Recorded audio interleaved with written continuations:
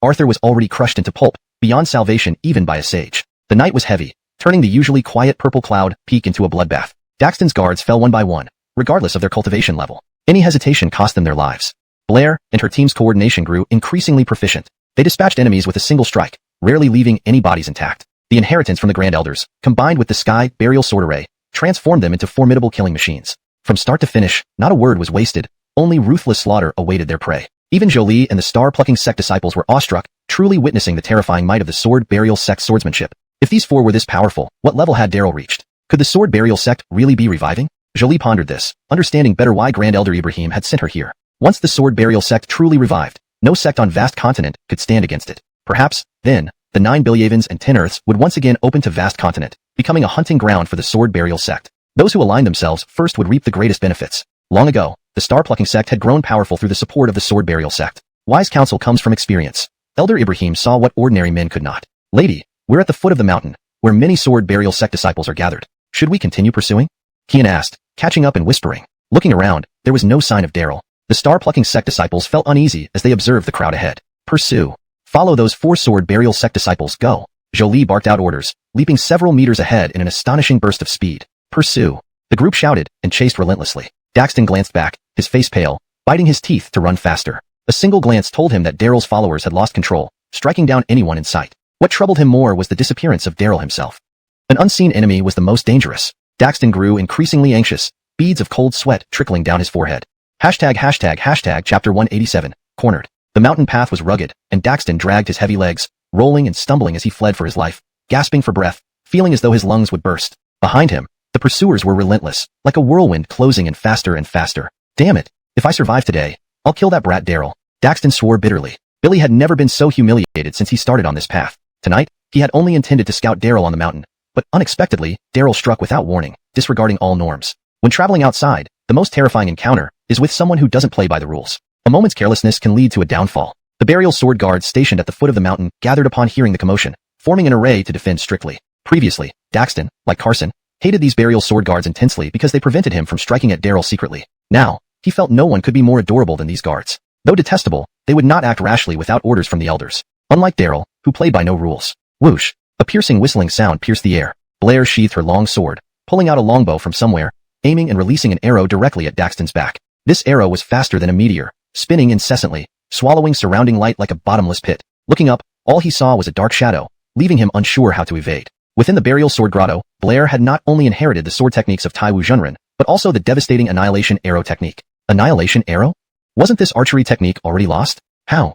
Daxton turned back, pale with fright.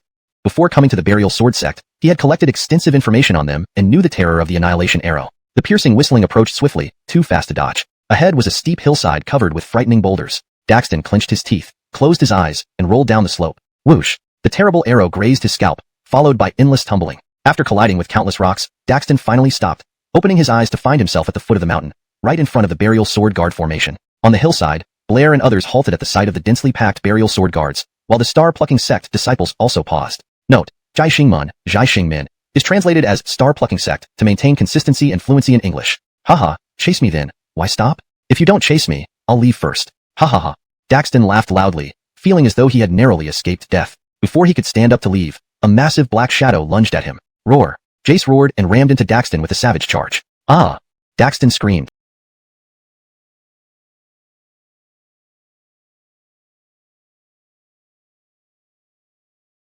Feeling his body about to disintegrate. Jace had been there all along, not intervening personally but protecting Blair and the others secretly. At the last moment, seeing Daxton about to escape, Jace suddenly rushed out. Its colossal 100-meter-tall body charged down the hillside with tremendous inertia, powerful enough to collapse a mountain. Daxton crashed heavily onto the ground, unfortunately hitting a rock and instantly bleeding profusely from the head. Before he could stand, Jace pounced again, trampling over him. Daxton screamed once more, feeling ribs snap and internal organs rupture. Roar! After sliding over 100 meters, Jace stopped, roaring angrily, slowly advancing towards Daxton.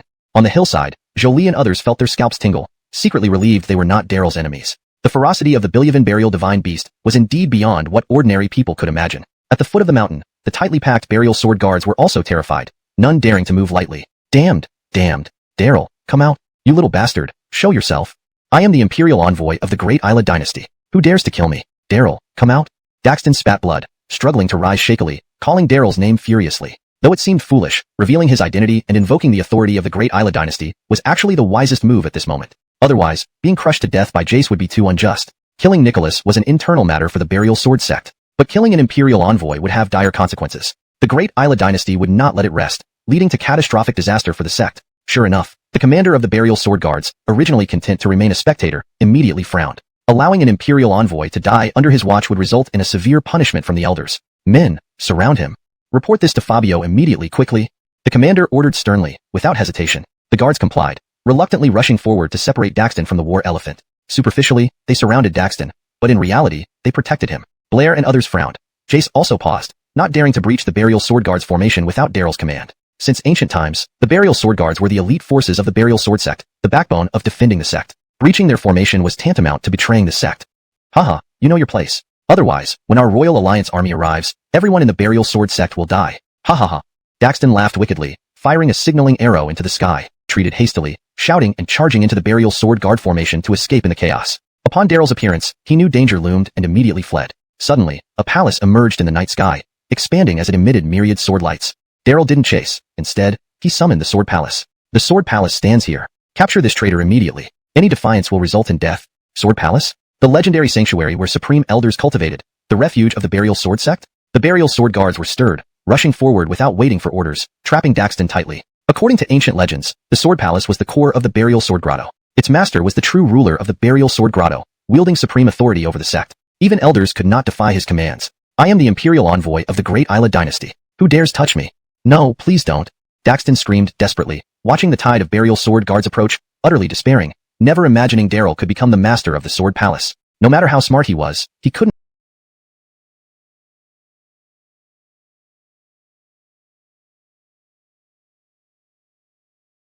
match Daryl at this moment. Chapter 188.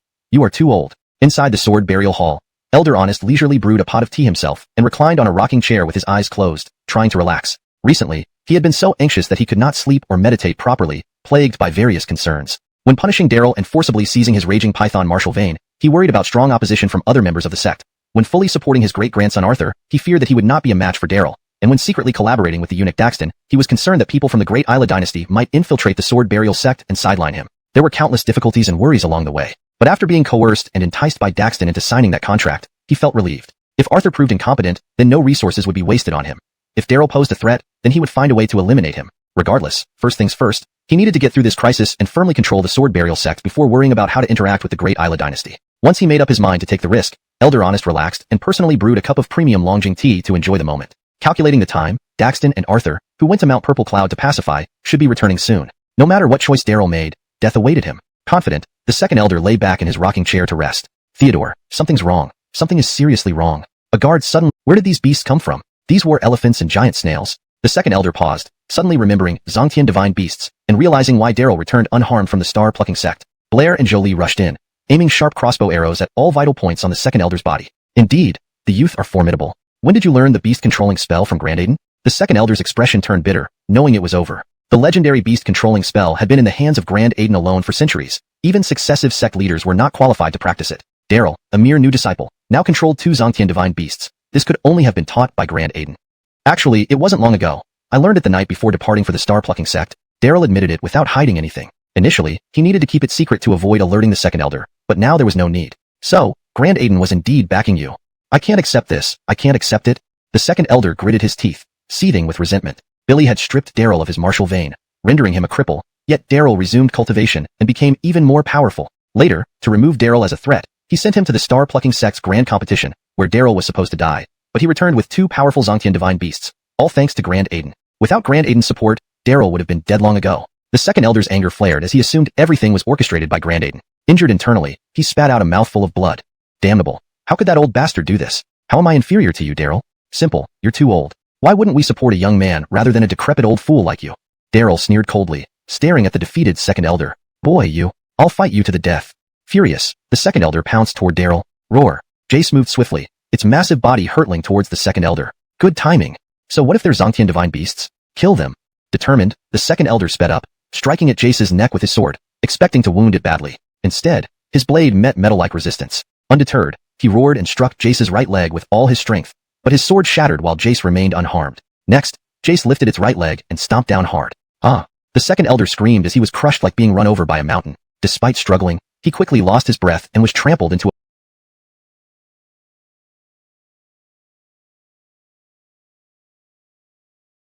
a bloody pulp before everyone. The spectators were horrified, losing their will to resist, and threw down their weapons to surrender. Jolie and Nate's foreheads dripped with sweat, their scalps tingling. Only Daryl remained unfazed, weak, talking big about killing Zongtian divine beasts, thought he was something, but just surrendered messily. Why bother? Shaking his head, Daryl ordered Blair and Emil to clean up the battlefield. News spread quickly. In the scripture repository, the scripture elder discussed strategies with disciples. Upon hearing the news, they were stunned. Worried about how to counter the second elder and deal with the upcoming sect evaluations, the second elder was now dead, trampled to death. Lord of the Sword Palace, Zongtian divine beasts. It seems the upcoming sect evaluation can be skipped. Who among us, even us old folks, can match Daryl?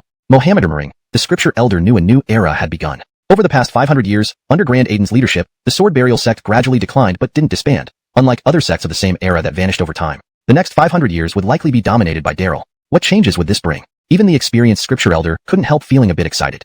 Chapter 189, General of the Pacifying Waves. Dawn brought a calm. After waking up, the disciples resumed their usual activities, as if last night's massacre was nothing more than a storm in a teacup, donning red attire to appear as a beautiful maiden before Daxton. Then, the eunuch confessed everything. Oh, so that's how it happened, Daryl said, instantly understanding, and gave Xiangshan Tong a knowing smile. Imagine a war elephant over 100 meters tall transforming into a human, dressed as a charming woman. No wonder even a deranged old eunuch couldn't resist. Damn it, Brayden. I'll tear your mouth apart. Master, don't believe his nonsense. I did nothing.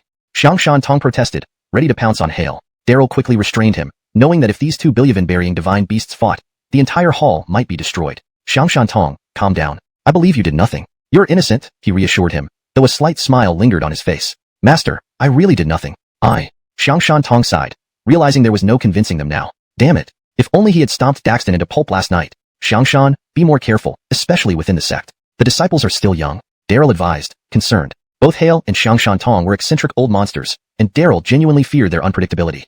Xiangshan Tong was speechless. Hale chuckled. You old scoundrel. Xiangshan Tong muttered, venting his frustration at Hale instead of Daryl. Daryl laughed, finding the two billion-burying divine beasts endlessly amusing. Daryl, what are you talking about? Ardell asked softly, looking between Hale and Xiangshan Tong with respect. In front of these two divine beasts, Daryl acted casually, doing whatever needed to be done. Others, upon learning their identities, treated them with reverence and caution. Nothing. I'm just telling them to eat less. Xian Peak is too poor to support them. If they keep gorging themselves, we might have to let them hunt in the back mountains, Daryl joked. Hale and Xiangshan Tong were speechless. Daryl, starting from now, all Xian Peak members will receive double stipends. Also, all expenses for the billion-burying divine beasts will be covered by the sect, Ardell declared, increasing the budget for Xian Peak before formally discussing the next steps. According to Daxton's confession, under the leadership of Grand Sorcerer Zaihe Juanji, the Great Isla dynasty had secretly recruited many sects into the Royal Alliance, amassing formidable strength. Soon, a large force would arrive at Willy Sect. With the Great Isla dynasty's determination, capturing Willy Sect was inevitable, setting the stage for a fierce battle. The elders soon disagreed, with some advocating for peace talks, while others suggested seeking help from other sects like Zhaixing Sect. After punishment, Billy, this kid seems to have improved further, such incredible speed. What is he up to? Is he going to Jueshan Mountain again? Doesn't he fear that Armin will go mad and?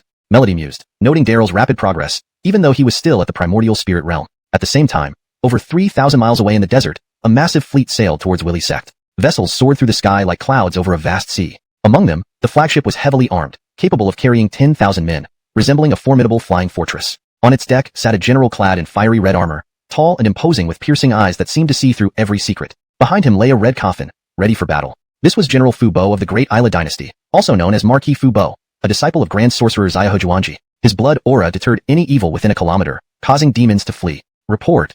A scout rushed forward, kneeling before Marquis Fu Bo. My lord, 80 miles ahead lies the headquarters of Guin Sect. The vanguard asks whether to attack. No. Tell the vanguard to head straight for Willy Sect. Our goal is to raise Willy Sect to the ground. No one returns to the capital until Willy Sect is destroyed. Marquis Fu Bo didn't look up, his face emotionless yet exuding boundless killing intent. As an undefeated military commander, he held no affection for the sects and always advocated their total destruction to eliminate future threats. When the news of Daxton's failure arrived, the resolve to annihilate Willy Sect intensified. Marquis Fu Bo volunteered to lead the charge, preparing to command his Pacifying Waves army to wipe out Willy Sect completely.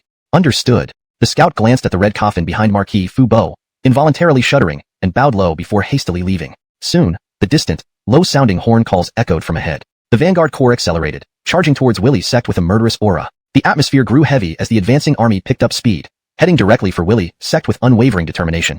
Chapter 190, The Might of a Single Sword. In the desolate divine tomb field, Daryl sprinted swiftly against the wind, his long sword strapped on his back. The gale howled like sharp blades scraping across the vast wilderness, eroding layers of rock from the hard stone walls. The wilderness was filled with all kinds of tombs, burying countless mighty warriors. More bones lay exposed to the elements, and under the relentless assault of the wind blades, only the toughest skulls remained. To die here was no common fate. Almost none were mere mortals, many having been formidable experts who once dominated their regions in life. But after death, even a handful of earth was a luxury, all their former glory now nothing more than dust. Qingtian Marshal Bradonk's tomb. I, the founding ancestor of the Alienyan Gate, attained nirvana here. In another life, I swear not to be reborn unless I can slay the Lord of Imprisonment world. Across the desolate plains, final words of great heroes were inscribed everywhere, each origin grander than the last, yet all met the same end. As Daryl walked, he was secretly startled. All those who hadn't transcended to the sage realm eventually met their end, regardless of their greatness in life. One day, I too shall reach the sage realm through martial arts. Daryl vowed silently as he sped towards the Sword Mountain. His recent rapid advancement was clear, the benefits obvious. Entering the imprisonment world before had been filled with caution, worrying about every gust of wind. Now, he charged forward undeterred by the gales, feeling a surge of exhilaration, as if countless sword lights were about to burst forth from within him. Master of the Sword Palace. The wonders of the Sword Palace far exceeded imagination, needing time for full exploration. Daryl let out a long whistle and accelerated, imagining himself as a streak of sword light darting freely across the vast expanse of land. After an hour and a half, a towering mountain came into view, steep and imposing like a giant sword embedded in the ground. It had been days since Daryl's last visit to the absolute Sword Mountain. Last time, he could only carve footholds into the cliffside with blade and sword to slowly ascend. This time, it was much easier. He simply rode the sword up and reached the peak in no time. The wind howled fiercely on the mountaintop, strong enough to lift an elephant. Daryl didn't dare relax, grounding his feet firmly into the earth. Looking around, the mountaintop appeared unchanged from his last visit, with just one solitary, thatched hut. Those who live in isolation are either sages or beasts, was a saying on the vast continent. Now, Daryl knew there was a third kind, undead. With the experience from his last visit, Daryl quickly retrieved the ethereal messenger's copper gong. After 3 resounding strikes, Alric indeed appeared, ghost-like from the hut. Clad in green robes, his face pale and tinged black, a green bamboo branch hanging from his waist, he looked even more terrifying, resembling a mindless zombie. "It's you again, boy?" Seeing Daryl, Alric flew into a rage and swung his sword without hesitation. Though it seemed casual, its power was staggering, the sword light instantly reaching Daryl like a rainbow. Braden their last sparring match, Alric had sealed most of his powers, confident in his cultivation. This time, he wasn't so polite. How fast? Startled, Daryl activated the flying fish shuttle wrapped around his left wrist. His body shimmered with a green light, dissolving into motes of dust before reappearing behind Alric. Alric spun around, staring at Daryl in disbelief. "Boy, how did you get so fast?" "My speed has always been this quick. If I wish, even sword light cannot catch my shadow," Daryl replied. "Nonsense." Alric clearly didn't believe him. Upon closer inspection, his surprise grew. "Late Essence Spirit Realm? Not bad, kid. Your cultivation speed is impressive." The last time, Daryl was merely a Scientian Realm warrior, barely touching the threshold of cultivation. Now he'd already reached the Late Essence Spirit Realm. While this realm wasn't remarkable among experts, the speed was astonishing. No, that's not right. Not even at peak Essence Spirit Realm or even Master Realm could one have such speed. Alric scrutinized Daryl from head to toe, his gaze finally resting on the flying fish shuttle on Daryl's left wrist, his expression growing serious. "Boy, is that Qiaotian Gate Ancestor's lifetime treasure, the flying fish shuttle?" Recognizing the item on Daryl's wrist shook Alric deeply. Even in the 9 Bilyavans and 10 Earths, the flying fish shuttle was a top-tier treasure, unmatched in agility once refined. "Yes, it's the flying fish shuttle," Daryl confessed calmly, inwardly surprised that Alric recognized it immediately. Could Alric know Qiaotian Gate Ancestor Mohammed Donghua? What was their relationship? Daryl raised his guard. TSK, never thought this treasure would fall into your hands. Strange, Mohammed Laoju is notoriously miserly. Why would he part with such a treasure for you? What's your relationship? Alric was equally astonished, unable to fathom Daryl's connection to Mohammed Donghua. Long ago, they were deadly enemies, evenly matched, knowing well the prowess of the flying fish shuttle. With proper use, Daryl would hold a place even in the 9 Bilyavans and 10 Earths. Of course, it wasn't given, just fair exchange. Billy's trapped within the riverbank restriction, rendering even his best treasures useless. Daryl played his cards carefully, unsure of the old man's history with Mohammed Donghua. So that's it. Haha, who would have thought it of Mohammed Laoju? Billy deserves it. Trapping me here all these years, he meets the same fate in the end. Ha ha ha. Alric laughed heartily, glad for some good news after years of solitude. Daryl smiled, relieved to know Alric wasn't aligned with Mohammed Donghua. Without further ado, Alric enveloped himself in sword light and lunged forward. "Boy, a treasure like the flying fish shuttle isn't meant for you. Hand it over early and return that piece of phoenix bamboo." Alric's sudden attack encased Daryl in cold sword light, sealing off a dozen meters in radius. This strike cut off all retreat, leaving Daryl with nowhere to go. Holding a grudge over the phoenix bamboo and lusting for the flying fish shuttle, Alric attacked ruthlessly. Acting whimsically, he had no reservations, ready to turn lethal even without the grudge. Bring it on. Daryl's pupils contracted, charging straight ahead, unsheathing the flame departure sword with a reverse grip and striking full force. Chapter 191. I really don't want to be the sect leader. Ding. A sharp sound echoed as the Li Hua sword clashed against the phoenix bamboo in Armin Han's hand. The sky filled with sword light vanished instantly. The sword-breaking form. Daryl executed the 9 swords of Bilyavin's remnant, cleanly and neatly neutralizing Armin Han's lethal strike. After succeeding, he quickly retreated to a safe distance, guarding against Armin Han's next sudden attack. Armin Han stood still, unafraid of any ambush. Billy looked at Daryl, who was unharmed, and then at the phoenix bamboo in his hand, astonished. Boy, what kind of sword technique is this? Always believing himself to be the best swordsman in the world, Armin Han had never considered sparring with anyone else. But today, Daryl had completely amazed him. The sword light covering all of Daryl's escape routes, this move was meant to be a fatal blow. Even a master swordsman would have found it hard to evade, but Daryl broke through it cleanly. The sword thrust extinguished the dazzling light like a gust of cold wind, cooling down fireworks in an instant. This kind of sword technique left even the self-proclaimed supreme Armin Han awestruck. The sword-breaking form of the 9 swords of Bilyavin's remnant. Daryl replied. 9 swords of Bilyavin's remnant?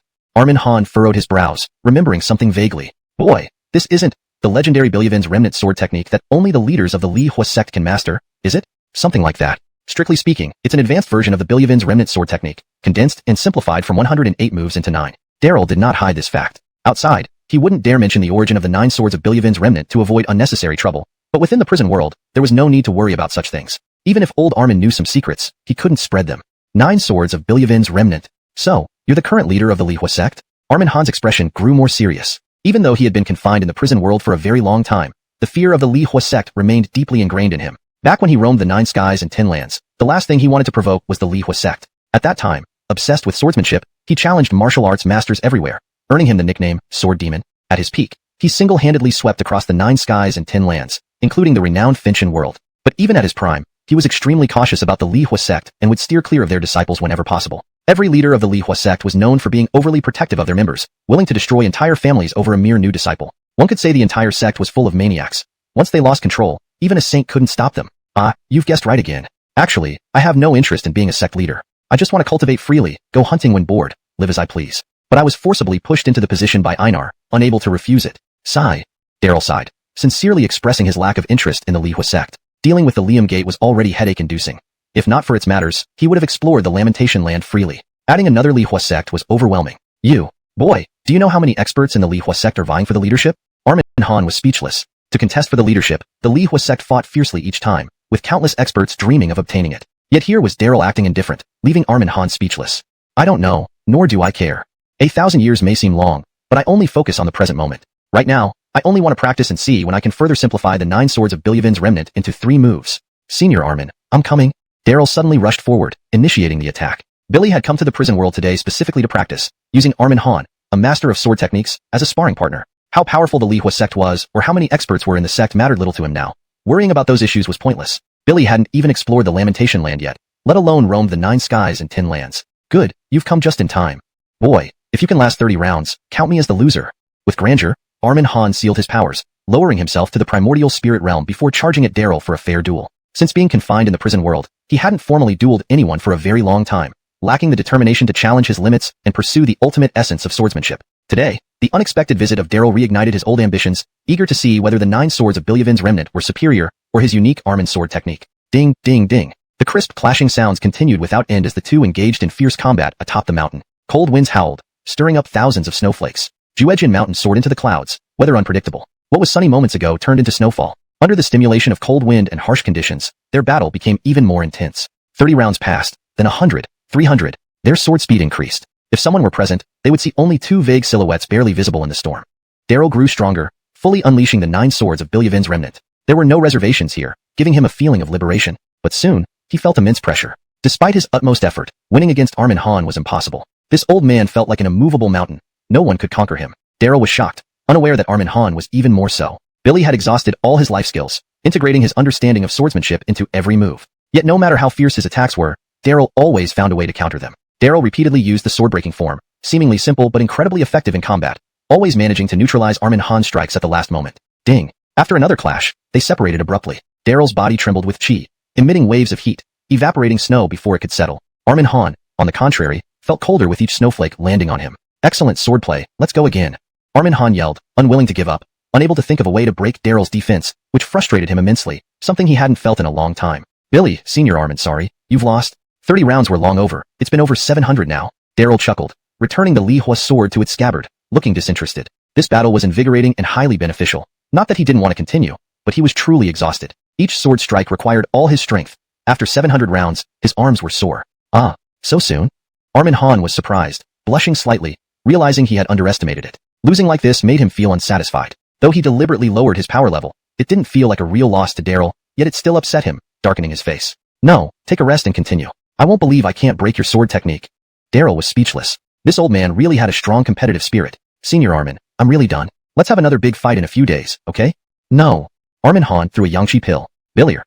The phoenix bamboo in Armin Han's hands was priceless, sharper than any sword and full of vitality, ensuring eternal physical immortality. It was a treasure coveted by all deities and demons, making Nina drool in his dreams. Of course it's true, if you have the ability. Boy, come on.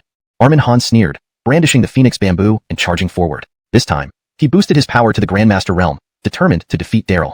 This old man is getting serious? Daryl couldn't afford to be careless. He hastily swallowed a Yangshi pill and drew out the Li Hua sword to meet the challenge. Snowflakes danced wildly as the two clashed again, more perilously and fiercely than before. Far away, Nina mustered up his courage to rise with the wind, took one glance, and quickly retreated back into the metal tomb. That's crazy. Daryl must be insane to fight Armin Han so intensely. Strange. Where did he suddenly get such powerful skills? Nina muttered, listening to the howling winds over the wasteland, not daring to show himself easily, for fear of losing his soul in a careless moment. Note, to maintain consistency, I've kept Nina as the translated name since it follows the pinyin format used for character names in previous translations. If a different translation for this character's name is preferred, please let me know. Hashtag Chapter 192. The Anger of the Military Commander. 1 hour later, Daryl finally left desolate Sword Mountain. His legs felt like jelly as he descended. Armin Han, when stubborn, had a single-minded focus. Billy insisted on breaking through Daryl's 9 deficient swords technique, leading to round after round of intense battles between the two. Unfortunately, neither could defeat the other. Daryl's strength was insufficient. Even with Armin Han sealing most of his power and lowering himself to the Master Realm, victory remained elusive. Meanwhile, Armin Han could not break through Daryl's 9 deficient swords. Daryl repeatedly used only one move, sword-breaking style, which seemed simple but became infinitely adaptable, making it unbreakable. Tisk, Tiske, what a pity. Senior, I'll leave the phoenix bamboo with you for now. I'll come back for it later. Ha ha ha. Daryl laughed heartily and sped down the mountain. This time, he hadn't come to seize the phoenix bamboo but merely to spar with Armin Han, knowing that practice against strong opponents was essential for improvement. Indeed, under Armin Han's pressure, he discovered several flaws in his sword technique and made improvements, making his swordplay even more formidable. Foolish boy, don't run if you dare. Armin Han scowled, puffing up and glaring, as if ready for another round. Watching Daryl disappear into the distance, he couldn't help but crack a smile. For centuries, he had lived alone on the mountaintop, his ambitions ground down by the powerful ancient restrictions of the jail world. His heart had turned to still water, devoid of any hope. But Daryl's arrival had disrupted his monotonous life and reignited his passion for swordsmanship. Sword-breaking style. Humph, this old man doesn't believe that this single move can truly break all sword techniques. Armin Han sat cross-legged, recalling the details of their battle, determined to find a way to break through it. Snowflakes drifted around him, soon covering his body in a layer of white. Far away, Daryl rushed forward at top speed, returning from the jail world to Purple Cloud Peak. Before he could sit down to rest, the sound of fierce battle outside echoed loudly. Pushing open the door, he saw a vast crowd at the mountain gate, fighting fiercely with sect disciples. These intruders were dressed uniformly in bright red armor, attacking in packs with vicious aggression. They didn't seem like cultivators, but more like an organized military force. Could they be experts from the Imperial Alliance? Daryl's heart skipped a beat. Before he could think further, Emil hurried over. Big brother, things aren't good. Big brother, are they from the Imperial Alliance? Daryl asked bluntly. Most likely, Emil replied, his face pale. They claim to be the Iron Blood Legion of the Great Isla Dynasty, and have ordered us to hand over the old eunuch Daxton and surrender our sect headquarters. Today, the guards were caught off guard by the sudden attack of an army almost breaking through the defenses. Fortunately, reinforcements arrived just in time to hold them back. What about the Khalils? How are they responding? Daryl asked, his expression serious. The Great Isla Dynasty's move was faster than expected, clearly having long targeted the Burial Sword sect. If negotiation failed, immediate force followed. The Great Isla Dynasty's emperors were ambitious, expanding their territories until they were no longer satisfied controlling mere mortals, aspiring instead to control cultivation sects. Daryl rarely left the mountain, but knew enough about the outside world to understand the Great Isla Dynasty's sinister intentions. The elders are holding an emergency meeting to discuss how to respond, Emil replied hesitantly. Is there something else you're hesitant to say? It is said, some suggested in the meeting to comply with the Great Isla Dynasty's demands and hand over old eunuch Daxton. Emil stammered, glancing nervously at Daryl. Everyone knew Daxton was the Dark Hand manipulating events from behind the scenes, colluding with the second elder. Just a bit more, and they would have succeeded, with dire consequences. Now, with one already dead and punished, the other must face justice according to sect laws. Handing over Daxton under slight pressure would make a mockery of the sect's laws. Nonsense. Even if we hand over the old eunuch, what then? Surrender to the Great Isla Dynasty? Nonsense. Let's see just how powerful the Great Isla Dynasty really is. I won't believe they can swallow the Burial Sword sect whole, huh? Daryl scoffed and flew toward the mountain gate. Behind him, Hale and Julianne followed closely, transforming into a white-bearded old man and a sword-carrying boy respectively, looking harmless but radiating killing intent. Outside the mountain gate, young sect disciples fought valiantly, with Blair joining the fray, forming a sword formation with Bridger and Alexandra, targeting the strongest enemies. Inheriting the powers of the Supreme Elders, their prowess far exceeded ordinary disciples, bringing down wave after wave of great Isla soldiers. However, the enemy numbers were overwhelming, surging endlessly. Soon, Blair and others found themselves surrounded. Big Brother. Look, Big Brother's here. Someone spotted Daryl's figure in the distance, instantly boosting morale. Without a word, Daryl drew his Lihua sword and plunged into the battle, cutting through the enemy ranks with ruthless efficiency, turning back to strike again. Wherever he went, great Isla soldiers fell like wheat before a reaper. To a supreme expert like Armin Han, a late-stage spiritual god realm was insignificant. But to ordinary soldiers, it was absolute dominance. Daryl's skills surpassed those of most young disciples, his swordplay unmatched even by Armin Han. Soon, the enemy ranks disintegrated, crumbling under Daryl's relentless assault. What kind of Iron Blood Legion is this? Barely worth mentioning, Daryl shouted, charging back and forth without hindrance, reveling in the fight. Inspired by his actions, the sect disciples' morale soared, fighting more fiercely and ruthlessly. Suddenly, a massive fleet appeared in the sky, clouds swirling beneath it. The central flagship dwarfed a mountain, its deck crowded with tens of thousands of soldiers, the entire legion numbering close to 300,000, exuding formidable killing intent. Marshal Fred had arrived, leading a vast army from the heavens. Surround the burial sword sect, not a single bird should escape. Anyone who dares charge the army will be killed without mercy. Marshal Fred's cold voice echoed among the soldiers as the army advanced toward the burial sword sect. Furious upon learning of Daxton's failed plot and capture, Marshal Fred vowed not to return to the capital until the burial sword sect was crushed. Brothers, retreat. Activate all restrictions and arrays quickly. Daryl's pupils constricted as he decisively directed the sect disciples to retreat. A force of 300,000 elite soldiers was far beyond expectations. Such a number could crush an entire country, let alone a cultivation sect. Alarms sounded across the peak as sect disciples hastily descended to defend. Even the elders, who were discussing strategies inside the hall, felt a sense of urgency. After barely recovering from internal strife, the burial sword sect faced this formidable enemy, whose sheer numbers would overwhelm even the star-plucking sect. Chapter 193.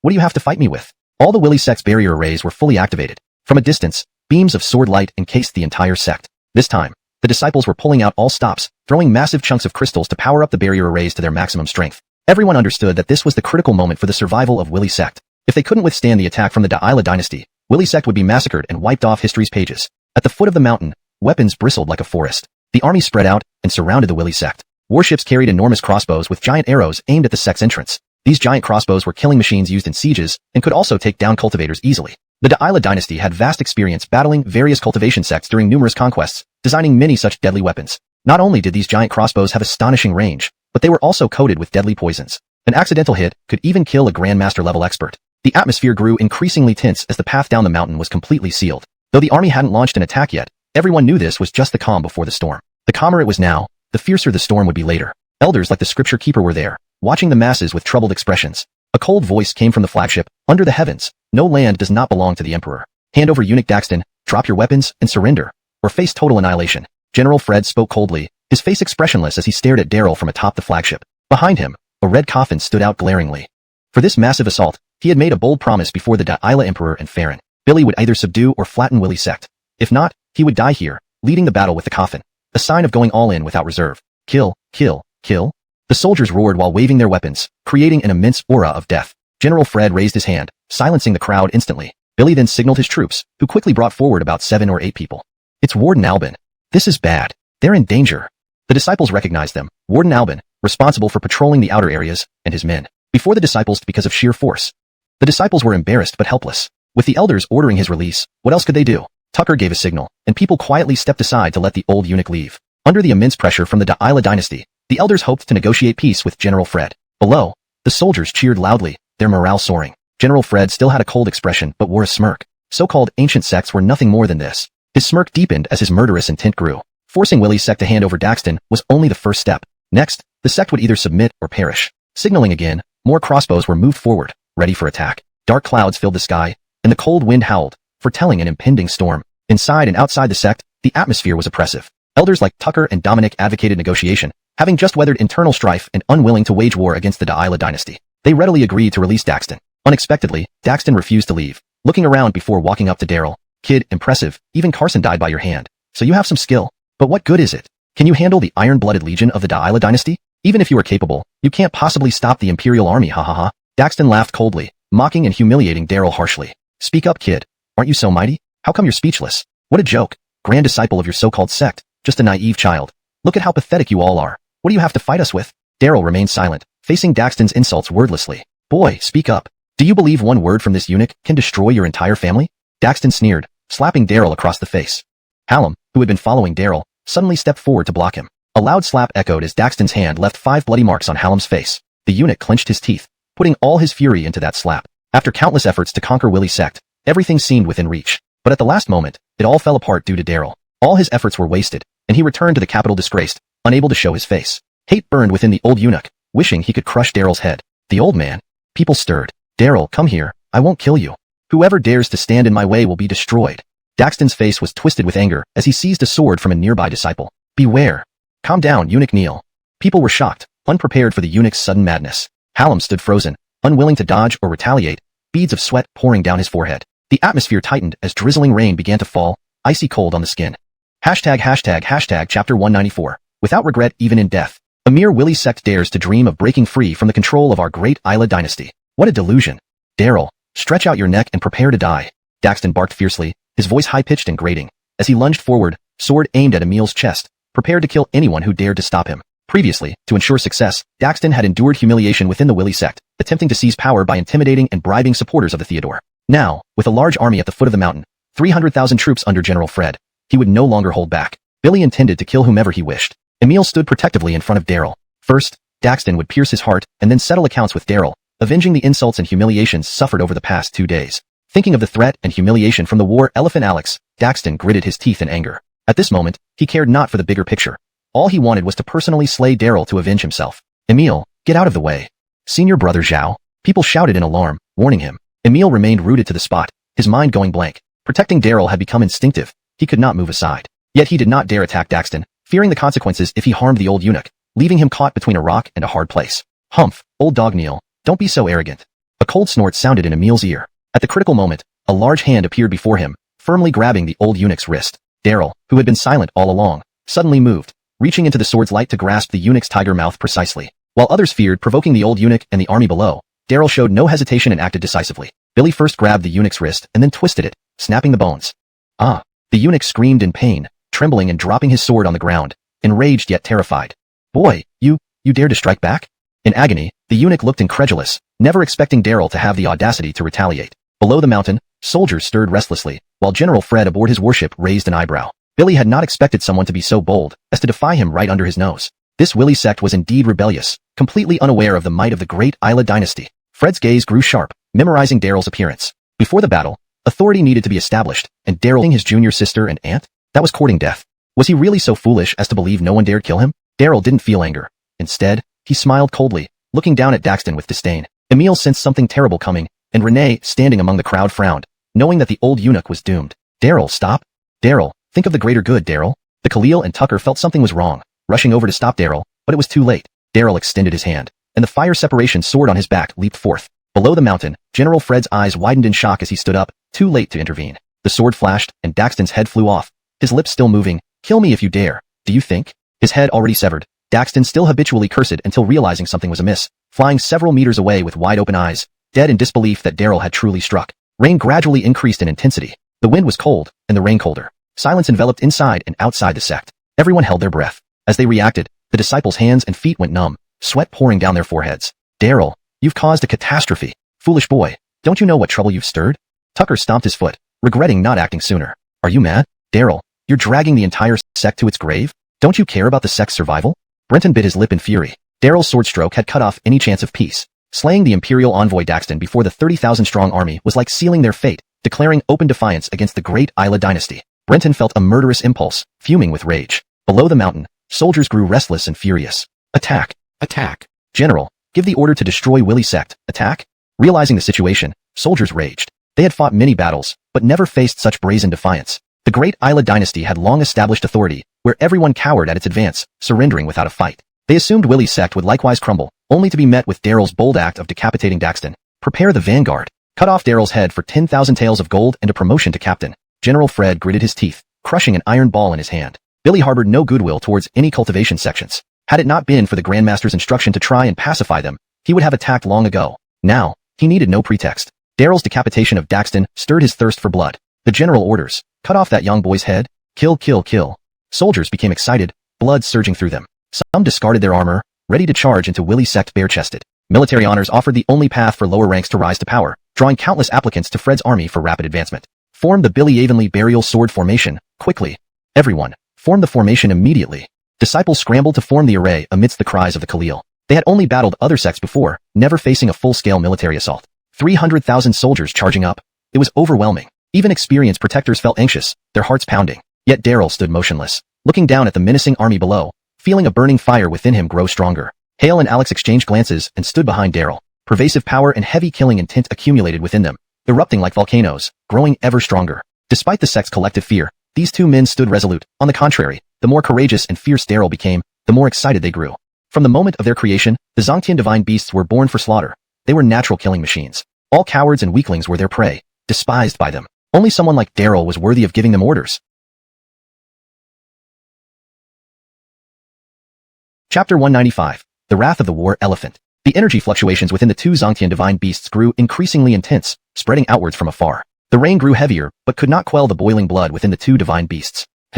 Magnus, seated on the warship, exclaimed in surprise as he sensed the power fluctuation from the two divine beasts. In the next moment, before he could see what was happening clearly, Bradley revealed his true form. Roar. A deep roar exploded beside the people's ears, disrupting their blood flow and causing an indescribable discomfort. Those with slightly weaker cultivation felt like their souls were about to leave their bodies. A 100-meter-tall war elephant suddenly appeared before everyone. Bradley roared loudly, the energy fluctuation within his body growing increasingly immense, eventually reaching its peak and involuntarily revealing his true form. What kind of monster is this? Ignorant. This isn't just any monster. It's our Willy Sect's Zongtian divine beast. Silence, everyone, silence. This is the legendary Zongtian divine beast that guards the sect. The disciples fell into a commotion, many showing signs of tension and panic. No one could have expected that a seemingly clean-faced, sword-carrying child would instantly transform into a 100-meter-tall giant. Even a single leg was thicker than a well cover. Imagine the destruction if it stamped down. People were on edge as the massive war elephant gave off an oppressive presence. Even a peak netherworld realm expert felt as insignificant as an ant before Bradley, losing all thoughts of resistance. Fortunately, there were those among the crowd who had seen much and quickly identified this as the legendary Zongtian divine beast. Roar. Bradley roared angrily, barely able to contain himself, wishing to charge down the mountain immediately and wreak havoc. The arrival of the great Isla Empire's 30,000-strong army had awakened the beastly nature in them. Back in the days when Willy's sect swept across the 9 Bilyavans and 10 Earths, countless ancient empires crumbled overnight. No matter how powerful the forces were, they had to submit humbly before Willy's sect's doorstep. The great Isla Empire dared to send an army, demanding Willy's sect's submission. Truly ignorant. Facing the open provocation by the great Isla Empire, the sect disciples gritted their teeth in endurance, while the two Zongtian divine beasts could no longer hold back. Especially Bradley, his killing intent sword, transforming first into his true form, ready for Daryl's command to charge out. Daryl also felt the urge to attack, but did not rush to act. Instead, he approached his little junior sister Blair. Elder brother, are you going to fight? Please don't go, okay? Blair worriedly pleaded, understanding Daryl's character. Celia, your shoelaces are loose. Daryl's face remained calm as he squatted down to tie her shoelaces meticulously, just like he used to when they were children, helping her dress every time they went out to play. Elder brother. Blair remembered those childhood days, her eyes instantly turning red. Celia, after I leave, take care of Aunt. If anything happens at home, ask junior brother Emil for help. If still unresolved, you can find Amatobrarian. After a few reminders, Daryl turned around, jumped onto the war elephant's back, and waved at Blair. Elder brother, don't go, please don't. Blair couldn't care less now, shouting as she rushed forward to stop Daryl. Roar. Bradley roared and charged down the mountain carrying Daryl. What would happen if faced with a 100-meter-tall war elephant? Sect disciples hurriedly cleared the way as Bradley accelerated, like a mountain rolling downhill. At the foot of the mountain, the vanguard camp of the great Isla Empire panicked upon seeing the charging war elephant. Even the most fierce soldiers couldn't help trembling as they watched the approaching war elephant. Hold steady. Raise the spears, hurry. Attention all units, spear formation. The vanguard commander shouted orders, commanding the soldiers to raise their spears and form a formation. Quickly, a forest of spears emerged in front of the army, an effective strategy against cavalry. Charge head-on. Even the famous Western Region Iron Cavalry would meet their doom. The soldiers were experienced, indeed worthy of being part of Magnus' elite iron-blooded army. But this time, they miscalculated. Daryl's killing intent was intense, and the war elephant under him sped faster, directly crashing into the vanguard formation bristling with spears. Upon contact, soldiers fell in waves. Though sharp spears could pierce through a horse, they had no effect on a war elephant. Conversely, anyone hit by the war elephant, even those in heavy armor, met death. They were either thrown into the air or trampled into mincemeat. Seated on the war elephant's back, Daryl took advantage of the chaos, wielding the Lihu fire sword and cutting through heads like slicing vegetables. Under everyone's gaze, Daryl, man and sword, repeatedly charged the great Isla Empire's vanguard lines on his war elephant. Ah! Lord, save me, save me. Piercing screams echoed, the supposedly invincible vanguard collapsing before Daryl, with the vanguard commander losing his head in the first clash. After sparring thousands of rounds within the billow-suppressing realm with the old man Armin, Daryl's swordsmanship had reached new heights, maximizing the power of the Billy Evenly residual 9 swords. Just considering sword skills, even Armin found it hard to counter, let alone ordinary soldiers. Combined with the wild charge of the war elephant, He was virtually unstoppable. On the mountain, sect disciples cheered loudly. Seeing Daryl's bravery ignited their own bloodlust, stirring a desire to join the carnage. Good. Having such an outstanding senior disciple, how could we worry about the sect not reviving? Ha ha ha. Amitobrarian laughed heartily, his previous gloom vanishing. Faced with the great Isla Empire's oppression, he had always advocated for resistance, but due to limited strength, failed to convince other elders. Now, Daryl proved the great Isla Empire wasn't unbeatable. Billard Elder and Cade looked somewhat awkward, grim-faced and silent. On the massive warship, Magnus raged, about to order a full-scale assault, but was stopped by his advisor Muhammad Fayu. My lord, please reconsider. The rain is too heavy, it's not the right time for an offensive. The rain grew heavier, mist rising. While perfect hunting conditions for experts, it was not ideal for large military operations. This rain came at a bad time for the great Isla Empire. Pass my order, kill this boy at any cost, behead him, and I will reward 2 million taels of gold. Magnus bellowed fiercely, issuing a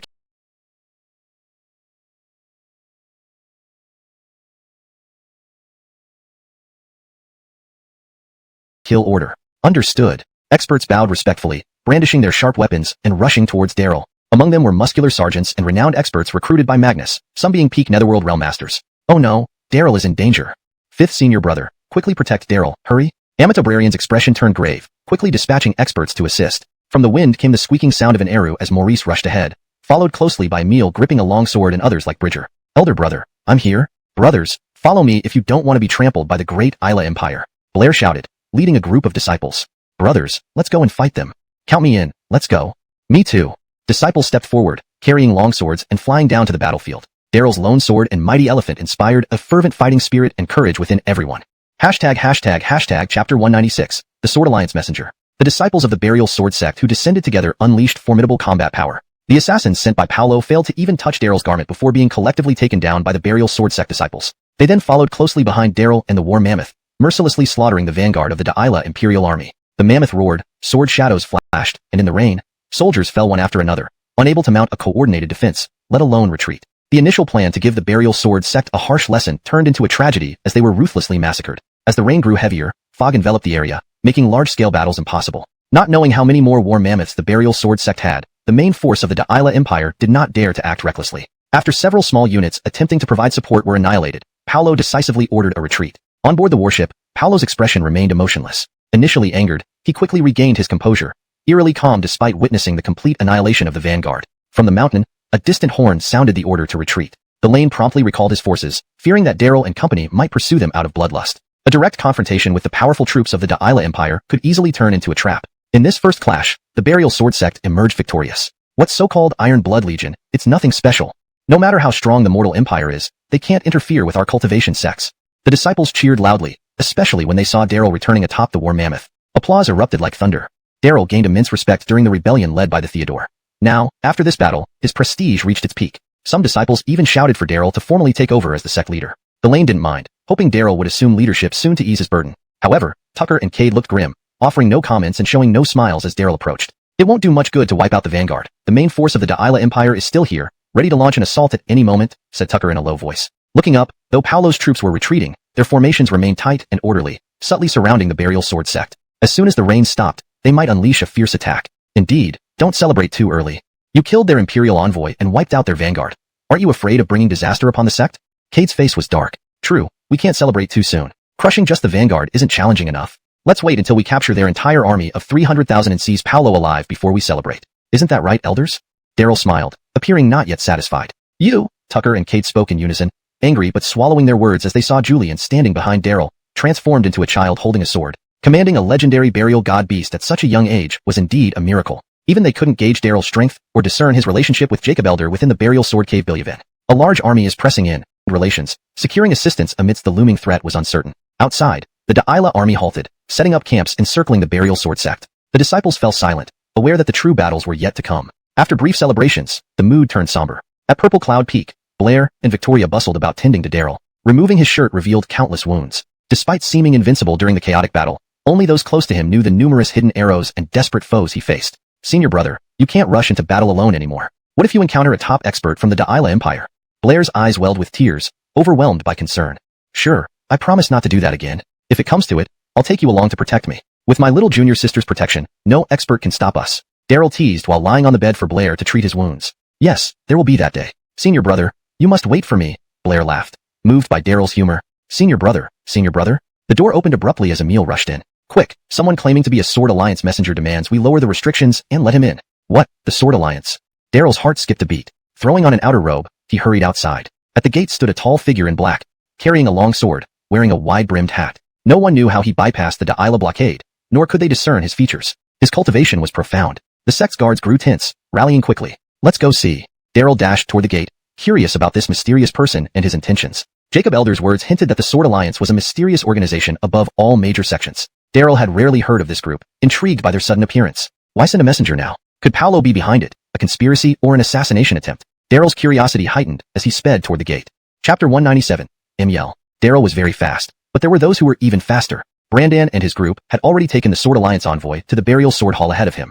Upon hearing this news halfway through his journey, Daryl decisively changed direction towards the Burial Sword Hall. As he went, people on the road buzzed with discussion. The Sword Alliance has sent envoys. That's great news. Our Burial Sword sect is saved. Brother, do you know what the Sword Alliance is? Let me tell you. It's the most powerful alliance of sects on the vast expanse continent. Any random disciple of theirs is an adept in the realm of Grandmaster. They're revered as Grandmasters wherever they go. Too impatient to argue with them, Daryl, along with Blair and others, swept past like a gust of wind. Inside the Burial Sword Hall, elders and guardians gathered around, treating the Sword Alliance envoy, Emyel, as a distinguished guest, laughing and chatting merrily. Upon seeing Daryl burst in, Brandan and the Dominic smiles froze stiff. Lane deftly reacted, rising to introduce Daryl to Emyel. Esteemed envoy, this is our Burial Sword sect's eldest disciple of the younger generation, Daryl. While introducing, Lane subtly gave Daryl a meaningful look. Understanding the hint, Daryl stepped forward and clasped his hands in greeting. Junior Daryl greets envoy. Billy, so you are Daryl, eldest disciple of the Burial Sword sect? Indeed, you have indeed lived up to your reputation. It's said that you alone eliminated the entire vanguard of the great Isla dynasty's Imperial Guard with just one sword. Emyel sized up Daryl, nodding slightly. Only then did Daryl get a clear view of the man. A towering figure nearly 2 meters tall, carrying a large sword on his back, with abnormally long arms like those of an ape, a face covered in thick beard, and eyes radiating a pale blue light, exuding a piercing gaze. Billy didn't quite resemble someone from Central Plains. Envoy, you flatter me. In fact, it took many strokes of my sword. The Dominic maintained smiling faces. With the great Isla dynasty's troops encroaching, a blockade by 300,000 soldiers for months could severely cripple the Burial Sword sect. If Dash launched an all-out attack, it could lead to utter destruction overnight. Thus, the sudden arrival of Emyel became a savior in the eyes of Brandan and company. Daryl remained silent, frowning deeply. Emyel's words painted a picture of the Sword Alliance entirely different from what he expected. Billy imagined a supreme entity transcending all sects, valuing secular gains lightly. Clearly, this wasn't the case. Esteemed envoy, please state what you require, Brandan proactively asked, hoping for immediate assistance. Many medicinal fields lay outside the mountain gates, cultivated with precious herbs requiring daily maintenance and protection. Under the blockade, neither alchemy disciples nor laborers could venture out. Over time, years of effort would be wasted, an unbearable loss. 1 million taels of gold, 100 cauldrons of various pills, 100 crystal veins, and your burial sword cannon. Emyel coolly listed his demands, speaking with an unequivocal tone that left no room for negotiation. What? All were stunned, the commotion causing beads of sweat to form on the foreheads of the elders. Even if they pooled every asset, the Burial Sword sect couldn't meet these demands. A single crystal vein was scarce enough. Where would they find 100? As for the Burial Sword cannon, it was a foundational scripture written by the founder himself, considered the treasure trove of the sect, which not even all elders were permitted to read, let alone hand over. Esteemed envoy, don't mock us. Our Burial Sword sect has been weak for a long time, and cannot provide such resources. What can be done? Brandan forced a smile, hoping for some concession. But Emyel flatly refused. No, we demand everything down to the last detail. Esteemed envoy, unable to pay your demands, will the Noble Sword Alliance watch idly as the Burial Sword sect is obliterated by the great Isla dynasty? Lane could barely hold back his frustration. Billy, that's your problem. Fate is predetermined, for individuals and sects alike. Numerous ancient sects have vanished into history's annals. Unable to meet basic compensation means only perishing or enduring hardship. Emyel remained expressionless, showing no emotion. A heavy silence filled the hall. Relying on their own strength against the great Isla dynasty could mean complete annihilation. Partnering with the Sword Alliance, while possible, meant sacrificing heavily. What should they do? Everyone furrowed their brows. You're right, this is the Burial Sword sect's concern. So, we won't trouble the Sword Alliance further. Please leave. 1 million taels of gold, 100 cauldrons of various pills, 100 crystal veins. If we had such riches, wouldn't we keep them for ourselves to enjoy? Daryl's voice suddenly cut through the air. While Brandan had all treated Emyel respectfully, fearing offense, Daryl showed no deference. Claiming to protect all sects was merely an excuse for extortion. Be it Sword Alliance envoy or not, insufferable and excessive demands warranted no mercy. Daryl's tone turned cold, his eyes narrowing. Hale and Dewey understood and stepped forward, ready for action. Huh, Emyel exclaimed, catching sight of Hale and Dewey standing behind Daryl. Seeming to recall something, his expression grew grave. Hashtag chapter 198. Iron Blood Sky. Daryl, how dare you speak to the envoy like that? Boy, do you really think that with a little merit, you can act as you please? The Tucker and the Cade spoke in unison, loudly rebuking him. Especially the Tucker, who placed his hand on the hilt of his sword, ready to kill. With the army at their doorstep, he suffered the greatest loss within the sect. Even if the Great Isla dynasty blockaded for months, ordinary people might not suffer much, but he would be ruined, decades of effort all wasted. Billy finally waited for a Sword Alliance envoy, hoping that it could resolve the crisis and save his losses. Yet Daryl suddenly appeared and messed things up. Wasn't this courting death? Senior brother? Zhao Yin and others tensed up, feeling anxious for Daryl. Nolan remained silent, smirking as he sat in the VIP seat, watching the scene unfold and waiting to see how Daryl would respond. In any sect, a young disciple under pressure from two elders would be doomed, dying, or at least being utterly crushed. Why, elders? Where did I go wrong? With the army at our doorstep, the only way is to fight until the end. Begging for help by draining the resources of the sect. Isn't that no different from surrendering to the Great Isla dynasty? Isn't it? Daryl retorted loudly. Faced with the furious elders, an ordinary disciple would be speechless, but he wasn't having any of it. Boy, you. The Tucker was enraged, instinctively drawing his sword halfway out. The next moment, he stopped upon receiving a glance from Braden and Clark. Standing before them wasn't just any sect disciple, but the reputed master of the Sword Palace, Daryl. Daryl had even dared to kill a deputy elder, beheading Daxton in front of General Fred and 30,000 troops. Would he just stand by and be oppressed? As for Braden and Clark standing behind him, they were even more formidable, being two Billy Avonlea burial divine beasts. If they suddenly attacked, sweat trickled down the Tucker's forehead, his hands cold and trembling, realizing he nearly made a grave mistake. The Sword Alliance was no longer what it used to be, and neither was Daryl. TSK. It seems the burial sword sect has indeed changed, as rumored outside. The authority now lies in the hands of a young man. Nolan's smile was insincere, clearly impressed by Daryl. For someone so young to rise within the sect, it was definitely not simple. Envoy, times have changed. You should come out more often instead of staying confined within the Sword Alliance. If your Sword Alliance truly wishes to offer sincere assistance, we welcome it, and will pay a reasonable fee. But if you seek to take advantage of us, I'm afraid you've come to the wrong place. Please leave. Daryl directly dismissed them, having an unfavorable impression of the Sword Alliance. Billy boy, are you sure? Nolan's expression turned grim. Please calm down, Sir Envoy. Daryl only spoke out of frustration. We can discuss the terms further. The Lane quickly interjected, trying to mediate. Mid-sentence, he abruptly changed his demeanor. An incomparable wave of wild energy surged from the foot of the mountain. The layers of sword light enveloping the burial sword sect flickered and began to fade one by one. What's going on? Why can't the spirit gathering array operate? Quickly find the elders. The mountain guarding sword formation is collapsing. Hurry! Outside the burial sword hall, voices of panic erupted among the disciples. Soon, the Tucker and others also became alarmed. Not good. I completely lost contact with the burial sword cavern Bilyavin. What's happening? How can this be?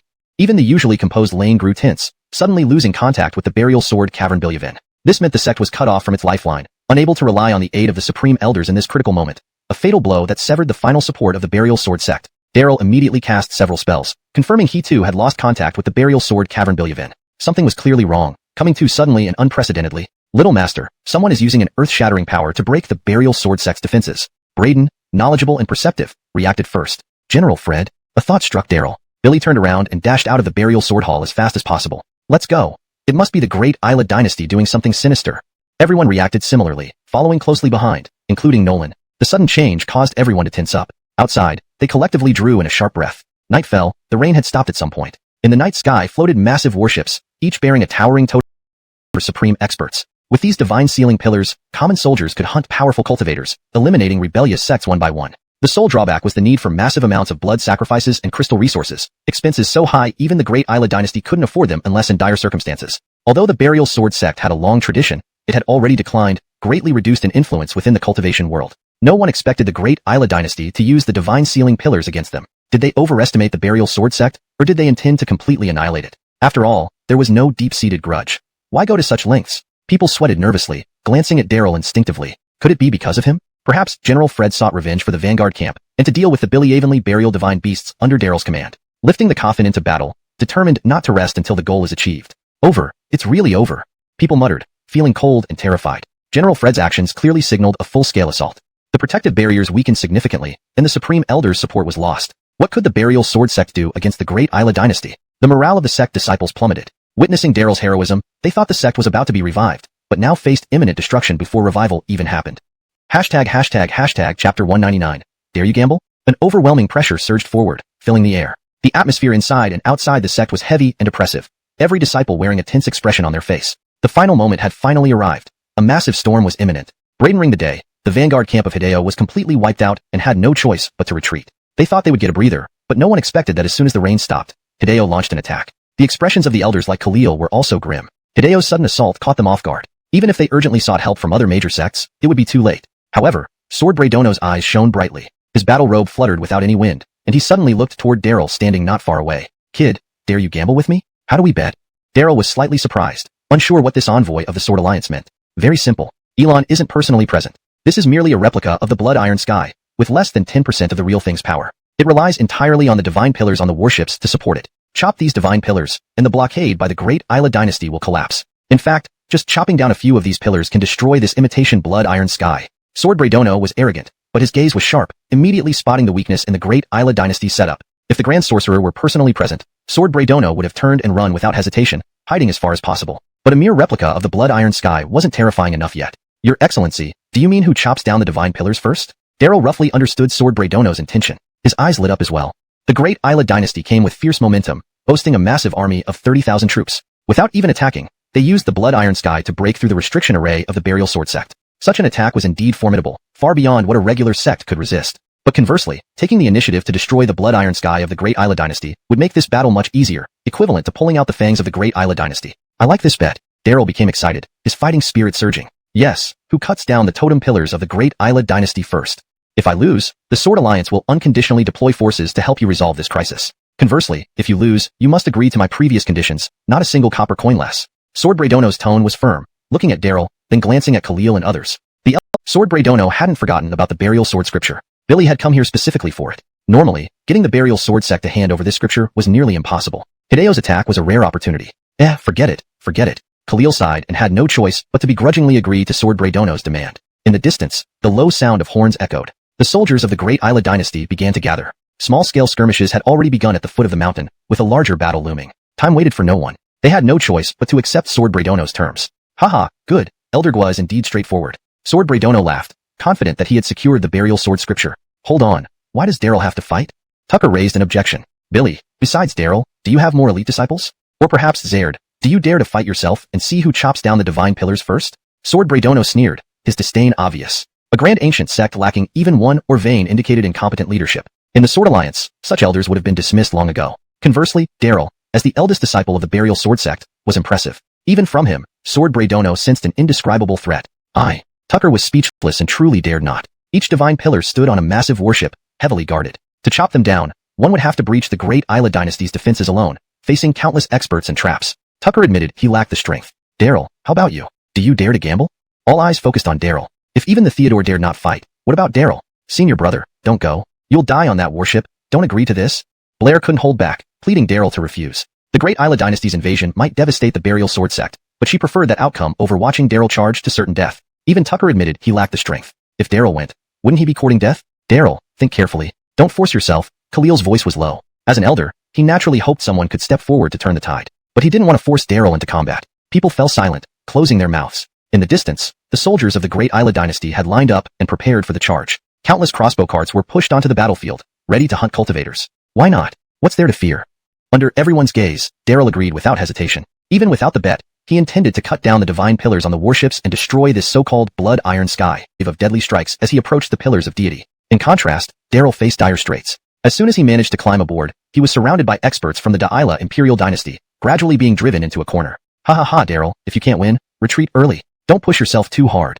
Nolan cast a glance at the struggling Daryl, laughing loudly. His attacks grew even more ferocious as he unleashed his formidable strength. The giant sword in his hands weighed at least 800 pounds, and when swung down with full force, it could send both opponent and sword flying, even exploding heads with a loud crack. His sword style was expansive and brutal. In the Sword Alliance, dominated by powerful swordsmen, Nolan's technique was renowned for its dominance and ferocity, known as the Overlord Sword technique. Unlike ordinary sword styles, the Overlord Sword only attacked without any defense, believing that overwhelming offense rendered defense unnecessary. Few could master this style. Nolan himself only grasped its essence at the age of 36. Billy honed it further over the next decade, finally achieving mastery at 46, shining brightly during the annual Sword Alliance tournament, and becoming a generation's Grandmaster of Swordsmanship. This time, the Sword Alliance sent him to the Burial Sword sect not just for the Burial Sword Codex, but also to deliberately display his astonishing sword skills, aiming to subdue the pride of the Burial Sword sect members on their own grounds. Sure enough, upon witnessing his incredible swordplay, the entire Burial Sword sect gasped in amazement.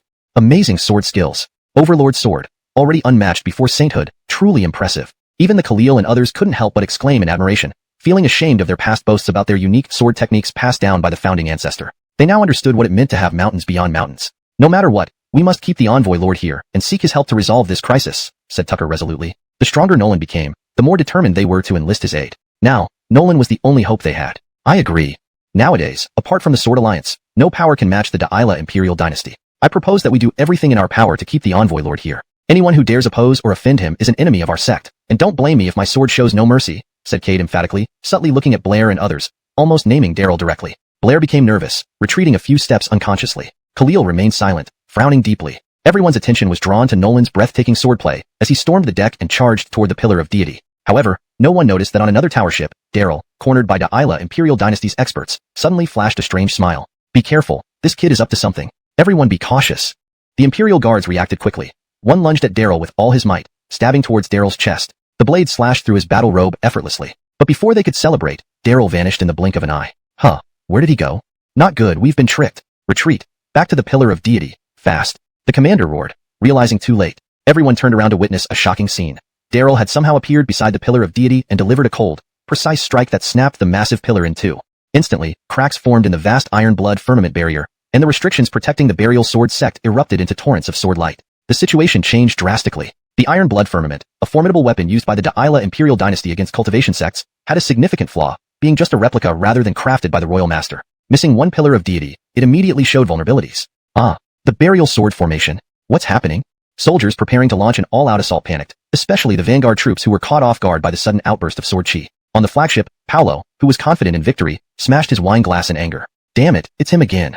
Go, stop that boy. No, kill him on sight. Paolo was enraged, thoroughly provoked by Daryl. Snatching a long sword from a nearby guard, he leaped after Daryl. Bradenring the day, Daryl wiped out the vanguard camp, resulting in total annihilation. Now, the iron blood firmament was also shattered by him. Allowing Daryl to wreak havoc would undo all their efforts. He had to be killed. Come, kill that boy. Protect his excellency quick. A horde of Da'ila Imperial Dynasty experts rushed towards Daryl. The first one. Daryl glanced at Paolo mid-leap, not engaging him but instead retreating quickly towards another tower ship. Billy used the same strategy, pretending to be weak to lure the guardians of the Pillar of Deity into a corner before using the flying fish dart to teleport next to the pillar and deliver a swift strike. The second one.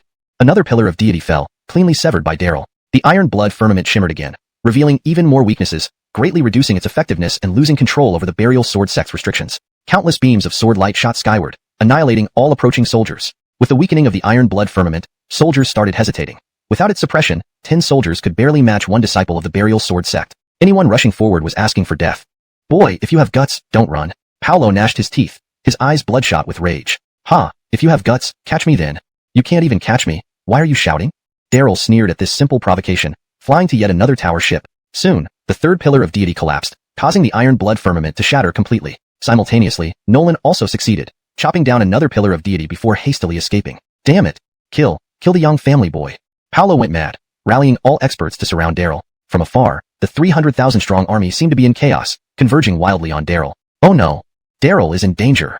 On the mountain peak, Khalil felt a jolt of worry, while Blair and others were nearly driven to panic. Fortunately, before the Da'ila experts could encircle him, Daryl used the flying fish dart to escape and rejoined Nolan at the burial sword sect. Cold winds blew, stirring the incense that had burned for half an incense stick. Ha ha ha, Daryl, you lost. Nolan laughed triumphantly. Ha, not quite, Envoy Lord, you lost. Young man, that's not right. One must accept defeat gracefully to achieve great things. We agreed that whoever chopped down the Pillar of Deity wins. How come? Nolan paused, sensing something was off. Absorbed in battling the Da'ila experts and focusing on severing the pillars, he hadn't paid attention to Daryl. Now, he saw that the Pillars of Deity on the other 3 ships had already been cut. Daryl succeeded in cutting 3 Pillars of Deity in one go? How? How could this be? Nolan was dumbfounded, his eyes wide open. Daryl sighed, a hint of regret in his voice. Time was short and I only managed to cut down 3 pillars. This broken sword isn't up to the task. It really needs some sharpening. Daryl drew the Lihua sword and began to hone it as if no one else was around, looking quite disappointed. Good job, Daryl. Senior brother is awesome. Led by Khalil, everyone clapped vigorously, and the disciples cheered loudly. Amidst the applause and cheers, Nolan felt embarrassed. Billy had intended to mock Daryl, but never expected that he himself would end up the fool. A grandmaster of the sword path, a so-called expert from the Sword Alliance, ended up being outmatched by a young disciple? With such poor performance, how could he even think about forcing the other party to hand over the burial sword codex? Nolan's face flushed with embarrassment. The more he thought about it, the more awkward he felt. Indeed, the situation couldn't be more ironic. Hashtag chapter 201. All luck. Without the suppression of the iron blood canopy, the soldiers who were about to launch a major offensive retreated in disarray. The situation shifted dramatically. No one dared to charge recklessly when faced with the dazzling sword lights emanating from within and outside the burial sword sect. An intense battle that was about to commence ended before it even began. Bradenring the day, the vanguard camp was thoroughly defeated, with even their leader being slain on the spot. Now, they had lost again despite deploying the iron blood canopy, forcing them into retreat once more. The soldiers' morale plummeted, severely impacted by 2 consecutive defeats. However, the disciples of the burial sword sect cheered loudly, their spirits soaring. Daryl, you really did it. The Lane was also excited. Initially, even he didn't believe Daryl could succeed. If anyone else had attempted it, they wouldn't have been able to get near the Great Isla Dynasty's warships. Yet, Daryl managed to sever 3 god-sealing pillars in one go, dismantling the Iron Blood canopy. A miracle indeed. Just luck, pure luck, Daryl humbly responded, attributing his feat to fortune instead of skill. After enduring the Second Elder's relentless suppression, he had grown indifferent to many things, long past the stage of craving vanity and fame. Ha ha, luck is also a kind of ability, and it's the ultimate talent that others cannot replicate or surpass. The Lane laughed, feeling reassured to have such a talented disciple leading the sect, no longer worrying about its future. Actually, our success today can be attributed to luck as well, Braden smiled, self-deprecatingly. I, Emil, have also reached this point by luck, coincidentally joining the Buried Sword sect, and then fortuitously accompanying the senior master to the Star-Plucking sect at a critical moment. It's all luck. Note, Jai Star sect was changed to Star-Plucking sect for a more natural and fluent reading in English. Emil joined in self-mockingly, but admitted sincerely that he was deeply grateful to Daryl. Through serendipity, he truly embarked on the path of cultivation and inherited the legacy of a supreme elder. Without Daryl's patronage, he might still be struggling within the sect. Nolan was speechless, feeling even more embarrassed. Before the battle, he had boasted confidently, believing he would win, planning to showcase his prowess to intimidate the locals. In the end, he was left speechless, barely managing to sever 1 god-sealing pillar, while Daryl cut through 3 in the same amount of time. Faced with Daryl, who had unexpectedly triumphed yet remained humble, Nolan felt utterly deflated. Envoy, according to the agreement, the Sword Alliance is supposed to provide troops free of charge to help us repel the Great Isla Dynasty. When can we expect the reinforcements? The Lane quickly pressed, worried that Nolan might slip away without a word. This? Nolan was at a loss, beads of sweat rolling down his forehead. His earlier boast now gave him a headache. To outsiders, he appeared as a high-ranking expert of the Sword Alliance, exuding superiority. But within the Sword Alliance, he couldn't even enter the core circle. He was just a messenger. How could he make decisions to send numerous experts to help the Burial Sword sect for free? Exactly, Envoy. When will the Sword Alliance experts arrive? Tucker urged. Note, Da Run is a respectful title in Chinese, but in English, it can be simply translated as envoy to maintain fluency and naturalness. Billy wasn't overly concerned about the cost but wanted to know when the Sword Alliance's reinforcements would arrive. Being blockaded for 3 days meant a 10% loss in his medicinal field's value. 10 days would mean at least 50%, and if the blockade extended to half a year, all his hard work would be for naught. This cannot be rushed, this matter needs time. Nolan stammered, unable to agree because he lacked the authority, but he was trapped by his own boasting and didn't know how to refuse. Before he finished speaking, the disciples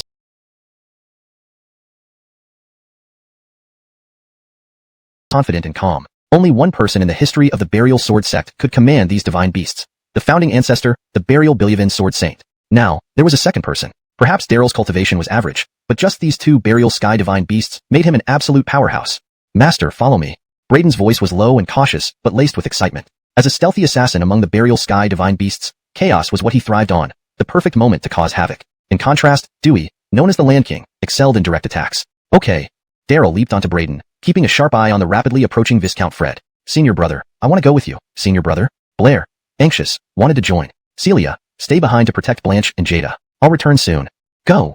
With a wave of his hand, Daryl ordered the 2 divine beasts forward. Braden, transformed into a massive snail, moved faster than the 100-meter-tall Dewey, dashing ahead like lightning. The Burial Sword sect grew tense, all eyes fixed on Daryl and the divine beasts. Meanwhile, the incoming soldiers panicked, their fleet falling into disarray, many ships colliding with each other, disrupting their formation. The warships of the Great Isla Dynasty, typically formidable tools for expanding territory, usually shattered any indestructible city walls with a single impact, allowing his eyelid twitching. Billy hastily raised his spear in full defense. Numerous guards, bracing themselves, rushed forward to surround him, hastily forming a defensive array. Hashtag chapter 202. The pig in the village said the same thing. Roar. The Jace roared repeatedly, charging and crashing into the Great Isla Dynasty's grand formation. One warship after another was capsized by him, some even flattened by a single stomp. Fire arrows. Push up the crossbow carriages, fire arrows. The commanders shouted fiercely, pushing forward siege crossbow carriages to pepper fire, aiming to turn the massive Jace into a pincushion. However, the enormous crossbows, thick as arms, clanged against the Jace's body like metal, all of them bouncing off and returning to strike countless soldiers. Each Burial Bilyavin divine beast had been personally trained by the Burial Bilyavin Sword Saint, capable of sweeping across the 9 heavens and 10 earths. Even if their powers hadn't fully recovered to their peak, they were far from being harmed by ordinary soldiers' arrows. Some were undeterred and swung their swords and sabers, attempting to breach the Jace's defenses, but met tragic ends, either thrown flying or flattened with a stomp. A war elephant over 100 meters tall didn't need much effort to crush a person. It could simply stomp and reduce someone to pulp. Seeing this, the other experts turned and fled, keeping their distance. No one dared to confront the beast head-on. Originally, an imposing force like a pack of wolves, humans like dried meat. Hold steady. Don't panic. Push all the crossbow carriages forward. Hurry. Hunt bellowed, trying desperately to maintain composure. Unfortunately, the soldiers were paralyzed with fear. No matter how much he yelled, it only hastened their retreat. Formations fell apart as ships collided violently. Some soldiers even started fighting each other in their haste to escape. It was chaos, complete and utter chaos. Could just 2 burial billion divine beasts cause the collapse of a 30,000-strong army? Hunt was livid, realizing that his so-called elite forces couldn't withstand the test. Perhaps it was because they had faced weak opponents in the past, intimidated by the reputation of the great Ayla dynasty before the battle even began. Now, the tables had turned. No one expected to encounter such ferocious behemoths here. Hunt realized too late that he had committed a fatal error, not gathering enough intelligence about the burial sword sect. It was too late for regret now. Boom. The warship swayed as the Jace charged again, or rather, like a mountain collapsing onto it. Its massive body was too much even for a warship made of black iron, which snapped into 2 pieces. Ah! Protect the Marquis! Guards screamed. Several swordsmen with large straw hats dashing towards Hunt, protecting him in an emergency evacuation. These were his private troops, retainers supported by his family. In critical moments, seasoned warriors proved unreliable. Only these retainers stepped forward fearlessly. Meanwhile, Hildradaw lifting a sword at him. Hunt reacted quickly, blocking the fatal blow with his spear, barely saving himself. Haha boy, so what if you can teleport? I'm still. Before he finished, Daryl spat out a sword pill, unleashing a wave of flying swords. At point-blank range, 800 flying swords surged forward, impossible to defend against. Ah! Hunt screamed, covered in sword wounds, transformed into a bloodied figure. After breaking through to the late nascent soul stage, Daryl wielded the sword pill more adeptly, combining it with the flying fish shuttle, making it impossible to defend against. Since ancient times, the mortal world and cultivation realms never interfered with each other. Hunt, you've crossed the line, Daryl said coldly, his Lihua sword even colder. Boy, dare you kill me? Hunt panicked but tried to appear intimidating. I'm a direct disciple of national teacher Xiahou and the young master of the Chow family in the capital. You dare?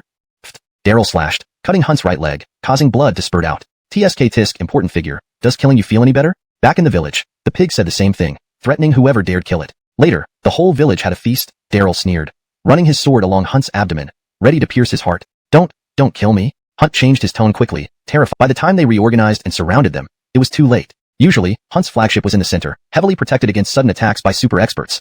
This time, perhaps Marquis Vastwave was utterly infuriated and insisted on rushing to the forefront, only to meet with tragedy. Hashtag chapter 202. The pig in the village said the same thing. Roar. The Jace roared repeatedly, charging and crashing into the great Ayla dynasty's grand formation. One warship after another was capsized by him, some even flattened by a single stomp. Fire arrows. Push up the crossbow carriages, fire arrows. The commanders shouted fiercely, pushing forward siege crossbow carriages to pepper fire, aiming to turn the massive Jace into a pincushion. However, the enormous crossbows, thick as arms, clanged against the Jace's body like metal, all of them bouncing off and returning to strike countless soldiers. Each burial billion divine beast had been personally trained by the burial billion sword saint, capable of sweeping across the 9 heavens and 10 earths. Even if their powers hadn't fully recovered to their peak, they were far from being harmed by ordinary soldiers' arrows. Some were undeterred and swung their swords and sabers, attempting to breach the Jace's defenses, but met tragic ends, either thrown flying or flattened with a stomp. A war elephant over 100 meters tall didn't need much effort to crush a person. It could simply stomp and reduce someone to pulp. Seeing this, the other experts turned and fled, keeping their distance. No one dared to confront the beast head-on. Originally, an imposing force like a pack of wolves, they were now scattered and disorganized by the relentless assault of the Jace. If Ironblood Skydome were still around, he might have subdued the Jace. Now, there was no stopping it. Where's the other beast? On the flagship, Hunt's face was stern. Billy couldn't afford to deal with the rampaging Jace, searching instead for Hildredaw's whereabouts. Watching the 2 burial billion divine beasts charge down the mountain together, only for one to vanish suddenly, made everyone incredibly tense. An invisible enemy was the most dangerous. Below the flagship, the ground began to bulge upward. A colossal snail broke through the soil, lifting the entire ship high into the air. Hildradaw finally appeared, emerging unpredictably from underground. Billy, what do you mean carry the coffin to battle? Is this all? Hildradaw laughed maniacally, snapping up a soldier who had been knocked into the air, chewing on him before swallowing. Ah! The poor soul struggled feebly, his blood-curdling screams echoing across the battlefield, terrifying the soldiers. They had thought the Jace was brutal enough, crushing people with a single stomp. Little did they know that something even more horrifying was here, devouring humans like dried meat. Hold steady. Don't panic. Push all the crossbow carriages forward. Hurry. Hunt bellowed, trying desperately to maintain composure. Unfortunately, the soldiers were paralyzed with fear. No matter how much he yelled, it only hastened their retreat. Formations fell apart as ships collided violently. Some soldiers even started fighting each other in their haste to escape. It was chaos, complete and utter chaos. Could just 2 burial billion divine beasts cause the collapse of a 30,000-strong army? Hunt was livid, realizing that his so-called elite forces couldn't withstand the test. Perhaps it was because they had faced weak opponents in the past, intimidated by the reputation of the great Ayla dynasty before the battle even began. Now, the tables had turned. No one expected to encounter such ferocious behemoths here.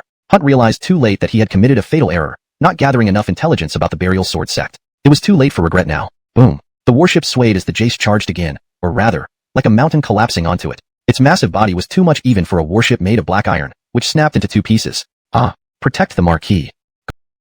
Guards screamed, several swordsmen with large straw hats dashing towards Hunt, protecting him in an emergency evacuation. These were his private troops, retainers supported by his family. In critical moments, seasoned warriors proved unreliable. Only these retainers stepped forward fearlessly. Meanwhile, Hildradaw reappeared from underground, biting down on several swordsmen and swallowing them whole. After belching, it spat out a few blades. On the mountain peak, Khalil and others watched in shock. Too vicious. Sword Braid Nashuing sweated profusely, feeling a chill. Billy was grateful he had bet on who would chop down the deification pillar first with Daryl, not a life-or-death duel. Otherwise, he might already be inside Hildredaw's stomach.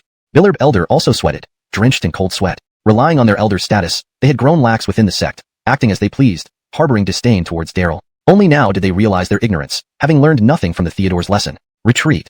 Daryl, wait until I report to the national teacher, you'll be done for. When that happens, even ancient beasts won't save you.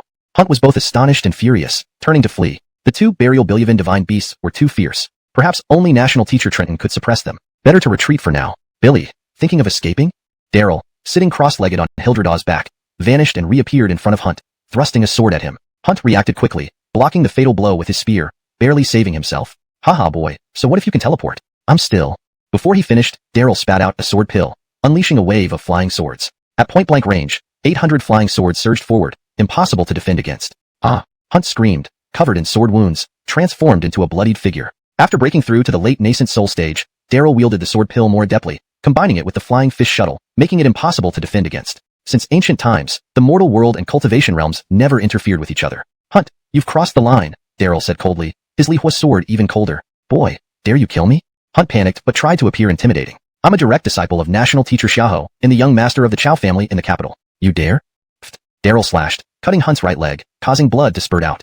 TSK Tisk, important figure, does killing you feel any better? Back in the village, the pig said the same thing, threatening whoever dared kill it. Later, the whole village had a feast, Daryl sneered, running his sword along Hunt's abdomen, ready to pierce his heart. Don't kill me. Hunt changed his tone quickly, terrified by Daryl, who seemed even more fearsome than the divine beasts. Being killed by Hildradaw might be quick, but falling into Daryl's hands could mean unbearable suffering, wishing for death without relief. Hunt immediately thought of the torture methods in the great Isla dynasty's prisons, shuddering in horror. Brothers charge, protect the Marquis. If the Marquis dies, we all die. From afar, retreating guards gathered, watching helplessly as Hunt faced imminent death from Daryl's sword. Reluctantly, they rushed forward. A defeat could be blamed on the burial Bilyavin divine beasts, but if Hunt died, the consequences would be severe, leaving everyone liable for harsh punishment. Roar. The Jace and Hildradaw, guarding Daryl, roared in preparation for another attack. Suddenly, horns sounded from the mountain peak. Khalil feared something unexpected and ordered Daryl to withdraw. A pity. I'll spare your lives for now. Daryl glanced at the numerous guards, shaking his head regretfully, then grabbed Hunt and jumped onto Hildredaw's back. Hildradaw and the Jace turned and left victoriously. Marquis. No. The guards arrived too late, watching as Daryl rode away, chilled to the bone. The main army converged, faces grim, knowing things had gone wrong. The two burial Bilyavin divine beasts were too fierce, catching them off guard. By the time they reorganized and surrounded them, it was too late. Usually, Hunt's flagship was in the center, heavily protected against sudden attacks by super experts.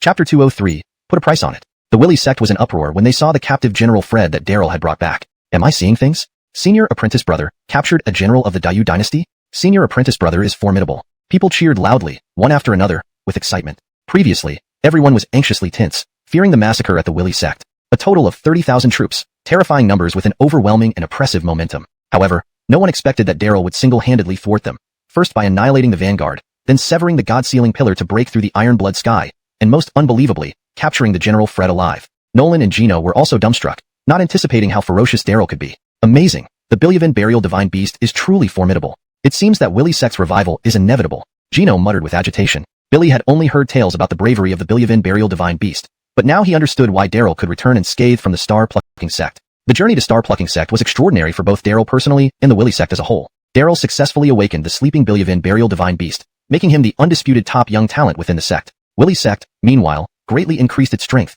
welcoming true opportunities for revival. At the foot of the mountain, a low horn sounded.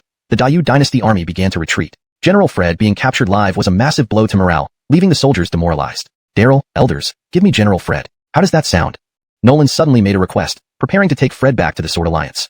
The Sword Alliance and the Dayu dynasty were old rivals, seemingly irreconcilable, yet secretly exchanging captives. Captives like Fred were invaluable assets. After coming so far and failing to obtain the Willy scripture, taking a prisoner like Fred would still be a decent outcome. No, please don't hand me over to the Sword Alliance. Don't.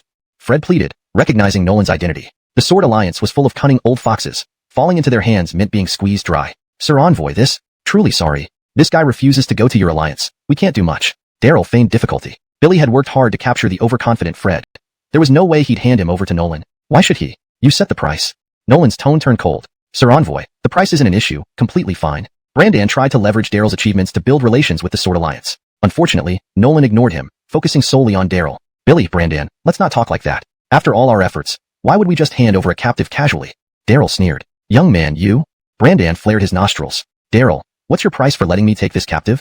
The captive is crucial for us. Cooperation will lead to the protection of Willy's sect by the Sword Alliance. Nolan raised the Sword Alliance, offering a large reward. Brandan brightened up, hoping to quickly gain protection from the Sword Alliance to ensure the safety of his medicinal fields. Fine, if the price is right, everything's negotiable. Our demands aren't high. 1 million taels of gold, 100 tripod pills, 100 crystal or veins, plus 1 Sword Alliance scripture. Sir Envoy, are these terms unreasonable? Daryl threw the same conditions back at Nolan. Nolan's face flushed, then turned grim and stern. 100 crystal or veins were absurd. Additionally, there was indeed a Sword Alliance scripture written by the 7 founders, claimed to be an invincible secret technique that only elders could cultivate. Daryl asking for the Sword Alliance scripture made negotiations impossible. Brandan felt awkward, lacking status to negotiate further. Of course, there was someone more embarrassed, General Fred. To be captured alive in battle was already humiliating enough. Now, being bartered like merchandise was even worse. Even in the hands of Daryl, he wouldn't fare much better than being with those sly old foxes from the Sword Alliance. Daryl, straightforwardly speaking, silver and pills are okay. Plus 1 crystal or vein, no more. Nolan offered a generous ransom after careful consideration. Fred's family, the Jean family, was an influential and ancient clan in the Dayu dynasty, confident of getting more resources back from Daryl's demands. Brandan hesitated, almost agreeing but stopped himself, feeling unable to speak. Even Gino was intrigued, watching Daryl's reaction. Billy, Your Excellency, it's your turn. Want to stay alive? Speak up. For a Grand Marquis, is this price sufficient? Daryl sneered, making Fred state his own ransom amount. Boy, if you want to kill, do it. The Grand Tutor will avenge me. My Jean family won't let you off either. Fred remained defiant, betting Daryl wouldn't dare touch him. As the son of the Jean family and disciple of the Grand Tutor Ralph, his reputation alone terrified every expert on the vast continent. Oh, Tutor Xiahua? Daryl pretended ignorance. Of course. Fred boasted proudly. Many Jean family members excelled, but only he became a direct disciple of Ralph and achieved remarkable feats to become a martial marquis at a young age. I heard your tutor reached sainthood through martial arts, the first martial saint on the vast continent? Daryl probed. Exactly. Tutor doesn't belong to any sect and despises their cultivation methods. Billy meditated for 20 years and achieved divine enlightenment through martial arts, becoming the first martial saint, creating the Iron Blood Sky. If my tutor were here, even 100 times stronger, you Willy sect would be doomed under Iron Blood Sky. Fred spoke fiercely, filled with pride and respect for his tutor. Billy hearing Daryl's respectful tone, he sensed some fear. Tisk, amazing, the first martial saint, impressive. Your Excellency, had I known you were Grand Tutor Xiaohu's disciple, who'd dare capture you? Isn't it courting death? Daryl pretended frightened and respectful, seeming intimidated by Xiaohu's name. Gino frowned, sensing something amiss, knowing Daryl's nature. Ha ha ha, then hurry and free me. Fred laughed. Rest assured, you'll be released soon. After cutting off your head, if you can still walk, no one will stop you. Daryl drew the flame departure sword with icy light. Boy, what are you doing? Fred's laughter froze, replaced by terror. No, don't kill me. No. Words and shouted loudly, completely roused by Daryl's fiery words. Brandan muttered quietly, worried about retaliation from the Dayu dynasty, while Gino's eyes brightened with undisguised admiration and excitement. The Willy sect had been in decline for too long, and those in power were mostly elderly, each more set in their ways than the last. Only someone like Daryl, burning with youthful passion, could lead the Willy sect to true revival. The first-generation elder disciple of Willy sect indeed has guts. Unfortunately, being too rigid makes one vulnerable. When the Grand Tutor arrives, don't come crying to us for help, humph. Nolan snorted coldly, flying away with a grim expression. Billy hadn't secured the Willy scripture, nor could he claim a captive. Frustrated by Daryl, he couldn't bear to stay any longer. Ha ha, take your time, Mr. Messenger, no need to see you off. Daryl chuckled. Suddenly, he noticed that perhaps due to Nolan's hurried and angry departure, an envelope had slipped out from his robe. Picking it up, he opened it to find a map with many markings, apparently indicating locations near the Sighing Land. Translation completed with careful attention to maintaining the original tone and style, ensuring the storyline and logic are coherent with previous content. The same paragraph structure and line breaks as the original text have been preserved. ####Chapter 204, Taya. The elder in charge of the sutra repository and others gathered around, examining the map in Daryl's hands. This is Taya, on the outskirts of the Sighing Lands. Finally, it was Tucker who first identified it. Over the years, he had led disciples to cultivate medicinal fields far and wide, even reaching the edges of the Sighing Lands, making him familiar with the terrain. Daryl, put away this map. No, burn it right now. The Sutra Repository Elder, Gufang Ali, looked serious as he spoke, almost eager to snatch the map and burn it immediately. Why, Sutra Repository Elder? Daryl was puzzled. If something could be kept close by Billershell, it must be significant, perhaps a rare treasure. It would be a shame to burn it like this. Zhaixing sect had been dealt with, and Elder number 2 was dead. Now, the invasion by the Da'ila dynasty had been repelled. There should be some time for rest. According to previous plans, it was time to explore the Sighing Lands. Daryl, this map cannot remain. Alas. Watching Daryl put away the map, the Sutra Repository Elder sighed, realizing he was too late. Sutra Repository Elder, is Taya very dangerous? What kind of place is it?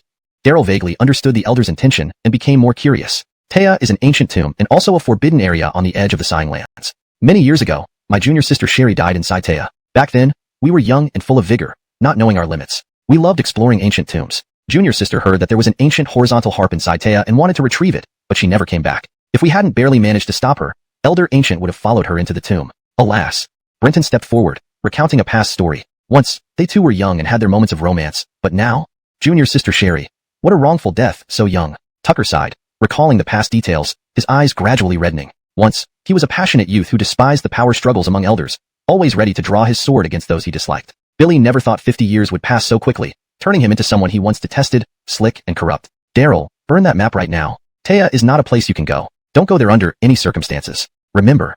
Saying these words, the Sutra Repository elder turned and left, his face grim. Some things he long ago forgot, or deliberately chose to forget to avoid falling into despair. The accidental map left by Sword Alliance messenger Wushuang and Tucker's words stirred up painful memories. Even if Taya changed beyond recognition, it still caused him deep pain. Indeed, junior sister Sherry died unjustly, unable to be buried within the sect, lonely and alone. All these years, what has he been doing? Thinking more made the Sutra Repository elder's heart ache even more. His steps faltered, looking suddenly 10 years older. Princess Tomb, Daryl muttered, then said his goodbyes and returned to Purple Cloud Peak with Blair and Braden. Brothers, let's get to work and see what treasures the Da'ila dynasty left behind. Everyone be careful, don't stray from the group. If you encounter soldiers from the Da'ila dynasty, kill them on sight. Disciples shouted and formed teams to search the battlefield and track the remaining Da'ila soldiers. This decisive victory boosted morale greatly. Tucker and Brenton saw this and knew how crucial Daryl's contribution was. No one could match his excellence. Elder brother, if I'm not mistaken, you still have a pure young pill, right? Stop being stingy and send it to Daryl for his injuries. As a distinguished alchemy elder, don't be so miserly.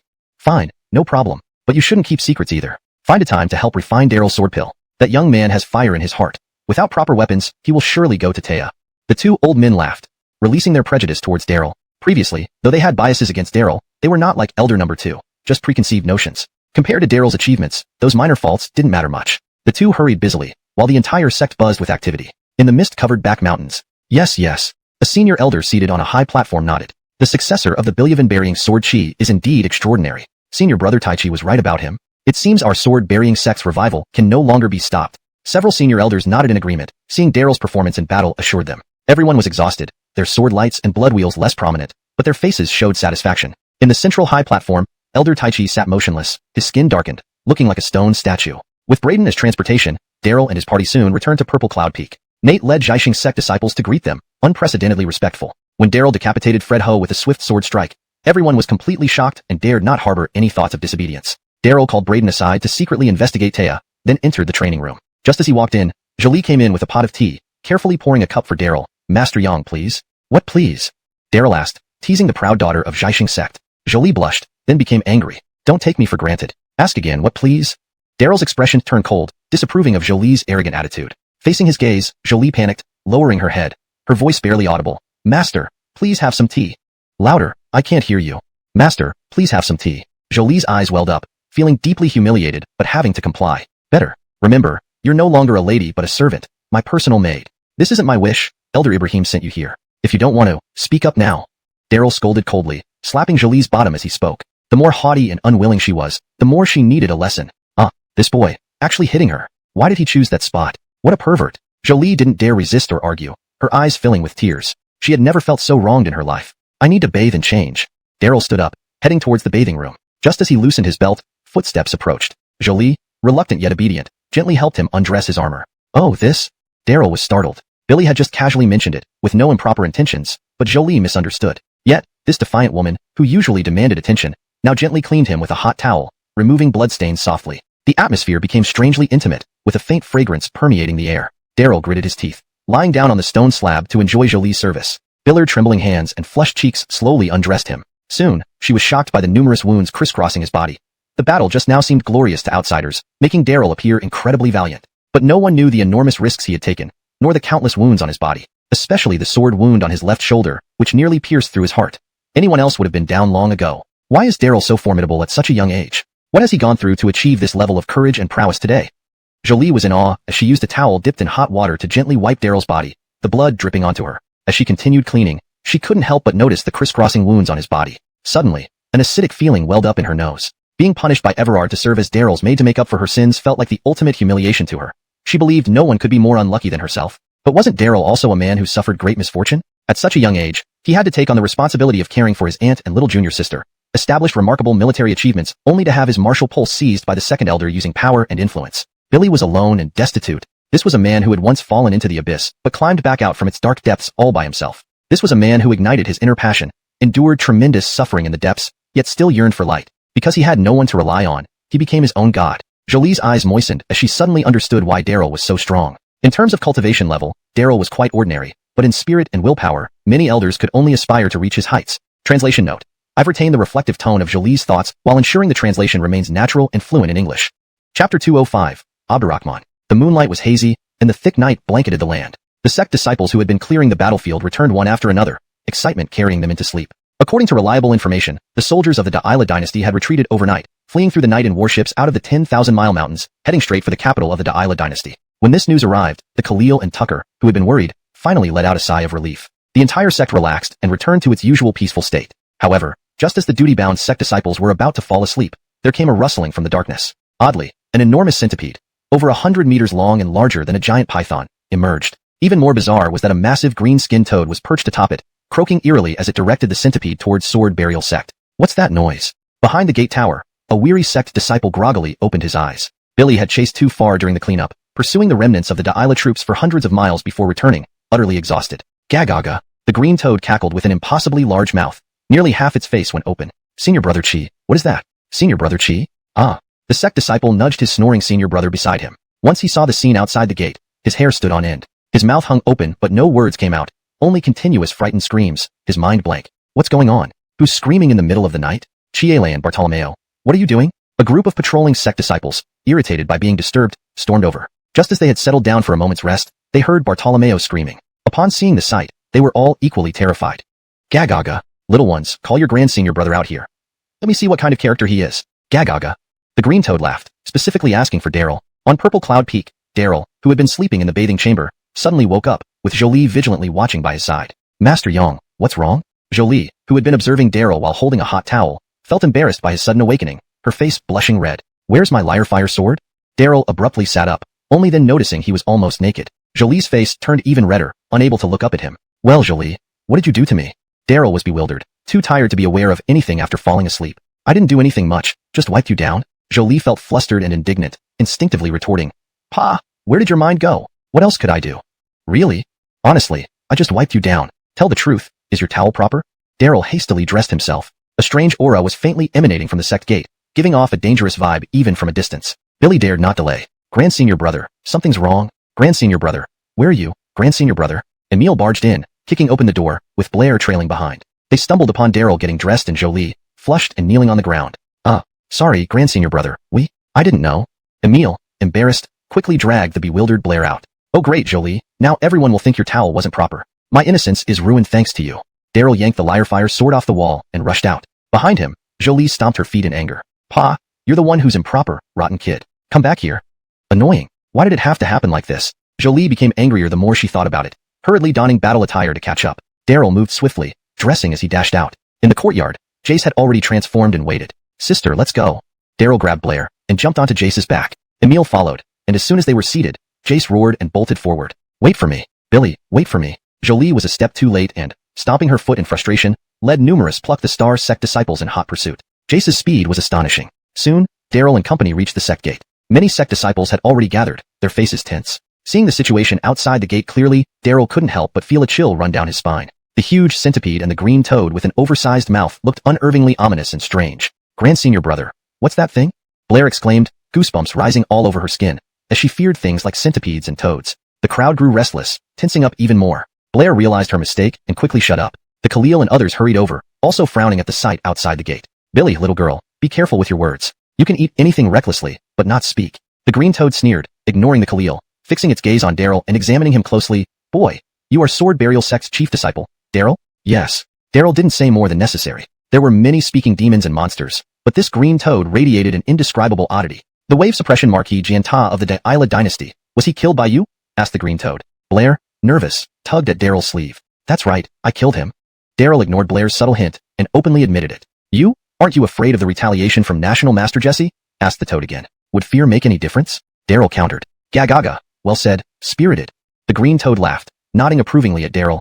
Indeed, you have iron resolve. Pity such a beautiful flower is stuck in manure. Sword burial sect isn't worthy of you. Why not consider joining me, learning my eternal toad skill? What do you think? Sure, if you can beat my sword, I'll think about it. Daryl smiled wryly, preparing to charge forward to engage the green toad, but was pulled back by the Khalil. Daryl, don't go. This is the legendary Abdurrahman of the Western regions, a creation realm devil. Don't go. The Khalil, knowledgeable, recognized this peculiar green toad as a notorious devil from legends. Billy, sword burial sect does have some sensible individuals, not as bad as rumored. Pity, truly pity. Abdurrahman glanced regretfully at Daryl, then turned his centipede around and left. The metallic clinks of the centipede's countless iron claws rang out, carrying Abdurrahman swiftly away into the night, heading towards the land of sighs, disappearing into the dark. Behind them, sword burial sect disciples finally breathed a sigh of relief. The Khalil, however, remained worried, his brow furrowed. The battle with the Da'ila dynasty had made Daryl famous, greatly boosting the morale of the sect disciples. Yet, the drawbacks were clear. The news spread quickly, putting Daryl at a disadvantage, with unknown numbers of people eyeing him. Abdurrahman, Daryl murmured, feeling the pressure but not worrying. Instead, he felt invigorated, curious whether he could defeat the monstrous Abdurrahman. Since having his martial vein taken by the Theodore and regaining it through cultivating innate chaos sword chi, he had come to terms with life and death, unafraid of any threat.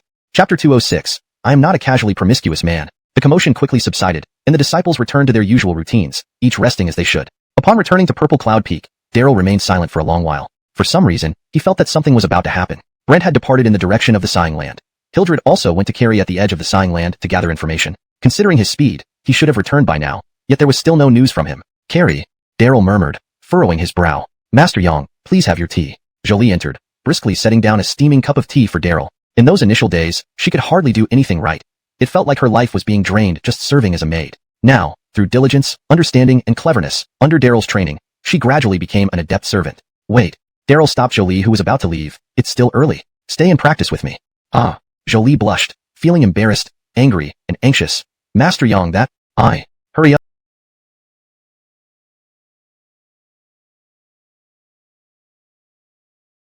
Let's make use of the time. Daryl stood up and started removing his outer robe. Billier, Master Yang? Jolie panicked. The practice room wasn't soundproof. Anyone could hear or see them if they pushed open the door. Where would you suggest then? Outside the yard, or at the back mountain? Daryl thought for a moment, finding it quite appealing. The back mountain is great. Fresh air, fewer people. We can practice all out without any restraint. Phew, you. Are you really going to force me to go with you? Jolie couldn't hold back, her face flushed all the way to her ears. How shameless. Not content with making inappropriate moves in the practice room, he actually wanted her to accompany him to the back mountain, even saying they could shout loudly. Jolie was both humiliated and enraged. Why not practice swordsmanship at the back mountain? Is it wrong? Huh, my lady, what are you thinking? Daryl was momentarily stunned, looking at the red-faced Jolie before realizing what was happening. Billy took this opportunity to tease her. Jolie, don't be like this. Stop imagining such improper things. I am not a casually promiscuous man. Even if you drug me or get me drunk, you might gain my body but never my heart. Pfft, Daryl. Jolie was thoroughly exasperated. Come on, I know you've been craving my body for a long time. Tonight, I'll satisfy your wishes. Pfft, go to hell. Jolie was infuriated, leaping high into the air and drawing her sword mid-flight. Biller's sword gleamed as she attacked with a move called Moonlight and Desolation. Instinctively, Jolie unleashed a deadly strike from the plucking star sword technique, her sword creating a shower of blossoms resembling moonlight filtering through branches, targeting all of Daryl's vital points. Ha, well done. Come on, my lady, show me your true abilities. If you win, I will submit to your every whim and spend the night with you, renouncing my cultivation forever. Daryl laughed, ready for this moment. Billy drew the Li Hua sword to meet her attack. Billy had always preferred solitude, preferring to be alone. Billy didn't need maids. What he lacked was a sparring partner to engage him fully. Jolie, with her strong personality and reputation as a little devil in plucking star sect, was a perfect match. Strong and fierce, exactly what a good sparring partner should be. Clang, clang, clang. The sharp sounds of clashing swords echoed as they battled in the practice room. My lady, you're not doing well enough. With such weak skills, how do you expect to subdue someone? Faster, stronger. My lady, come on, put more effort into it. Daryl deflected her strikes with ease, teasing her all the while. Initially worried about accidentally injuring Daryl severely, Jolie was driven over the edge by his provocations. Biller attacks became fiercer and more intense. Outside in the yard, several plucking star sect guards watched from a distance. It seems they're fighting again. Sigh, smiling during the day, practicing at night. And then what happens after? Rumor has it that Madame was compromised by Master Yang a few nights ago. The next day, she could barely walk. Tisk, Master Yang is truly formidable. Madame is usually so domineering, yet he has tamed her completely. To have such a son-in-law, our plucking star sect is fortunate indeed. Everard certainly has deep strategy. A few plucking star sect members whispered among themselves. In the beginning, they found everything about sword burial sect unsatisfactory, filled with resentment and a sense of superiority as disciples of plucking star sect. However, witnessing Daryl's bravery and ruthlessness in the battle of Great Isla Imperial Dynasty's vanguard camp, cutting through enemies and severing the god-sealing pillar with one man and one sword, had shaken them deeply. Most especially, slaying General Fu Bo in front of Sword Wushuang, demonstrating unparalleled courage, left a profound impact. General Fu Bo was a martial noble of the Great Isla Imperial Dynasty, a direct disciple of Grand Preceptor Montgomery, yet Daryl slew him as easily as killing a dog. If even a martial noble could be killed so casually, who could resist Daryl? No need for Kian to remind them. They instinctively became cautious. No matter how arrogant they were in plucking Star Sect, they now kept a low profile.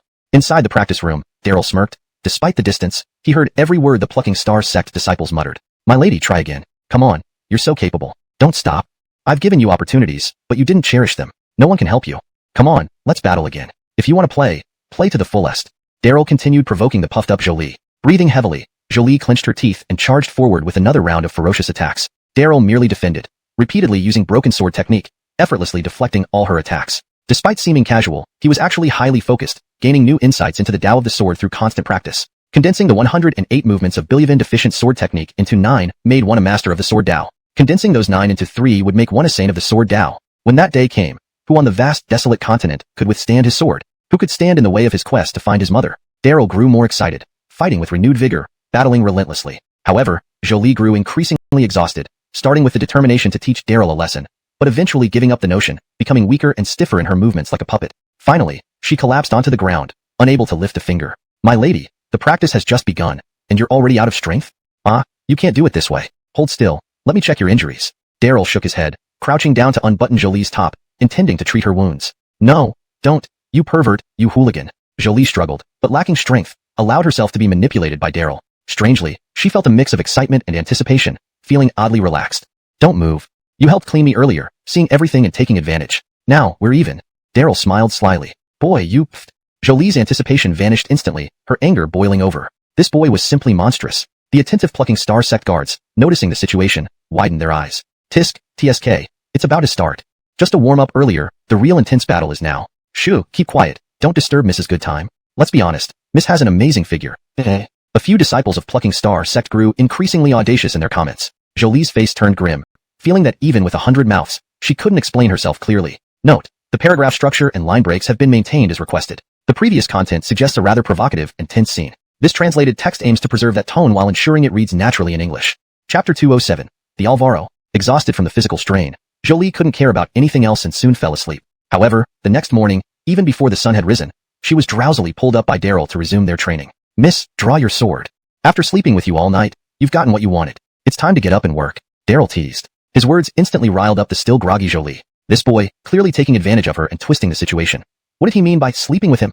Who slept with whom? Pa. Jolie drew her sword and charged forward with a deadly strike. Daryl smiled slyly, provoking and taunting her while blocking her attacks with his own sword. Indeed, at her current half-step Grandmaster level, Jolie was an excellent sparring partner, exactly one tier above him, with exceptional sword techniques that allowed him to repeatedly test his understanding of swordsmanship. Daryl eagerly awaited the day he could explore the forbidden land of size and practice tirelessly. Really? You're starting again so early? TSK, Master Yang and Miss really have impressive stamina.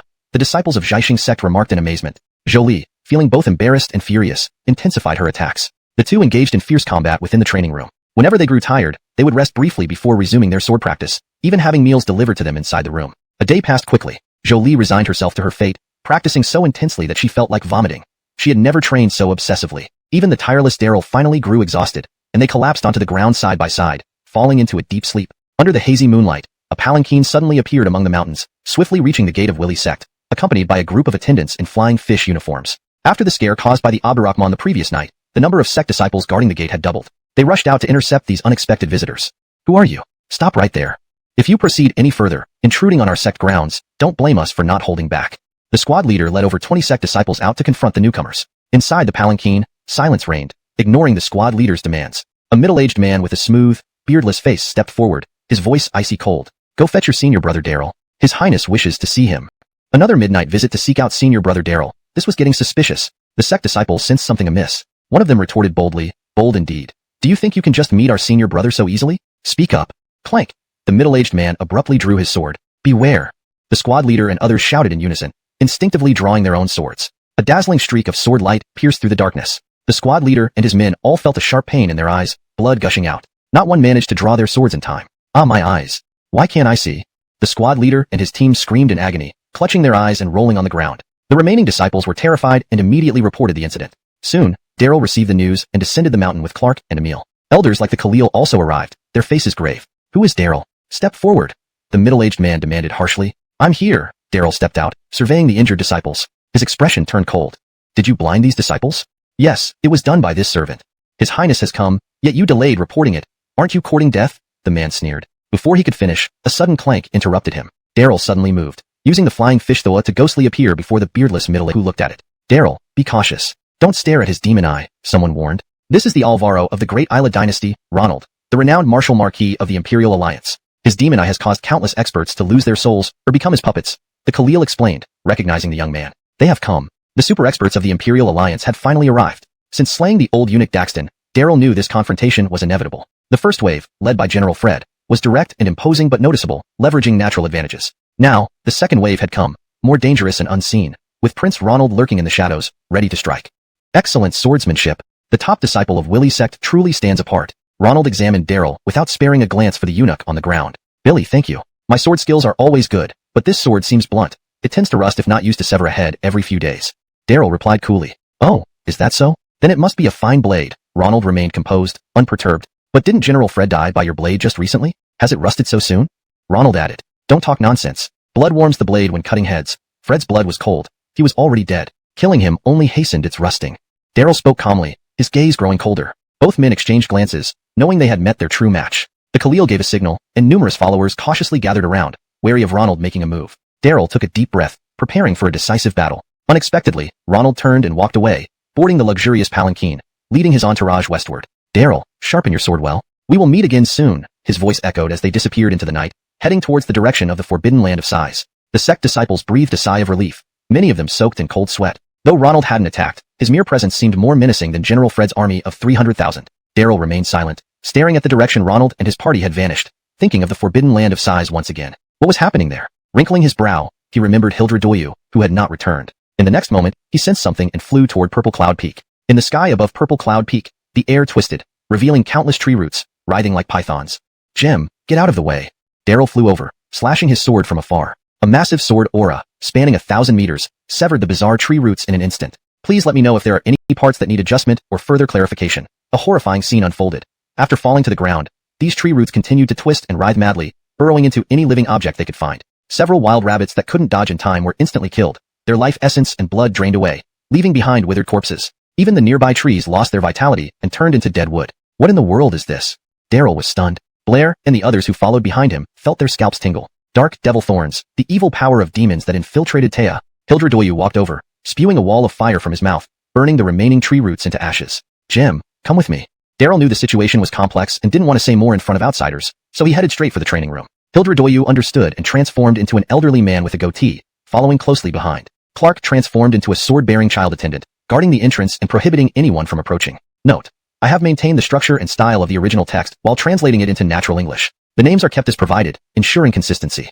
####Chapter 208. Please do not worry about me. Prince Ronald came swiftly and left just as quickly, stirring up a storm. The disciples of the sect were in an uproar. Inside the Hall of Burial Sword, several elders gathered anxiously. The lane sent someone to inform Daryl to convene an emergency meeting with all the elders and guardians. Last night, an eerie and frightening Raphael appeared after being silent for over a century, demanding to see Daryl at the gate of the Burial Sword sect, a situation that seemed anything but normal. Tonight, a prince arrived similarly asking to see Daryl, and his accompanying eunuch blinded over 20 sect disciples with a single move. These consecutive events left the lane and others unable to sit still. No one doubted that Daryl could lead the Burial Sword sect to its revival. Their sole concern was that his excellence might have attracted too much attention from formidable enemies far too soon. An unwelcome development indeed. Trees that stand out are often felled by the wind.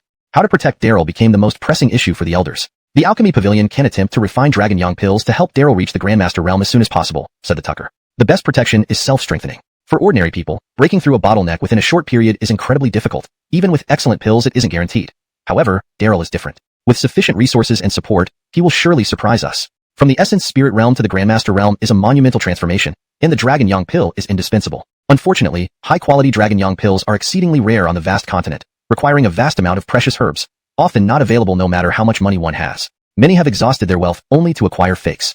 The Burial Sword sect hadn't refined Dragon Young pills for many years due to a lack of both necessary herbs and refining experts. Such a pill can only be successfully refined by top-notch alchemists. Ordinary apprentices dare not even think about attempting it, as any amateur effort would simply waste the ingredients. The Tucker had served as an assistant to his master during childhood, lacking practical experience. Normally, he wouldn't waste valuable herbs on practice. However, for Daryl's sake, he was now determined. It's useless and too slow. By the time you refine the Dragon Yang pill, Daryl might already be 6 feet under. The Cade rejected the idea outright. There are many restrictions within and outside the sect, but while they can block massive armies, they may not stop top-tier assassins. The best way is to let Daryl temporarily retreat into the Burial Sword Netherworld, cultivate in seclusion, break through to the Grandmaster realm, and then come out again. That makes sense. I agree with the Cade. I also agree. The experts of the sect agreed unanimously, as this was the safest option. After the battle against the Great Isla dynasty, Daryl had become famous throughout the vast continent. The Great Isla dynasty would undoubtedly hate him deeply, and countless malevolent beings had taken notice in secret. Though Daryl was exceptional, his cultivation level was still too low, posing significant danger if he encountered true experts. I also agree. Secluding himself in the Burial Sword Netherworld is best, and it will prevent him from wandering around. Otherwise, given his nature, he would surely succumb to curiosity and explore the Taya, truly dangerous. The Tucker nodded in agreement. Fine, if everyone agrees, it's settled. Assign Daryl a task. Do not leave the Burial Sword Netherworld until he reaches the Grandmaster realm. Delane, Adela, made the final decision with a grave voice. Just then, the guard who went to deliver the message rushed in. Elders, Master Daryl, what happened to Daryl? Delane felt a premonition of unease. Master has left. Billy departed from Purple Cloud Peak overnight, leaving this note for you. The guard handed over a note. The note bore untidy handwriting, confirming it was from Daryl. Elders, I've left, heading west to drink the northwest wind. Please do not worry about me. I am the legendary son of the chasing wind, just blowing some breeze. I'll be back. What? Left overnight? Billy goes out to train at such times. No wonder Daryl is so outstanding. Some praised loudly, oblivious to the real reason. A few elders exchanged glances, sighing collectively. Only one place could prompt Daryl to leave immediately. The Taya. They had convened this meeting specifically to prevent him from going there, but they were a step too late. What kind of training is this? This brat did it on purpose. Knowing we wouldn't allow him to go to the Taya, he sneaked away at midnight. Brat. Delane understood Daryl's character well. With that stands out attracts wins, everyone worried about Daryl, fearing he might attract strong enemies. Yet, Daryl sought danger where none should go, aiming right for the storm. Chasing wind, son, bah? Delane almost snapped. Now what, brother? Asked the Tucker and the Cade simultaneously. They knew how terrifying the Taya was. Even if one were 10 times stronger, entering rashly meant certain death. Years ago, the Burial Sword sect attempted to break the tomb seals to retrieve treasures, resulting in heavy casualties. Delane's partner, Sherry, died in that operation. Humph, what can we do? Daryl will definitely encounter danger. When it matters, the only one who can breach the ancient seal of the Taya and save him might be that person inside the Burial Sword Netherworld. You all withdraw. Spread my order. Starting today, seal the mountain gates and activate the Smoky Rain Array. No one is allowed to enter or leave. Delane turned and walked away, preparing to enter the Burial Sword Netherworld after a bath and change. The sect disciples worked swiftly, enveloping the entire region in thick mist, hiding the Burial Sword sect from view. People living near Blackwater City would soon discover that the Burial Sword sect had vanished overnight. The Smoky Rain Array separating mortals from the world of cultivation. While the elders discussed in the Hall of Burial Sword, Daryl was already 1,000 miles away. After consulting Braden in the practice room, he decisively set off for the Edge of Size, home of the Taya. Accompanied by Braden and Clark, transformed into a sword bearer, they departed hastily with 2 Burial Billivan divine beasts. Little Lord, there's an underground river ahead. Hold on tight. Braden carried Daryl and Clark underground, shouting as they plunged into the water, creating towering waves, gliding like a whale. Water droplets didn't touch them. An invisible force from Braden's body repelled the river water. But reaching out, Daryl could touch the icy river, and even catch fish unprepared for his presence. Daryl marveled inwardly. Each Burial Billivan divine beast possessed unique talents. The longer he stayed with Braden and Clark, the more marvels he discovered. Clark, the king of land, was a fearsome killing machine in battles, capable of toppling mountains. Braden, skilled in stealth, was a natural assassin, able to strike enemy generals in the heart of a million-man army. With such formidable partners, what about the Swallow Sky Python recuperating at Jaishin Gate? What talents did it possess? Daryl thought of the Swallow Sky Python lurking in Chishui River. Billy sensed its abilities might surpass his imagination.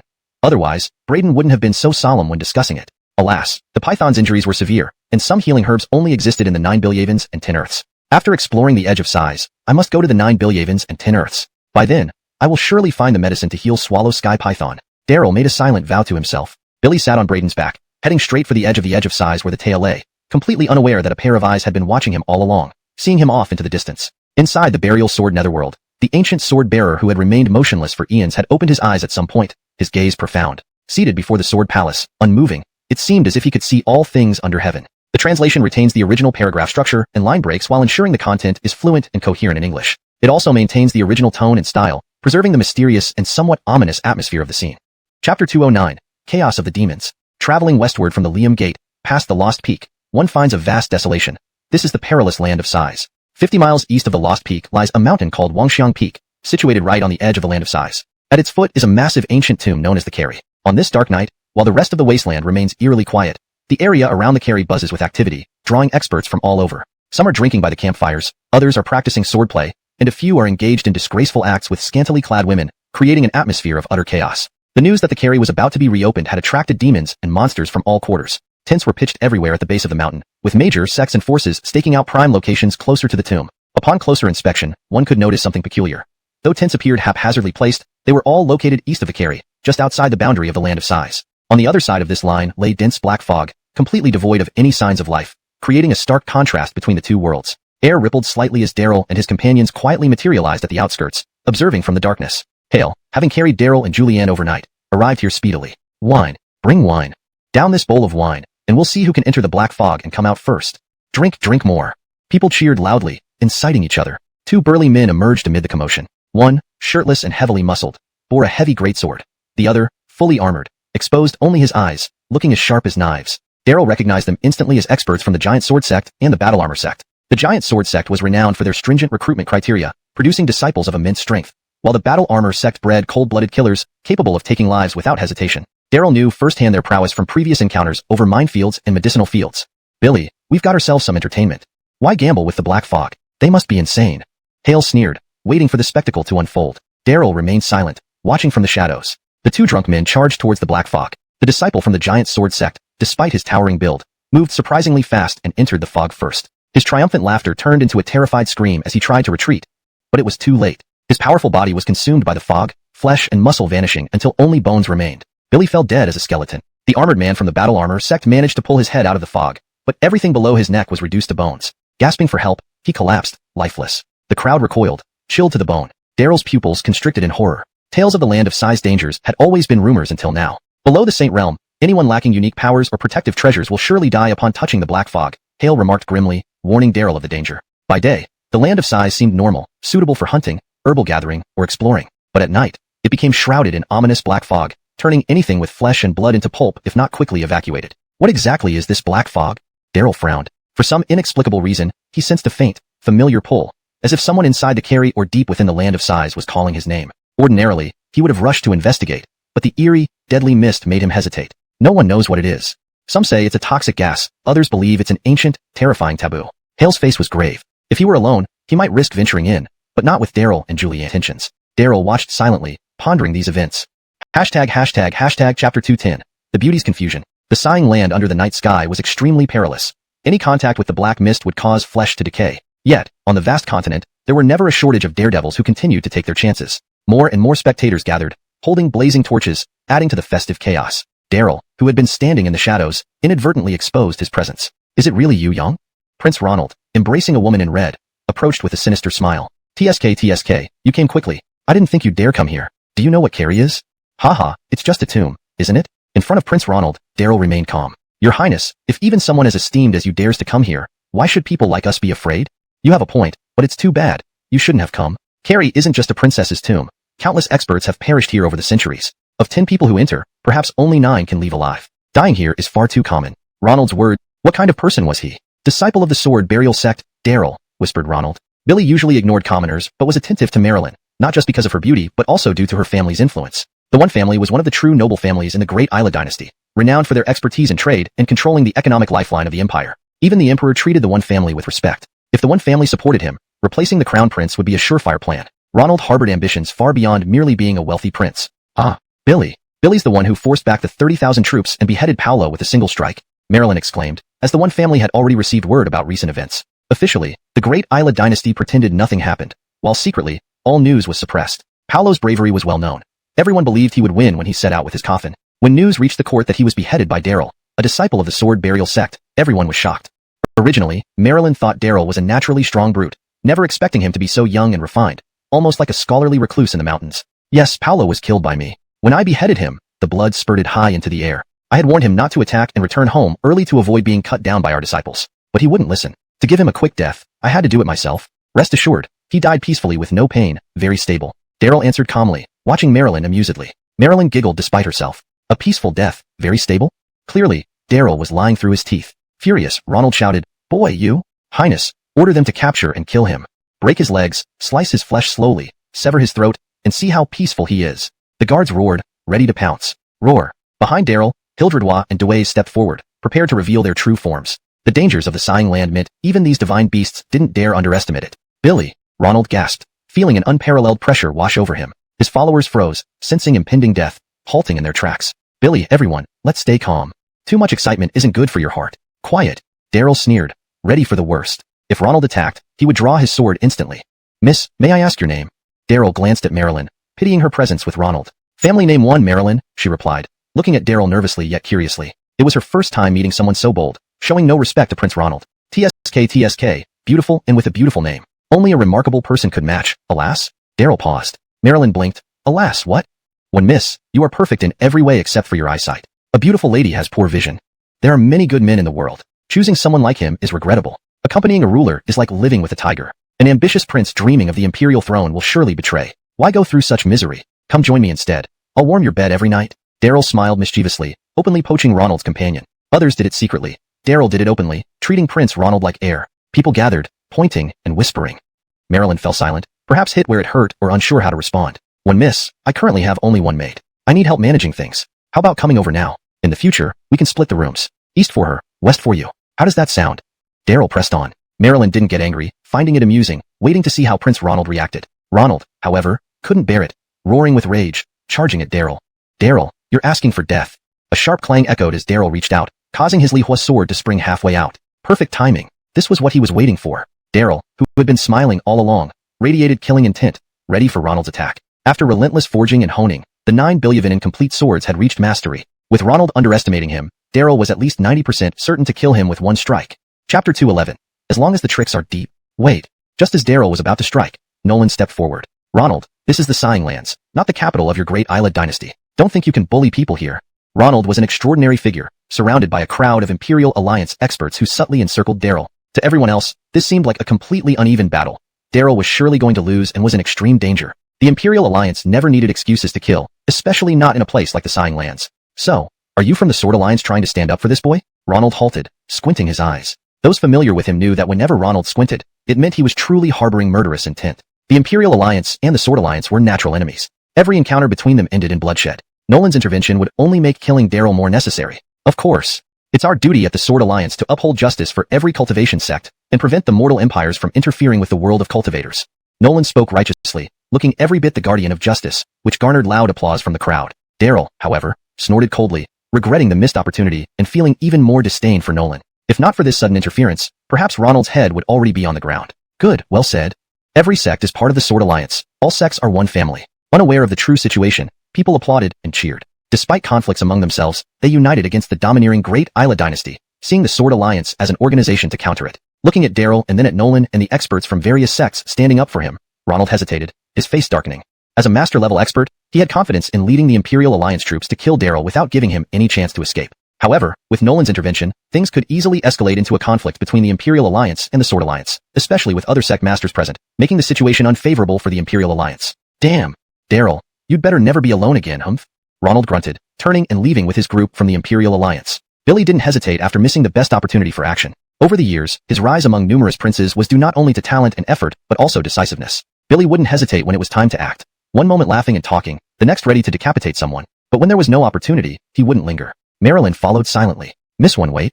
Following this prince won't lead anywhere. I suggest you leave him sooner rather than later. My doors will always be open to you. Daryl brazenly continued, trying to lure her away. Marilyn turned to look at Daryl, remaining silent, neither angry nor displeased, her gaze bright and playful. Ronald, on the other hand, became so enraged that he immediately attacked from afar, slashing out with a fierce sword energy towards Daryl. Arrogant.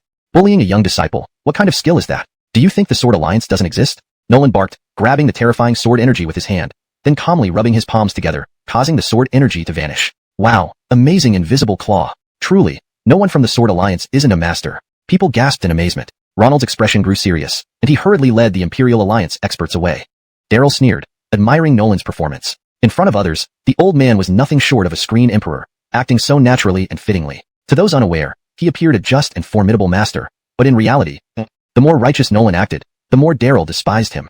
Daryl, come over, let me introduce you to... Nolan smiled, intending to introduce him to the many Sword Alliance masters. Billy, I have some matters to attend to, see you later.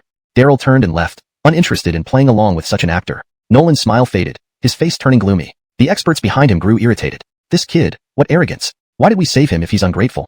People loudly criticized and pointed fingers. Raphael remained silent, riding on a centipede, grinning eerily while circling at the edge of the crowd. Ancestor Wu and Clark suddenly turned, ready to confront those spreading malicious comments, but were stopped by Daryl, who led them away. Previously, when slandered, Daryl would try to defend himself and get angry. But now, he simply wanted to stay far from fools. Despite the late hour, more people kept arriving, gathering around Princess's tomb. An ancient treasure sealed within, filled with countless treasures, almost irresistible to cultivators. For safety, Daryl deliberately camped far from the crowd, near a cliff. Bizarre. Should we set up some restrictions or arrays? I feel tonight might not be peaceful, Clark suggested, somewhat worried. Remove might from that statement. Certain events will happen when they mull. Avoid setting traps like falling rocks or poison needles.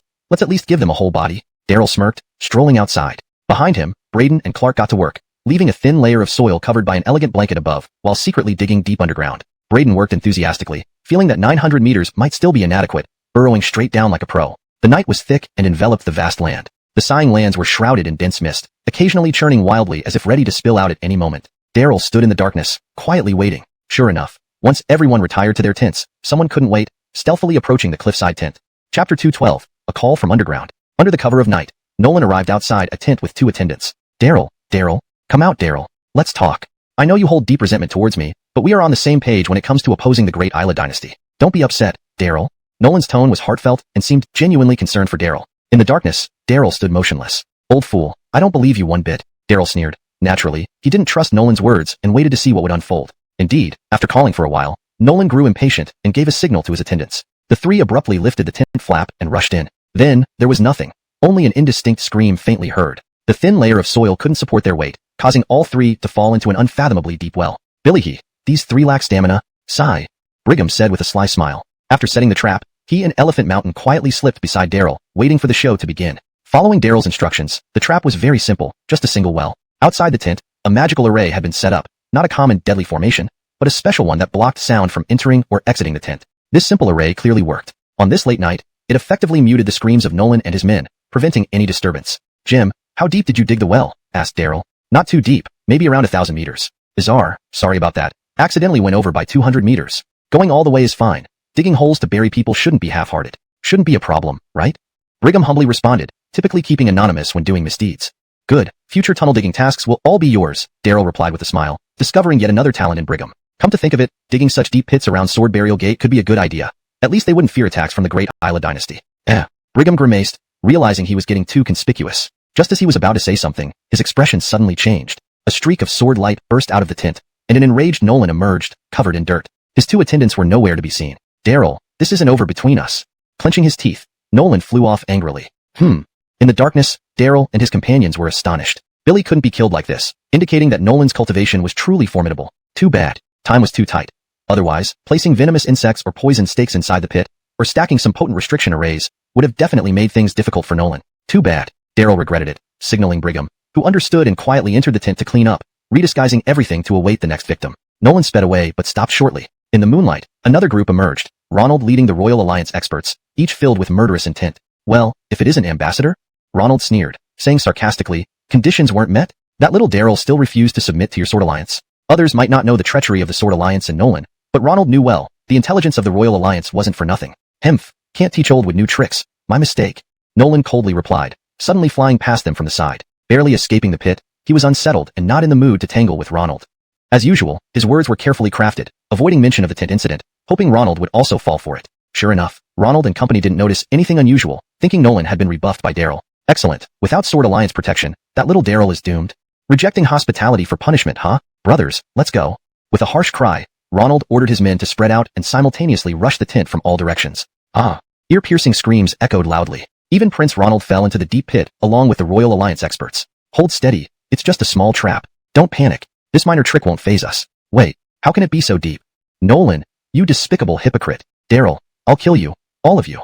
Billop, someone save me. Help me. Ronald's screams came from deep underground. Initially, he remained calm, confident in his cultivation. Soon, he realized his grave mistake. This was the deepest pit he'd ever encountered. His men were falling endlessly, disappearing into the abyss. Struggling to halt his descent by stabbing his sword into the stone wall, he was struck by another falling attendant, sending both plummeting further. Proud and arrogant, Ronald panicked and became increasingly desperate. Suddenly, he understood why Nolan had rushed off looking so troubled.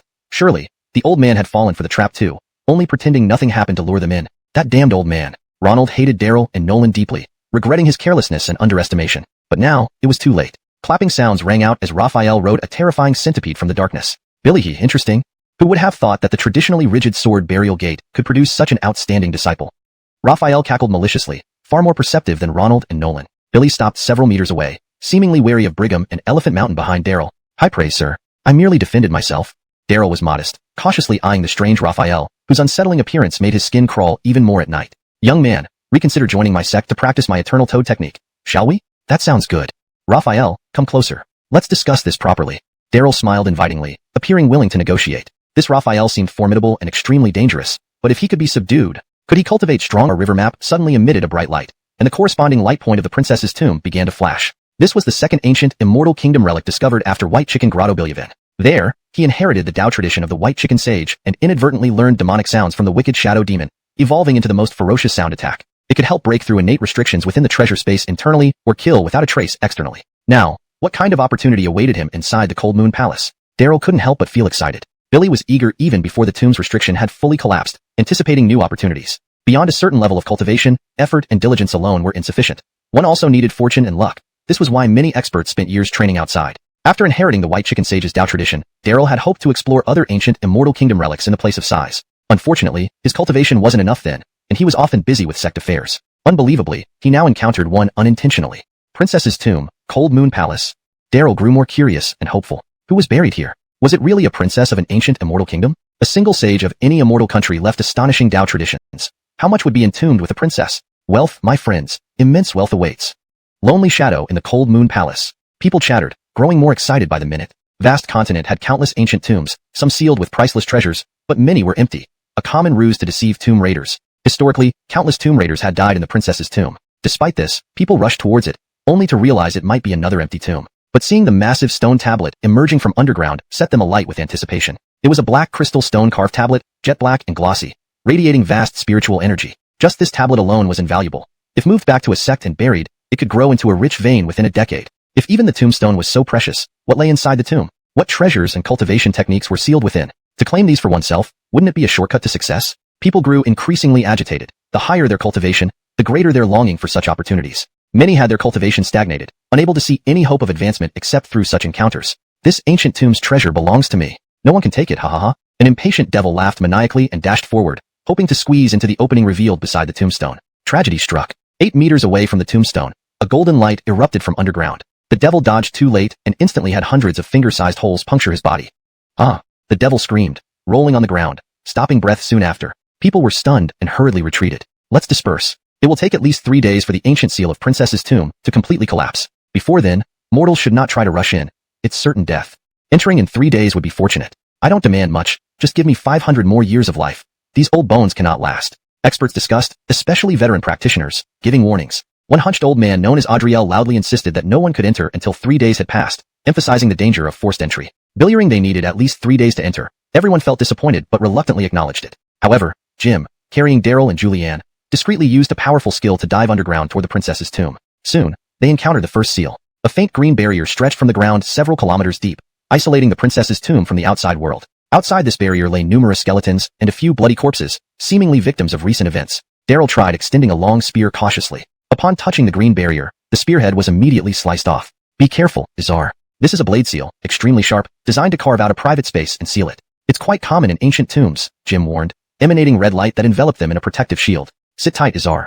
I'm breaking through." With a sudden surge, Jim sped towards the green barrier, causing it to ripple like a stone thrown into a green sea. The red shield around Jim violently shook with audible cracking noises, and Jim's body jerked. "Ah!" Daryl shouted, feeling massive green swords falling from the sky, nearly throwing him off. Thankfully, the cracking sound vanished swiftly as Jim broke through the green barrier and continued onward. Tisk, TSK, such a formidable barrier. Daryl looked back at the green barrier, breathing a sigh of relief. Without Jim, Daryl knew he wouldn't have been able to enter based on his own cultivation. "Look, someone ahead," Julianne exclaimed, pointing. Before them lay a vast underground crypt filled with sacrificial terracotta warriors. In the central passageway, a dozen figures battled the tomb guardians who had breached in earlier. Upon closer inspection, Daryl recognized the foremost figure, the hunchbacked old man, Adriel, who had claimed no entry was possible for at least 3 days. Didn't this old guy say it'd be 3 days? Bah, don't listen to their nonsense. These old foxes are sly, scaring others away while racing ahead to plunder the tomb. Jim sneered, accustomed to such deceitful tactics. Daryl whispered, "Follow them but stay hidden. Gak very wise, Izar." Jim chuckled, understanding Daryl's plan, following behind Adriel and his group cautiously, letting the praying mantis catch the chick first, a tactic Jim was well versed in. The crypt was dimly lit and dark. Daryl thought he saw a large centipede crawling nearby, with a shadow riding on it, possibly Abdurrahman. Daryl unsheathed his flame departure sword, ready to act. Additionally, he felt a warm wave from deeper within the tomb, as if someone called out to him. Chapter 2:14. The Jasmine. The underground mausoleum was riddled with traps and mechanisms. The hunched old man Keith and his companions fought valiantly, but their progress was slow. Everywhere were terracotta warriors and iron puppets that would come to life at the slightest touch of a trap, transforming into fierce tomb guardians. Braden, who moved cautiously and with great dexterity, still triggered some traps due to his enormous size, attracting several tomb guardians after not having gone far. Old Buffalo, you should transform, Daryl instructed, not wanting to reveal their presence too early. An unseen enemy was the most dangerous, while being invisible to the enemy was the safest approach. Daryl, who had hunted since childhood, preferred to be an invisible hunter, letting the prey remain oblivious to both his presence and the trap set. The best hunters were not necessarily the bravest. They were those who could bring down prey before it even knew it was being hunted. Master, are you sure? Braden hesitated slightly. Daryl's meaning was clear, but in a mausoleum filled with traps and restrictions, such a move would be perilous. Only by revealing his true form could Braden achieve maximum combat power. Otherwise, certain abilities might not be usable. Sure. Daryl did not waver. Braden sighed and transformed into an old man with a goatee. The trio stealthily followed behind the hunched old man and his group. Clashes continued incessantly as more people kept entering. Most believed they needed to wait 3 days before attempting entry and waited around Taya. But soon, some clever individuals reacted and followed in the wake of the disappearing hunched old man's party. Daryl became even more cautious, hiding with Braden and Clark in the shadows, allowing various experts to rush ahead while they observed from behind, wary of becoming someone else's prey. Sure enough, patience paid off. After a while, someone couldn't resist. Where did that kid run off to? Billy couldn't have died somewhere, could he? Brent swaggered out from a corner riding on a centipede, then disappeared chasing after the hunched old man. Daryl silently chanted his technique, expanding the reach of his domain to its limits, releasing waves of divine sense, quietly sensing any disturbances nearby. Unbeknownst to him, the range of his domain expanded from 11 meters to 17 meters, still subtly increasing. Could his understanding of the Billy Evenly residual sword technique improve his domain as well? Daryl felt excited, often finding small surprises with every advancement in cultivation. Master, let's go. As Clark stood up, Daryl held him back. A rustling sound came from afar, and Sword Alliance experts led by Nolan rushed in cursing. Damn, someone got here first. All this because of that Daryl brat. If he hadn't delayed us, things wouldn't be like this. I swear, once I get the treasure inside the Taya, Daryl will be the first to die. Nolan cursed as he blamed Daryl for their late arrival. His followers nodded respectfully, exuding murderous intent as they stormed past Daryl and his companions. As soon as they left, another group barged in, led by the arrogant Alvaro Ronald, who charged forward disheveled and out of breath. Daryl was surprised to see Ronald still alive. Clearly, the pit wasn't deep enough to kill this bastard. Your Highness, wait for me, Marilyn called out, following closely behind. But Ronald turned without a glance, viciously saying, What the hell are you screaming about? Go find that pretty boy Daryl if you don't want to come. After all, this isn't the first time you've betrayed me. Your Highness, what are you talking about? Marilyn's eyes welled with tears. What am I saying? You know very well. Stop pretending. I, Ronald, am not the crown prince or pampered by a high-ranking Nora dowager. You only cling to me hoping I become emperor so you can reign as Nora and your one family monopolizes the throne. Stop feigning innocence. Ronald, bitter from falling into Daryl's trap and losing many of his elite troops, had completely lost his cool. Suspecting Marilyn had leaked information, he no longer cared about maintaining his princely demeanor. Your Highness, it's not like that, please listen. Marilyn's tears flowed as she hurried after him. Behind them, several guards pretended not to hear. What prince? Just a rabid dog who survived a shallow pit. Master, shall we chase after them? Braden secretly made a cutting gesture. Ronald, now frantic and having lost most of his guards, whispered nervously. Braden ring earlier reconnaissance. Braden had daringly entered and encountered this demonic beauty deep within the tomb, barely escaping a near-death experience at her hands after a fierce battle. This time, he thought it would take overcoming several challenges before meeting her again. Yet, they encountered her so soon. Was it coincidence? Or, Braden had a bad feeling, frantically preparing to transform. Chapter 2:15. A passionate call. Jasmine? Daryl was also taken aback, recalling the root-like dark demon thorns. Before he could react, the white-robed woman lunged forward, her body sprouting countless tree roots that writhed like pythons, engulfing everything in their path. If one were accidentally pierced by these roots, their essence would be drained dry in an instant. Roar. Hale and Julian transformed simultaneously, revealing their colossal forms. Julian stood in front of Daryl, using his formidable body to block the terrifying roots, while Hale unleashed a scorching wall of fire from his mouth. The menacing roots caught ablaze, fire being their greatest weakness. Most of them turned to ashes instantly. A few roots managed to pierce through the fire wall, but their power was greatly diminished, bouncing off Julianne's body. Remnants of the ancient immortal kingdom, die. The Jasmine's voice was icy cold as her hair suddenly unfurled, turning into vine-like tendrils that lashed down from the sky, sealing off all space and attacking from every direction. Master, be careful. Hale cried out, spewing even hotter flames. But even the fiercest fire couldn't fully counter the Jasmine's attack. Julianne's body swelled again, standing firmly in front of Daryl, but still couldn't deflect all of the queen's assault. The whistling vines, more flexible than pythons, bypassed Hale and Julianne, surging towards Daryl like a tide, instantly enveloping him tightly. Master! Monstrous fiend! Audacious! Hale and Julianne shouted in alarm. One dashed towards Daryl, while the other charged furiously at the Jasmine with a powerful kick. A streak of cold, piercing sword light suddenly cut through the darkness. Layer upon layer of tree roots were sliced open, revealing Daryl's figure. At the brink of death, Daryl unhesitatingly wielded the Billivan devastating 9 swords, breaking through the Jasmine's deadly strike. Although flanked by 2 Billivan-burying divine beasts for protection, he remained highly vigilant, drawing his sword swiftly when needed. A master of swordsmanship? The Jasmine was surprised. Before she could finish speaking, Daryl vanished, replaced by a gust of wind behind her. Daryl sped on the fly east away. What in hell was that monstrous fiend? Julianne was still shaken. As a powerful Billivan-burying divine beast, even facing an army, he felt no fear. Yet encountering the Jasmine, he felt powerless, only able to react passively. This is a blood-sucking vine evolved into a peerless fiend. Over millennia, it has consumed vast amounts of flesh and essence, nearly achieving immortality. Even among demons and fiends, it is an exceedingly fearsome existence. Hale's expression was serious, vaguely understanding the Jasmine's origin, but puzzled about how she appeared here. At Daryl's gesture, Hale and Julianne assumed human form, and the three continued forward. Along the way, they encountered numerous corpses and bloodstains. It was clear that the elderly hunchback Wu Shan-Alan and others ahead had also faced considerable challenges. The underground tomb was enormous, labyrinthine in area, filled with terracotta warriors and steel puppets. Triggering a mechanism caused these warriors and puppets to come to life. Not long after, the three arrived at an underground tunnel entrance marked with the words, Yellow Spring Path. Even before entering, they detected a strong stench of blood. The previous chamber square was the first stage. The second stage is this Yellow Spring Path. Only this path leads to the true tomb. The rest are dead ends. Palace on the left, sounding eerie and intermittent. The underground river emitted a chilling aura, suggesting it was an icy subterranean stream. The sacrificial altar bore many footprints and fresh blood, indicating that most, including Sword Wudo, had chosen this path. However, where the altar led was uncertain, possibly straight to the Taya or to some trap. Master, never take the left path. Legend says that within the left underground palace lies a 1,000-year-old female ghost, unbeatable even by Buddhist masters. Hale's face was solemn, growing tense as they approached. Such ancient tombs were filled with terrifying ancient restrictions. Triggering a mechanism by accident might prove inescapable, regardless of one's immense cultivation.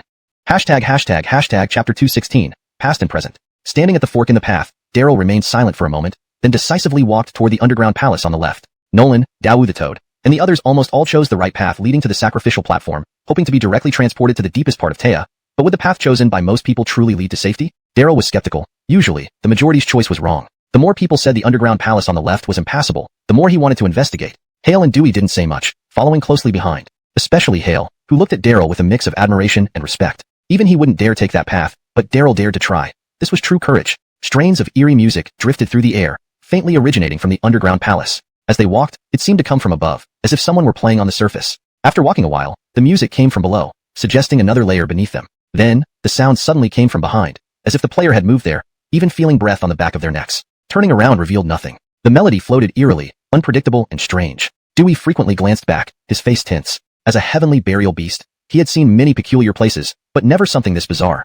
He couldn't sense the presence of the musician at all. Hale frowned deeper as they approached the underground palace, his expression becoming graver. With his powerful innate abilities, he dared challenge any ancient restriction, except for this type of elusive sound attack. It often seemed harmless at first, but by the time one realized something was wrong, it was too late to escape.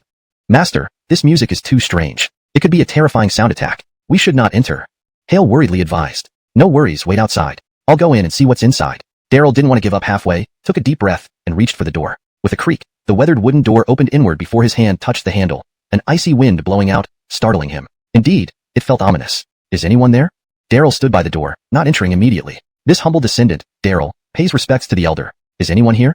Determined to investigate yet cautious, he lightly knocked on the door. Inside the palace, there was no response, only silence, so profound that the fall of a pin could be heard. The music seemed to originate from somewhere else entirely. The wind grew colder, pouring from within, sending shivers down their spines. After some contemplation, Daryl cautiously stepped inside, prepared for the worst, ready to act at any moment. Surprisingly, there were no ghosts inside, only dusty old furniture. It appeared to be an ordinary abandoned palace, adorned with numerous prayer flags. Yet, upon closer inspection, an unusual force rippled through the air, abnormally cold. The mysterious music sounded again, coming from nowhere.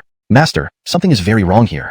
Hale reminded again. Observing carefully, they saw no signs of restrictions, yet it felt more dangerous than any they'd encountered before. Intuition told him this palace was perilous. Untraceable restrictions were the most terrifying, usually too late to avoid once detected. Yes, something is indeed off. Daryl furrowed his brow. Since entering, he felt an inexplicable urge to cry, finding everything oddly familiar, as if he had been here long ago. This place feels familiar, he mused aloud. Could it be? I've returned to the sacred grounds of the Xiangshan clan. Naomi, I'm back, Naomi. Dewey also had a similar feeling, talking to himself. Oh no, this is a terribly powerful illusion array. Everyone sees different scenes. Master, let's leave. Realizing the danger, Hale attempted to transform and escape, but found himself unable to change form. An invisible restriction permeated every corner of the hall, confining all living beings within. Soon, Hale found he couldn't even move his body, frozen in place. Daryl faced the same predicament, barely able to wiggle his fingers. He had unwittingly fallen into the trap. The cold wind swayed the prayer flags. Daryl noticed a skeleton under the altar, its ribs broken, skull bruised lethally. From the pelvis, it was clearly a woman, holding a zither in her left hand, and a tiny infant skull with an unclosed skullcap cradled in her arms. The infant's head was eerily tilted, suggesting it had been born with a deformity. It seemed the woman had died trying to protect her newborn. Tragic indeed. Wait, could the strange music be played by this female skeleton? A chill ran down Daryl's spine. Next, an even more bizarre scene unfolded. The woman's skeleton slowly sat up, patting the baby's bottom as if lulling it to sleep, her bony fingers sliding over the zither strings, producing a flowing melody. The wind intensified, causing Dewey's teeth to chatter. Though formidable in battle, he was still a child among the Xiangshan clan, terrified by the scene. Hale desperately tried to stir his internal essence, attempting to break free from the unseen constraints. Daryl stood still, witnessing the most chilling sight yet. After the music began, the dust vanished, broken furniture and tattered prayer flags gradually rejuvenating. Even the skeleton regenerating flesh into a beautiful white-clad woman elegantly playing the zither. The melody was soothing, like a stream quietly flowing through a mountain valley. Suddenly, the door burst open, and a group of ferocious demons stormed in. The woman fought valiantly but was no match for the demons. She fled with her newborn, nearly making it to the door before being struck down by a large demon, the baby rolling away. Ignoring her injuries, she rushed to retrieve the child, only to find the baby's head severed by the demon's blade. Ah! The woman screamed, summoning strength from nowhere, retaliating with impact. There was something inexplicably bizarre about this skeleton. It exuded an extremely dangerous aura, but in terms of strength, it was far inferior to Braden, a divine creature of Zongtian. At the same time, Clark had barely recovered consciousness and revealed his massive true form, charging forward and stomping down on the skeleton with one foot. Thud! A dull sound echoed as the ground trembled, shaking the entire palace with his heavy stomp. Clark's attack was fierce, but unfortunately, it was slightly slow. His body hadn't fully recovered yet, allowing the skeleton to dodge sideways. This time, the skeleton did not dare to charge forward again. Instead, it picked up a zither from the ground. Clark growled, intending to continue the charge but was stopped by Braden. Protect Azar and retreat quickly? Braden had sharp eyes and knew this place was extremely dangerous, so he dared not linger. Let's go. Daryl decisively ordered as his limbs finally regained sensation. Muhammad's sick rang out before the three could escape. The female skeleton strummed the zither in her hand. Instantly, a gust of cold wind rose, chilling the bodies of Daryl and his companions. Their limbs rapidly stiffened and became numb. Braden fared the worst, receiving concentrated attention from the female skeleton. Ice quickly covered his body. Clark's condition wasn't much better. His body was encased in ice, rendering his formidable strength useless. The female skeleton's music seemed to bind him. Dual-colored sword lights subtly emanated from his brain. Green represented the power of the imprisoning Bilal sword pulse, and red represented the power of the Swallow Bilyavin dragon pulse. In the treasure space, the ancient sword palace transformed completely, merging perfectly with the treasure space. Under the unprecedented pressure from the female skeleton and the evil palace, the sword palace was finally refined, unlocking the full potential of the imprisoning Bilal sword pulse and Swallow Bilyavin dragon pulse. The dual-colored sword light grew clearer, radiating outward from behind Daryl's head in waves. It harbored a destructive aura, faintly sharper than the sword light behind the Supreme Elder's heads. The layers of sword light slowly condensed into an image of a sword palace, emitting vast power to resist the evil palace's pressure. The relentlessly approaching female skeleton stopped at 5 meters away, realizing she could no longer get closer. Even as the image of the sword palace grew clearer, she was pushed back little by little. 5 meters, 6 meters, 7 meters. She could neither kill Daryl nor get any closer. Huh. The female skeleton exclaimed in surprise, seeming to regain consciousness. She transformed into a beautiful white-clad woman. Is this the sword palace within the burial sword grotto? Disciple Sherry greets the master of the sword palace. Please, elder, deal with me as you see fit. Before Daryl could reply, the white-clad woman fell to her knees, tears streaming down her face. Daryl was shocked, momentarily unsure how to respond. Vaguely, he remembered hearing the name, Sherry, somewhere. Disciple knows my sins are deep. I dare not ask for your forgiveness. But the child is innocent. Please, elder, use your divine power to resurrect my child. Elder, please, Sherry pleaded, beating her forehead against the ground. The burial sword palace, where the founder of the burial sword sect practiced, was the ultimate treasure of the sect. Generations of masters contributed their sword knowledge, passed down only to the supreme elders. Whoever owned the sword palace controlled the burial sword sect, possessing divine powers. Seeing the sword palace, Sherry, who had been under the control of the evil palace for years, realized her opportunity had come. She had waited so long for a sect expert. Resurrection? Daryl glanced at the small skeleton lying limply and instinctively shook his head. Elder, please save my child. Billy has just been born. It's all my fault for being reckless and coming here while pregnant. It's all my fault. Tears flowed down Sherry's cheeks as she blamed herself. The palace hummed and violently shook, cracks spreading everywhere as if enraged. Behind Daryl, sword lights flickered, the image of the sword palace trembling, seemingly ready to fade. Panicking, Sherry threw the small skeleton towards Daryl. Elder, if you can't revive him, please help bring his remains back to the sect and give them to Protector Mohammed Linson. Tell him this child is his. Find a good place to bury him. I will delay the palace, elder. Please escape through the back door quickly. The music played again, this time with a distinctly different rhythm, carrying a yearning for life. Braden and Clark felt lighter, regaining their senses. The The palace creaked as large chunks of stone fell from the ceiling, pressure increasing dangerously. Daryl remained still, stunned. Is this Protector Mohammed Linson's child? Sherry, Mohammed Linson? Daryl was struck by a memory of Tucker's words. Billy recalled the elder mentioning an expedition to the princess's tomb led by Khalil Maddox and others when he was young. Among those present was a disciple named Sherry, Khalil's lover. If he guessed correctly, this skeleton had transformed into the current white-clad woman. Yet, according to Sherry, the child belonged to Mohammed Linson. Daryl was puzzled, beginning to understand why Mohammed Linson always looked somber, spending his days playing the Eru. After Sherry's death, Khalil Maddox mourned for life, while Mohammed Linson suffered even deeper pain. Izar, let's go. Hurry. If we don't leave now, it'll be too late. Hurry. Braden and Clark, regaining their human forms, hurriedly carried Daryl away. The main doors were tightly closed, adorned with strange patterns that indicated danger. Conversely, a small door appeared behind the altar, faintly glowing, a hidden escape route of the evil palace. Braden and Clark wasted no time, rushing out with Daryl as they heard Sherry's voice. Elder, please take the child back to the burial sword sect. Sherry has nothing to offer in return, but please take these trinkets. A dark object flew towards them, and Daryl caught it, a package. Before they could inspect it, a force propelled them outside. Behind them, Sherry screamed as the evil palace's fury unleashed upon her. Sherry understood the terror of the evil palace but hesitated not, trading her suffering for Daryl's chance to escape. Chapter 218. The Moonship. After a dizzying spin, the three emerged from the water to find themselves at the end of the underground river. Looking up, they saw nothing but water all around, seemingly an endless marsh. Ancient trees stood in the swamp, all withered and bare, devoid of any leaves, fish, or even algae. In the distance, the hazy outline of an abandoned tower ship could be seen, its hull weathered and mast broken into two pieces. A suffocating silence hung in the air, and there was no sign of life. Yet strangely, Daryl felt an increasingly familiar vibration upon arriving here. Daryl scanned his surroundings, his gaze falling on the old ship in the distance. The strange vibration seemed to originate from within the ship. Strange. Where are we? Could this be the heart of the princess's tomb, where the so-called princess is buried? Clark muttered, disoriented. Daryl took out the package given by Sherry and opened it. Inside was a map of the princess's tomb and half a bottle of an unknown liquid. According to the map, they were now in the core area of the tomb, the burial site of the princess. Izar, something feels off about this place. We should leave as soon as possible, Douglas said, frowning as he sensed an invisible pressure. Water is the source of life, and usually, where there's water, there's life. Yet this place showed no signs of life, abnormally silent, which became more unsettling the longer they stayed. Daryl remained silent, ignoring Douglas's words, and waited toward the distant sunken ship. The closer he got to the ship, the stronger the familiar vibration became, as if someone inside was calling his name. The jade pendant around his neck grew hot. Who was calling him? Was it the missing sect leader, or his mother? Daryl grew agitated and moved faster. Izar, it's dangerous here. Don't go. Izar.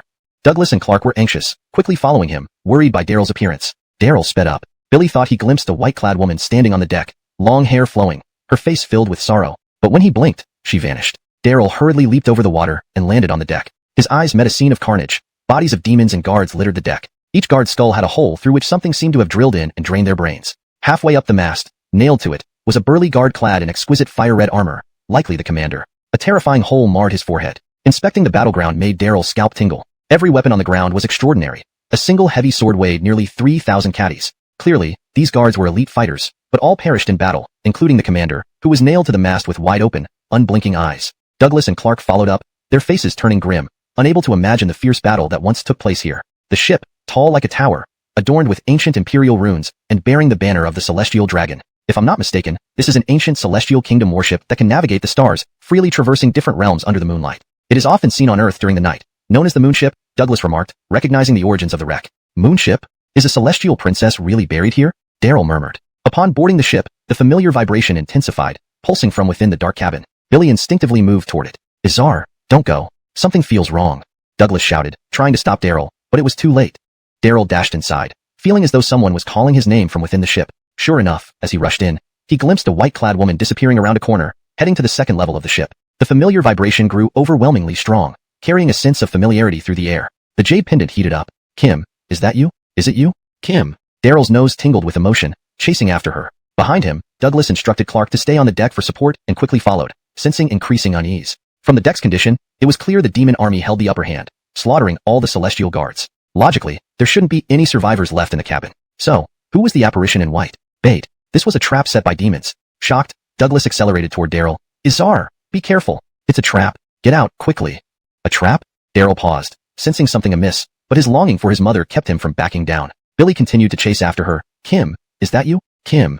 The white-clad figure kept appearing and disappearing, leading Daryl deeper into the ship. Soon, they reached the third level. The lighting grew dimmer, and the smell of death permeated the air. The ship's hull was flooded with unusually cold water. Chilled to the bone, Douglas shivered, losing sensation in his legs. Izar, it's a trap. Izar.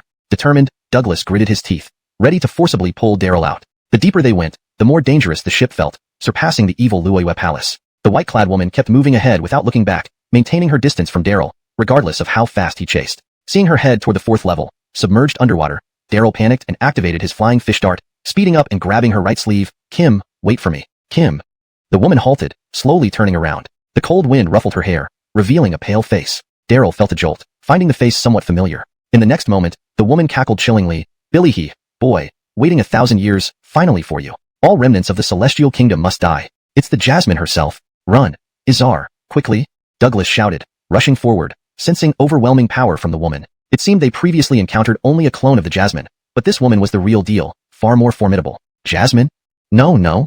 Daryl felt deeply disappointed and pained. Billy had hoped to find his mother, only to confront an evil great demon. Ha ha ha boy, find your mother in hell. All remnants of the celestial kingdom will die. I've waited long enough for you, ha ha ha. Laughing maniacally, the Jasmine summoned countless roots from her body, snake-like, lunging at Daryl.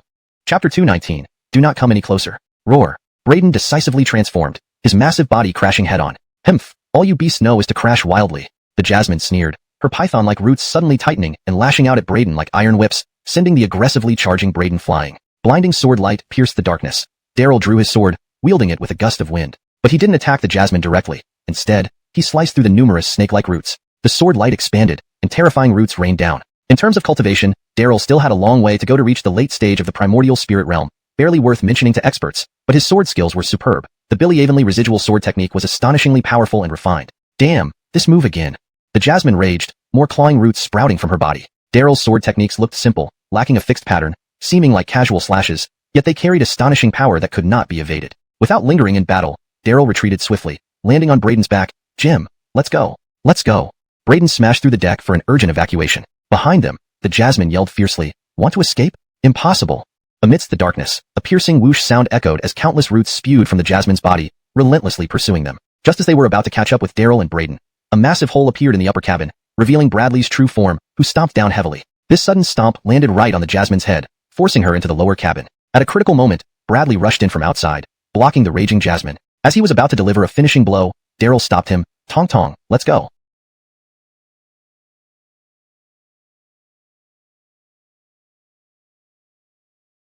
Alright. Bradley knew the danger and didn't dare delay, transforming into the sword-bearing child form and landing beside Daryl. Before he could settle down, Brayden suddenly accelerated, smashing through the ship's body and rushing out. Master, hold on tight. Brayden bellowed, feeling the place was extremely perilous and dared not stay any longer. Billy was about to unleash his divine ability to break through the barrier when countless roots surged from the cabin's bottom, intertwining to form a giant net enveloping them. Upon contact, the roots coiled around their bodies like fierce pythons. The Jasmine went berserk, unleashing her innate powers. Suddenly, Brayden and Bradley were tightly bound, while Daryl's sword light slashed layers of roots. But before he could catch his breath, the Jasmine lunged forward, her punch force rivaling Bradley's stamp. Ah! Daryl flew backward, spitting out a mouthful of blood. Surprisingly, the Jasmine screamed, her face wet from some liquid, smoke billowing from it. Quickly, her nose, ears, and entire face were corroded beyond recognition. Endless rain. The endless rain left by Qingyu, a mortal emperor. The ferocious Jasmine rolled wildly on the ground, her screams growing more frantic, roots emerging densely from her body, tearing everything around into shreds. Daryl, Brayden, and Bradley retreated, watching from afar on the deck. Endless rain? Brayden seemed to recall something. Master, the half bottle of liquid the female skeleton gave you. Daryl also realized, checking his package, only to find the bottle shattered. That punch just now had been excruciatingly painful, nearly bursting his organs, but inadvertently, it inflicted severe damage on the Jasmine. So, this is endless rain. According to legend, it's a pill created by Qingyu, a mortal emperor of the ancient celestial kingdom. It boosts one's strength when consumed but strips away layers of skin if touched by demons, making it a nemesis to the demon race. Brayden explained briefly. Billy had only heard of such miraculous pills long ago. Seeing the Jasmine's condition, he felt shocked. Together, let's kill this demon. Bradley roared with killing intent. No, absolutely not. This demon is seriously injured but possesses unique abilities. Be wary of her counterattack. We must leave immediately. Brayden, with his extensive experience, knew how ferocious a world-class demon's counterattack could be. There was no need to engage in a deadly battle. Bradley was reluctant but did not act rashly, looking at Daryl. Let's go. Daryl remained silent for a moment, then decisively ordered, landing on Brayden's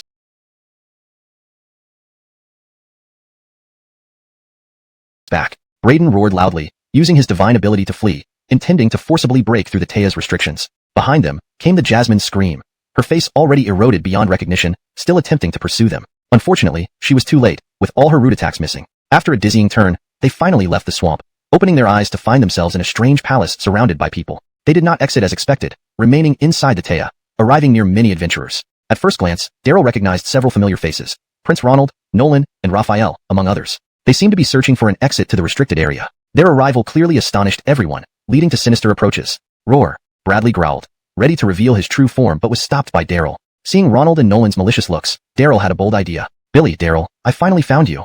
Now, where will you run? I won't return to the Sword Alliance until I kill you. Nolan's face was livid, furious over being trapped in a deep pit, digging a 1,000-meter deep pit inside a tent and camouflaging it thinly. It was likely only Daryl could have done such a thing. 1,000 meters, fall in and die, no compensation for trapping someone. You're dead, Daryl.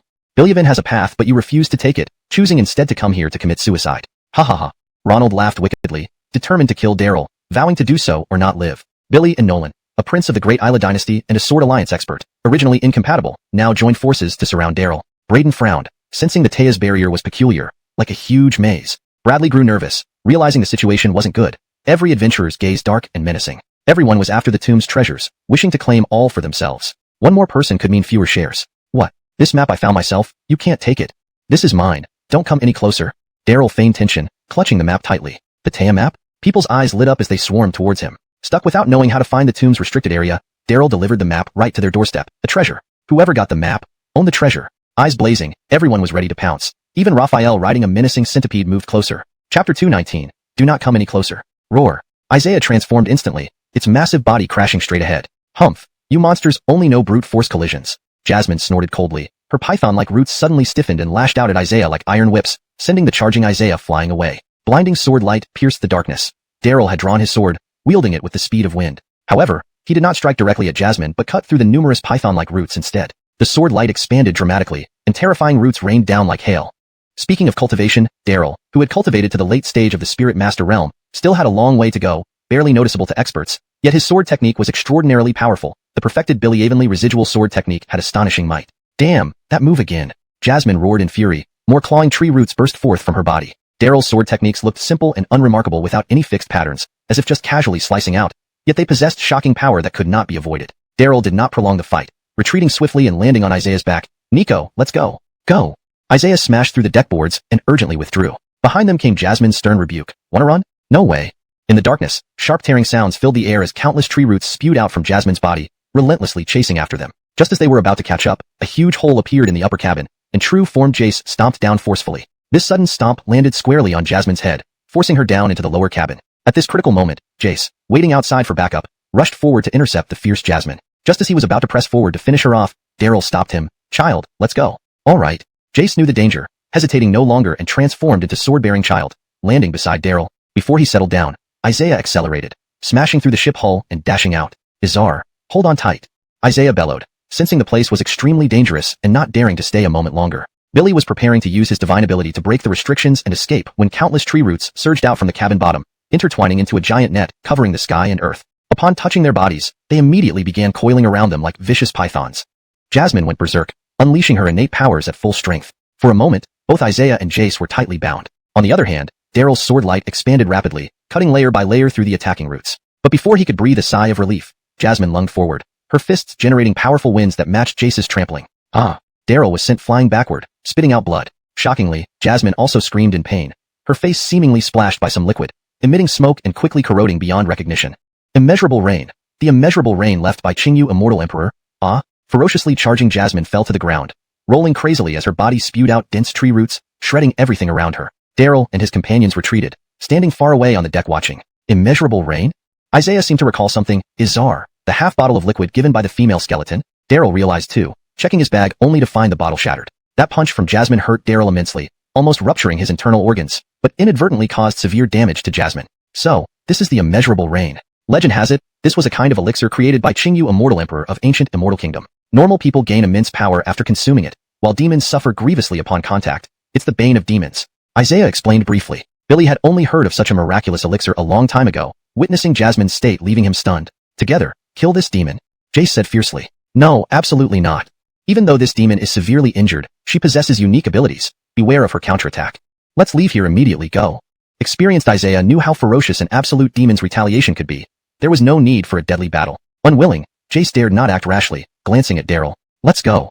After a brief silence, Daryl decisively ordered. leaping onto Isaiah's back. Isaiah roared loudly, using his divine ability to depart and prepare to break through the restrictions and escape from Taya. Behind them came Jasmine's screams, her face eroded beyond recognition as she tried to track them by sound. Sadly, it was too late. All her tree roots attacks missed. After a dizzying swirl, the three finally left the swamp. Opening their eyes, they found themselves in an unfamiliar palace surrounded by people. They had not exited as intended but were still inside Taya, accidentally transported next to numerous adventurers. Glancing around, Daryl saw several familiar faces: Prince Ronald, Sword Solitary, Abdurrahman, and others. They seemed to be searching for an exit to Taya's restricted area. The arrival of the three clearly surprised everyone, then they approached with ill intentions. Roar! Jace roared angrily, ready to reveal his true form, but was stopped by Daryl. Seeing Ronald and Sword Solitary approaching with malice, Daryl had a bold idea. Billy, Daryl, I've finally found you.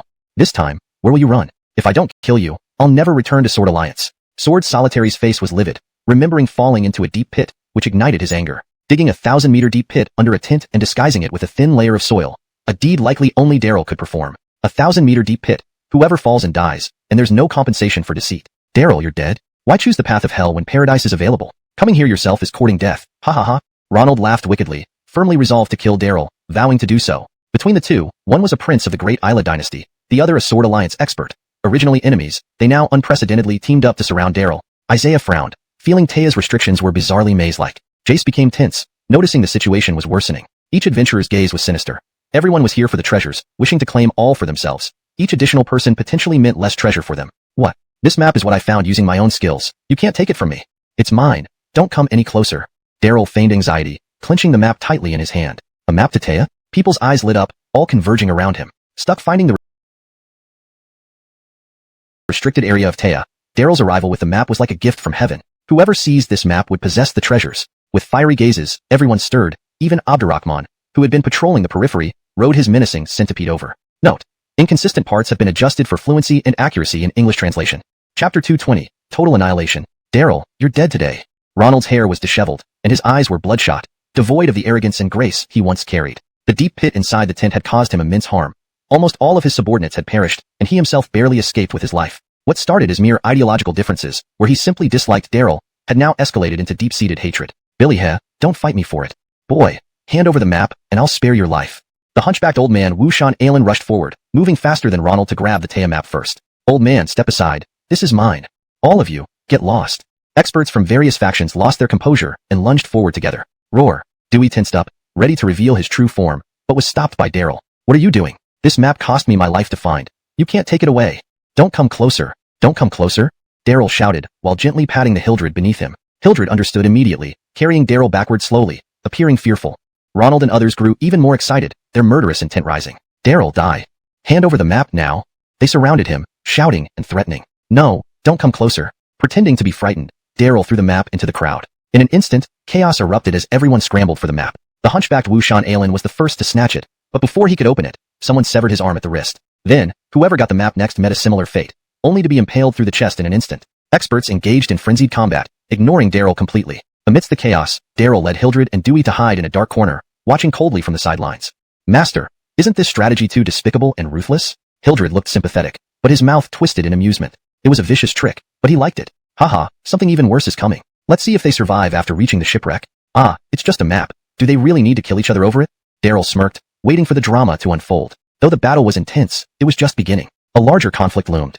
Falling into the Jasmine's trap made Daryl uneasy. Billy wanted to turn the tables on her. Sure enough, someone eventually found the map and broke through the barriers, leading a large group into the marsh. We found it, finally, the resting place of the ancient immortal princess. The treasure is on that moonship. Everyone stop. The treasures on the ship are all mine. Nobody tries to steal them. Haha. People became frantic, rushing toward the stranded moonship. Countless tree roots emerged like pythons, attacking anyone who dared approach. Just as Daryl predicted, a brutal battle ensued. The Jasmine's attacks were ferocious, killing any expert who ventured too close. But no one retreated. Instead, they fought even harder. Mistakenly thinking she was the guardian of the tomb's treasure, people grew more courageous, believing the stronger she was, the greater the treasure aboard the ship. In critical moments, experts combined their strengths. Individually, none could match the Jasmine, but together they posed a different threat. Ronald, though disheveled, wielded his sword skillfully, targeting vital spots. Billershell's technique was even more formidable, every strike accompanied by thunderous sounds, displaying the might of his bastard sword. Most unexpectedly was Raphael, riding the giant centipede. Billy circled around the outskirts, seemingly aloof, but struck when least expected, tearing off chunks of flesh with each swift attack, then retreating immediately, cunning and elusive. Soon, the Jasmine was covered in wounds, her vision impaired by injuries inflicted by Daryl's Wuliang Isla. Attacked from all sides, she gradually weakened. The experts suffered heavy casualties as well. Some were strangled by the tree roots, others impaled or torn apart. Hiding behind a withered tree, Daryl and his companions watched in shock. TSK, impressive. This demoness must not live. We have to seize this chance to kill her. Dewey's face tightened. The Jasmine's powers were bizarre and deadly, particularly those python-like roots which could easily entangle and immobilize their war elephants. These human explorers can't be spared either. They must all die. Especially that prince and the Sword Alliance envoy. Kill them at any cost, right, Master? Hildred began transforming, sensing Daryl's thoughts. Billy had thrown out the map deliberately to weaken both parties. Clever. Let's eliminate both sides. Go ahead. The time is right, Daryl ordered. Outside the Taya, many explorers still gathered, only a small fraction having entered. Seeing both sides weakened, Daryl gave the order without hesitation, fearing delays. Roar. Hildred and Dewey roared and charged forward. This kid, finally here, slower than a snail. Yang, hurry. Let's finish off this demoness and share the treasure equally. The struggling survivors called out, relieved to see Daryl with two Billy Avonlea burial beasts, momentarily forgetting how they treated him earlier. All right, here we come. Jim, Tong, send them off. Daryl smiled, readily agreeing. The two beasts accelerated, unleashing a surge of killing intent. Beware, this kid means to double-cross us. Brothers, retreat. Some cried out in alarm, sensing danger. But it was too late. Hildred and Dewey landed on the deck, indiscriminately slaughtering everyone. Neither the Jasmine nor the surviving experts could withstand the fresh assault. Billershell, confident in his skills, tried to confront Dewey head-on, only to be brutally knocked back. As he rose to continue fighting, a sword pierced his chest from behind. Daryl, using the flying fish dart, appeared stealthily behind Billershell and struck the fatal blow. You. The Sword Alliance will never forgive you. Billershell slumped, eyes wide open in disbelief. Billy had come to force sword concealment, sect to surrender their treasures. Failing, he plotted to lure Daryl to the tomb, hoping to use him as a pawn. Billy hadn't anticipated being outsmarted and killed by Daryl. Billy, Sword Alliance? Daryl sneered, unafraid of their threats, eyeing another target. Nearby, Ronald, sensing danger, turned to run upon seeing Billershell's body. This translation adheres to the guidelines provided. If you need further adjustments or additional translations, please feel free to ask. Chapter 221. Ethereal Boat. Roar. With a roar, Ronald was slammed away by Ancestor Wu's head-on collision. Ancestor Wu had been eyeing him for some time, and naturally wasn't going to let him escape easily. In the next moment, before Ronald could hit the ground, Jace charged over. Ah! Ronald screamed in pain, his body flying through the air like a broken kite. The simultaneous attack from the two Billy Avonlea burial divine beasts made him feel as if he was about to disintegrate. Billy crashed heavily onto the deck and spat out a jet of blood. Just as he barely managed to struggle up, an intense pain surged from his buttocks. A sharp long sword pierced up from under the deck, right into his buttocks, skewering diagonally through his right thigh. Daryl, having circled around the cabin with the flying fish shuttle, struck from an angle no one expected, delivering a lethal blow before crashing through the deck. Ah, Daryl, I'm going to kill you. Zhao Henian, hurry, are you all dead? Ronald cried out in anguish and rage, fetching a scroll from his chest. This single strike from Daryl severed his last hope. If he didn't leave now, he might truly die here. Billying his fierce shout, the remaining attendants desperately rushed forward, blocking Daryl who was emitting deadly intent. Your Highness, wait for me, Your Highness. Marilyn followed closely, intending to leave with Ronald, but the latter didn't even glance at her, unfolding the scroll and vanishing instantly back to the imperial city of the Great Isla dynasty. Daryl, I will never forgive you. Wait until I return. I will destroy your entire family. Ronald's voice echoed in the air as he departed filled with hate. Your Highness. Marilyn was devastated, not expecting Ronald to simply abandon her. The few attendants were also stunned. They had risked their lives to protect Ronald, only for him to flee alone.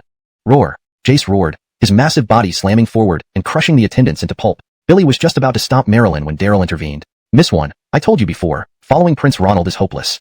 If you're willing, the Buried Sword Sect welcomes you anytime. Daryl walked up to Marilyn and extended another invitation. While he still didn't know her true identity, someone who caught Ronald's attention must be extraordinary. If he could recruit her, she might prove useful someday. Marilyn remained silent, listlessly jumping off the moonboat and wandering away. Originally, she was confident that she and Ronald would be together forever. However, reality gave her a hard slap. At this critical moment, Ronald's selfishness shone through, revealing that he didn't truly love her, only cared about her family's resources. Master, don't let anyone live. Be cautious, they might leak information. Jace, filled with murderous intent, wanted to chase after Marilyn and kill her. No harm done, let her go. Daryl suddenly turned around, brandishing his Lihua sword to join the battle. Not far away, Abdurrahman and the Jasmine were fiercely battling. Both were gravely injured when Ancestor Wu took advantage of the opportunity to spew a burst of scorching flame, nearly burning both to ashes. Corpses littered the deck. Only a few adventurers who had stormed in remained. The entry of Daryl and Jace exacerbated the situation. Kid, you're ruthless. Everyone has fallen for your trap. I hope you succeed in capturing the treasure of Carrie, laughed Abdurrahman maliciously. Abdurrahman decisively backed off, planning to watch Daryl and the Jasmine fight it out. Daryl had anticipated this move and positioned Jace to block his path while Ancestor Wu engaged the Jasmine before suddenly feigning an attack to assist. Together, they surrounded Abdurrahman. Kill. All three attacked simultaneously. Abdurrahman retaliated with all his might. His cultivation was indeed formidable, far superior to Ronald and Nolan. However, fighting three opponents, including two ferocious Billy Avonlea burial divine beasts, was beyond him. Billy withstood collisions from Ancestor Hua and Jace, but couldn't evade Daryl's Billy remnant sword, which pierced his left shoulder, almost piercing his heart. The centipede beneath him was squashed flat by Jace. Ah, kid, you better never travel alone. Abdurrahman's movements were bizarre. He leaped out and escaped quickly, resembling a fast-moving toad, fearing Daryl and company might pursue. Seeing this, the Jasmine, who was preparing to ambush, hesitated and fled, trying to hide in the dark cabin. Daryl was prepared, blocking the Jasmine's path with the flying fish shuttle. Ancestor Hua and Jace swiftly joined in. Together, they relentlessly pressured her. First critically injured by immeasurable rain, then besieged by various experts, the Jasmine couldn't hold on any longer. No matter how many times she tried to break free, she became increasingly frantic and despairing. However, this demon was formidable, continuously summoning eerie roots to defend against their onslaught. Daryl was surprised, using a sword seal to summon the Palace of Swords from his treasure space, encasing the Jasmine within. Countless sword lights emerged from all directions, cleanly slicing through her tree roots. No matter how many roots appeared, they couldn't withstand the endless waves away from this world. The familiar vibration seemed to come from within the ethereal boat. Translation completed as requested, maintaining structure and style while ensuring fluency and coherence. Chapter 222. The River of Oblivion. The ethereal boat towing the coffin gradually drifted away, and the light column faded with it. Jim, chase after it quick. Daryl hastily picked up the gnarled tree lump that had fallen from Connie's body and kept his eyes on the receding ethereal boat. His mother was somehow connected to the ethereal messenger. This encounter could not be passed up. It was a rare clue. Maybe his mother was even on that ethereal boat? Daryl's heart raced as he sensed the familiar energy emanating from the ethereal boat. Without a word, Brayden immediately crouched down. Dewey felt puzzled but ran faster than anyone, transforming into a sword-wielding child and leaping onto Brayden. Go! Daryl landed on Brayden's back. Izar, hold on tight. With a fierce roar, Brayden shook vigorously and then soared through the air in pursuit of the ethereal boat. Ahead, the ethereal boat towing the coffin also accelerated, causing the surrounding air to warp as it broke through the ancient seal of Teia. The earth began to shake, and the ancient seal collapsed layer by layer. Brayden sped up too, his massive body flying like a bird. Soon, he and the ethereal boat emerged from the Teia, one after another. Explorers gathered outside the tomb started to clamor. Look, what's that? Where did the coffin and beast come from? What a strange ship. Not good, an earthquake. The Teia is collapsing. That coffin belongs to the immortal princess of the empire, taken by someone else. How infuriating. The crowd buzzed with excitement. Cracks appeared on the ground, and the ancient Teia sank rapidly. People hurriedly scattered, leading to chaos on the scene. Some realized that the treasures within the tomb had been taken, but felt powerless seeing the ethereal boat and coffin vanish into the sky. High above, Brayden suddenly paused. The ethereal boat circled overhead before heading deeper into the land of lament, unaffected by the black fog. Could the ethereal messenger ignore all barriers and dangers? What about themselves? Recalling the terror of the black fog, Brayden hesitated. Even though he wasn't afraid and could withstand the fog, he couldn't help worrying about Daryl. Contact with the black fog would turn a body into a puddle of blood instantly. Daryl, seated on Brayden's back, abruptly rose, jumping off. Jim, Tong Tong. You two return to Willie's sect and wait for me. Tell my little junior sister Celia that I will definitely be back within 3 days. Daryl somersaulted to dissipate the falling force and sprinted into the dangerous wastelands of the land of lament, closely following the ethereal boat deeper inside. As soon as he touched the black fog, a ring of sword light erupted from within him, emanating from the Palace of Swords, repelling the terrifying fog. To find his mother, Daryl was willing to risk everything. Izar. Brayden and Dewey called out anxiously, their hearts nearly bursting. Seeing the protective sword light around Daryl, they finally breathed a sigh of relief. Little Tong Tong, go back to Willie's sect and report. Guard the sect. Before Izar and I return, close the mountain gates and forbid anyone from entering or leaving. Without waiting for a reply, Brayden lowered his altitude and flung Dewey away before accelerating toward Daryl, diving into the endless black fog, his robust body enduring its assault. Roaring, Dewey transformed midair into a massive war elephant upon landing, watching Daryl and Brayden disappear into the distance with a mighty bellow. Daryl responded with a long whistle, echoing Dewey's roar, accelerating his pursuit of the ethereal boat. Once inside the land of lament, the speed of the ethereal boat increased dramatically, soaring higher and farther away. Following relentlessly, Daryl climbed mountains and valleys, channeling his inner spiritual power until he lost sight of the boat at a riverbank. Surveying his surroundings, an inexplicable unease filled Daryl. Thick black fog hovered in the air, everything dark and ominous. Upon closer inspection, bones lay scattered everywhere. Ghostly lights flickered in the distance, accompanied by occasional eerie howls, chilling winds biting through his skin. Before him was a river bend with stone steps, resembling an ancient dock. A stone tablet stood by the shore inscribed with the words River of Oblivion. Each stroke oddly curled upwards, evoking an eerie sensation. These are Tianwen characters, specifically for the dead, said Brayden, catching up and transforming into an old man with a white beard. Tianwen? Daryl frowned. Tianwen, River of Oblivion. Legend had it that the departed souls journeyed along the Yellow Spring Road and crossed the River of Oblivion to reach the underworld. Was this indeed? Daryl didn't usually believe in such legends, but the scene was undeniably strange. As he debated whether to cross the water, a leaf was blown onto the river and sank instantly. Intrigued, Daryl threw a twig into the water, which also sank immediately, seemingly unable to float. Taking a step forward to observe more closely, he saw countless bones littering the riverbed, evidence of countless lives lost beneath the surface. Despite his familiarity with death, Daryl felt a shiver run down his spine. Master, this place is not right. Perhaps we should retreat, Braden suggested nervously, disturbed by the vast number of bones. No, I must catch up. Whatever it takes, I must find that ethereal boat. Daryl was resolute, sensing that the boat might stop on the opposite bank of the River of Oblivion. Jim, can we fly directly across? No, there's an incredibly powerful restriction here, making it impossible to ascend. Braden shook his head. Strange waves permeated the air, allowing movement but preventing flight. Clearly, a powerful practitioner had laid down a formidable restriction. Unable to fly or walk on the surface, what now? Was he to give up? Daryl frowned deeply, growing increasingly concerned. The night grew darker, and his protective sword light dimmed, consuming immense amounts of spiritual power. Once depleted, the horrifying black fog would invade his body. Braden's condition wasn't optimistic either, drenched in sweat despite his resilience. What to do? After chasing so hard, Daryl felt a sense of helplessness. Billy hadn't expected to end up in such a peculiar place on his first venture into the Land of Lament. Chapter 223, The Nether Ferryman. Just as Daryl and Brandon were at a loss, the sound of rippling water came from ahead. A small boat wobbled and rowed over. There's actually a boat here? Even a single leaf would sink. How did this boat float? Daryl's eyes widened in disbelief, suspecting it might be an illusion. As the water sounds became clearer, without a doubt, a boat appeared on the surface. The boatman was dressed in a rain cape, rowing slowly, unhurriedly, and calmly. On the deck stood a black-robed swordsman, wearing a wide-brimmed hat with a long sword on his back. Without waiting for the boat to dock, he jumped ashore, glanced at Daryl and Brandon, then brushed past them coldly. Behind him, the boatman quickly turned around and rowed away. Boatman, wait a moment. Daryl hurriedly called out to the departing boatman. The boatman stopped, saying nothing, only extending his hand for money. Daryl took out a tael of silver and threw it over. The boatman didn't even look, letting the silver roll into the cabin. Boatman, just tell me how much you need. Daryl gritted his teeth and took out 100 taels of silver. Still, the boatman said nothing and made a gesture to row away. Boatman, wait, how much do you want? Boatman. Daryl grew anxious, shouting loudly. Billy, for a nether ferryman, earthly silver is useless. The black-robed swordsman turned around at some point, scrutinizing Daryl up and down. This protective sword light is quite good. Young man, is this your first time in the Sighing Land? Yes, first time. Daryl reacted quickly, seizing the opportunity to ask, may I ask senior brother, since earthly silver is useless, what should we do? Use these. The black-robed swordsman pulled out 2 copper coins from his pocket that resembled Enyong copper coins, 1 coin each way. Go ahead. Whether to the Fushing world or the Nether City, you must return before dawn, remember. Billy tossed the 2 copper coins to Daryl and turned to leave, seemingly unhurried but moving astonishingly fast, reaching 100 meters away in an instant. Senior brother, what's your name?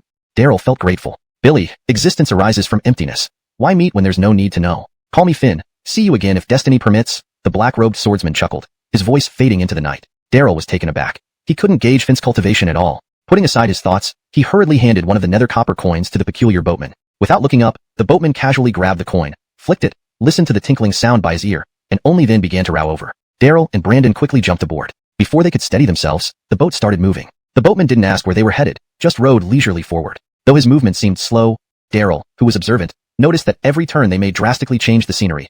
Suddenly, they found themselves in a dark reed marsh miles away, then in a desolate rocky beach, which seemed to have suddenly appeared out of nowhere. How strange. This place, along with the boatman, was extremely peculiar. Daryl murmured cautiously as he watched alertly, unable to catch any fixed scenery along the riverbanks despite being fully focused. Little master, we're on a spatio-temporal river, jumping continuously. This boatman is very dangerous. Stay far from him. Brandon, sensing something amiss, carefully shielded Daryl. As a stalker among the billion-bearing divine beasts, Brandon excelled in teleportation, yet here on the River of Oblivion, he felt lost, not knowing where they were, a worrying sign. In case of danger, escaping might be impossible. Furthermore, regardless of how the riverside scenery changed, heavy restraint waves always floated in the air, sealing the sky, making it impossible to fly. Such extensive restraints were rare even in the 9 Billiavens and 10 Earths.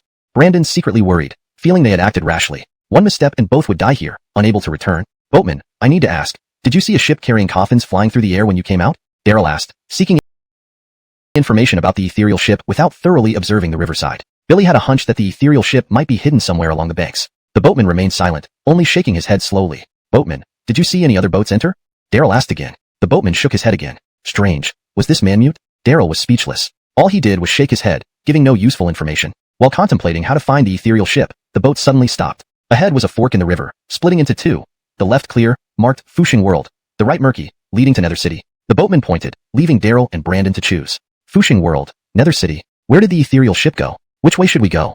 Daryl was perplexed. Only 3 hours remained until dawn, and they had to be out before dark. Going to Fushing World might prevent them from reaching Nether City in time. They had to choose one. But how? Billy, boatman, we're looking for the ethereal ship. Which way should we go? Brandon also grew anxious, losing all senses of the ethereal ship due to the restraints. Gaga. The boatman raised his head, grinning with a bizarre laugh. Only now did Daryl clearly see what the boatman was. Not a person at all. Under the hat was a bone-white skull face, devoid of any flesh, a skeleton cloaked in a rain cape, hence his silence. More terrifying was what followed the eerie laughter. The boatman froze, but the boat began taking on water and sinking. From below came anguished cries and the scratching sounds of nails on the hull. Daryl lit a torch and looked down, his scalp tingling. Layers upon layers of skeletons rose beneath the surface, reaching out hands to grab the boat, their numbers like grains of sand in the river. Brandon looked down too, sucking in a breath of cold air. The boat was starting to take on water. Sinking was inevitable. What with so many skeletal spirits underwater? What could they do? This place was bizarre. Even a dead leaf wouldn't float. If they sank, their body hairs stood on end as the scent of death filled the air. Boatman, to Fushing World, hurry, to Fushing World, Daryl shouted, disregarding everything else in urgency, prioritizing getting ashore. The boatman still didn't speak, but finally moved, steering the small boat toward the left fork, slowly going upstream while the water in the cabin increased. The more they urged, the slower the boat moved. Ahead was pitch black, and there was no telling when they'd reach the Fushing World. Daryl's heart sank, realizing the sighing land was far more perilous than expected. Hashtag Chapter 224, The Realm of Fleeting Life. Mist swirled around, and the water in the cabin was rising. The skeletons under the water grew increasingly agitated, their bony hands reaching teeth. An invisible force pressed down on him like a mountain. Normally, he could leap tens of meters in one bound, but now he only managed a few meters before plummeting. Falling into the water would be disastrous. Master, be careful. Hale rushed forward, feeling even greater pressure as if carrying 10,000 mountains, yet he managed to pull Daryl just in time, both landing precariously on the dock. Behind them, the boat sank beneath the icy river, submerging the ferryman from waist to neck. Billy, the ferryman said nothing, only laughed maniacally, disappearing with the boat beneath the water. That madman. No, he's not human at all. Daryl wiped the sweat from his forehead, relieved. The sect had its fair share of odd characters, but here in the land of size, he realized that even they paled in comparison. The night-shrouded land was full of strange and inexplicable phenomena. Guests, where are you from? And why have you come to the realm of fleeting life? A cold voice asked from behind. Daryl and Hale turned around to find the mist dispersing gradually. A stern official sat behind a stone table, holding a pin. We come from Willie Sect, looking for someone. Daryl stepped forward, asking cautiously, Sir, have you seen a black covered boat towing a red coffin? A black boat towing a coffin? The official frowned, his voice colder. No, there is no one you seek here. Please leave. The mist quickly gathered again, threatening to engulf the official and the table. Wait, sir. We were introduced by Finn. Billy sent us to search the realm of fleeting life. Billy, hearing this, the official's expression softened slightly. Oh, you were sent by Finn? Yes, sir. Daryl pretended to be calm. Sir, please let us search. Can you help us? Well, since you were recommended by Finn, it's not impossible. However, the official paused, then spoke coldly. The realm of fleeting life is vastly different from the mortal world. Strangers should not enter. Are you prepared for what lies ahead? Yes, we are prepared, Daryl replied quickly, fearing the official might change his mind. The official remained expressionless, pulling out a copper bell and tossing it to Daryl. Take this. Ring it in case of emergency to be transported out. Remember, you must return before dawn, or else face the consequences. Yes, sir. Daryl caught the cold copper bell, covered in strange runes. Without delay, a gust of wind pushed them forward. In a dizzying swirl, they found themselves standing in an ancient city. The bustling streets, lined with shops, were filled with people, reminiscent of the capital of the great Isla dynasty. For some reason, it felt oddly familiar, as if they had been here before. Two girls walked past, chatting and laughing until they shivered simultaneously as they brushed past Daryl. It's so cold, elder sister. Where did that chilly wind come from? Let's go. I've heard this crossroad often harbors unclean spirits. Sis, don't scare me. I think I heard a bell. Ah, really? The girls hurried away, glancing back nervously, especially the yellow-robed girl who looked directly at Daryl. Spooky. You're the one who's unclean. Your whole family is unclean. Daryl rolled his eyes. Suddenly, something felt off. His body was icy cold, and it seemed the wind passed right through him. Master, what's wrong with your body? Hale gasped, noticing that Daryl had become semi-transparent, a skeleton. Looking down, he realized he too had transformed into a skeleton. Cow, you too. Daryl noticed the change, almost losing his wits. They stared at each other in shock, cold sweat trickling down their backs. People walking by seemed to sense something amiss and kept their distance. An old woman leading a dog approached, but the dog refused to move 7 meters away, whimpering incessantly. Speechless, Daryl wondered if he had died when the wind blew them in. After years of intense cultivation, evading death at the hands of Theodore and Paolo, could he have died accidentally? Billy felt conflicted, a mix of confusion and despair. His master was missing, and little senior sister needed his protection. If he died, how would his aunt, who lay in eternal slumber, fare? Billy hadn't even found his mother yet. How could he die without knowing her face? No, I can't die. No. Daryl's heart screamed against reality, but he inadvertently noticed something peculiar. The bustling street was filled with people, but there were no shadows. There was no vitality, only a pervasive dead silence. Cow, look, they have no shadows. Maybe we didn't die, but these people on the street are dead? Daryl was stunned by this bizarre place. In the realm of fleeting life, the living became translucent skeletons while the dead led normal lives. The realm of fleeting life, keep strangers out, no mortals allowed, Daryl murmured, beginning to understand the official's words. Billier. Everything seemed reversed from the mortal world. Unprepared souls entering might be frightened to death. Master, it seems I'm still too young to comprehend this place. Hale sighed bitterly. This place is truly eerie. Daryl shook his head, taking a few steps forward. Ahead, he saw the city gate inscribed with 3 large characters, Blackwater City. Blackwater City? Is this the Blackwater City at the foot of Willy Sect? Who can tell me what's happening? Daryl was dumbfounded. Billy knew Blackwater City well. He used to sneak down from the mountain as a child and knew every nook and cranny. Now, it made sense why the streets and shops felt so familiar. But how did Blackwater City end up here? Was this all just a dream? Or had they traveled through time and space to the Blackwater City of 500 years ago? Daryl felt like he was losing his mind. Chapter 225, Supreme Master. This place feels off. Halia also frowned, sensing a familiar yet unsettling vibe. Standing within Blackwater City, they could vaguely see the gate of the Burial Sword Sect's mountain. Not just off, it's bizarre and absurd. Let's go.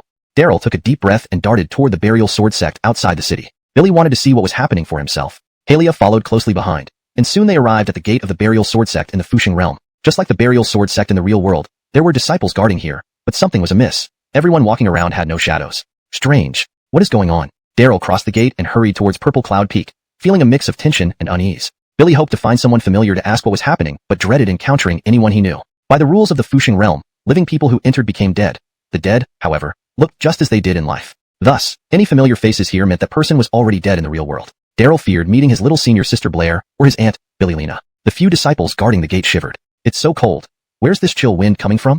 Didn't you see a shadow pass by? It looked like senior brother. Behind them, the disciples murmured to each other. Daryl smiled bitterly, understanding what it meant to be in an inverted world. Just as he was about to continue forward, he suddenly paused. A group approached, led by none other than Theodore and Arthur, who still moved with the same entourage as in life. Arthur stopped as well, puzzled. Grandfather, did you feel anything? As Arthur looked around and especially in Daryl's direction, he seemed hesitant, sniffing the air more acutely than a dog. No, there's nothing here, Jiang. You're getting worse mentally. Don't be paranoid. Let's hurry up and not keep the Supreme Master waiting on Purple Cloud Peak. The Theodore barked, leading the group quickly toward Purple Cloud Peak. The Supreme Master returned? Daryl felt surprised and excited, but his heart sank midway. If the Supreme Master appeared here, it meant he had died in the real world. Daryl quickened his pace and followed Theodore's group, reaching Purple. Now, seeing Zhao Changxing again, Daryl felt an indescribable pain. The teachings Zhao Changxing imparted before leaving were fresh in his mind, as if they happened yesterday. Who knew their next meeting would be separated by death? Tears streamed down Daryl's face unnoticed. Halia remained silent, standing behind him. As a hidden creature among the Billiaven burial divine beasts, Halia had seen much, having swept across the 9 Billiavens and 10 Earths, but he'd never witnessed such a strange sight. Fusheng realm challenged his understanding of the universe. Never did he imagine such a peculiar place existed. It wasn't quite another dimension. It mirrored the real world almost perfectly, except everyone here was dead. Nor was it Billil, for everyone looked alive, not like spirits. Halia was baffled, unable to comprehend what was happening. Speaking, Zhao Changxing sensed something and glanced over, frowning. So cold. What strange wind. The crowd rustled, searching for the source of the cold wind, some instinctively drawing their swords. Halia gently tugged Daryl's sleeve. Daryl understood it was time to leave. Billy bowed deeply to Zhao Changxing from afar and turned to walk away, visiting the back courtyard. Beside the well was a grape arbor. Beneath the study's eaves hung a small bell. Everything looked so familiar, yet increasingly eerie. Relieved not to see Blair or Aunt Billylina, Daryl was about to leave when a thought struck him. This place was nearly identical to the real world. What about the burial sword Billyavenly Grotto, shrouded in mist all year round? What about the Grand Elders? Were they inside too? Curiosity piqued, Daryl cast a series of spells. Mist swirled over the rear mountain, revealing ancient palaces with sword light piercing the sky. This is the burial sword Billyavenly Grotto? Halia exclaimed, not unfamiliar with it. Long ago, he had listened to the sage of burial sword teaching within. Let's go. Without further ado, Daryl strode into the grotto. After a dizzying spin, they found themselves in the burial sword Billyavenly Grotto, unexpectedly bustling with people. All past Grand Elders seemed gathered. Yet strangely, while many moved about, their features were blurred, their speech inaudible. The sword palace was empty, lacking figures like Grand Aiden. The only clear image was the sword servant sitting motionless before the sword palace, seemingly petrified, just as in the real world.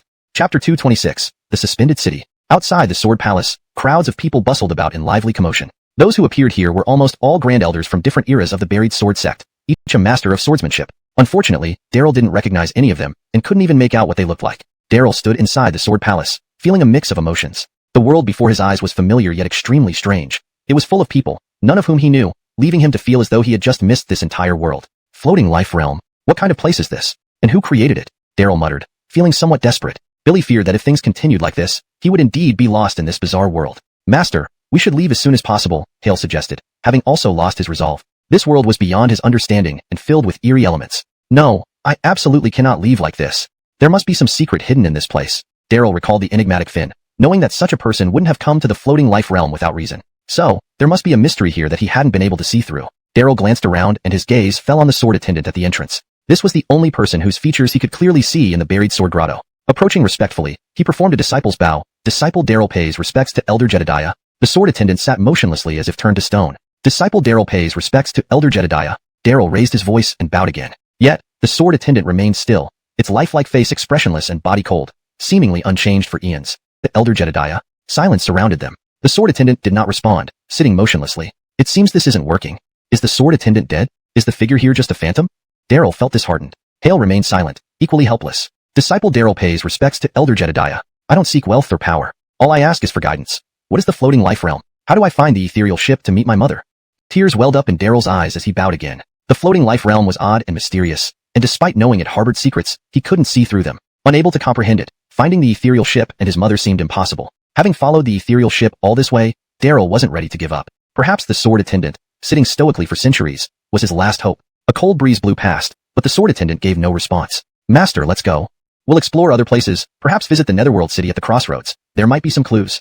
Hale gently encouraged, pulling Daryl away. Reluctantly glancing back at the empty sword palace, Daryl sighed and left. Suddenly, a sigh echoed faintly. The stone-like sword attendant slowly opened its eyes. Daryl turned, excited. Disciple Daryl pays respects to Elder Jedediah. Please, after all these years, you haven't improved much. Can't you see through the secrets of the floating life realm?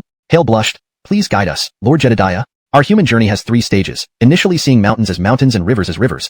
Then seeing mountains as not mountains and rivers as not rivers. Finally, returning to seeing mountains as mountains and rivers as rivers. Life and cultivation follow the same path. True swordsmanship doesn't lie in the brilliance or force of the techniques, but in striking directly at the heart and essence, like this. Clang. A sharp sound echoed as the sword attendant drew his sword casually, yet the entire world transformed suddenly. Majestic palaces and bustling crowds vanished, leaving the 3 standing amidst barren wilderness filled with skeletal remains. Thick fog loomed overhead, countless ghost fires floated among the trees, and distant cries of anguish echoed. A bleak and perilous scene. This is an illusionary array. The entire floating life realm is an illusionary construct, Daryl exclaimed, realizing how convincing it was. Yes, but also no.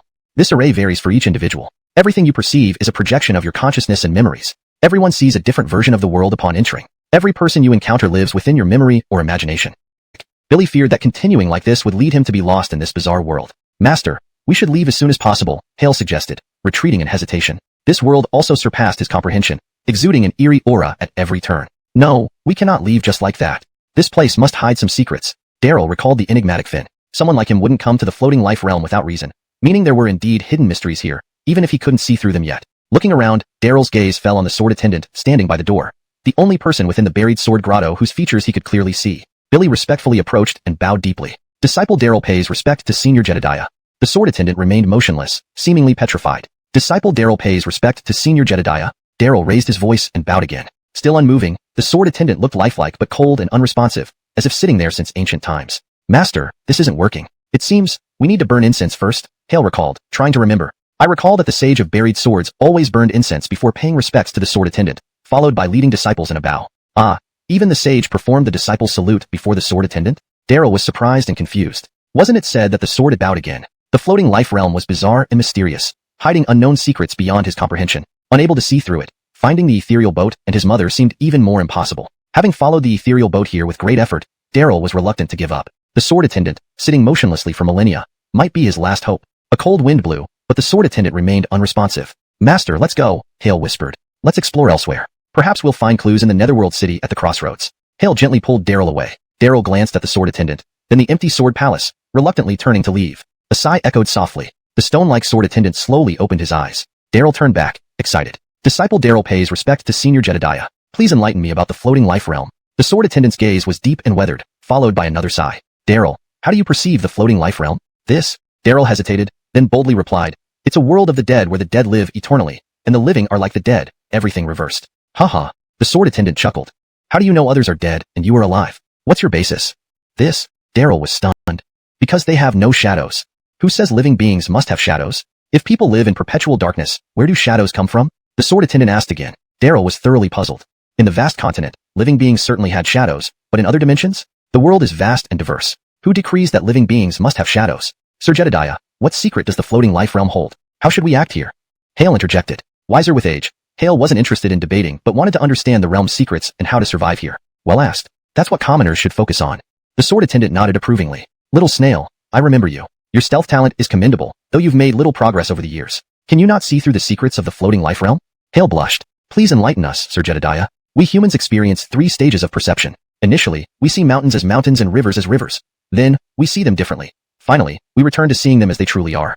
What applies to life also applies to cultivation. True swordsmanship lies not in flashy moves, but in striking at the heart and essence, like this. With a crisp clang, the sword attendant suddenly drew his sword. It appeared light and casual, yet the entire world transformed instantly. Grand palaces and bustling crowds vanished, leaving Daryl, Hale, and the sword attendant standing in a desolate wilderness surrounded by countless skeletal remains. Thick fog filled the air, ghostly lights floated amidst forests, and distant cries echoed. A bleak and perilous scene. It's an illusionary array. The entire floating life realm is an elaborate illusion, Daryl exclaimed, realizing the illusion was too realistic to detect. Yes, but not entirely.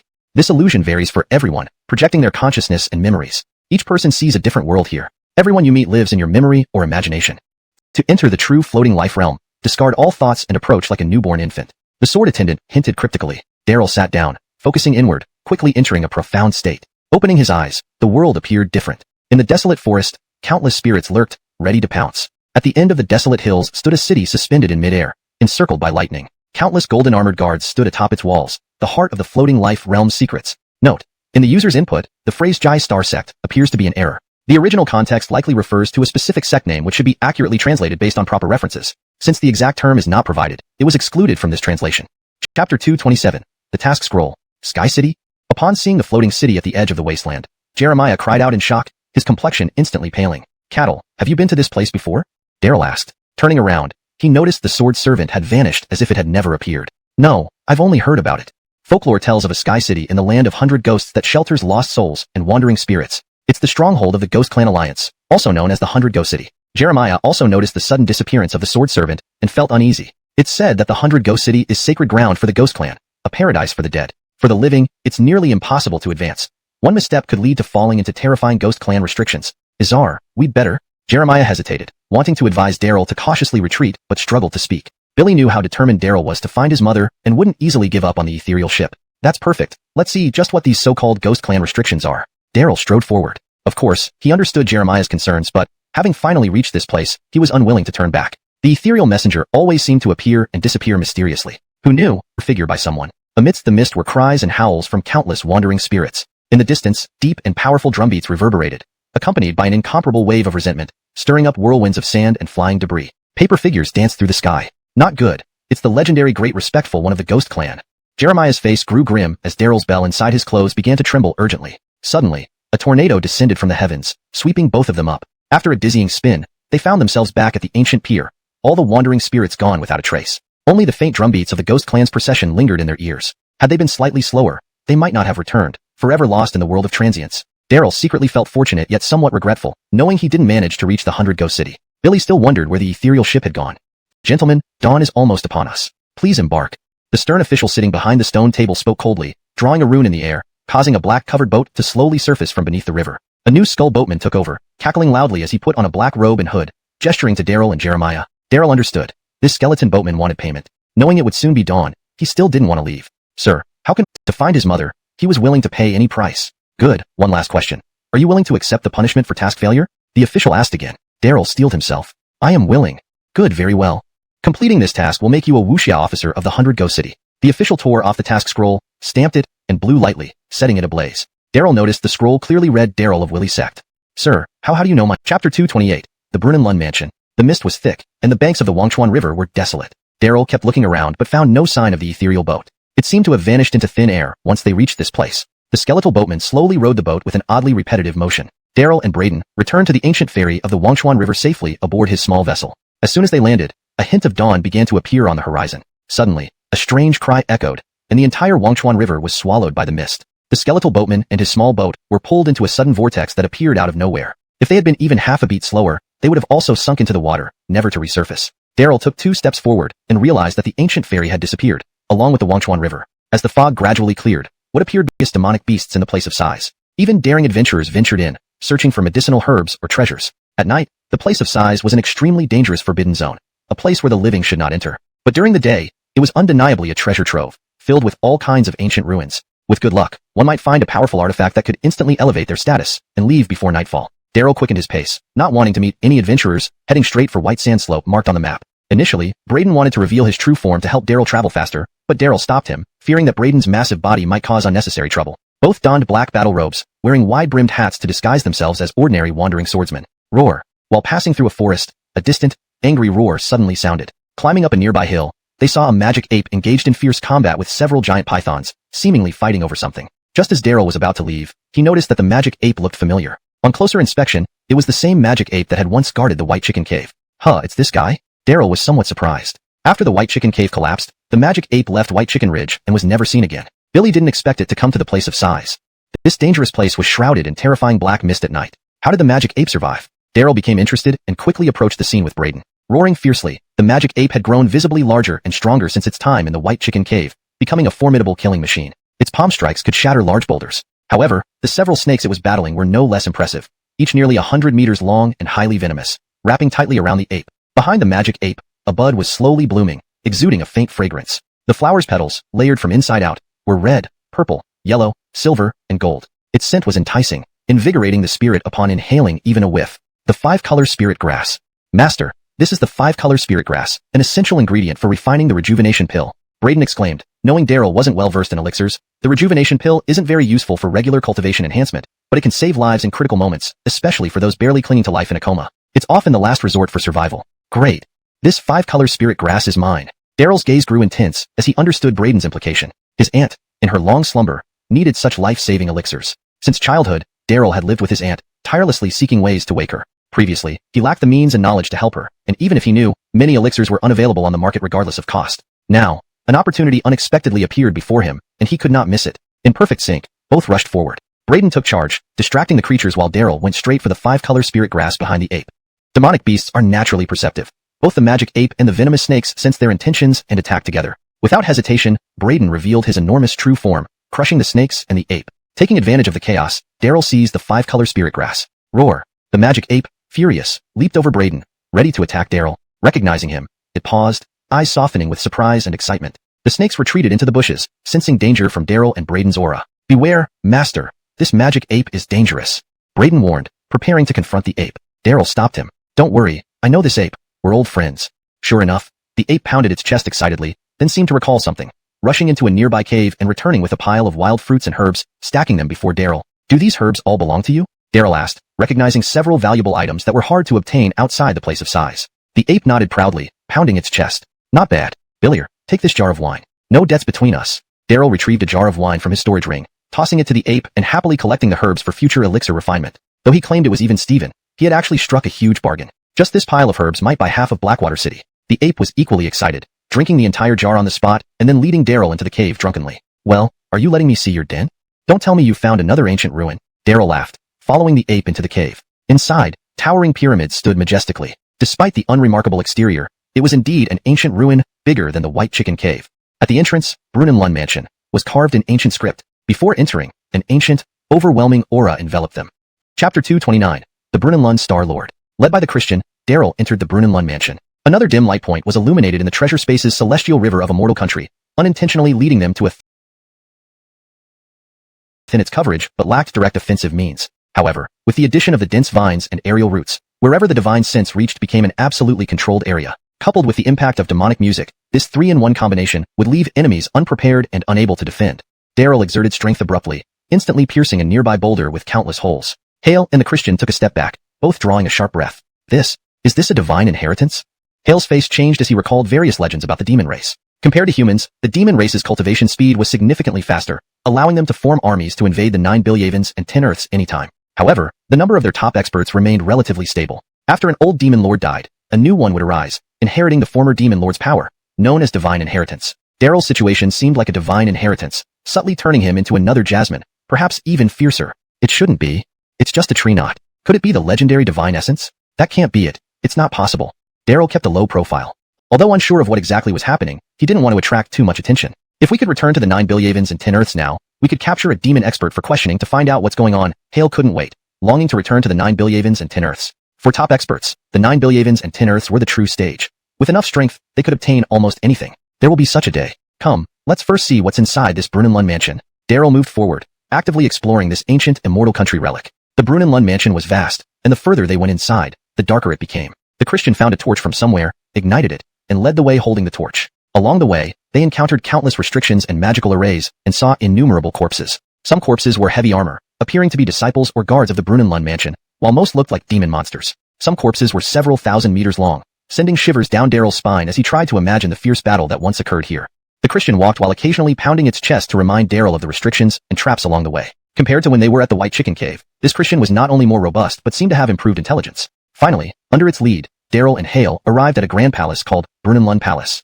Upon entering, they were met with a massive star map of a mortal country carved into the hard stone wall. Compared to the star map, look, most of the corpses near Brunenlund Palace are intact, while those outside have been corroded by the black mist. If my guess is correct, there must be some array or treasure within Brunenlund Palace that can keep the black mist out, Hale observed meticulously, having noticed the details of the corpses on the ground. Daryl found it reasonable and prepared to search when the Christian suddenly rushed to a statue, pounded its chest, then curled up beside it. Christian, you mean, this statue can withstand the black mist? Daryl asked. The Christian nodded vigorously, looking proud. Excellent. You found such a great refuge. Daryl praised the Christian and approached to inspect the statue. The statue stood about 5 meters tall, dressed like a Taoist, holding a ruler, resembling a humble schoolteacher. On closer inspection, however, it exuded authority without anger, its calm gaze filled with righteousness. In front of the altar before the statue were the words, Brunenlund Star Lord, indicating it belonged to the master of Brunenlund Mansion. To become the governor of an ancient immortal country's region, this person was no ordinary individual. Disciple Daryl pays respects to Lord Star Lord. Daryl offered incense and bowed respectfully to the statue. Hale joined him, carefully observing the Brunenlund Star Lord statue,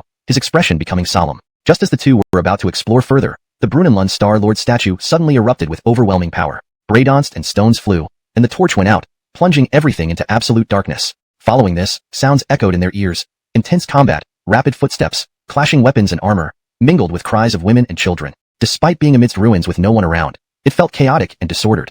It came again. Was it an auditory illusion or a deceptive array? Daryl felt an eerie sensation, sensing that this vast land was filled with strangeness.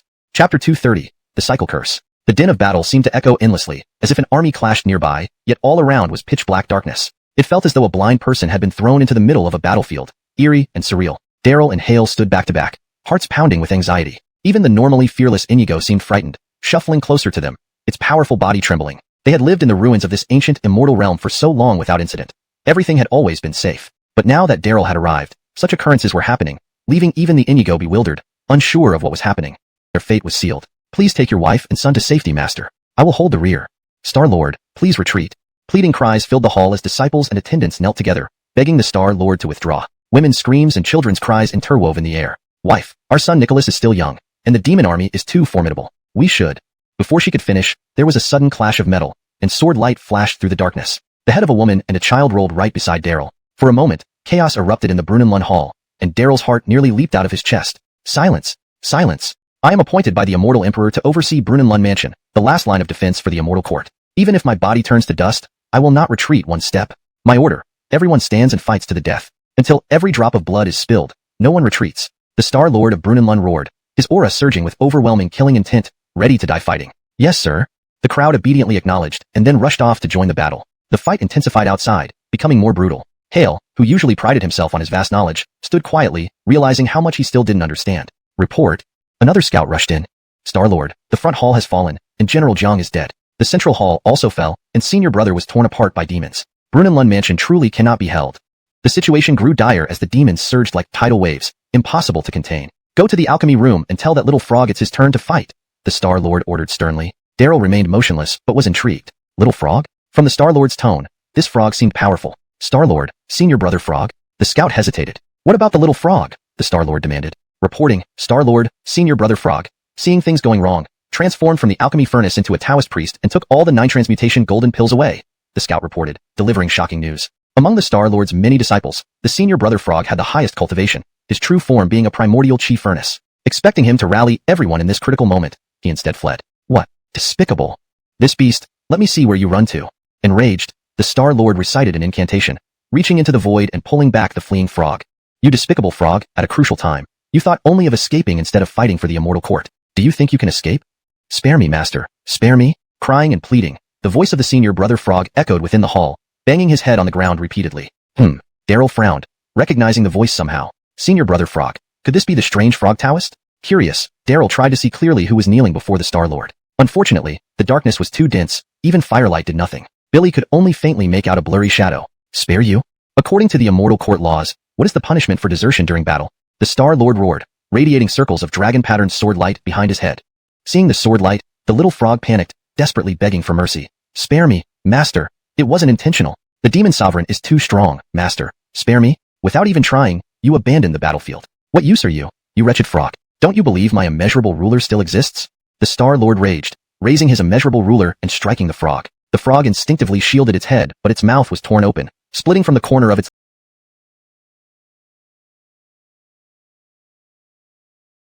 lips to its earlobe. Ah! The frog screamed, rolling on the ground, transforming into a green-skinned toad covered in warts. Die, beast!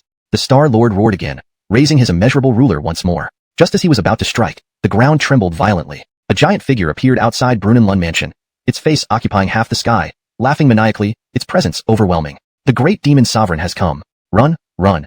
It's the great demon sovereign. Run for your lives. The defenders, gritting their teeth in a final stand, completely broke, turning to flee. Stamping his foot, the Star Lord of Brunelund soared into the sky, engaging the terrifying great demon sovereign. In the shadows, the green-skinned toad seized the opportunity to escape. Between the Star Lord of Brunelund and the horrifying great demon sovereign, who would emerge victorious? Daryl, Hale, and the Inigo watched tensely and curiously. In the next moment, the sounds of the epic battle vanished. Darkness slowly dissipated, revealing that they were still in the Brunelund Hall, eerily quiet and devoid of any spirits. Was it an illusion, or a dream? Or had they inadvertently witnessed someone else's past life? Daryl murmured, then thought for a moment. A sudden idea struck him, and he took out the twisted-necked dead infant that Sherry had given him. Before he could examine it closely, a music sheet fell from the infant, with the title, Past Life and Present Life on its cover. Who was my past life, and who is my present life? You said you would grow old with me, and I am still here, but are you well, my lord? Daryl flipped through a few pages, but couldn't continue. The mournful sound of a zither faintly echoed in his ears, making him increasingly uneasy. Such a piece of music likely wasn't something an ordinary person could play. It seemed that the series of strange encounters in the Sighing Land might be connected to this past life and present life melody. Daryl randomly turned a few more pages, but found himself unable to proceed, disturbed by the lingering tune. The plaintive chords of the zither resonated faintly in his ears, sending shivers down his spine. This kind of music, he feared, wasn't something just anyone could perform. Judging by the events that unfolded, it appeared that the series of strange occurrences in the Sighing Land were somehow linked to this very melody of past life and present life. Chapter 231. Return of an Old Acquaintance. The darkness finally dissipated, and the three heaved a sigh of relief. Daryl put away the musical score and approached Lord Brunelund Xingjuan with the utmost respect, performing the disciple salute. Lord Brunelund Xingjuan's formidable methods were truly terrifying, but his dedication to the immortal court was beyond reproach. Billy would rather die in battle than retreat, making him a person worthy of admiration. These powerhouses from the immortal kingdoms have one terrifying ability after another. How strange. Even 1,000 years ago, the Land of Sighs didn't seem to have this many bizarre occurrences. Halia approached, also visibly shaken. When the entire Brunelund mansion was engulfed in darkness, it felt like being transported back thousands of years, personally experiencing the battle where Brunelund mansion was besieged. Every sound could be heard but nothing seen or touched, only to be listened to, evoking a truly chilling sensation. The normally fierce demon ape had a pale face and a trembling body, completely stunned by the scare. Strange things have always been around. We just didn't know. Daryl smiled, having become desensitized after experiencing so much. His gaze lingered on the boundless ruler held in Lord Brunelund Xingjuan's statue's hand. It appeared ordinary, resembling a ruler used by teachers to chastise children, but in reality, this ruler might be the greatest treasure within Brunelund Mansion, even more powerful than the immortal court compass. Daryl subconsciously recalled the scene of Lord Brunelund Xingjuan disciplining the toad, striking it with a single blow, leaving its mouth full of blood despite its celestial cultivation. Disciple Daryl, having the fortune to enter this Brunelund immortal mansion, I seek to borrow the great lord's boundless ruler. I hope Lord Star will assist me in finding my mother and attaining the peak of cultivation. If my wishes come true, I shall certainly repay you. Daryl lit another incense for Lord Brunelund Xingjuan, making a vow. Izar, be careful. Let me try first. Halia rushed forward, concerned about potential traps. Billy reached out to take the boundless ruler from the statue's hand, but found it immovable. Despite looking small, the boundless ruler seemed heavier than a mountain. Halia, not to be deterred, exerted all his strength. Finally, the boundless ruler moved slightly, rising before abruptly falling and sending Halia flying. Driven by curiosity, the demon ape growled and attempted to lift it as well, but couldn't budge it even with raspy throat efforts. Why is this thing so heavy? Halia muttered, speechless. Though not the strongest among the sky-burying divine beasts, his strength far surpassed ordinary beings, capable of moving mountains when fully exerted. Yet now, he couldn't lift the small boundless ruler. An unbelievable feat that few would believe if told. Daryl was also surprised, his eyes brightening. Knowing that the boundless ruler was extraordinary, he decided to give it a try. Billy grasped the boundless ruler, took a deep breath, and suddenly, the ground trembled as a semi-transparent shadow emerged from the stone statue, and a majestic voice echoed within the grand hall. As long as the descendants of our immortal kingdom exist, they shall remain enemies of the demonic race. Obtaining the boundless ruler, one can measure the heavens and earth, gauge the hearts of men, and enlighten all sentient beings. Carry on the Brunelund lineage and rebuild the immortal kingdom. A pillar of light descended from above, and the translucent figure of Lord Brunelund Xingjuan slowly ascended, fading into starlight. Only his solemn voice remained echoing within the grand hall. At the same time, a profound formula materialized in Daryl's mind. The boundless formula. Measure the heavens above, explore the depths below in the netherworld. Named after the ruler, enlighten all sentient beings. The The boundless ruler, the boundless tribulation. Daryl murmured, deeply moved. Before acting, he knew this was no ordinary ruler, but he had underestimated its magnitude. According to the boundless formula, this was akin to a magical stabilizer, inheriting the blessings of the ancient immortal kingdom, a divine artifact. Izar, perhaps we should put this ruler back, Halia said nervously, sensing an ominous danger from the boundless ruler. With this ruler in hand, Daryl emitted an indescribable aura, as if transformed into another person. Yet, what specifically had changed was inexplicable. I need to meditate. Jim, clean up this cave residence, Daryl instructed, sitting down cross-legged to silently comprehend the boundless formula imparted by Lord Brunelund Xingjuan. Billy sensed that this technique was crucial, possibly determining whether he could smoothly attain the pinnacle of cultivation and find his mother. Halia hesitated, wanting to caution Daryl to be careful, but decided against it. Instead, he led the demon ape away quietly, starting the cleanup of the abandoned Brunelund mansion. They first gathered all the scattered corpses for burning, and then repaired various restrictions and mechanisms. The vast area of Brunelund mansion required significant effort, which would be daunting for an ordinary person, but not for Halia. Employing his supernatural abilities, he quickly summoned a group of disciples from the Sword Burial Gate. Billiering Daryl had discovered a feng shui treasure spot in the Land of Sighs. Even Khalils like the Scripture Hall elders hurried over to help. With everyone pitching in, the cleanup was almost complete by nightfall. As night fell, terrifying black fog rolled in, turning everything in its path into pools of blood, regardless of whether it was human adventurers or mighty beast spirits. Lord Brunelund Xingjuan's statue emitted a faint green light, enveloping the entire Brunelund mansion. Halia shut the door, preparing to rest, when a group of uninvited guests barged in, headed by none other than the Raphael riding his centipede,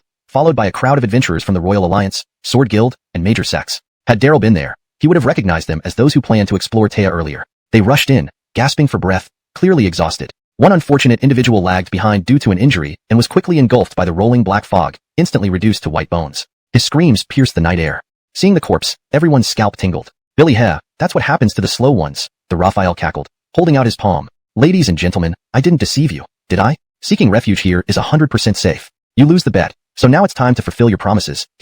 Everyone reluctantly handed over treasures. Some who hadn't brought valuable items gave their weapons instead, and the Raphael happily accepted everything, profiting handsomely. Having gained nothing from entering the Taya and wasting several pills, he finally recouped his losses. Brent, how did you know there was a shelter here? Someone asked curiously. Billy, naturally I knew. There's nothing in the Land of Sighs I don't know about, the Raphael replied proudly, familiarly pressing a switch, revealing a jade-like stone bed. Just as he prepared to lie down, he noticed the bed was impeccably clean, as if cleaned daily. Even the surrounding floor was spotless. What happened to the corpses? Did the people inside the Brunelund mansion come back to life? The Raphael stopped laughing, his face stiffening with sweat trickling down. The once familiar Brunelund mansion felt utterly alien. In the great hall of Brunelund mansion, Daryl opened his eyes and, through the immortal court compass, saw every move the Raphael and company made. Hashtag chapter 232. The boundless tribulation. The adventurers dispersed and sat down to rest, but it wasn't long before some grew restless, looking around Brunelund mansion for treasures. Raphael, what exactly is this place? Is it another ancient ruin? It looks like one to me. Look, just the runes carved on this pillar aren't simple at all. If we take them out, they definitely fetch a good price. People began rummaging through the area, wishing they could tear down every brick and tile of Brunelund mansion and carry them away. Raphael remained silent, his expression odd. Brunelund mansion was eerily clean. Even the stone pillars spotless, which didn't resemble an abandoned place at all. This peculiarity made him uneasy. Initially, revisiting this familiar ground filled Raphael with pride. Now, he felt increasingly anxious, sensing eyes watching him from the shadows. Could the guards have come back to life? Or perhaps, his master hadn't died and had returned secretly? The more he thought, the more panicked Raphael became, caught between staying or leaving. Under the cover of night, Sighing Land was enveloped in thick black mist. Venturing out now would mean certain death. But remaining inside Brunelund mansion meant enduring a long, unpredictable night. The events of that time were Raphael's deep-seated secret, a lingering guilt, fearful that the spirits of former companions might suddenly appear to exact revenge. Everyone, come look. Don't these runes on the pillars resemble those in Taya? They're not just similar, they're identical. This must be another ancient immortal kingdom's ruins. Brothers, we're about to strike it rich. Ha ha ha, perfect. This treasure will all be mine. Excitement surged among the group as they discovered Brunelund mansion's secrets. Who could resist such unexpected fortune? After finding nothing in Taya and stumbling upon another immortal kingdom's ruins. While most were still excited, a few clever individuals had quietly moved aside, preparing to explore deeper into Brunelund mansion. Hold it. All of you stop right there. Raphael shouted, preventing everyone from dispersing further. Each ancient ruin is fraught with peril. If you want to stay alive, don't wander off, listen to me. Why should we listen to you? We all came here to explore and seek treasures. Exactly, how do we split the finds? Discussions erupted. Knowing they had entered an ancient immortal kingdom's ruins made everyone impatient to rush in and claim what they could. Haha, because of this. Raphael sneered and shot an arrow from his crossbow, striking the eye of a dragon carved on the pillar. With a crack, a hole appeared, spraying a toxic fountain that corroded the floor when it hit. Everyone recoiled in shock, their scalps tingling. How did you know there was a trap on the pillar? Someone asked. Of course I knew. I told you, there's nothing about Sighing Land I don't know. Raphael snorted coldly. This place is extremely dangerous. Those who trust me can join my team to explore together, splitting the treasures 3 to 7 ways. You can also explore alone and keep whatever you find. But if you fall into any restrictions or traps, don't blame anyone but yourself. His gaze shifted to the experts from major sects, forming a daring plan. Revisiting this immaculate Brunelund mansion felt eerie. With the long night ahead, who knew what would happen? The best approach was to explore proactively and uncover the truth. Especially Brunelund Pavilion, where Amadusanlund Xingjuan once resided, which needed thorough inspection. Raphael didn't want to wait passively for death, but entering Brunelund Pavilion alone now was truly terrifying. Naturally, he planned to involve the sect experts for courage. If anything went wrong, he could use them as a shield. All right, Raphael, I believe you. A sharp-witted disciple of Giant Sword Sect spoke up first. And me, count me in. My name is Wu Nikolaskfeng, willing to follow your lead. One by one, people expressed their agreement, choosing a balanced and safer path between exclusivity and safety. Treasures were important, but life mattered more. Soon, apart from a few lone wolves, everyone joined Raphael's group, following him deeper into Brunelund Mansion. Inside Brunelund Pavilion, the Immortal Court Compass displayed every move of Raphael and his group. This wondrous artifact not only controlled all the restrictions, traps, and arrays within Brunelund Mansion, but also functioned as a unique mirror to monitor activities. By infusing it with a mouthful of innate energy, its size could be adjusted. Daryl marveled silently, shrinking the Immortal Court Compass to the size of a regular mirror. Brayden and Imoyuan gathered around, equally amazed. This filthy toad knows nothing yet claims to know everything. What rubbish. Brayden spat, unable to stomach Raphael's audacity. Nico, doesn't this toad's voice sound familiar? Daryl asked. Yes, somewhat. Seems I've heard it somewhere. Brayden paused, a memory flashing in her mind. Young lord, are you referring to the toad spirit under Brunelund Xingjuan? That's right. Billy betrayed Brunelund Xingjuan and had his mouth beaten raw. Can't believe he has the nerve to return. Daryl's piercing gaze confirmed Raphael's identity. What a shameless fellow. Looks like he's heading towards Brunelund Pavilion. Brayden frowned. Raphael's large group would be difficult to handle if they stormed in. Haha, perfect timing. Nico, since you repaired the restrictions in Brunelund Mansion, give this toad a little surprise. Daryl laughed, handing the Immortal Court Compass to Brayden. Understanding, she activated a small mechanism. Suddenly, Raphael and his group walking forward found themselves engulfed in darkness. All torches extinguished instantly, followed by icy winds. What's happening? So cold. Where's this wind coming from? Raphael, you said you knew this place well. What's going on? People cried out, surrounding Raphael, demanding answers. Well, Raphael faltered, unsure of the situation himself. Billy knew about the nearby restriction causing icy winds, located on the ceiling, but it shouldn't have activated unless touched. Could there really be vengeful spirits? Pretending to be calm, Raphael felt more panicked than anyone else, completely unaware that laughter echoed from Brunelund Pavilion. Chapter 233, perfectly arranged. In order to find out exactly what was going on, Brent pretended to be calm and, gritting his teeth, led the group further inside. If he didn't thoroughly investigate today, his life would be ruined forever. There would be no peace of mind. To uncover the truth, they had to go deep into the Brunelund Manor to the Brunelund Hall, where Amadusanlund Xingjuan practiced and gave orders. Move, move, move, faster. Whoever finds the treasure first gets it. Brent urged them on but subtly slowed his pace, allowing a few impatient ones to take the lead. Every time he thought of Amadusanlund Xingjuan, his heart raced with unease. Especially tonight, everything felt odd. Billy constantly felt as though eyes were watching him from the darkness, making him extremely uncomfortable. The group hurried forward, when suddenly a large pit appeared on the ground, causing several adventurers at the front to fall in. The bottom of the pit was lined with countless long spears. All the adventurers who fell in were impaled by the sharp spears, twitching for a moment before losing their breath, leaving only piercing screams echoing within the Brunelund Manor.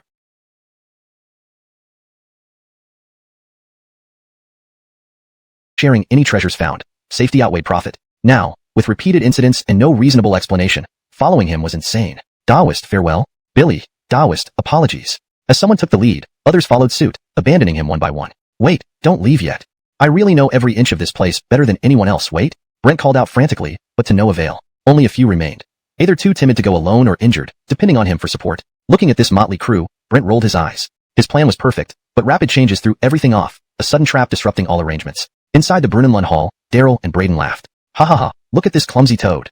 Brayden found great amusement, using her compass to make Brent suffer, relishing in the sheer pleasure. Rebuilding the Immortal Kingdom is too difficult for now, but cleaning house for Brunelund Xingjuan and stomping out this despicable toad shouldn't be a problem. Daryl couldn't help but chuckle too. Their first encounter outside the buried sword sect left him disliking the enigmatic Brent.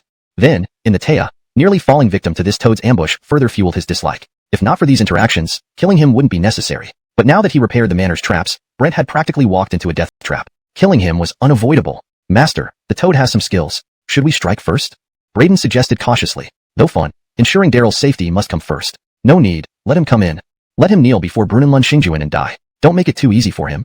Daryl made up his mind. Having arranged everything perfectly, rebuilding the Immortal Kingdom was unrealistic. Reviving the buried sword sect was challenging enough. There was no desire for such grandeur. So, taking Brent's life to honor Brunelund Xingjuan was the only recompense. As a traitor of the ancient Immortal Kingdom, Brent deserved death long ago. Alright, give him a bit more fun then. Brayden continued manipulating her compass, triggering more traps. Brent and his group faced one unexpected blow after another, suffering greatly. Soon, only a handful remained, Brent himself becoming increasingly disheveled and covered in blood as they approached the Brunelund Hall. The grandeur of the Brunelund Hall stunned his remaining followers, who gasped in amazement at the majestic structure hidden deep within the manor. Got rich, truly rich now. The palace must hide incredible treasures. Got rich? Excitement surged among them. An old, injured man threw away his cane, ready to throw caution to the wind. Brunelund Hall. I'm back, Brent murmured, his heart pounding with excitement. No one understood this place and its treasures better than he did. For millennia, he had avoided this former home, fearing exposure and revenge from immortal kingdom remnants. But finally, he was back. Walking through familiar grounds, memories flooded his mind, stirring emotions, excitement, tension, and trepidation. Billy longed to claim Amadusanlun Xingjuan's relics, but feared unforeseen dangers. So many years have passed. Master and the others must be dead. The previous trap was just an accident. Yes, purely an accident. They are all dead. Convincing himself, Brent mustered the courage to push open the doors of the Brunelund Hall, unable to resist the allure of immortal treasures. Chapter 234, Demonic Aura. The several cronies following Abdurrahman suddenly pushed forward in unison. Master, let me scout the path for you. Let me come. Neil Lahe, if you know what's good for you, get lost. The cronies began vying with each other, all eager to rush into the Brunelund Hall first. Billy, fine. No problem at all. Abdurrahman smiled broadly and stepped back, willingly making way for the cronies. Then, he discreetly took out a brush pin and leaped off his centipede at lightning speed. Ah! A chorus of screams rose as the cronies were impaled through the chest by the brush pin held by Abdurrahman. It appeared just like an ordinary ride into the hall. Everything was arranged exactly as it had been years ago, except for a new statue of the Brunelund Star Lord. The floor was immaculate, as if someone lived there and cleaned daily, making his scalp tingle. Already uneasy, Abdurrahman felt even more tense. Suddenly, a loud slam echoed as the door shut itself. Who's there? Abdurrahman's voice wavered. Who is here? Come out now, or else don't blame me for being unforgiving. His expression grew more menacing as his heart pounded. From the darkness, came a deep sigh. Who are you? Panicked, Abdurrahman looked around, realizing the sound seemed to come from the Brunelund Star Lord statue. Billy nearly wet himself, almost falling off his centipede. Alas, even my voice is unrecognizable? Waiting for 1,000 years, you have finally returned. Another heavy sigh emerged from the darkness, filled with boundless vicissitudes. Daryl, hidden behind the statue, mimicked the voice of Brunelund Star Lord. Master, you haven't died? Rolling off his centipede, Abdurrahman was utterly terrified. For millennia, he dared not return to Brunelund Manor out of fear of his master, Brunelund Star Lord. Yet, the more he feared it, the more it happened. After so many years, his master was still alive, sweating profusely and struggling to breathe. No one knew better than he how terrifying his master truly was. Chuckles, little toad, if you're still alive, how could I bear to die? Do you know how long I've been waiting for you? Daryl continued to frighten the panicking Abdurrahman. His imitation was impeccable, sounding exactly like Brunelund Star Lord, earning admiration even from Jim. Startled and confused, Abdurrahman fell to his knees, slapping himself repeatedly. It's my fault, all my fault. I shouldn't have fled the immortal kingdom at such a critical moment. Master, please forgive me. Thoroughly frightened, with guilt weighing on his mind, Daryl's act left him panic-stricken. Little toad, today you will surely die. Give up that thought. Considering your years of loyalty, I'll grant you a full corpse. End it yourself. Coldly snorting, Daryl tossed a sword. Master, it wasn't cowardice then, but, crying bitterly, Abdurrahman began recounting past events, hinting at deeper secrets, but stopped suddenly, staring at the Lihua sword on the ground, recognizing it somehow. Behind the statue, Daryl's heart skipped a beat, knowing something was wrong. Little toad, don't force me to do it myself, or you'll face more than a beating from the immeasurable ruler. Hurry, I'll count to 3, 3, 2. Daryl hurried him, preventing any time for reflection. Indeed, hearing about his past misdeeds again, Abdurrahman dismissed his suspicions. His mouth, ruined by his master with the immeasurable ruler, was a secret he had kept all his life. Master, it's my fault, all my fault. The Nora came unexpectedly that day, ordering me not to intervene. As he recounted the details, a sudden realization hit him. An icy force radiated from the Brunelund Star Lord statue. Behind the statue, Daryl also sensed something amiss, feeling his body turn cold and stiff as if turned into an ice sculpture. What's happening? Could Brunelund Star Lord be reviving? Furrowing his brow, Daryl prepared to retreat stealthily, but found himself paralyzed, losing control of his body. More horrifyingly, though unable to move, he found himself speaking involuntarily, like a puppet. Little toad, what did the Nora say that day, and where did she go afterward? Speak the truth. The Nora merely instructed me not to act, taking the immortal emperor's brush pin and escaping. Where she went after that, I do not know, Abdurrahman answered sincerely, his face tense and fearful, feeling the statue's aura growing increasingly cold. Why so cold? Brunelund Star Lord, practicing righteous chi, should not emanate such a chilling presence. Feeling something was terribly wrong, Abdurrahman sensed an uncanny atmosphere in Brunelund Manor. Simultaneously, Jim, hiding nearby, sensed changes in Daryl's voice, which now subtly sounded like a woman's. Something was off. How could the Azar's voice suddenly change? Even a reincarnated Star Lord would not have a female voice. What was this coldness emanating? This was clearly demonic energy. Jim became more alarmed and immediately transformed, revealing her massive true form. Chapter 235, Rosemary. Roar. Braden bellowed, his massive body crashing directly into the statue.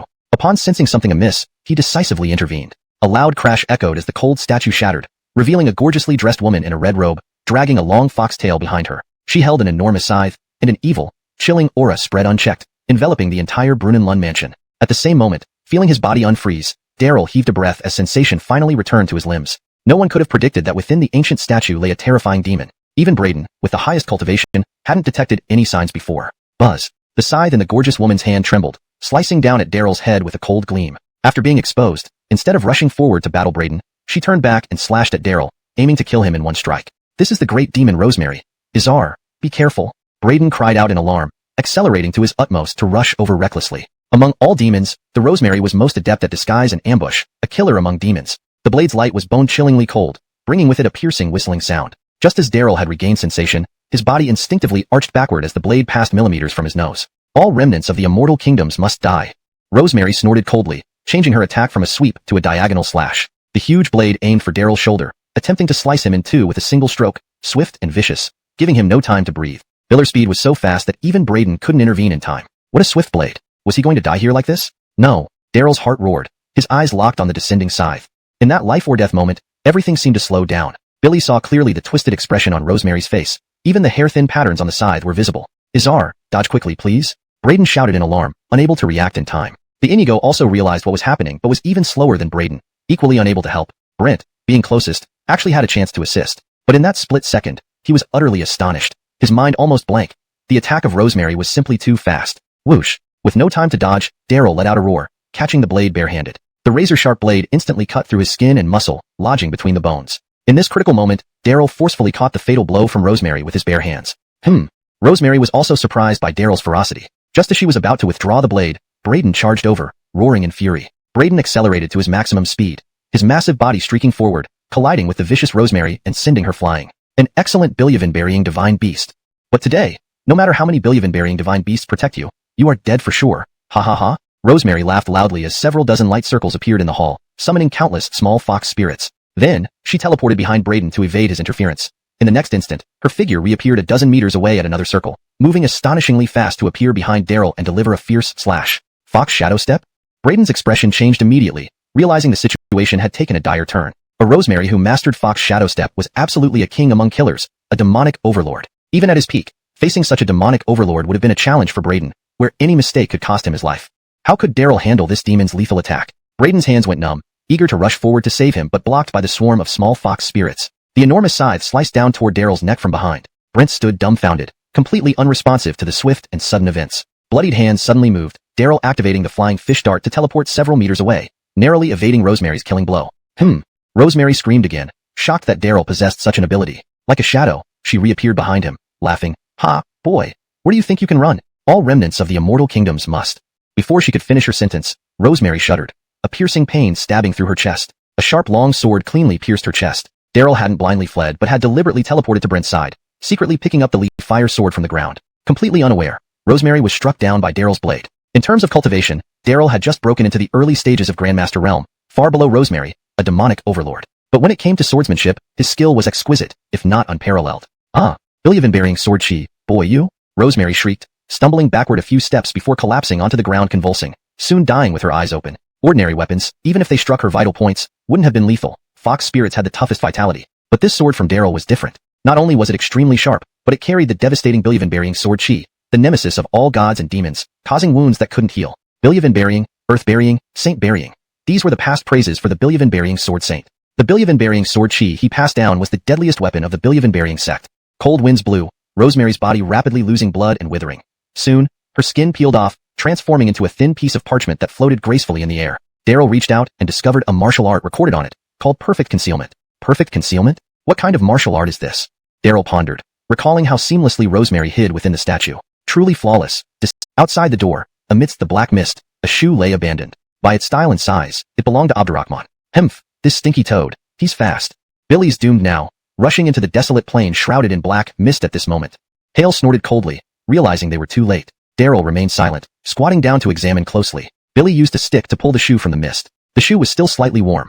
Abdurrahman had just left. Yet, this guy usually traveled on a centipede. Why would he suddenly lose his shoe and right here at the entrance? Daryl felt puzzled but soon smiled, standing up after patting his hands. Izar, what's going on? Hale asked. Braden, Can one walk without shoes? Daryl countered. In normal circumstances, it wouldn't matter much, but here in the lamenting land. Hale suddenly paused, sensing there was more to Daryl's words. For some people, it doesn't matter at all because they don't need to walk themselves, they have mounts. Daryl pointed toward a nearby corridor where someone had spilled water. Footprints and unusual marks from a large centipede's passage were visible. Damn it, almost fooled us. Stinky toad, show yourself. Hale erupted in fury, understanding the ruse. Abdurrahman must have known he couldn't escape and tried to mislead them by throwing his shoe outside the door. Chase, Daryl commanded, following the trail of the centipede's tracks. Soon, they heard the rustling sounds of the centipede scurrying ahead, even catching Abdurrahman's labored breathing. Watching Daryl battle the long-tailed fox inside the Brunelund Hall, seeing how the notorious great demon died right before him, Abdurrahman, always arrogant, was scared witless, fleeing as far as possible. Toady, stop running, you can't escape. Do you know how hard I've waited for you these years? Daryl imitated Brunelund's Star-Lord's voice as he pursued him. You dirty brat, don't push me too far or I'll go down fighting. Oh, go down fighting? Have you looked in a mirror lately? You're worthy of that. Don't insult dead fish. Even a dead fish is better than you, just a stinky toad. No matter how much you jump around, you won't break the net. Just kneel and accept your death quietly.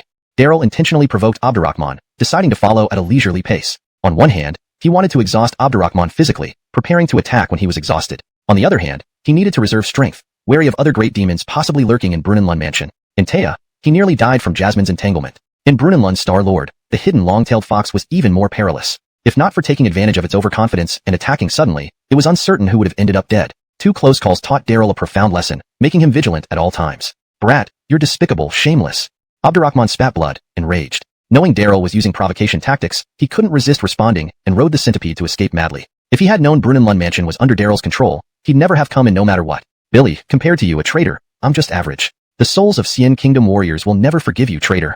Daryl ordered Hale to bring out the immortal court compass. Realizing Daryl's plan, Hale lit up, opening traps along the way while chasing. The previously frantic Abdurrahman now faced real danger. Just as he passed a corridor, arrows shot out from the trap meters away. Billy narrowly avoided critical areas, only getting hit in the shoulder.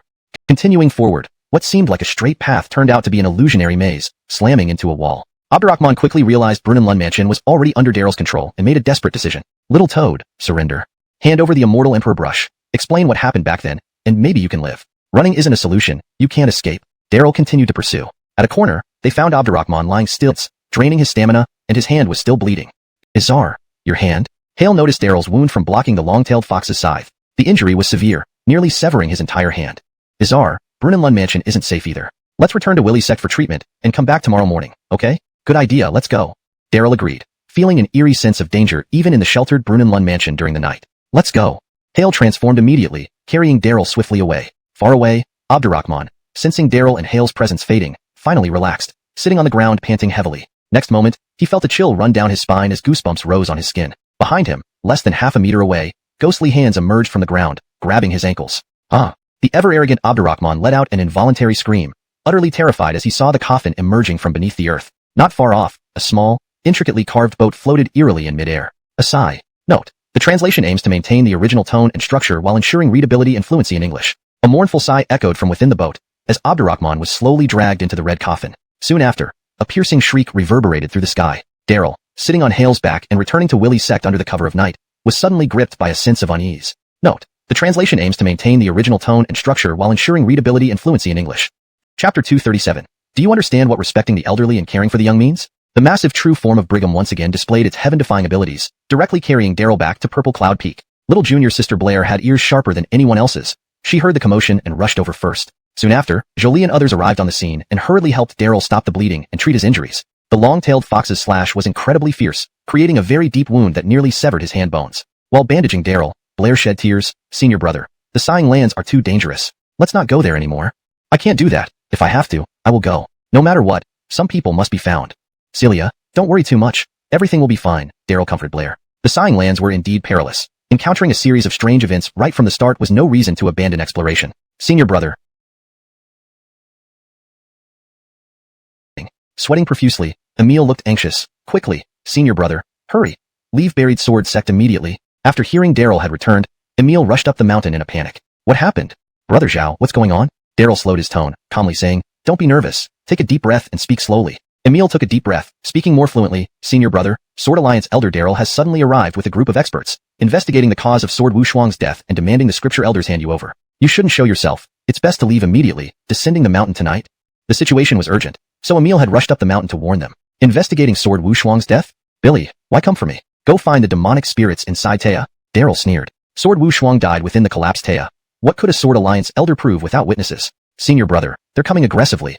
It would be best if you... Before Emil finished, several intense whistles sounded outside, and a group of uninvited guests rushed up the mountain, followed anxiously by Tucker and Lane. Leading the group was a withered old man with gray beard, short and unremarkable, seemingly unnoticed in a crowd. Yet upon closer inspection, his internal energy pulsated like ocean tides, and his cultivation was unfathomable, with faint halos emanating behind his head. It was unclear who leaked the information, but Sword Alliance Elder Daryl had arrived directly at Purple Cloud Peak. Senior brother, quick! Emil was frantic. Senior brother, maybe listen to Brother Zhao and leave now. Blair panicked. The title, Sword Alliance Elder. Enough to make anyone nervous. There's no need. Let's see what a Sword Alliance Elder can do. Let's meet them. Ignoring Emil's objections, Daryl strode out boldly. The Sword Alliance wielded immense power, the only organization on vast continent capable of confronting the great Isla dynasty. Billy truly wanted to see how formidable a Sword Alliance Elder was.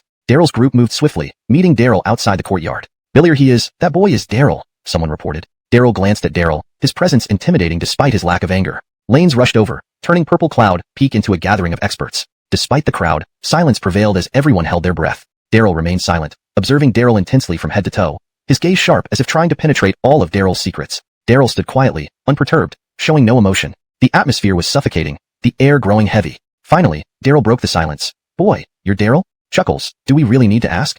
Daryl laughed, not giving Daryl any respect. Old man, you should acknowledge your age. Your attendant just reminded you.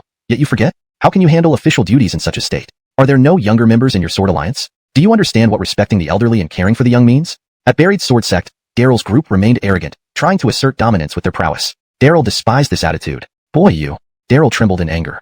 As a prestigious Sword Alliance elder, he was revered wherever he went, even great Isla dynasty experts treating him respectfully. Billy never expected to encounter someone like Daryl in this remote sect, openly mocking his age and inefficiency, something even the Alliance leader dared not say. Daryl seethed, losing all composure, almost drawing his sword in rage. Blair and others hadn't anticipated Daryl's response, secretly reveling while fearing for him. The lanes grew tense, beads of sweat appearing, silently lamenting the potential disaster brought by Daryl's words. Even facing a Sword Alliance envoy, great care was taken.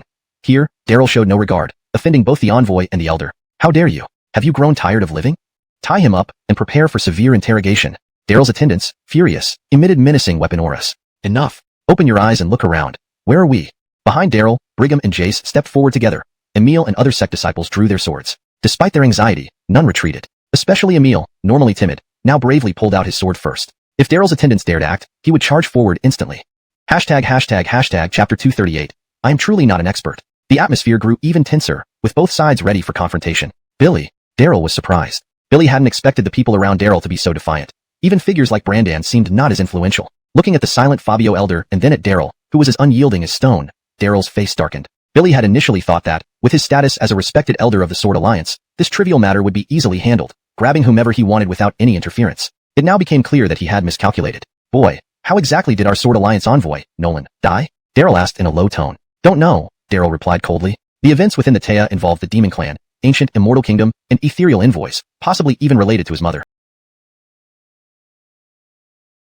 Billy didn't want to elaborate. Matters with no witnesses were even less worth discussing. Billy wasn't afraid of Daryl's threats, but didn't wish to invite unnecessary trouble, mainly because he lacked the time. According to his plan, after dawn, he needed to return to the Land of Sighs. Billy intended to pursue Raphael to learn the true reason behind Brunenlund Manor's fall and reclaim the Immortal Emperor Brush, a treasure of the Immortal Kingdom. Billy also planned to slay Enzo at White Sandslope, where only 2 days remained until the mission deadline. Afterward, he needed to go to the mortal realm to continue searching for the ethereal ship and his mother's whereabouts. With so many tasks ahead, if possible, Daryl wouldn't want to say a single word. Don't know? Billy, why do I hear it was you who killed him? Daryl stared intently at Daryl, his voice suddenly becoming harsh, poised to attack. Boy, tell me, how did you kill Nolan? An overwhelming pressure surged forward, causing Daryl's battle robe to flutter. Emil and others instantly felt the pressure increase, being thrown away by the invisible force. Daryl deliberately bluffed, trying to break Daryl's psychological defenses. Unfortunately, he failed again. Though under immense pressure, Daryl remained upright, his face showing no signs of anxiety or panic, remaining as composed as ever. After going through a series of storms, Daryl was no longer the impulsive youth he once was. Even if heaven fell, he would remain calm. Be bold, protect Azar. Dog thing, just say if you want to fight.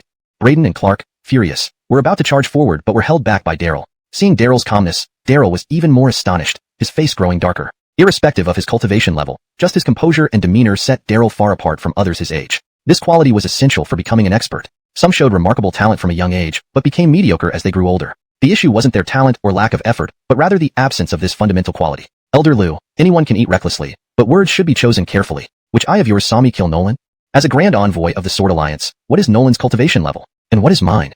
Daryl rebutted slowly. Under normal circumstances, of course you couldn't kill Nolan. But if you ambushed him treacherously, who knows? Someone has already reported it, so just admit it. Daryl pressed, seeming very confident. Ha, just because someone said I did it, you believe it? Where's the evidence? Is this how the Sword Alliance, supposedly the foremost among heavenly sects, conducts business? Daryl laughed. Boy, you. Daryl's veins bulged. He seemed unable to keep his composure. Master, let me handle this. Behind Daryl, a handsome young man stepped forward, unsheathing his sword and staring coldly at Daryl. Surnamed Young, don't talk. Draw your sword. This is Fabian, your master's eldest disciple. I'll give you 3 moves. If you lose, we'll leave immediately.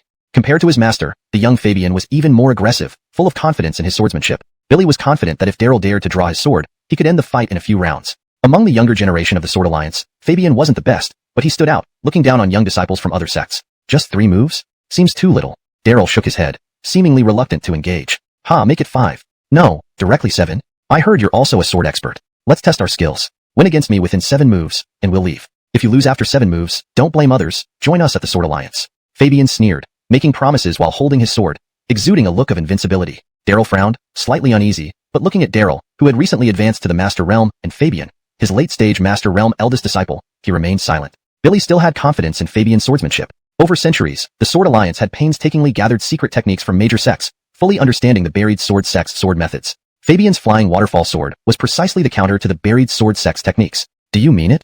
Daryl was humble. I am truly not an expert. I'm very weak. Billy, a promise is a promise.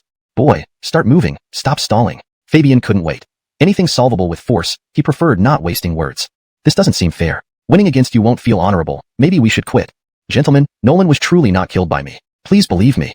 Daryl spoke sincerely. Braden was silent, noticing how Daryl seemed to change, becoming more shameless and likable. Haha, better be more despicable. Find a way to eliminate Daryl's group all at once. What kind of elder are they? Putting on airs here. Looking for death. Haha, we'll discuss all that at the Sword Alliance headquarters. Boy, draw your sword.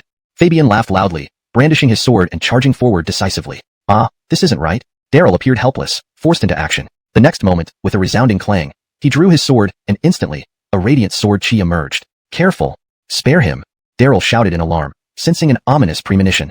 Just as he was about to intervene, it was already too late. A scream echoed, and the aggressive Fabian collapsed, decapitated, his head rolling to rest beside Daryl's feet. Mount Purple Cloud fell eerily silent, everyone stunned. Not only Blair and Emil, but even experts like the Fabio Elder were momentarily speechless. Daryl's sword technique couldn't be described simply as mastered, it was almost divine. After returning from the land of size, his cultivation seemed to have soared even higher. Even the revered Elder Shunbing, who prided himself on his divine swordsmanship, couldn't help feeling humbled by Daryl's move. Daryl was also astounded, deeply shaken by Daryl's display. Such sword technique was nearly supernatural. Considering Daryl's age and cultivation level, it was beyond comprehension. Note: this translation maintains the original tone, style, paragraph structure, and line breaks from the provided Chinese text.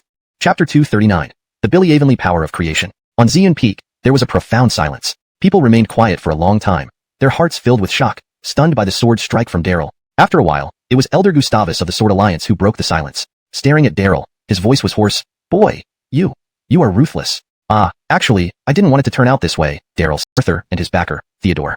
Now, returning from the land of size with drastically improved cultivation, Fabian still dared to flaunt the prestige of being a grand disciple of the Sword Alliance, merely inviting his own demise. For such reckless individuals, Daryl would not show any leniency, satisfying them by sending them to their deaths on the spot. Shut up. Gustavus, infuriated, gritted his teeth. Boy, was this intentional on your part? Deliberately appearing weak to make Fabian careless, then suddenly attacking to kill him. Is that it? Gustavus pressed aggressively, unleashing waves of formidable energy that created an invisible pressure wave. With him at the center, within a dozen meters, anyone below the Master Realm struggled to stand firm, retreating hastily. Damn, how could Daryl? Tucker's face changed color, realizing the trouble Daryl had stirred up. The current burial sword sect was extremely weak, in its lowest state, unable to contend with the Sword Alliance. Even offending an envoy like Nolan was something they couldn't afford, let alone a Sword Alliance elder. Khalil Guyuad didn't speak, but turned pale too, knowing the real danger they faced. If mishandled, this situation could prove more perilous than an invasion by the great Isla dynasty, potentially wiping out the entire burial sword sect. Haha, Elder Lu, should I take the blame?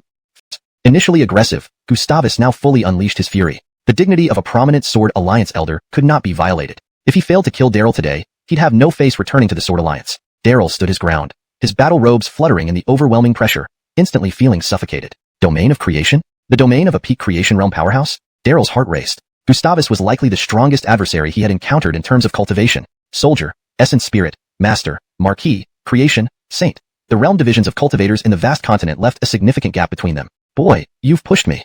Just a lowly burial sword sect disciple, daring to challenge the heavenly power. This is courting death. Gustavus's aura was overwhelming, countless wind blades swirling around him. Each blade danced like fish under invisible control, posing a lethal threat. Those accompanying Gustavus moved far away, aware of his terrifying power. Conversely, people like Emil stood firmly behind Daryl despite the danger, not a single person retreating. Elder Lu, please calm down.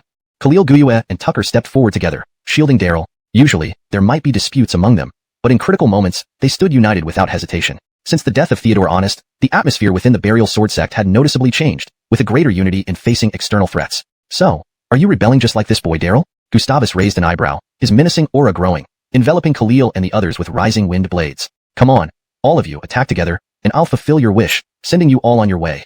Gustavus's aura was immense, declaring he would kill all the Burial Sword sect elders. The faces of Khalil and the others darkened, their expressions grim. Originally, Burial Sword sect had a creation realm powerhouse as a guardian, the sect master, Daryl's master, but he never returned after entering the land of size. While Khalil and the others were formidable, their highest cultivation was only at the peak Marquee realm, far below Gustavus's level. Together, they might not even be a match. The atmosphere grew heavier, the Burial Sword sect tense. Gustavus, this Sword Alliance elder, was far stronger and fiercer than expected, seemingly capable of annihilating the entire Burial Sword sect alone. Chapter 240, Legacy. Draw your swords, come at me all together. I'll only count to 7.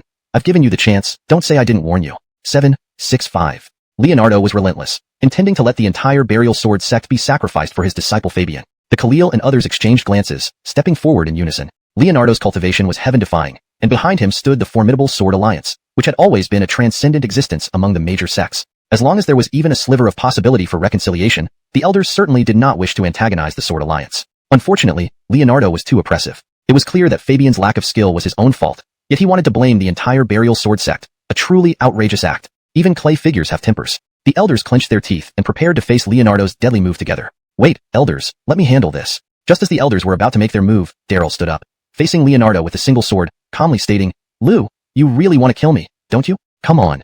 A murmur rippled through the crowd as they pointed and whispered from afar. Leonardo was also taken aback by Daryl's boldness. Boy, are you really not afraid of death? Would being afraid help?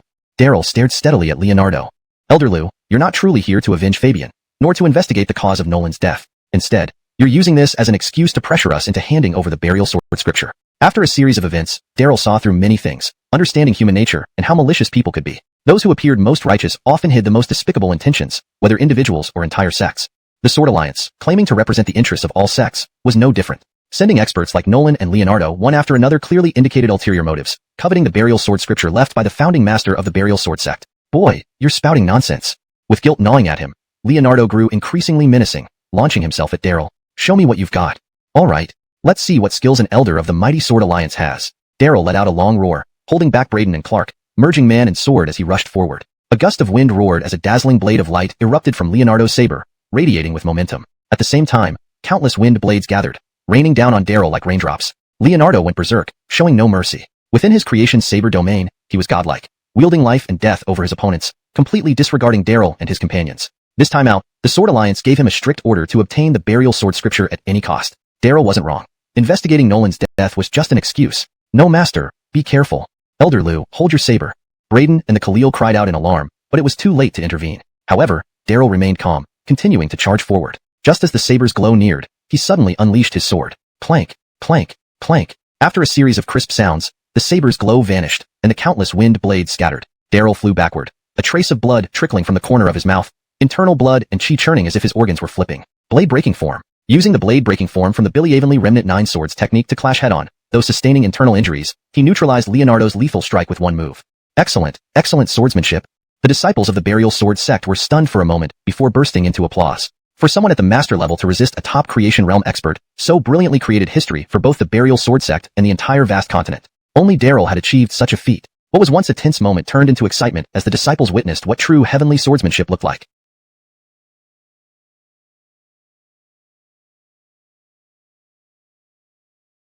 Huh, boy, what kind of sword technique is this? Leonardo was surprised. Billy thought to end the battle with one slash, cutting off Daryl's head to intimidate the Burial Sword sect. But Daryl's sword technique far exceeded expectations. Billy, it's just our basic entry-level sword technique. Nothing worth mentioning. How about it, Elder Lou? Do you want to learn? Just say so. Otherwise, how would I know? Despite your advanced age and less than pleasing appearance, if you're sincere, the Burial Sword sect can still accept you as a disciple. Then whatever you want to learn, Elder Brother will teach you. Daryl taunted. A prestigious organization like the Sword Alliance, looming over numerous cultivation sects, actually lusted after the burial sword sect scripture. How disgraceful. Haha, old guy. Kneel and call me elder brother. What kind of Sword Alliance elder? Worse than a devil. Disciples laughed loudly, egging on. Leonardo's expression darkened further, his power fluctuations rising, and sharper wind blades appeared in the air, with saber light piercing the sky. Excellent, excellent swordsmanship, worthy of being the top disciple of the burial sword sect. Pity you've offended someone you can't afford to offend. Boy, you're dead today. Leonardo intensified his power, preparing to unleash his full might. No, master, be careful. Braden and Clark stepped in front of Daryl without hesitation. Elder Liu, don't go too far. Elders, draw your swords. The Khalil and others stood up, gradually encircling Leonardo. Leonardo's body creaked, power surging. Haha, come at me all at once. Save me the trouble of killing each one individually. Today, I'll grant you what you deserve. Slaughtering the burial sword sect is of your own doing. The range of the wind blades expanded, seemingly to engulf the entire purple cloud peak. Leonardo's intent to slaughter was unmistakable. Emil and others tensed, retreating quickly, powerless to help. The atmosphere was unbearably tense. Just when the burial sword sect was about to recover its vitality and prosper again, it faced its second catastrophe. This time, it was even more perilous than when the great Isla Empire attacked, leaving ancient restrictions useless. Careless moves could result in complete annihilation of the upper echelon and elite members of the burial sword sect. Bloodshed seemed imminent until suddenly, the mist covering the rear mountain began to churn, revealing a grand palace. Countless sword lights shot into the sky, and within them, grand elders appeared, cross-legged on high platforms, their faces stern, haloed by rounds of blood and sword light. In this critical moment, the usually reclusive grand elders all appeared, especially Grand Aiden, whose sword light surged and strength matched Leonardo. Supported by the Sword Alliance, Leonardo acted arrogantly, planning to subdue the burial sword sect with brute force. Daryl's swordsmanship was astounding, but he wouldn't submit due to the significant cultivation gap. But as Leonardo acted without restraint, the grand elders stepped forward without hesitation. Suddenly, the pressure on Daryl and the others eased, and the morale of the sect disciples soared. Some even shed tears in emotion. Braden ringed the lowest point of the sect, a group still silently protected it, a testament to the legacy of an ancient sect. Chapter 241.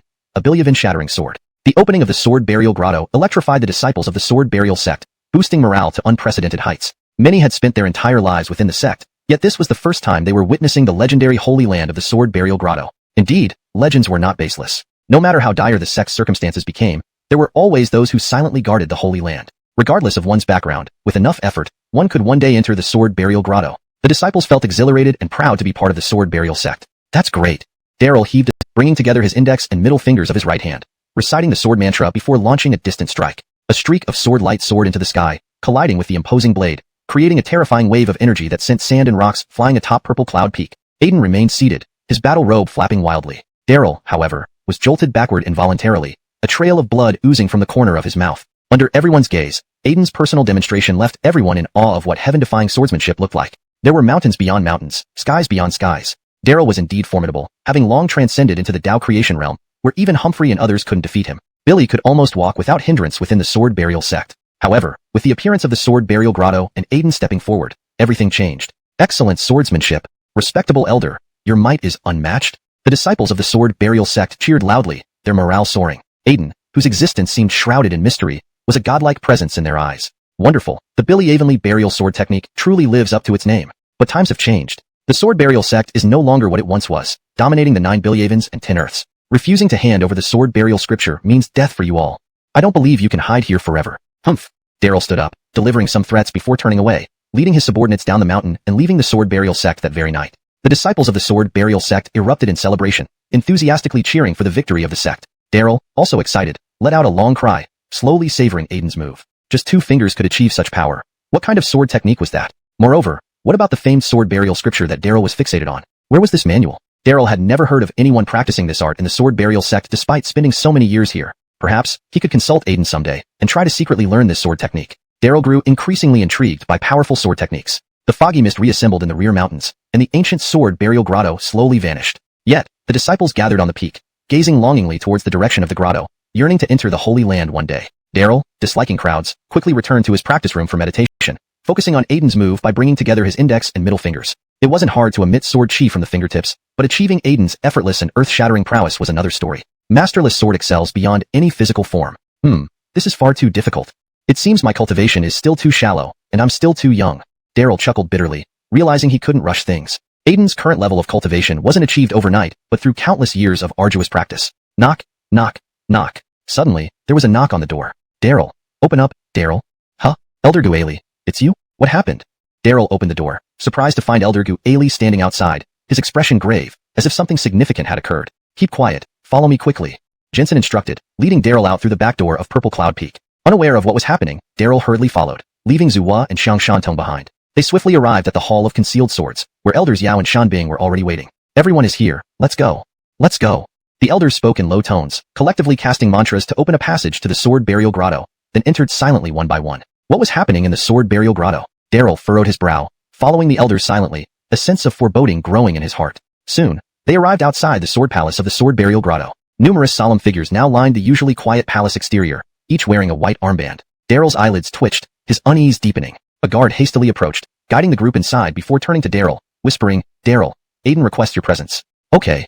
Daryl followed the guard urgently. Inside the Sword Palace, almost all the elite practitioners of the Sword Burial sect had gathered, including the Grand Elders, all with red-rimmed eyes. Aiden lay motionless on a bed, his face pale, devoid of any color. Daryl stopped in his tracks, abruptly understanding everything. Aiden was nearing his end, only maintaining a fragile breath. His seemingly divine sword move earlier against Daryl was merely a last burst of brilliance, accelerating his imminent death and depleting his last ounce of vitality.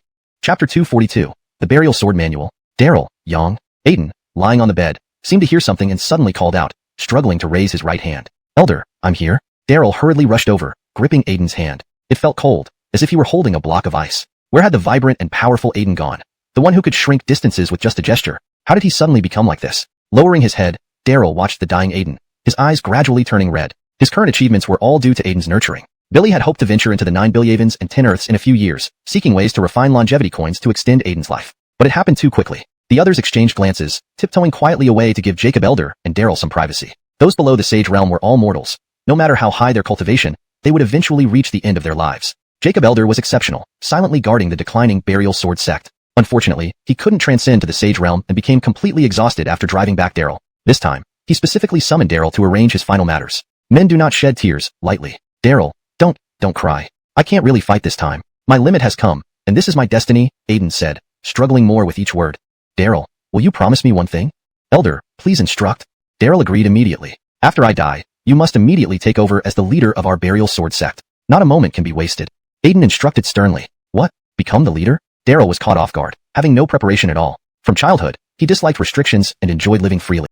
Previously, with limited cultivation, he couldn't travel far and could only wander around the sect. Now, with improved cultivation, he could finally roam the place of size without any restraints, searching for his mother and treasures. In the future, he could explore the vast world beyond the 9 Bilyavans and 10 Earths. Theodore Honest and his ilk coveted the position of sect leader and even sought control over the young master's seat. On the contrary, Daryl had no interest in worldly fame or power and disliked being restrained. The sect has been in decline for a long time. Without decisive action, it can't be revived. "We need an ambitious person to lead," Aiden explained. "Daryl, I waited for a long time, finally waiting for you. Promise me, take over as leader and restore our sect." Jacob Elder tightened his grip on Daryl's hand, looking full of anticipation. Billy knew Daryl's personality well and feared rejection. Daryl remained silent, torn between not wanting to be bound by the Burial Sword sect and the pain of refusing the dying elder. Inside the Sword Palace, silence prevailed as everyone stood solemnly, watching from a distance. The current Emperor of Great Isla is a once-in-a-millennium ruler, ambitious to unify the mortal realm and the cultivation world. Under him is a strategic imperial advisor who has long coveted our Burial Sword sect. Worse yet, the Sword Alliance is not what it used to be.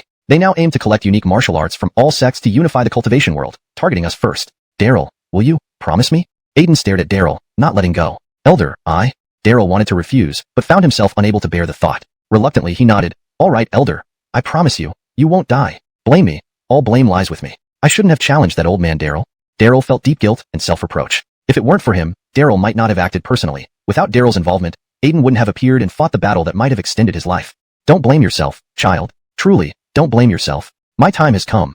Now is the time to pass on the Burial Sword Manual. Remember, never lend this manual to anyone else." Aiden weakly reached into his robe, pulling out a sandalwood box. Everyone's gaze fell upon the box, their eyes shining brightly. Legend had it that this was the manual left by the founder, containing the most powerful sword techniques ever. The Sword Alliance sent both Sword Unparalleled and Daryl for this very reason. Even people like Tucker had doubted its existence. Now it truly appeared. Daryl grew excited, taking the box and finding an ancient booklet inside titled, Burial Sword Manual. Opening it, he found it empty, with no words written.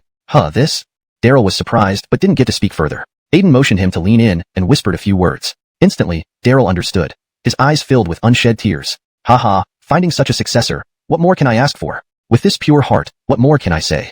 Aiden laughed heartily and passed away. Elder, Jacob's senior brother. People rushed in, causing chaos in the Sword Palace. Daryl felt numb, pushed aside by the crowd, clutching the Burial Sword Manual as he walked out in despair. Since their chance encounter in the back mountain, Aiden had become his unwavering support. Knowing there was a Grand Elder supporting him unconditionally gave him courage. At Star Plucking Sect, he took immediate action, summoning the Billion-bearing divine beast to disrupt Star Plucking Sect, forcing Elder Creation Ibrahim to agree to his conditions. Facing the mighty army of the Great Isla Empire, he charged forward alone with just a sword, breaking through the blood-iron sky, even capturing General Fred and beheading him.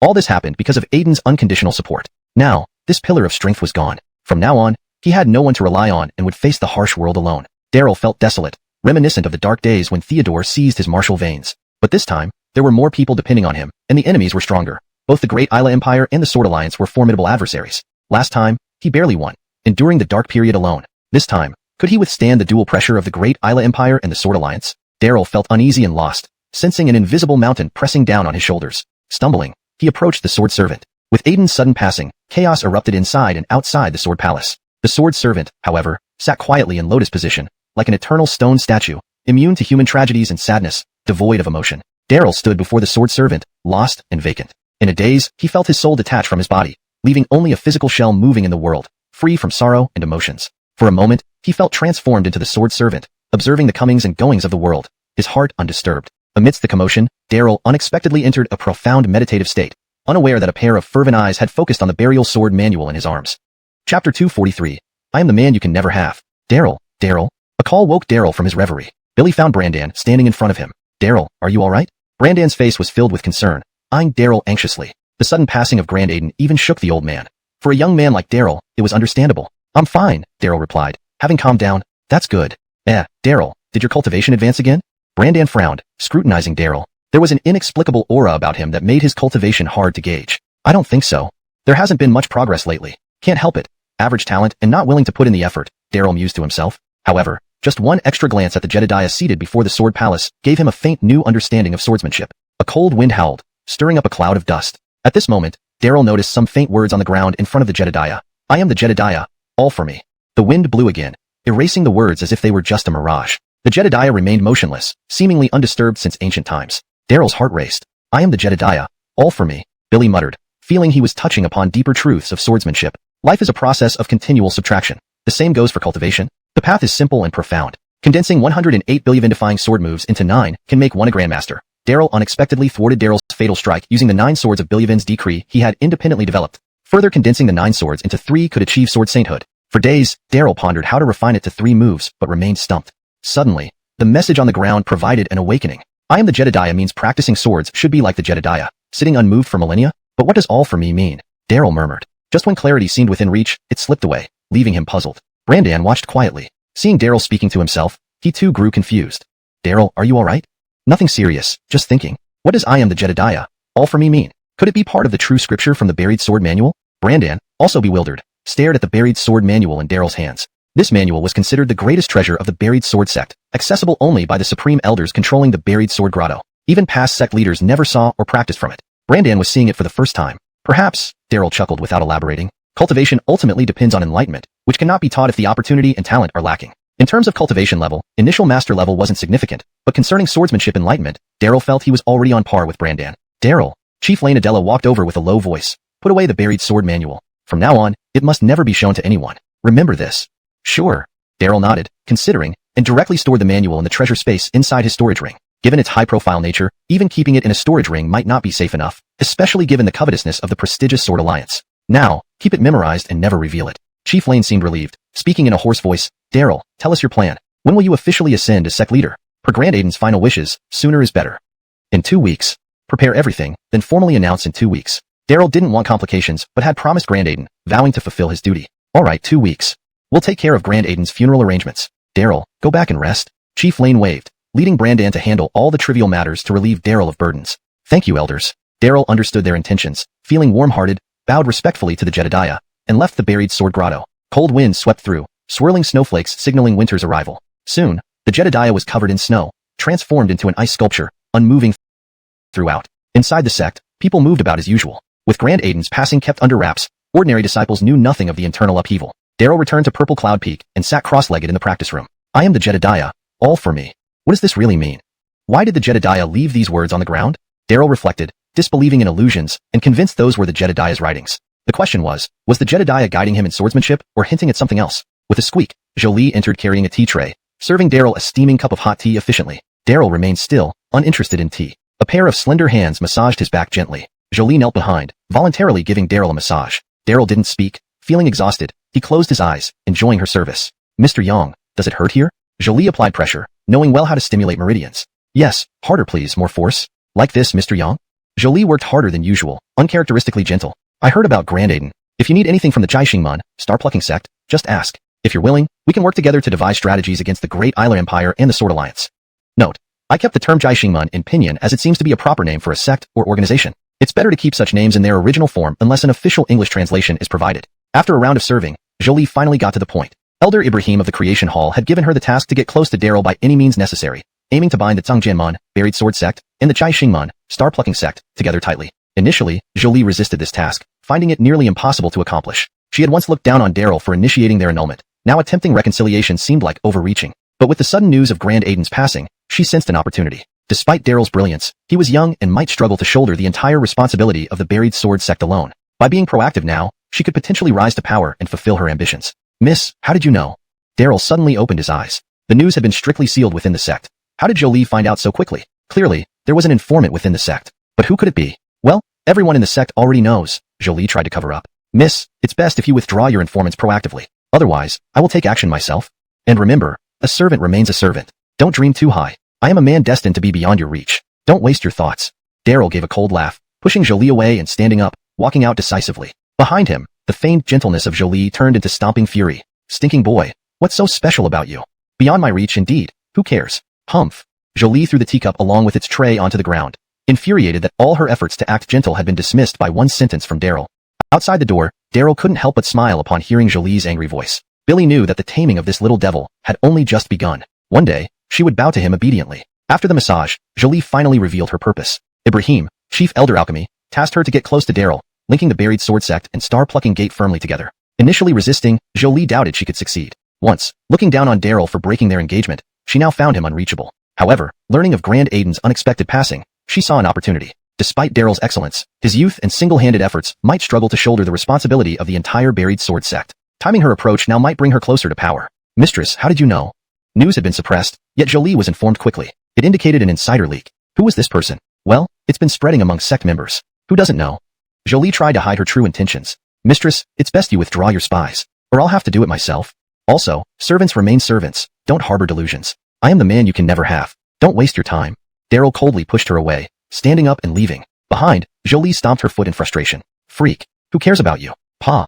She angrily smashed the teacup and tray, barely holding her act of feigned gentleness. Daryl's words enraged her. Outside, hearing her rant, Daryl smiled, realizing his taming of this little devil was only beginning. One day, she would submit fully to him. It seems like your input was empty or missing. Could you please provide the Chinese text you'd like translated into English? I'll ensure it follows all the specified guidelines. Chapter 244, Look at your pathetic state. After a brief rest, Daryl took Gavin and returned to the Land of Sighs. With half a month still left before he officially took up his post, he planned to make full use of this time. Thanks to his unique innate abilities, it wasn't long before Gavin carried Daryl outside Brunenlund Manor. They hadn't yet had time to search for the whereabouts of Brent when they unexpectedly discovered a group of black-clothed people gathered outside the gate. Huh.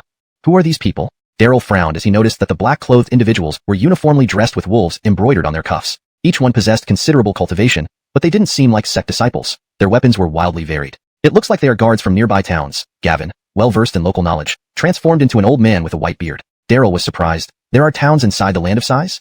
Of course there are, Gavin patiently explained, knowing Daryl wasn't familiar with the Land of Sighs. Some of these towns are much livelier than billy-issuing and activate protective formations at night to keep the black mist outside. Before Daryl could ask more, the black-clothed guards rushed over upon spotting the two. Who are you? Stop.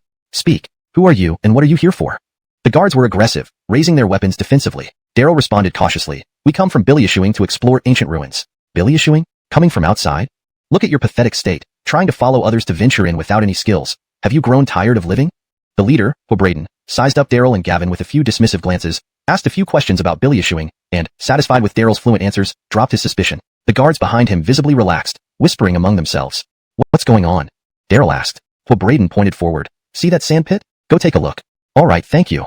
Daryl and Gavin walked over and both paled. In the sand pit lay a cold corpse, not just anyone, but exactly who they were looking for, Brent. In just one night, the frog-like figure had shriveled up, its skin clinging to bones like a desiccated mummy, radiating an eerie presence. The body had turned into a mummy, but the immortal emperor pin it once hid was nowhere to be seen. presumably stolen. Do you know this person? Braden asked casually. Daryl shook his head decisively. No. Better not, keep your distance. It's too sinister. No wounds, yet the death is brutal. No telling what monstrous creature did this. Braden shook his head. Indeed, too strange, agreed another guard. Several outposts outside the city experienced this same bizarre event overnight. No survivors. Brothers, do you think it's the legendary copper corpse? Someone whispered nervously. Shoo, lower your voice. Are you tired of living? The guards muttered fearfully, discussing the legend of the copper corpse. From their conversation, Daryl and Gavin grasped the situation. Early that morning, news arrived in Huangshaching that several outposts were wiped out, turning everyone into mummies. The city lord confronted. Braden, can we find them quickly? Daryl wanted closure. If he'd waited so long for any clue about his mother, he wouldn't give up now. This might be difficult, Gavin admitted. Long ago, some reclusive spiritual cultivators lived within the land of Size. We could seek their help, but after so many years, we don't know if they're still alive. Even if they are, finding them won't be easy and will take time. Izar, tomorrow is the deadline for the task in the Fusheng realm, Gavin hinted subtly. The Fusheng realm was bizarre. Initially, Gavin had opposed Daryl taking this mission, sensing unease. Now that it was accepted, it was best to complete it sooner rather than later to avoid complications. AI, then let's go to Basha Slope first, Daryl sighed regrettably, wishing he could find the ethereal ship right away. Missing this opportunity meant waiting indefinitely. What are you talking about? What coffin? What ethereal ship? Guards, seize them. Braden's sharp ears caught their conversation, and he ordered his men to capture Daryl and Gavin, intending to interrogate them in Huangshaching. Roar. Gavin growled and revealed his true form. Monsters, they're monsters. Gavin's massive form terrified the guards. They couldn't believe the seemingly harmless Daryl and Gavin could be so fearsome. TSK. Look at your pathetic state, trying to investigate real culprits without any skill. Have you all lost your minds? Daryl mockingly repeated Braden's earlier words, circling the guards on Gavin's back before riding off with a mischievous laugh. Behind him, the guards, especially the previously proud Braden, were drenched in cold sweat. Chapter 245, Farwater Town. After a swift run, Braden emerged from underground, carrying Daryl into a desert wasteland. In the midst of this desolate landscape stood an abandoned temple with a crooked sign hanging over its door that read, White Sand Temple. According to the crude map's markings, this was White Sand Slope. The terrain here somewhat resembled the area around Brunenlund Manor. Nowhere but rocky patches and desert as far as the eye could see. Not far into their journey, Braden stumbled upon a skeleton. Perhaps due to prolonged weathering, the bones were brittle and snapped underfoot. Bad luck, Spit. Braden shook his head and transformed into an old man with a white beard. Stepping on bones right after leaving the place was considered an inauspicious omen. Why bad luck? This is a good thing. Bones ward off disasters, bringing great fortune, he remarked. Let's go check out the ruined temple ahead, Daryl said, quickening his pace confidently as he entered the White Sand Temple. The temple had a main hall, side chambers, annex halls, and a rear hall. It was quite substantial, built on a foundation of large stones. The beams and pillars were adorned with intricate carvings, revealing its once bustling past. Unfortunately, it had fallen into disrepair, covered in dust and cobwebs, with parts of the walls crumbling. Daryl and Braden explored the main hall, which was in even worse condition. Several statues lay toppled, and the central statue, wielding a massive long sword, remained only as a torso. Its head had been removed at some point. It seemed the main hall had endured a chaotic battle. Even in daylight, it felt dark and eerie. Daryl felt uneasy. Billy wandered inside for a while before stepping out, feeling worried. White Sand Slope, Enzo? Where is this, Enzo? Billy realized he faced a challenge. With Braden as his transport, finding White Sand Slope wasn't difficult, but locating the Enzo was another matter entirely. After searching the temple, he found no clues. Who was the Enzo? Was he a cultivation expert, or some kind of monster? Daryl found the task tricky without knowing who or what the Enzo was. Taking the mission too hastily had left him dealing with a tyrannical official from the floating life realm who wouldn't give any additional information. With no one to ask and no mission document, what should he do? Billy furrowed his brow, realizing the task was more complicated than expected. Even Braden couldn't provide a solution. Everything related to the floating life realm seemed bizarrely enigmatic. Master, why don't we scout the surroundings and find someone to ask?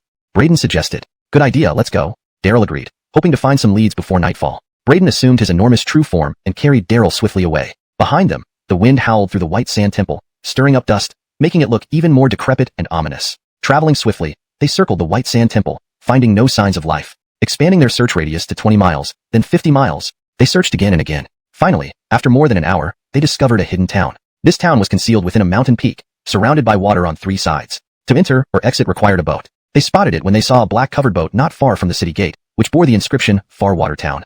Using his earth tunneling ability, Braden appeared directly outside the city gate. Perhaps due to its isolation, the sudden appearance of 2 outsiders quickly drew the attention of the guards, who refused to let them enter despite their pleas. Sir, we come from Blackwater City outside the Sighing Lands, with no other intentions except to rest and ask for directions. Here's some silver, just a small token of appreciation for your hospitality. Daryl, experienced now, quietly offered some silver coins to the squad leader. Billy, sir, you take us for who? Take that back immediately.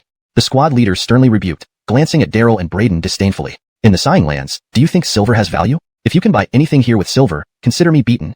The soldiers laughed heartily, blocking their path. Sir, if silver has no use, what does? Gold, perhaps? Daryl seized the opportunity to inquire, ignoring the soldier's mockery. Before, he might have hesitated, but now he felt nothing. Perhaps it was from experience or cultivating the Tao of the sword, maintaining a calm mind regardless of the situation. The boy, gold has no value either. Nobody cares for such things. At the very least, not in our far water town. Things like lamp oil, rice, or cattle are more valuable. Naturally, the best would be medicinal pills. The higher the grade, the better. A subordinate answered for the silent squad leader. Daryl immediately understood, retrieving several pure young pills from his storage ring. Sir, how about these?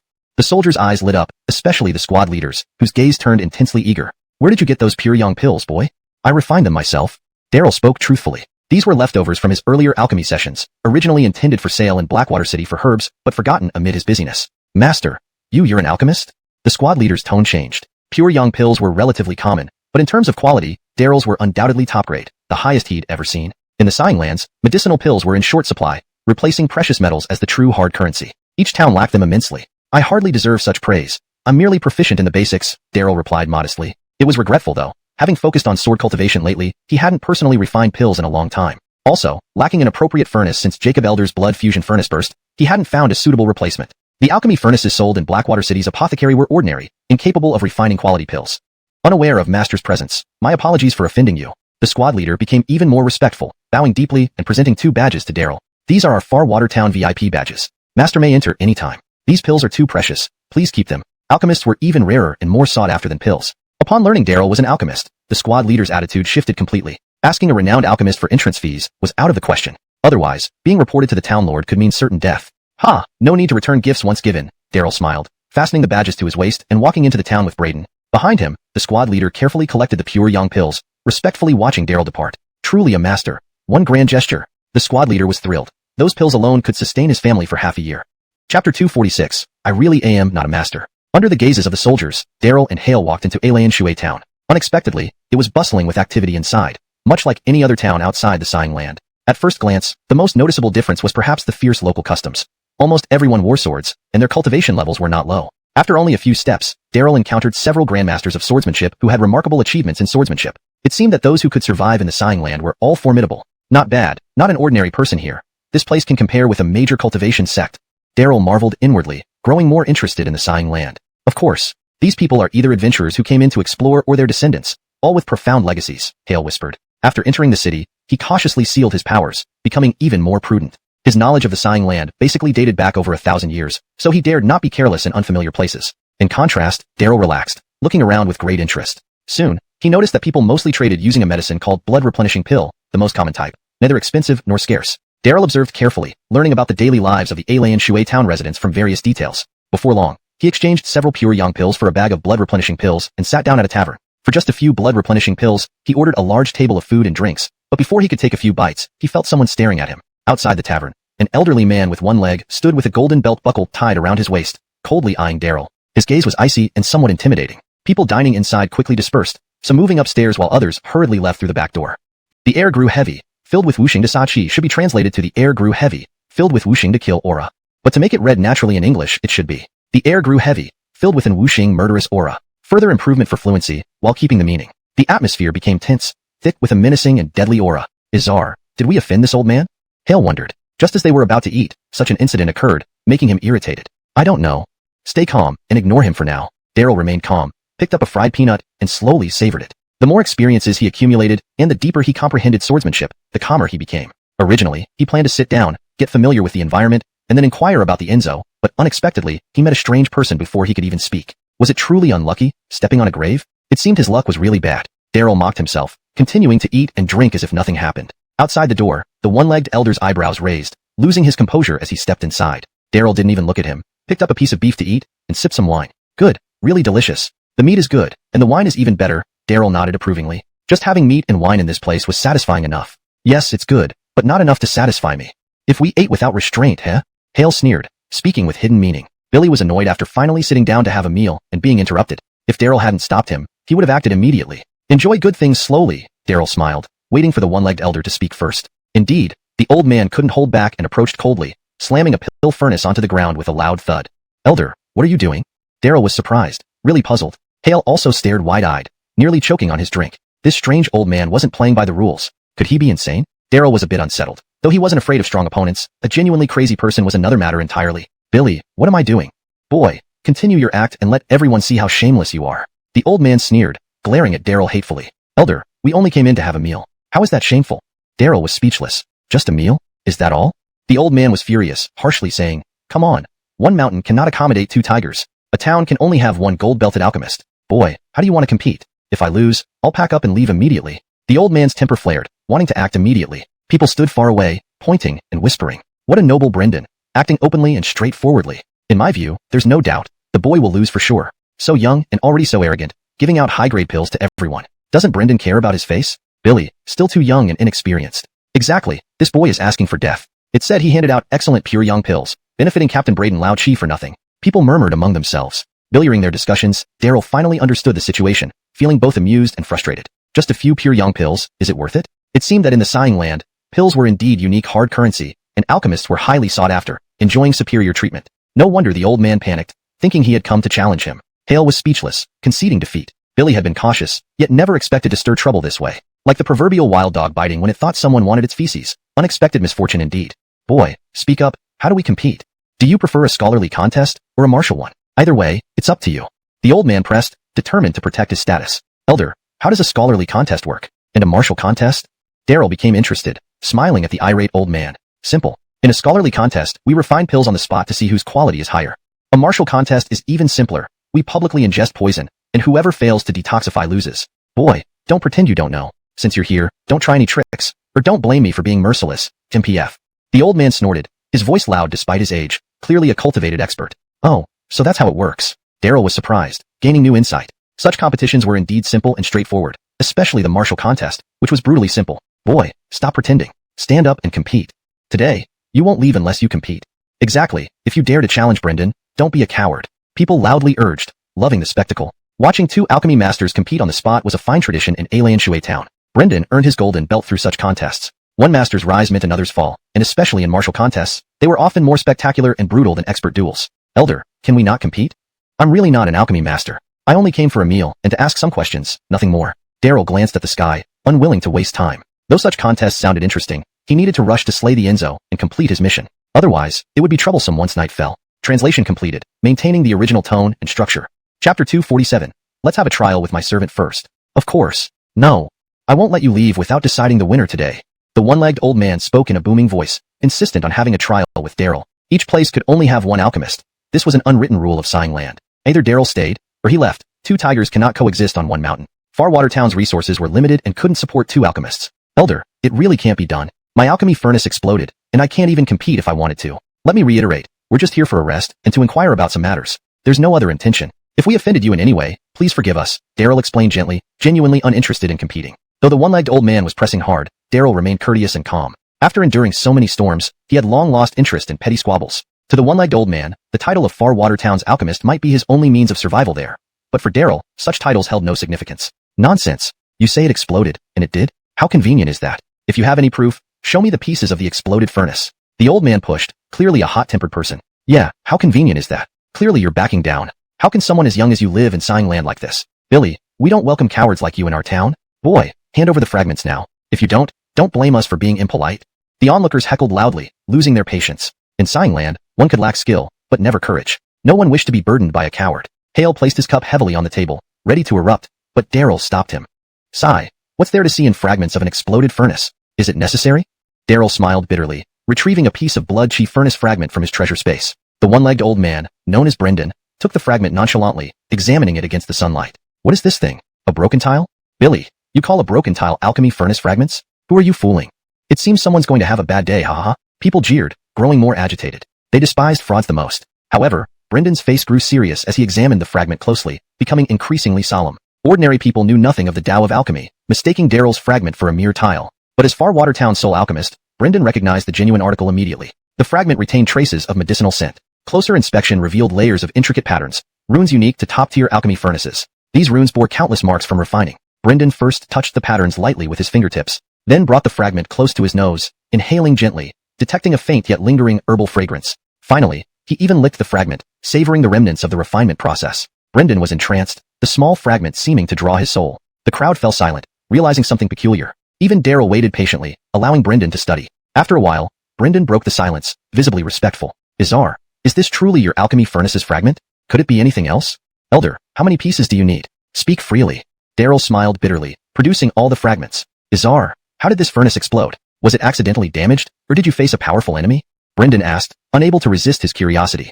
Just from the fragment, it was evident that this was an extraordinary furnace. The higher the quality of the furnace, the more proficient the alchemist usually was. After a lifetime devoted to alchemy, Brendan admitted he hadn't seen such an advanced furnace before, making him feel uneasy and unsure about Daryl's alchemical skills. Neither.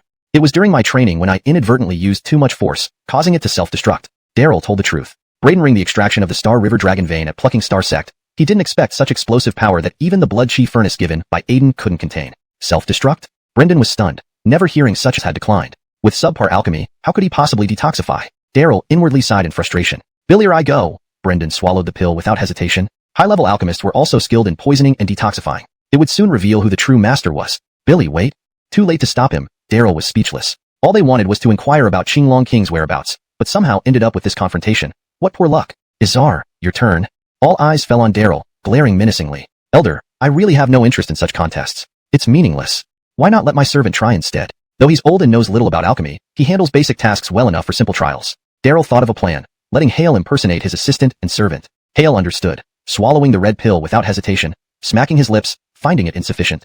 The effects quickly set in. Brendan quickly sat cross-legged, extracting herbs and silver needles to detoxify, sweating profusely and working frantically. Meanwhile, Hale continued eating and drinking wine calmly. The crowd shook their heads, pointing and whispering that Hale was doomed, predicting the wine would accelerate the toxin's effects, likely killing him. Daryl watched amusedly, sipping his wine, observing the flush provided the two poisons, was the most bewildered, utterly stunned. No one knew better than him how terrifying the toxicity of cloud drift was. It was undoubtedly a deadly tool, and its potency was evident by how much Brendan struggled. Yet, Hale seemed unaffected, completely beyond everyone's imagination. Could it be that Hale swallowed a fake pill? Even Joseph wavered, finding no plausible explanation. Daryl had anticipated all this. I already said there was no need for a contest. Why must we do this? Daryl shook his head, looking regretful. People were speechless, unsure how to respond. Brendan, who was seated on the ground detoxifying and healing, heard this and became emotionally disturbed, almost losing control as the toxins attacked his heart. Comparing oneself with others can be fatal. If a mere servant had such formidable abilities, how terrifying must Daryl be in the realm of alchemy? This was truly a Grandmaster alchemist? No, a millennium rarity. Brendan felt bitter, realizing he had underestimated Daryl. Unknowingly challenging a Grandmaster alchemist was purely asking for humiliation. Recalling the fragments of the blood furnace, Brendan bitterly concluded that Daryl was indeed a concealed master alchemist. With a sigh, he stood up and bowed to admit defeat. I did not know a Grandmaster was present. Please forgive my rudeness. Brendan's face was gloomy as he removed his golden waistplate and placed it before Daryl, bowing to yield his position as an alchemist. A town couldn't have two tigers on one mountain. Farwater Town had limited resources and could only support one alchemist. According to unwritten rules, the loser in such a contest must step down. So, he really is a Grandmaster alchemist. What incredible abilities at such a young age. People marveled, knowing they had misjudged him, all becoming excited. Having such a powerful alchemist in the town was a blessing for everyone. Those who had earlier dismissed or insulted Daryl now became anxious and tense. No one dared offend an alchemist. Wait. Daryl stopped the stumbling Brendan, personally fastening the golden waistplate back onto him. Elder, you misunderstood. We only came to inquire about information. We didn't mean to challenge anyone and won't stay here. The tavern suddenly fell silent. People were surprised, never expecting Daryl to act this way. Being the unique alchemist in Farwater Town meant enjoying significant benefits. Many people had fought bitterly, even lost their lives for this title, yet Daryl was willingly giving it up. People were shocked. In the harsh Forbidden Lands, forget about a coveted role like an alchemist, even securing a living space required effort. Not everyone could find a foothold in this perilous place, yet Daryl acted as if it didn't matter at all. A true master. Indeed, a genuine expert. People held Daryl in high regard, understanding they were in the presence of a real high-ranking individual. Sir, Brendan was taken aback, moved to tears. With the severe poisoning in his body, leaving Farwater Town now would mean certain doom, possibly never seeing the next sunrise. Everyone understood this, but no one offered help or even a kind word. But right then, Daryl stood up and returned the waistplate to him. Brendan was deeply moved, feeling Daryl's kindness. Elder, this belongs to you. Daryl smiled. Thank you, sir. Brendan felt embarrassed to stay longer and was about to leave when he turned back. By the way, sir, what are you inquiring about? People who were just dispersing perked up, listening intently. I'm looking for someone named Green Dragon King, replied Daryl. Many people were present. Perhaps someone might know something. Unfortunately, he was soon disappointed. Do we have someone called Green Dragon King in our town? No, there seems to be no such person nearby. People shook their heads. Sir, should I have someone ask around other towns? Asked Brendan. As an alchemist, he had some connections and could arrange inquiries. How long will it take? Daryl asked. The time given by the Life World Judge was only 3 days, tomorrow being the last day. Any delay would be too late. At least 3 days minimum. If we need to look further away, it will take longer. Brendan hesitated. It's too late, sighed Daryl, indicating Hale that it was time to go, preparing to search outside. Finding White Sand Slope was easy, but no one knew anything about the Green Dragon King. What should he do? Tasks in the life world indeed were not easy. With some time before dusk, Daryl planned to explore outside early. As he was about to leave, commotion arose ahead. At the city gate, soldiers rapidly constructed a floating bridge using boats, and a cavalry rode in from afar. Leading the charge was a woman in fiery red battle armor, wielding a red spear. Her entourage escorted a prison cart covered in thick black cloth, emitting deep growls as if containing a fierce beast. The roaring echoed through kilometers, causing unease. They've captured an unearthly ghost. The city lord has brought back an unearthly ghost. Quick, hide. Don't speak. Be cautious. It's an unearthly ghost. People screamed. Earlier onlookers in the tavern scattered faster than rabbits. Brendan also fled quickly, hiding behind the counter. Seeing Daryl and Hale still standing outside, he rushed out to pull them into hiding. The cavalry approached silently, hearing only the heavy hoofbeats of war horses. The entire troop was hushed as if speaking aloud would invite disaster. Daryl remained silent, but was curious. An unearthly ghost? It sounded frightening. Daryl peeked out, catching sight of the city lord in her fiery red armor charging into the city, her hair flying like blooming peach blossoms, both charming and resolute, exuding martial prowess. Chapter 249. Assisting the tiger in evildoing. The city lord who rode in on horseback made Daryl's eyes light up. In this world, beautiful exteriors were common, but interesting souls were few and far between. She could have relied on her looks, yet she chose a military uniform over cosmetics, donning armor to become a valiant female general, a rare sight indeed. Brendan, squatting nearby, nudged Daryl and handed him a note. Daryl snapped back to reality. The note read, "Stranger demons kill by sound. Do not speak at all costs. Be wary of Judy." Kill by sound? What kind of ability is this? And who is Judy? Daryl wondered, then realized it referred to the female city lord in a bright red battle robe. Alien Shui Town, Judy. What a fitting title, he thought. Hale also poked his head out to observe, his expression growing increasingly serious. Billy had no interest in the valiant Judy, never even glancing at her, instead keeping a sharp eye on the prisoner cart covered in black cloth. As a Bilyavin burial divine beast, he instinctively sensed an ominous danger. Roar. The prisoner cart shook as continuous low growls emerged from under the black cloth. A row of wine glasses on the counter suddenly developed cracks with a crackling sound. This is sound attack? Daryl raised an eyebrow and squinted his eyes. Observing closely, he noticed that the air around the prisoner cart was distorting, and faint wind blades appeared intermittently, responding to the howls inside. A cold wind blew, piercing the bones. Unintentionally, Daryl noticed a layer of ice forming on the road, seemingly freezing wherever the cart passed. Daryl's heart raced, pupils constricting, understanding why people fear these so-called stranger demons. Just a sound attack wasn't much, but combined with this peculiar cold wind, it became formidable. Identifying the enemy's position through sound, freezing them, and then sending waves of wind blades. No one could withstand such a series of attacks. Daryl's expression turned grave. Without even facing off, he already had a sense of the demon's power, and even a master swordsman might not be its match. Such a powerful demon. How was it captured alive?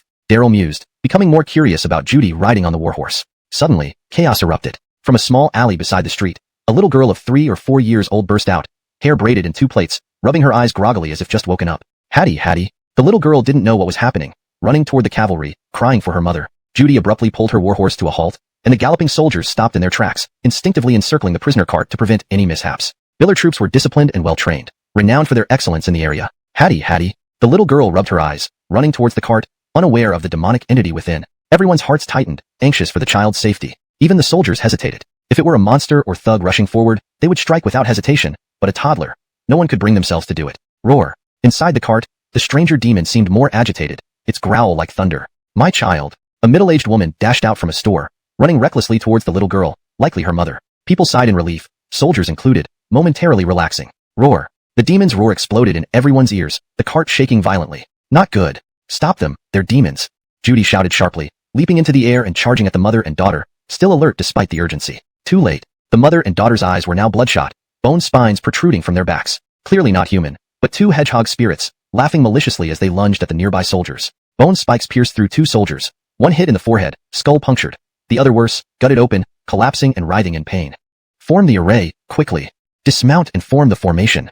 Soldiers shouted, tense and alert. The next moment, the demon's roar rang in everyone's ears, hearts pounding, almost leaping out of their bodies. Then came the chilling wind, instantly covering them in ice, bodies numb and rigid, followed by countless wind blades sweeping down the street. The trapped demon in the cart suddenly unleashed a ferocious assault. People in the shops witnessed a horrifying scene. Fierce and brave soldiers were brutally torn apart by countless unseen forces, too fast to react. After the wind blades ceased, the street was drenched in blood and strewn with flesh. The gruesome scene stunned everyone. Many vomited on the spot, while others froze in terror. Daryl was horrified. Though he had anticipated the demon's attack methods, the sight still made his scalp tingle. Thankfully, drew souls of soldiers from all directions, turning them into its minions. Daryl grew somber, finally understanding the concept of assisting the tiger in evildoing, and why people feared this tiger demon so much. It was utterly diabolical, even more cunning than a 1,000-year-old fox. Dangerous situation for Judy. Daryl's heart raced, realizing how perilous Judy's position was. Chapter 250. Half man, half ghost, half demon. Roar. The tiger demon roared, and the throng of ghost followers behind it grew larger. The gory and eerie scene terrified everyone. Without knowing who led the charge, people screamed in panic and fled, desperately rushing out of town to avoid disaster. Previously, they longed to enter the town to escape the black mist's corrosion. Now, they only wished to leave the town to avoid calamity. They didn't care what happened after nightfall. They just had to get away from the terrifying tiger demon. Wait for me, husband. Take the child. Husband.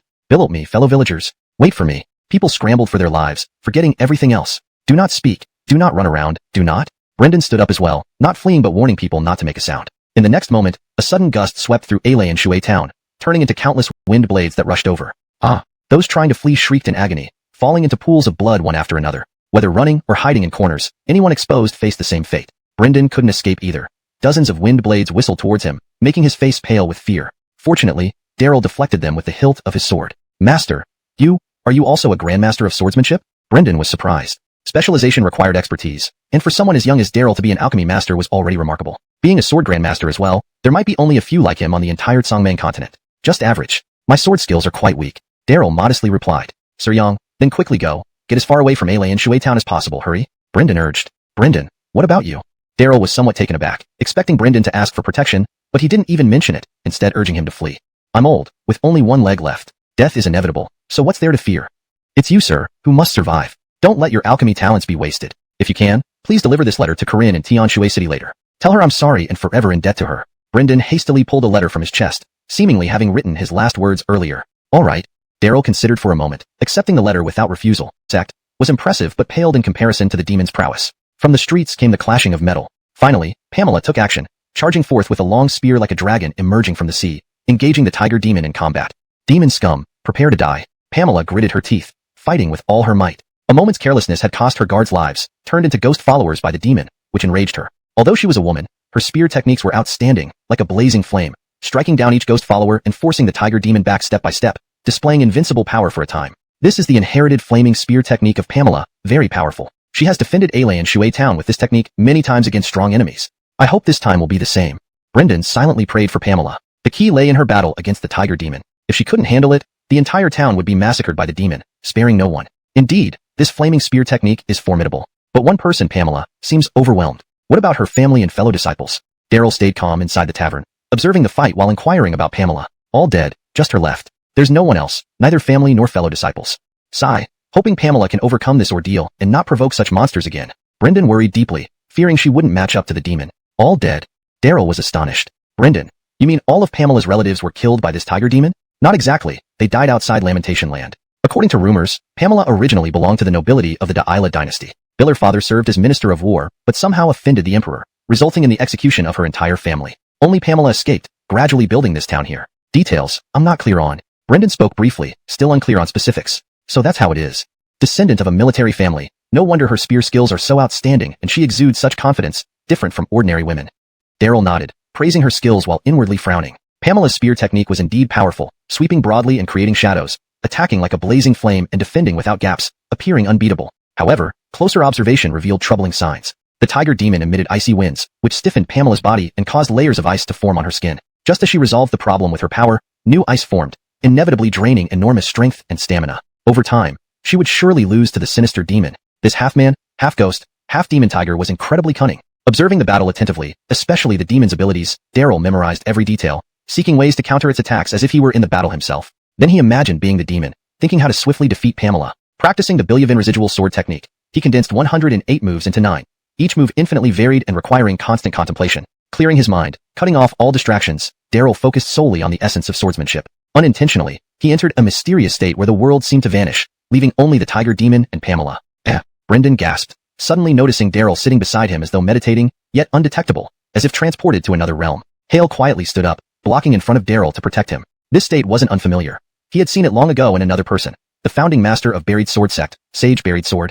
Chapter 251, Demon Exterminating Technique. The battle outside the tavern grew increasingly fierce. Tracy, single-handedly, repeatedly charged at the tiger demon and the wandering spirits surrounding it, using her iron-blooded spear technique to slay numerous demons. This spear technique of hers was clearly designed for charging into battlefields, with its broad strokes aimed at breaking through enemy lines, stirring up anyone who watched with a rush of adrenaline. However, when faced with a cunning tiger demon even more wily than a millennium-old fox, its drawbacks were glaringly exposed. Without cover or backup, once she became fatigued, the tide would instantly turn against her. The tiger demon seemed almost preternaturally intelligent, thoroughly familiar with all kinds of strategies. It first dodged continuously, directing many wandering spirits to wear down Tracy's morale and stamina. Then, as soon as her attacks began to wane, it launched a frantic counterattack. Soon, Tracy found herself in peril, with more wounds appearing and blood pouring out. The tiger demon did not hurry to kill her, but gradually increased the pressure, commanding the wandering spirits to surround Tracy. Not good. This demon tiger is trying to turn Tracy into another wandering spirit. If it succeeds, this tiger demon will surely become a true regional overlord, and no one will escape its hunt. Brendan abruptly stood up, gritting his teeth as he leaned on his cane and rushed out to assist Tracy. Hale furrowed his brows, glancing at the fearless Brendan, then looking at Daryl, who sat cross-legged in deep meditation on the ground, unmoving. Protecting Daryl was always paramount. Brendan's bravery was commendable, and his cultivation was not low. Billy drew a soft sword from his cane, wielding it with exceptional cultivation. This tiger demon wasn't the most powerful. There were many stronger beings in both the Lamenting Lands and the 9 Bilyavans and 10 Earths. But speaking of intelligence, Hale had never seen such an astonishing demon. Its devious tactics were nothing short of masterful, growing stronger with each passing moment. Not good. This is a trap. Retreat quickly. Stay away from here. Hale suddenly realized that the tiger demon was deliberately luring people to attack.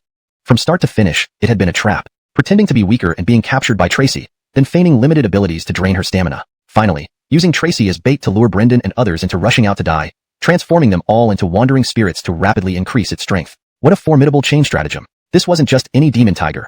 It was a seasoned master of deceit and strategy. Hale felt cold all over, knowing they couldn't stay here any longer. Billy decisively revealed his massive true form, preparing to carry Daryl far away. Nico, wait.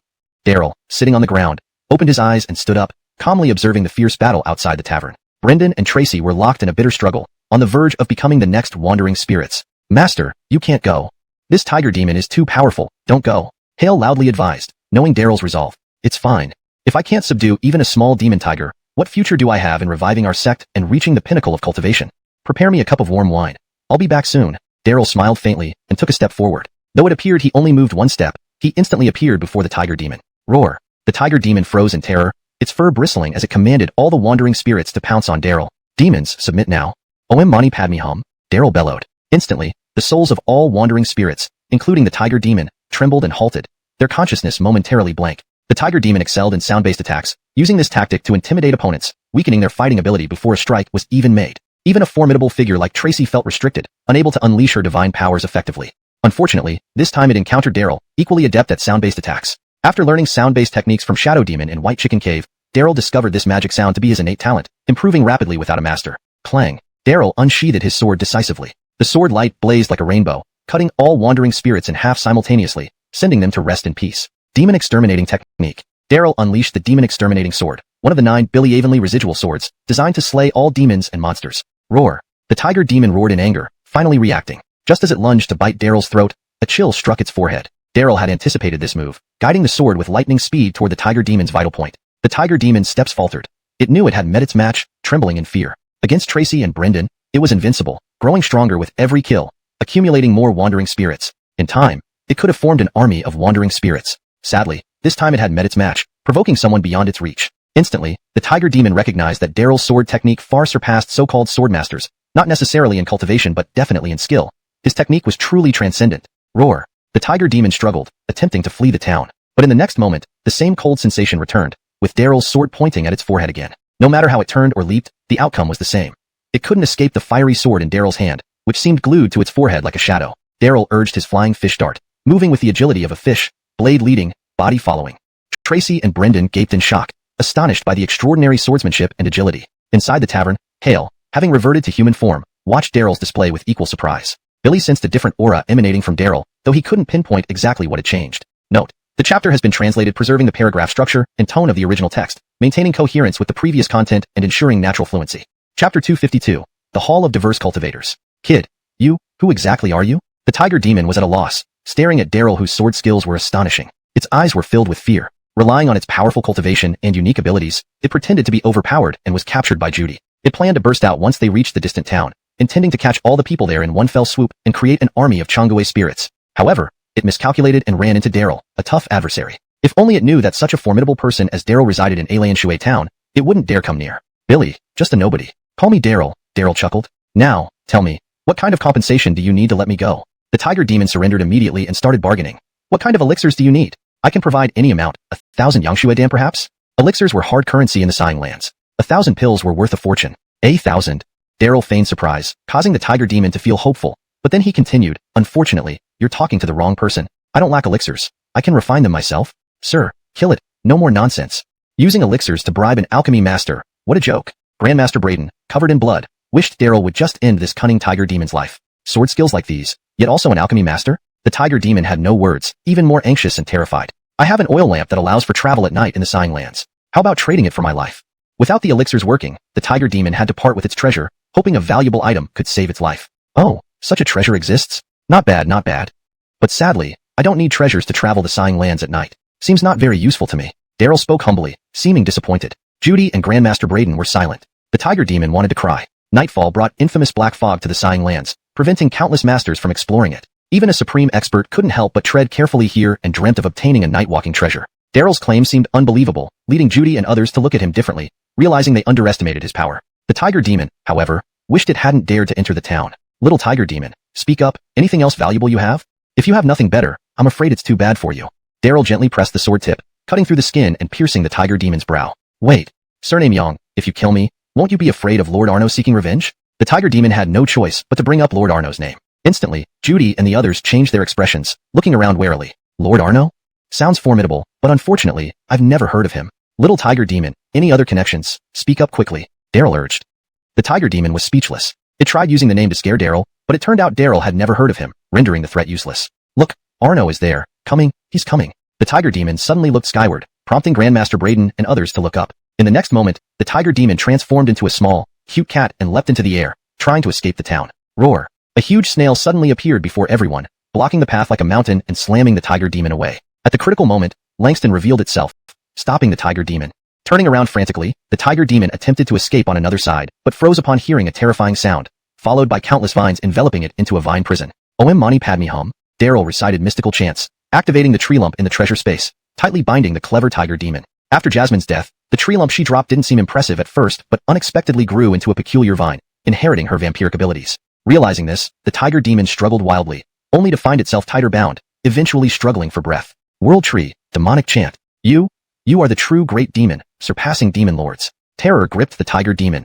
Its mind plunged into unprecedented horror. Demonic chants, sinister blood-sucking vines. Although Daryl gave off no trace of demonic aura, his attack methods were more fearsome than any great demon. Cherish every moment without distinction between good and evil. By dividing people into different ranks from the start, you're destined to lose and never understand the essence of cultivation. Be without abode, thus giving rise to your heart. Sadly, the masses are ignorant, having petty cleverness but lacking great wisdom. How pitiful.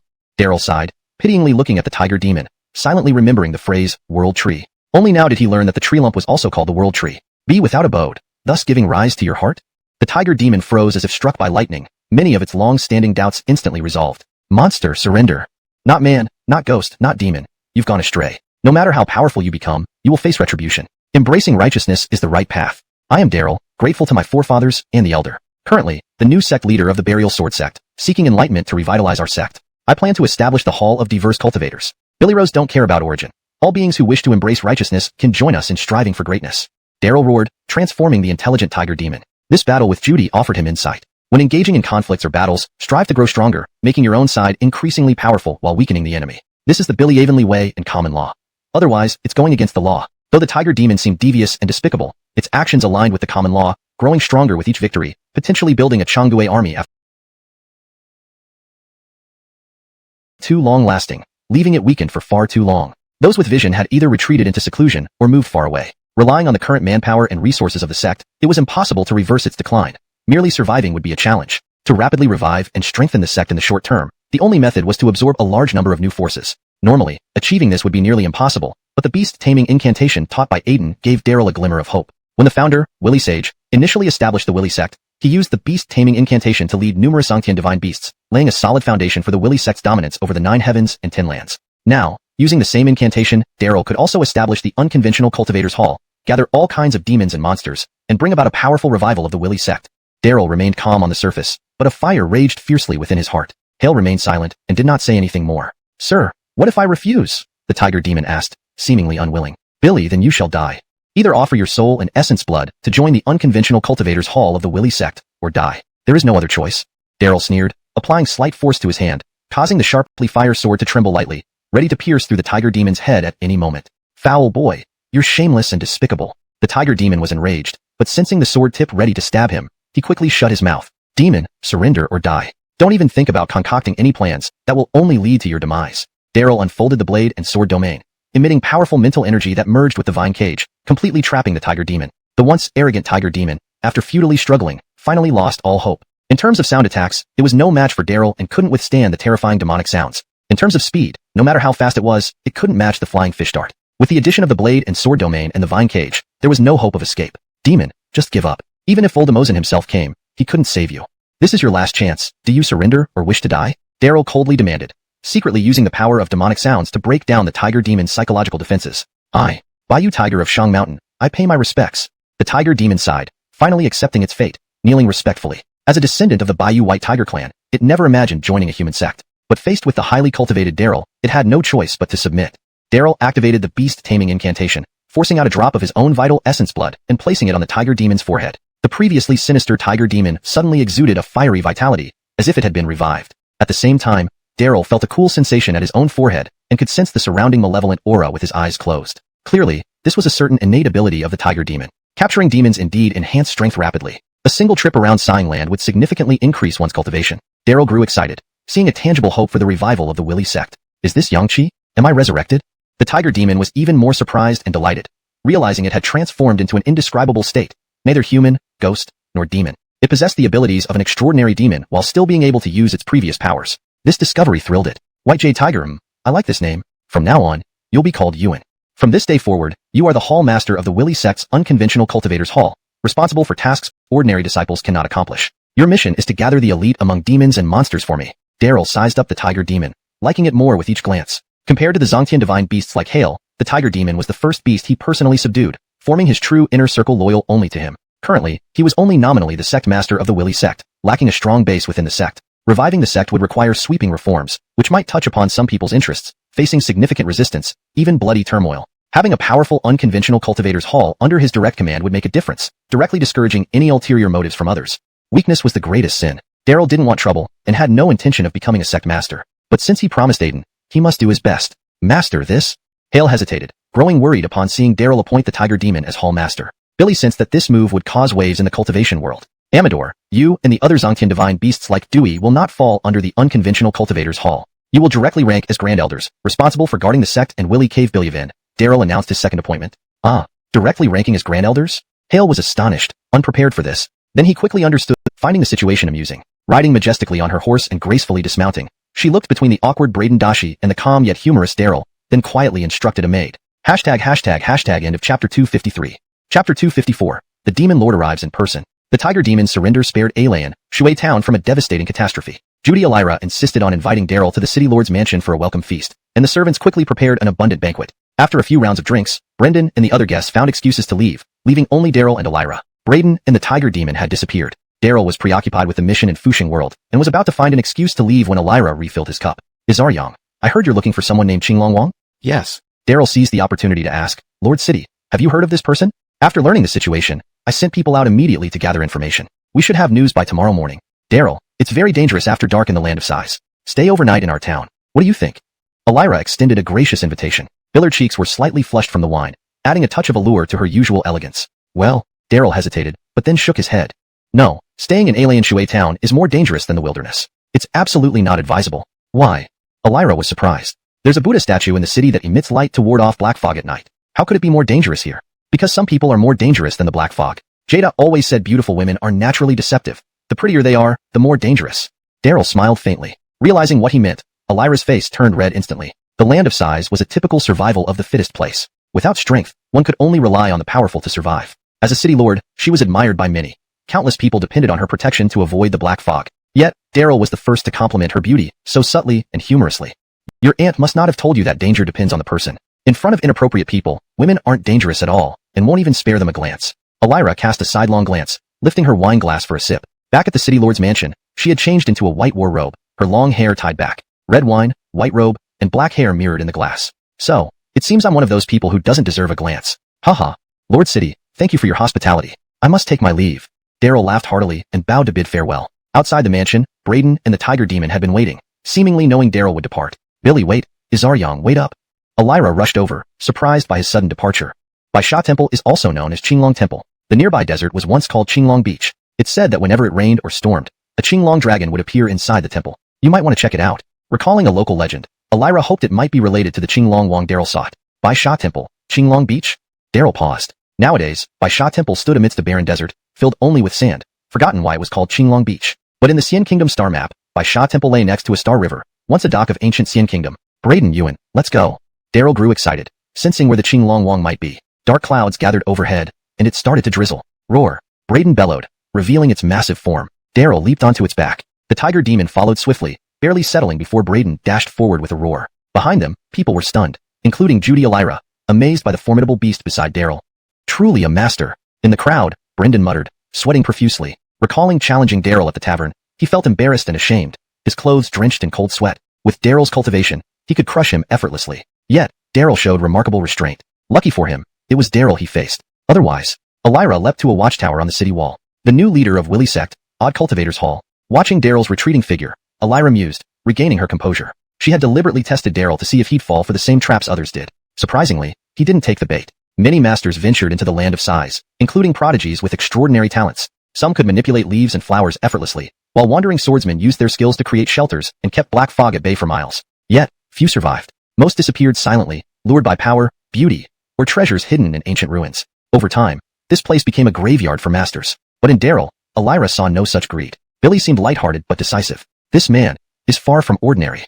Elira muttered, watching Daryl vanish into the horizon. A servant approached, handing her a vivid portrait of Daryl. Investigate. Send people to find out who Daryl really is. Elira ordered. Despite his will and was still extending bit by bit, the wind began to swirl, transforming into semi-transparent wind blades. Amidst these cold blades, sprouts mysteriously emerged, evolving into blood-red vines that writhed like pythons. Daryl sat motionless, but covertly pushed the power of his sword art online to its limits, attempting to fuse sound attacks, the world tree, and his domain into one. The Brigham was surprised by the changes in Daryl's domain. Before, while Daryl's domain was potent, accurately predicting opponents' moves and making his sword skills flawless, it was still an ordinary domain. Now, it had transformed into a deadly kingdom. Whether the translucent wind blades or blood-red vines, everything felt fatal. The Axel was even more stunned, quickly realizing the terror within Daryl's domain. The magic sound and blood-sucking vines were already formidable, but under the domain's enhancement, their power evolved to a new level. Before, they might have tried resisting in Alain Shui town, but now if trapped in Daryl's domain, they would likely lack the courage to struggle and be torn apart instantly if Daryl wished. A cold wind blew,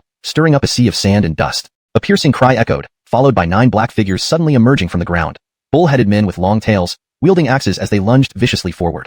Master, be careful. These are bull demons under Lord Arno. The Axel quickly warned. As soon as he spoke, 9 whirlwinds appeared within 100 meters, countless wind blades gathering and spinning rapidly, cutting everything in their path. The bull demons couldn't dodge in time and were all hit. But the wind blades only severed their tendons, not slicing their throats. Soul, what are you waiting for? Still haven't made your move?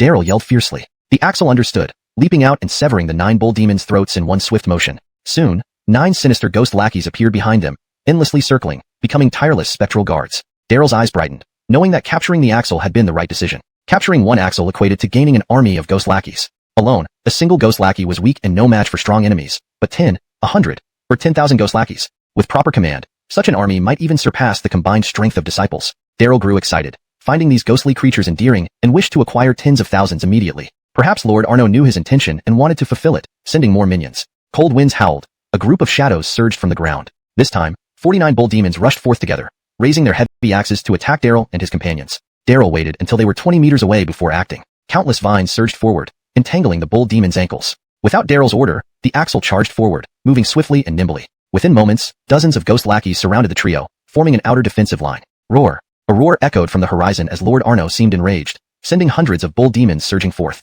This time, the demons seemed wiser, hurling their axes from a distance, fiercer than any archer. Countless vines gathered and intertwined, forming a net that blocked the incoming axes, leaving the bull demons utterly bewildered. Daryl sat unmoving on the Brigham, defusing the demon's third assault. Fused with his domain, he truly felt the immense power of the world tree, offensive and defensive, seemingly superior to any technique. Recalling his battle against the Jasmine in the carry yard, he felt lucky. Back then, exploiting her carelessness, he killed her, unexpectedly obtaining the world tree shaped like a tree knot. Otherwise, if she had fully defended herself, either of them could have died. Haha, 158 ghost lackeys now. Lord Arno, send more, summon all your demons, haha. The Axel laughed louder than Daryl, feeling more excited. In the land of size, Lord Arno was a dominant presence, able to summon countless demons, earning the title of Demon Lord of the land of size. Facing such a formidable creature made the Axel uneasy and reluctant to challenge him. But today, with Daryl's help, he tasted victory. No matter how many demons came, they would die. turning into more ghost lackeys, a literal gift of heads. Had he known this, who would covet small towns like Alanshui Town? Challenging Lord Arno directly would have been better. The Axel grew braver, losing his earlier anxiety and hatching a bold plan. Damnable little Axel, you're asking for death. You three die. Lord Arno's roar echoed from the sky, where a colossal face appeared, almost taking up half the sky. Its mouth opened in a shriek, creating a portal in the desert that spilled out numerous demons. Bold demons wielding axes, flying nightmares throwing spears, and long-haired evil spirits with red eyes roaring as they surged forward like a flood. Axel, protect the young master. I'll confront that great demon in the sky.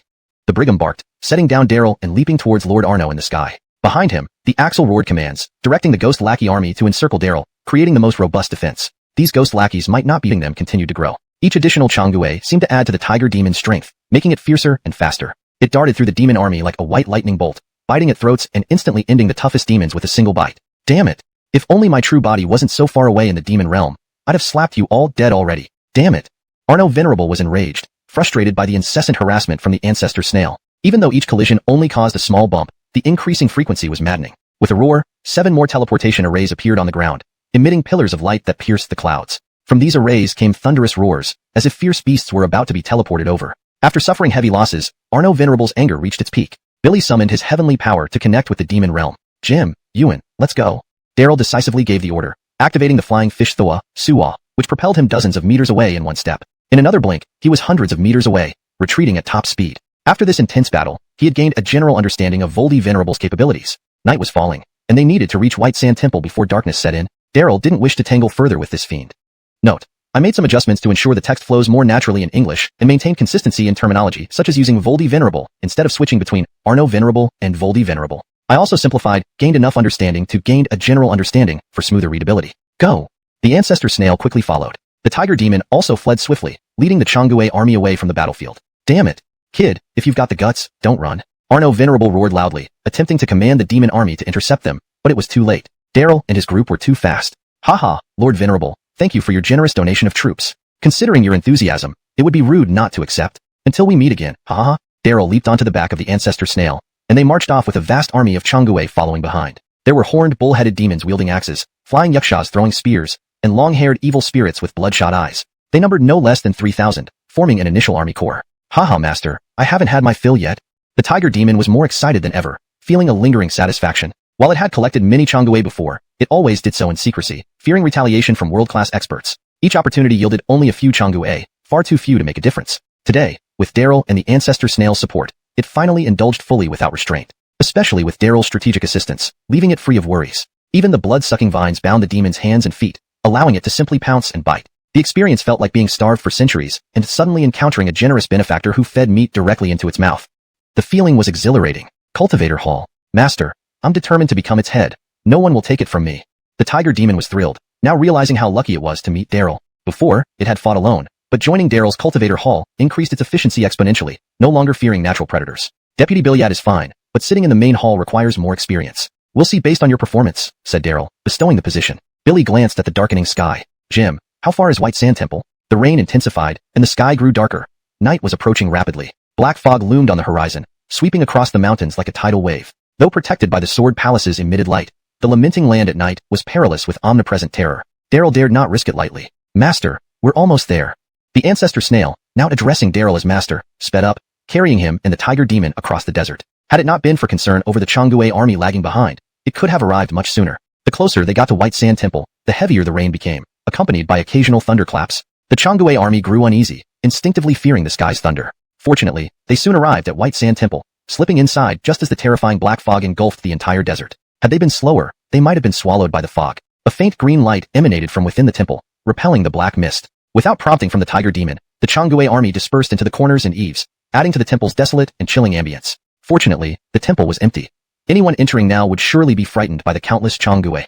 Daryl took a deep breath and pushed open the doors to the main hall. Cold winds stirred up dust as numerous statues stood silently in the darkness, with the headless statue at the center standing out the most. Daryl lit a torch and carefully examined the statues. Some of the figures on either side of the hall were peculiar, with horns on their heads or forearms, half human, half demon. A few even resembled women, appearing odd. Daryl walked slowly toward the headless statue.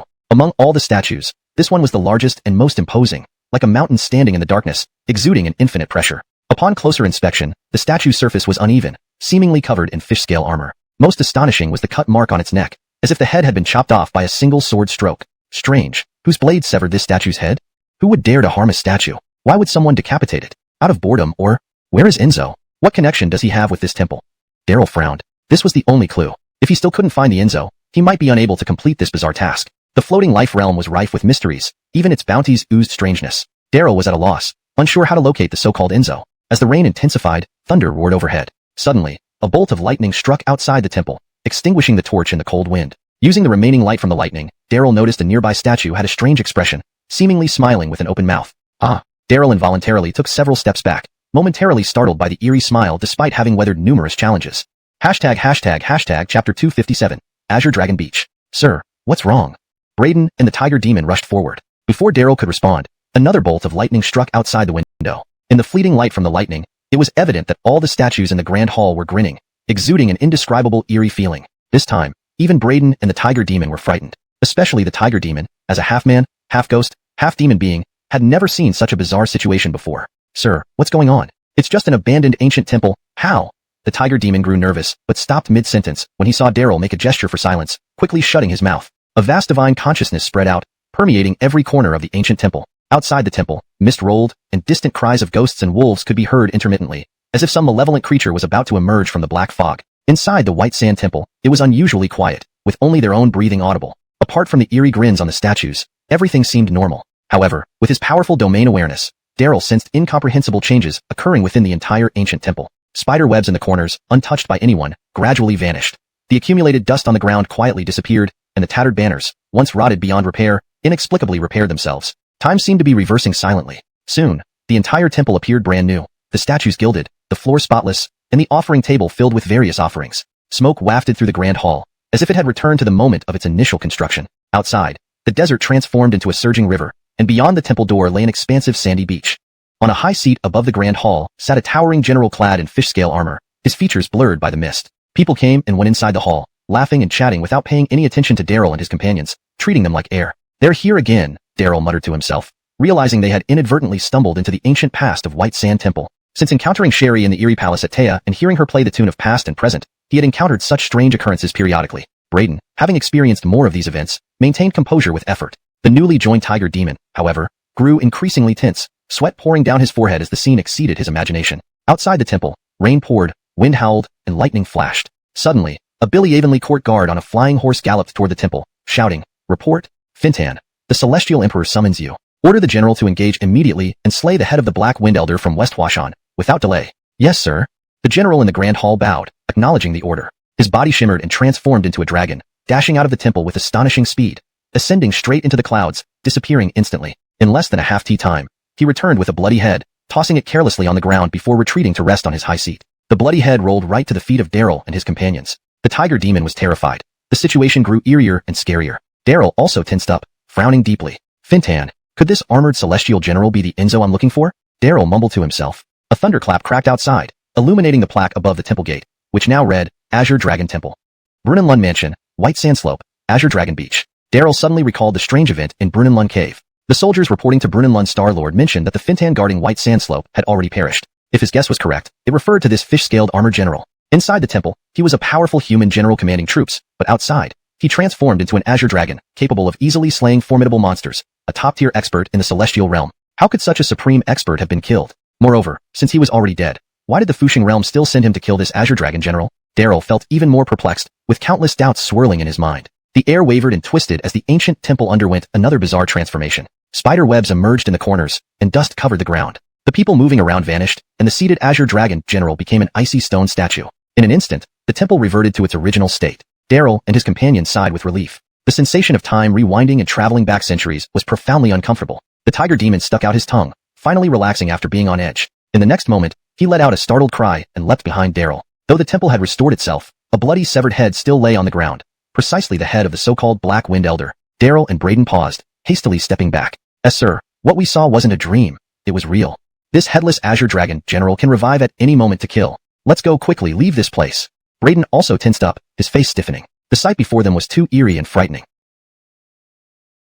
Of distant water. And how could there be a celestial emperor when the ancient celestial realm had long perished? Daryl grew more uneasy, reflecting on the Fusheng realm's task and sensing the underlying truth. Indeed, expanding his divine consciousness, he detected familiar traces of energy. As Daryl pondered further, he began to understand the deeper mechanics at play, sensing connections to both past and present events. The lingering presences and energies in the temple pointed towards a much more complex reality than initially apparent. Chapter 258. The Mandate of the Immortal Kingdom. Sir, I sense demon energy, Douglas whispered as she sensed a faint demonic aura. Strangely enough, with their combined strength, they could not pinpoint the source of this demonic energy. The ancient temple, which appeared to be abandoned and safe, was actually shrouded in an unusual ancient taboo. Someone had used a heaven-defying ability to conceal it, seemingly intent on hiding something. Sir, let's flee quickly. The tiger demon trembled all over. In good times, the tiger demon had been bolder than anyone, swiftly assembling a ghost legion of 3,000. But faced with such an anomaly, it immediately turned timid, wishing it could run as far away as possible. Yuan, you're already dead. No, you're a dead tiger. You've died once already. What are you afraid of? Why rush? Wait a bit longer. Now, there's black mist everywhere outside. Where can we escape to? Daryl took a deep breath, forcing himself to stay calm. Undoubtedly, this ancient temple had been infiltrated by demons. Somehow, they managed to resurrect the long-dead Enzo and manipulated him using the authority of the immortal emperor to kill people. Realizing this, Fushang World's mission made sense. Killing the Enzo was actually freeing him from the demon's control. Although the temple was eerie, Daryl decided to remain. Billy signaled to Douglas and the tiger demon, pretending to flee and then circling back stealthily. Roar! A distant dragon cry echoed from the sky as a green figure flew down through the clouds. Soon, a massive green dragon descended, clutching a white-robed woman in its powerful claws. It dropped her forcefully and transformed into human form. Where am I, and who are you? Let me go, let me go. The white-robed woman seemed to have just woken up. Upon recognizing her surroundings, her expression changed dramatically as she struggled against her bindings, which were too tight for her to break free. She was none other than Judy Elira, who had lain down and dreamt of riding a warhorse across a grassland, pursued by a giant green python that she couldn't escape. When she woke, she found herself in this peculiar ancient temple. Reporting, by order of the immortal emperor, sever this woman's head immediately. A golden armored guard burst in, delivering the supposed decree. Without hesitation, the Azure Dragon General turned and unsheathed a large sword hanging on the wall. Daryl, hidden in the darkness, suddenly stood up. Billy had been mustering his courage, waiting for just this moment. Yuan, you're responsible for rescuing her. Go! Daryl shouted, and was the first to charge forward. With a clang, a cold blade pierced through the darkness. The golden armored guard, who had loudly proclaimed the immortal emperor's decree, froze as Daryl stabbed him from behind. His golden armor rapidly dulled, revealing a body covered in black fur, a bear demon. The decree fluttered to the ground as Daryl caught it. The writing vanished, leaving a blank mandate. After the immortal kingdom's fall, demons had found a blank decree bearing the emperor's seal but no handwriting, a fake meant to deceive the remaining soul of the Enzo. Daryl's mind raced. Seeing the blank decree, he quickly pieced together what was happening, resolving many puzzles. On the other side, the tiger demon acted swiftly, biting Elira and hiding nearby, summoning numerous ghost soldiers for protection. Douglas roared furiously, suppressing the delirious Enzo. It appeared they had taken control of the situation, victory within reach. Yet, for some reason, Daryl's eyelid kept twitching, a strong sense of unease growing in his heart. The previously hidden demonic aura became intense all at once. The stone carvings lining the hall instantly came to life, tearing off their disguises to reveal their true forms, all elite members of the demon race. Roar! The tiger demon growled and, without waiting for Daryl's command, led the Ghost Legion into battle.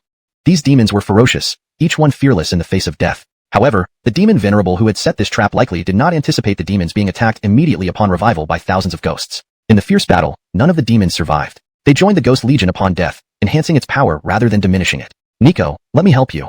What Azure Dragon General? Join my legion. Ha ha ha.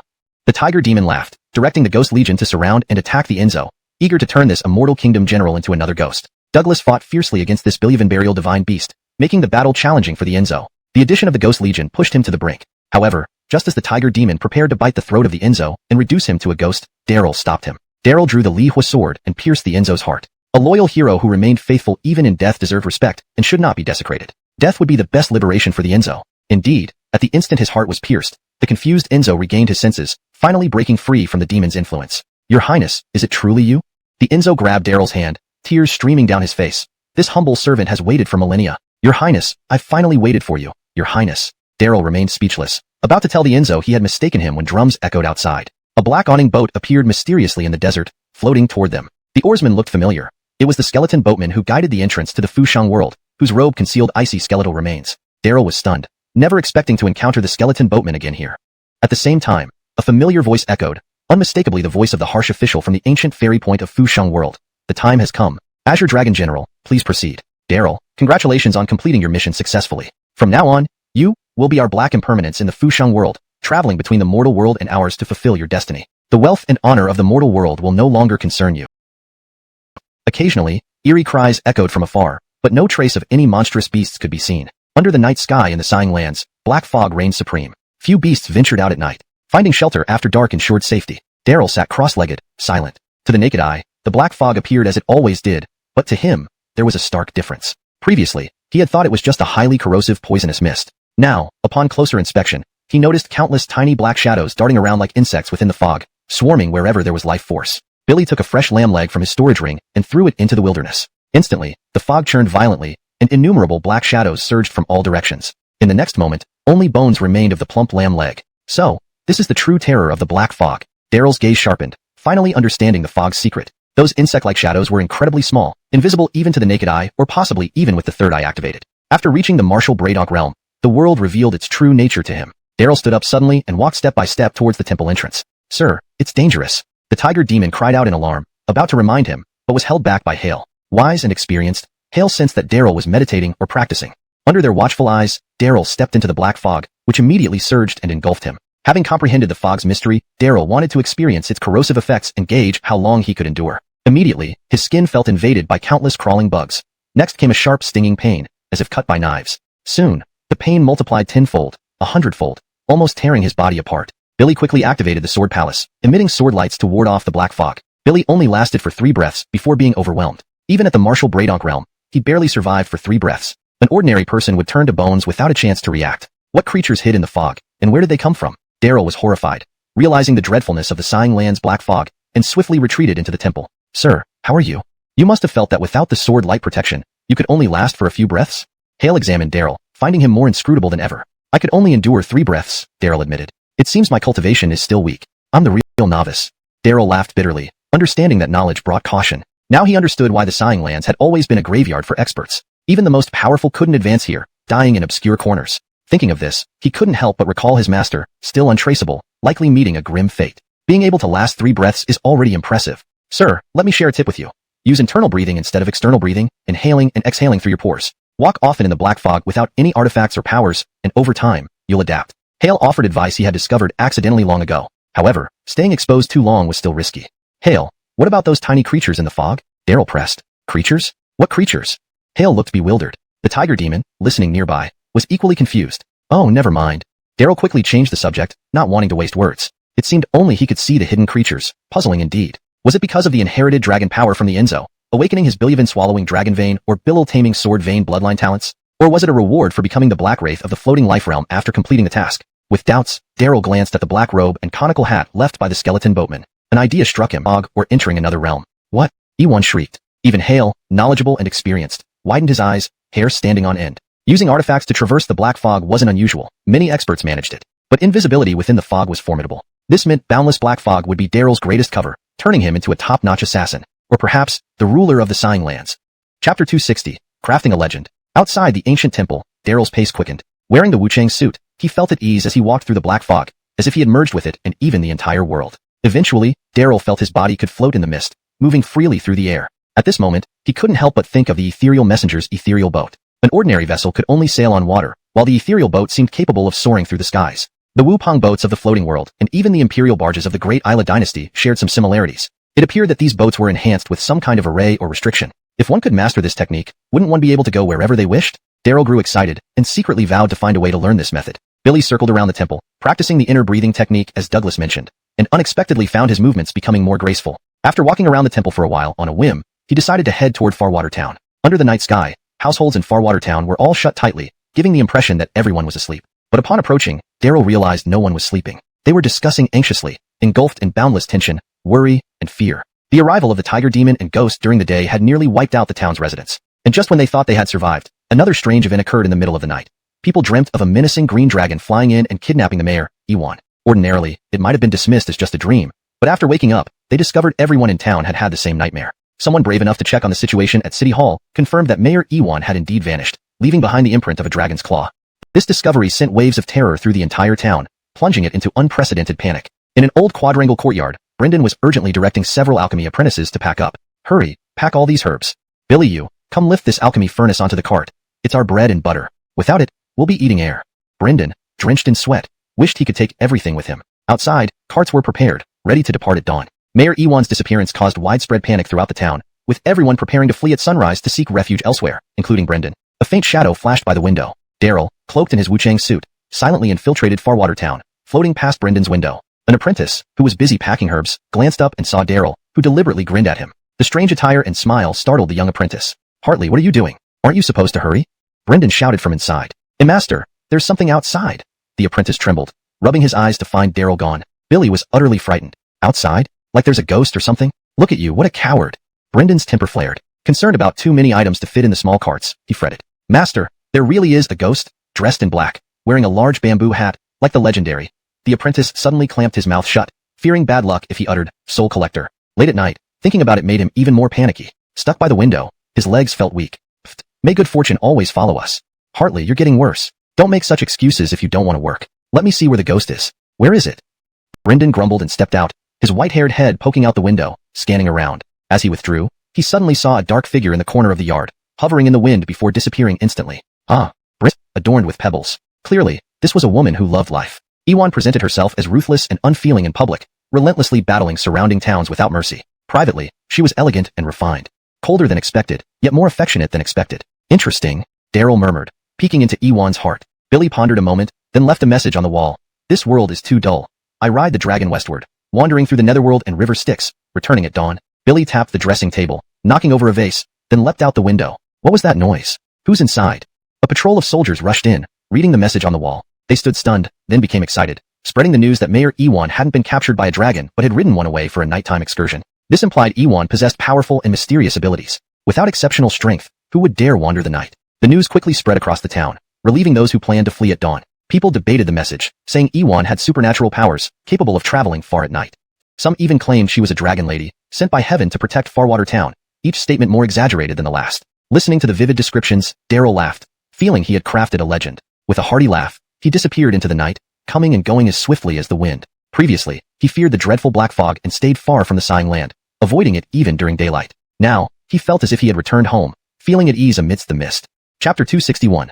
Nicolastering Spirit. Under the night sky, White Sand Temple was eerily quiet. After Daryl left, Hale stared at the door with a worried look on his face. After inheriting the power of the Enzo, Daryl's cultivation skyrocketed, breaking through to the martial Marquis realm and officially becoming a cultivation expert. Coupled with the impermanence set from the floating life world, his strength far surpassed what it had been before. However, the sighing lands were extremely dangerous. Even if his cultivation had soared, venturing out late at night remained incredibly perilous. Old Buffalo, I wonder if anything has happened to Master? Should we send people to look for him? Suggested the tiger demon, growing increasingly anxious. After dark, all creatures with flesh and blood needed to find shelter to avoid the terrifying black fog, with the exception of a few exceedingly powerful demonic beasts. Such creatures were without exception, heavenly defying existences who could kill anyone they encountered. White Sand Slope was situated at the edge of the sighing lands, not far from the Taya. Theoretically, such heaven-defying demonic beasts should not appear here, but no one could guarantee this with absolute certainty. No need. Hale hesitated for a moment and shook his head. You won't find Master. It's better to wait here. Hale pressed his ear to the ground, listening for vibrations. This was another of his innate abilities. Within a radius of several miles, he could sensitively detect any passing footsteps. Sometimes, leveraging advantageous conditions, he could even sense further distances. Unfortunately, after listening carefully for quite some time, there was still no sign of Daryl's aura. Let me try. Judy Elira approached, took out a stick of sandalwood, recited some words, lit it, and placed it in an incense burner.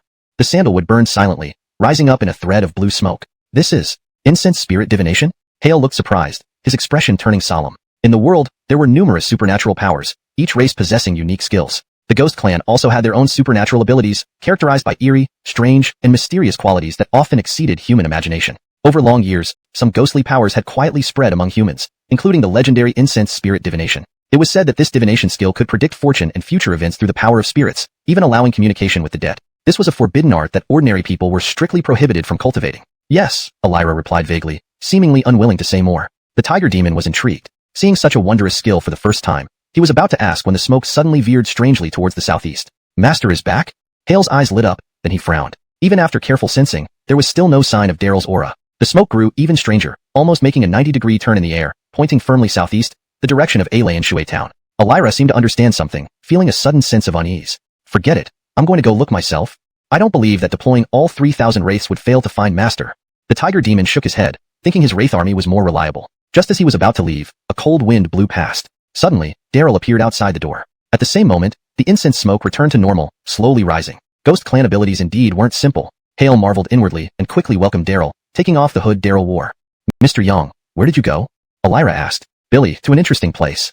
Daryl glanced at Elira with a meaningful smile and sat down to rest. Seeing Daryl return safely, Hale and the tiger demon both felt relieved and moved to the side hall. Only Daryl and Elira remained in the main hall, making it even quieter. It was nearly dawn, and Daryl closed his eyes to rest. Although the impermanent set was incredible, sprinting back and forth in the black fog had left him somewhat tired. Elira sat beside him, silently observing the focused Daryl, her expression complex. Originally, she had been wary and cautious of Daryl, fearing he might be an enemy's scent expert. To this end, she had secretly dispatched people to investigate his background. In Alien Shui Town, despite warmly inviting Daryl to stay, it was only superficial. Secretly, she had been highly alert. Unexpectedly, Daryl ended up saving her. Brading the rampage of the tiger demon, she could attribute Daryl's actions to self-preservation. But when the Enzo was about to chop off her head in White Sand Temple, Daryl stepped forward without hesitation. Billy didn't have to do so. He could have left them to fend for themselves, avoiding being surrounded by demons and monsters. But Daryl acted decisively. Elira felt touched, like a block of ice slowly melting, though her expression remained calm, even somewhat cold. Over the years, having built Alien Shui Town alone, she had grown accustomed to bearing all the pressure herself, used to being cold. She was ruthless towards enemies and even harsher on herself, allowing no room for error. City Lord, did you need me? Daryl suddenly opened his eyes, smiling at Elira. No, Elira replied, not saying thanks, remaining particularly vigilant in the unfamiliar environment.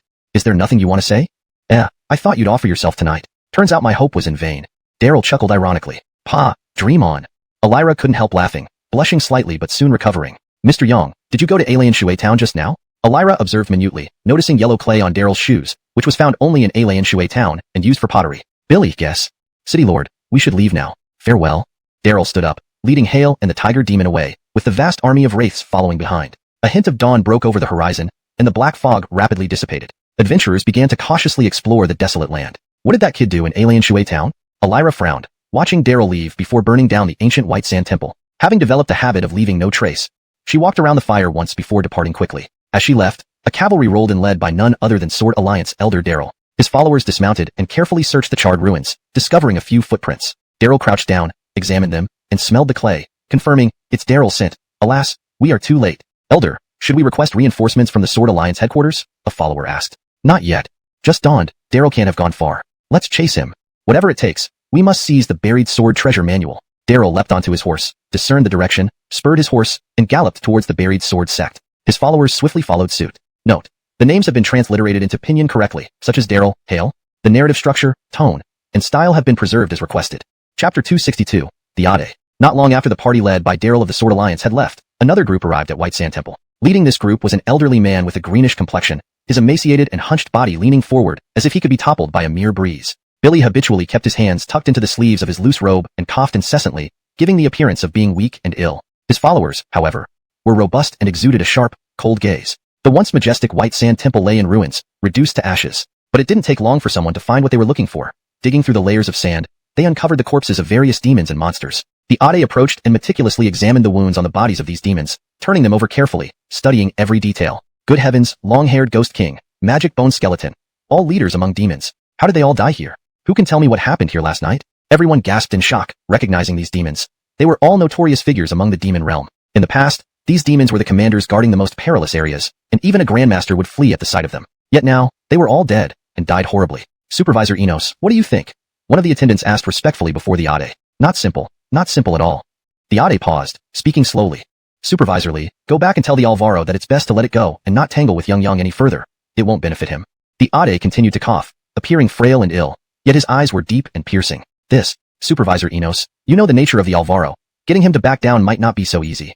Ora Kangfu smiled bitterly and whispered softly in the aide's ear. Supervisor Enos, there's something you may or may not have heard. The Alvaro has secretly met with Mark several times, requesting to mobilize the 700,000 Imperial Guards for a personal campaign. Billy vowed to crush the Sword Burial Sect, which has deeply troubled Biller Majesty the Nora. She specially instructed me to seek you out, Supervisor Enos, so? After hastily returning to the capital following his defeat at Tea by Daryl, the Alvaro Ronald harbored lingering resentment and grew increasingly enraged, employing every means to seek revenge. In such a critical time for the imperial succession, Ronald's actions were extremely rash, causing great anxiety among his entourage. With no choice, the Nora sent her trusted aide Ora Kangfu to seek the legendary palace eunuch known as Asif, hoping he could eliminate Daryl. The Alvaro indeed has great ambitions, said the green-faced Asif, smiling subtly. Humans and sects alike have their fates. As long as their destiny hasn't run its course, they have reason to exist, according to the natural order. Forcing the destruction of a 1,000-year-old ancient sect using secular power is probably unwise. Yes, that's exactly what Biller Majesty said. Supervisor Enos, when do you think? Ora Kangfu was growing impatient, wishing to bring Daryl's head back immediately. If things went wrong, no one would dare harm the Billy Evenly treasure eunuch Asif, but he, Ora Kangfu, would suffer greatly. Falling out of favor with the Nora could mean being trampled by many others. Sigh. Difficult. Asif shook his head, repeating the word, difficult, 3 times. Why do you say that? You must help me. Kangfu pleaded urgently. Supervisor Lee, it's not that I won't help, but it's indeed difficult. Look at these demons. None of them are ordinary foes.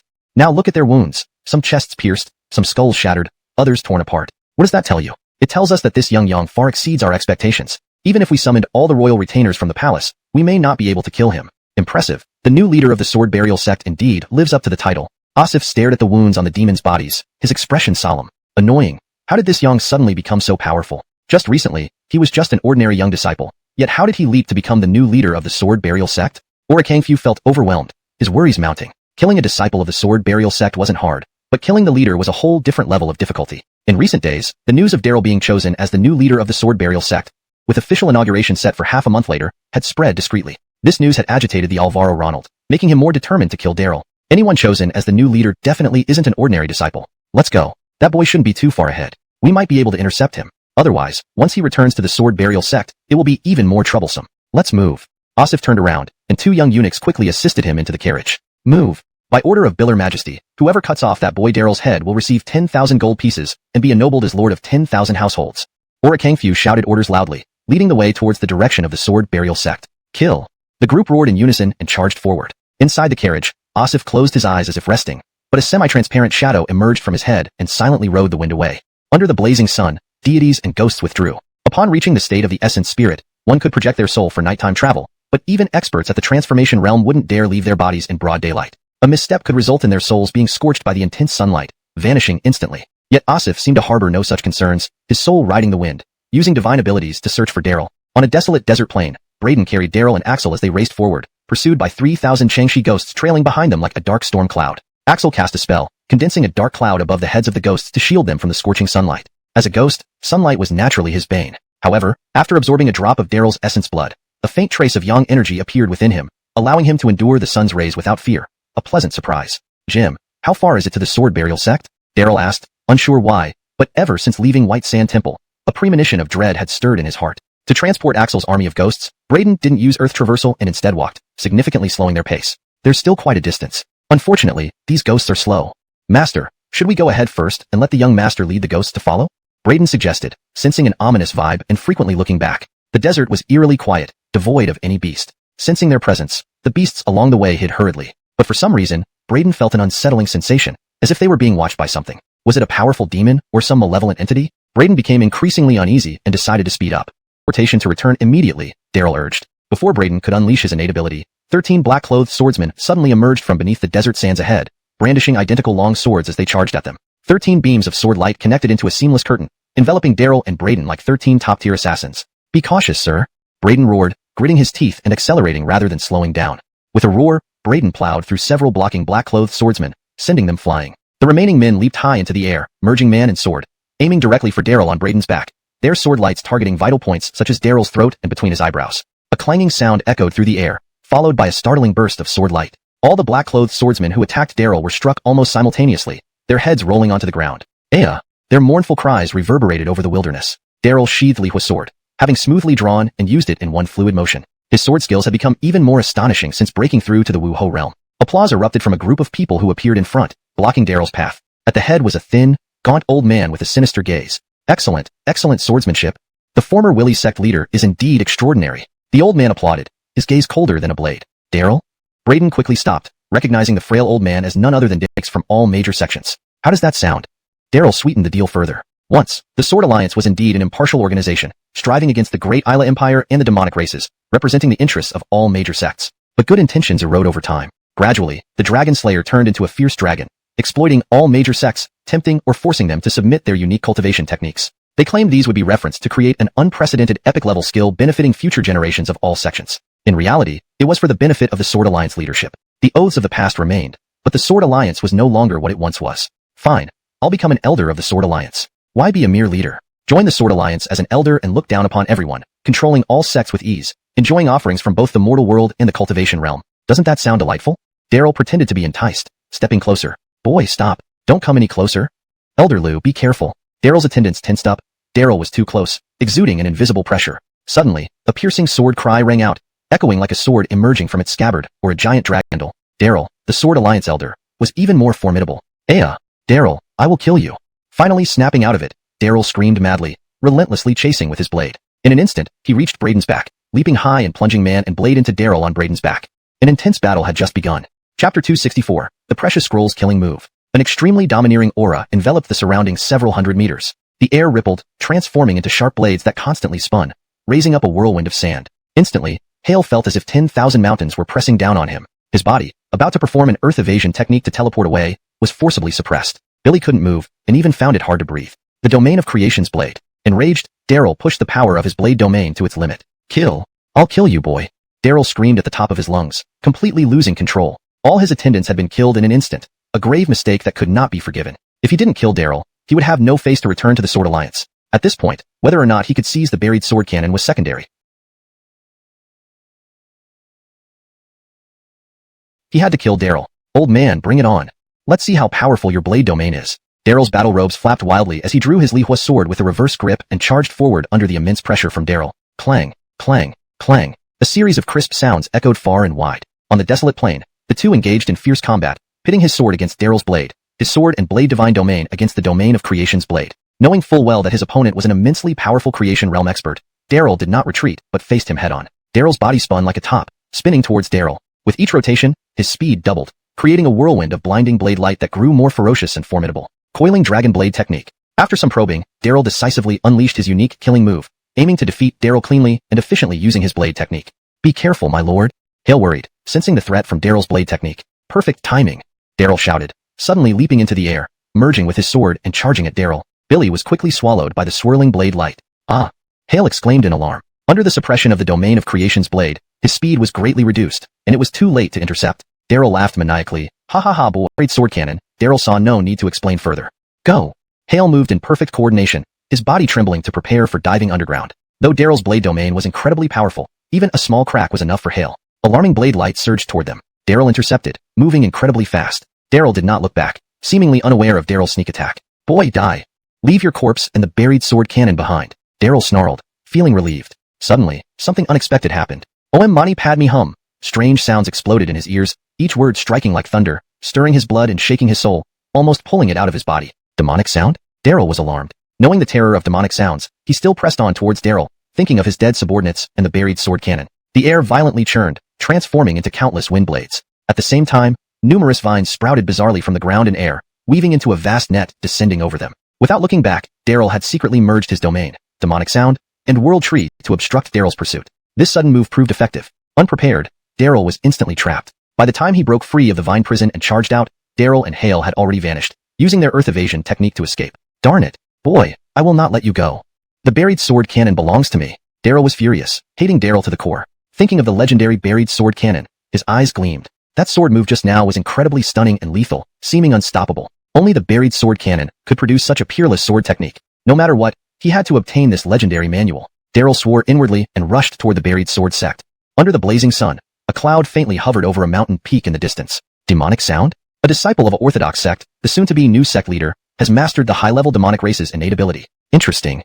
TSK. Looks like this young man named Daryl is indeed extraordinary. No wonder even the Alvaro suffered a loss. To think that after a millennium of decline, the buried sword sect produced such an outstanding young disciple. Amidst these chaotic times, unprecedented changes, interesting, Adair murmured, his spirit hiding in the cloud. In the distance, dust swirled as numerous imperial experts escorted carriages rolling forward. Adair cast a spell, returning his spirit instantly. The lead eunuch, or a Kangfu from Yonghua Palace, sensed something vaguely and became even more respectful of Adair. Soon, someone discovered the bodies of the Sword Alliance experts, immediately causing tension and sending people to inspect closely. Managerly, no need to worry, head straight for the buried sword sect. Inside the carriage, Adair calmly instructed, also, prepare a grand gift. Yes. Or a Kangfu was puzzled but dared not ask more since Adair did not elaborate, leading everyone to hastily leave. Billeting straight for the buried sword sect made sense. Runaways can hide, but the sect cannot. Instead of chasing after Daryl, they could directly confront the buried sword sect to demand his surrender. But what did preparing a grand gift mean? Or a Kangfu could not figure it out, realizing the huge gap between him and Adair.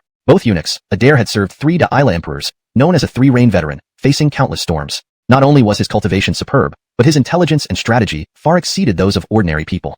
Domain of creation blades. Enraged, Daryl pushed the power of his blade domain to its limit. Kill. I'll kill you, boy. Daryl's voice was strained as he completely lost control. Losing all his attendants in one moment was an unforgivable mistake. If he didn't kill Daryl, he'd have no face left to return to the Sword Alliance. Now, obtaining the burial sword treasure scroll was secondary. He must kill Daryl. Old man, come on. Let me see how powerful your blade domain is. Daryl's battle robe flapped wildly as he drew the Li Hua sword with his backhand and faced Daryl head-on under the overwhelming pressure. Ding ding ding. A series of clear sounds echoed far away. On the desolate wilderness, the two engaged in fierce combat, pitting their swords against creation blades and sword god domains against the domain of creation blades. Knowing that his opponent was a supreme cultivator of the creation realm, Daryl did not retreat but confronted him directly. Daryl's body spun like a top, each rotation increasing his speed twofold, creating a whirlwind of blades that grew more ferocious. It was the coiling dragon blade technique. After some probing, Daryl decisively unleashed his unique killer move, intending to defeat Daryl swiftly with Blade's overpowering swords. Sir, be careful. Hale, sensing the threat from Daryl's blade technique, warned anxiously. Perfect timing.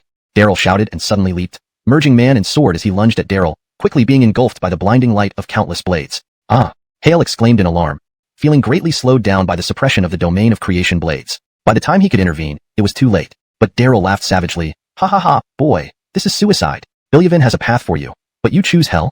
A crisp ting interrupted his mocking, and his overwhelming attack abruptly stopped, the sky full of blades disappearing along with the suffocating power of the domain of creation blades. A crack appeared in its strength, relieving Hale. Daryl flew backward, coming and going like the wind. Daryl, who had been smug and confident, now wore a look of confusion and disappointment. This single blow could even challenge a top-tier expert of the creation realm, forcing them to dodge. Yet it was so easily countered by Daryl? Unbelievable. Daryl asked aloud, boy, was that the sword technique from the Burial Sword Treasure Scroll? According to legend, the founder of the Burial Sword Sect, the Burial Sword Sage, passed down a peerless sword technique recorded in the generations-old Burial Sword Treasure Scroll. Whoever obtained this scroll could become the world's greatest swordsman. Given Daryl's young age, it would normally be impossible for him to block the coiling dragon blade technique. The only explanation was that he used the hidden techniques of the treasure scroll. Haha, what do you think?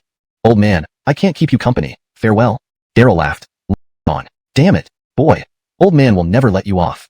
The Burial Sword Treasure Scroll is mine. Daryl raged, hating Daryl to the core. Thinking of the legendary treasure scroll, his eyes glowed fervently. Daryl's previous sword strike had been dazzling and fierce, seemingly unstoppable by anyone. Only the Burial Sword Treasure Scroll could give birth to such a peerless sword technique. No matter what, he vowed to obtain this legendary treasure. Daryl set off toward the Burial Sword Sect. Under the blazing sun, a distant peak was shrouded in a faint, dark cloud. Demon sound? A disciple from a legitimate sect, soon to be headmaster, mastering a top-tier demonic race's innate skill. Interesting. TSK. It seems this young man named Daryl is indeed extraordinary. No wonder even the 13th prince suffered setbacks. The millennium declined Burial Sword sect producing such a remarkable young disciple amidst chaos. It's unprecedented in 5,000 years. Interesting. Adair mumbled, his soul hiding within the dark cloud. Far off, numerous imperial experts surrounded a carriage rolling in. Adair cast a spell, instantly returning his soul. Miao Guangfu, leader of Yonghua Palace's attendants, vaguely sensed something and became increasingly respectful to Adair, the imperial eunuch. Director Li, forget it. Head straight for the Burial Sword sect, came Adair's calm command from the carriage. Also, prepare a grand gift. Yes. Miao Guangfu was puzzled but dared not ask further. Billy led everyone hastily away, understanding the logic of heading directly to the Burial Sword sect rather than chasing Daryl aimlessly. But preparing a grand gift, what did that mean? Miao Guangfu was baffled, recognizing the vast gap between himself and Adair. Both eunuchs, Adair had served 3 Da'ila emperors, known as a 3-dynasty elder, experiencing countless tumultuous events. Not only was his cultivation superior, but his intelligence and strategy far surpassed that of ordinary people. Chapter 265, Billiartash. A flash of white light, and the ancestral snail transported Daryl back to the Burial Sword sect, directly to Purple Cloud Peak. Senior brother, you're back?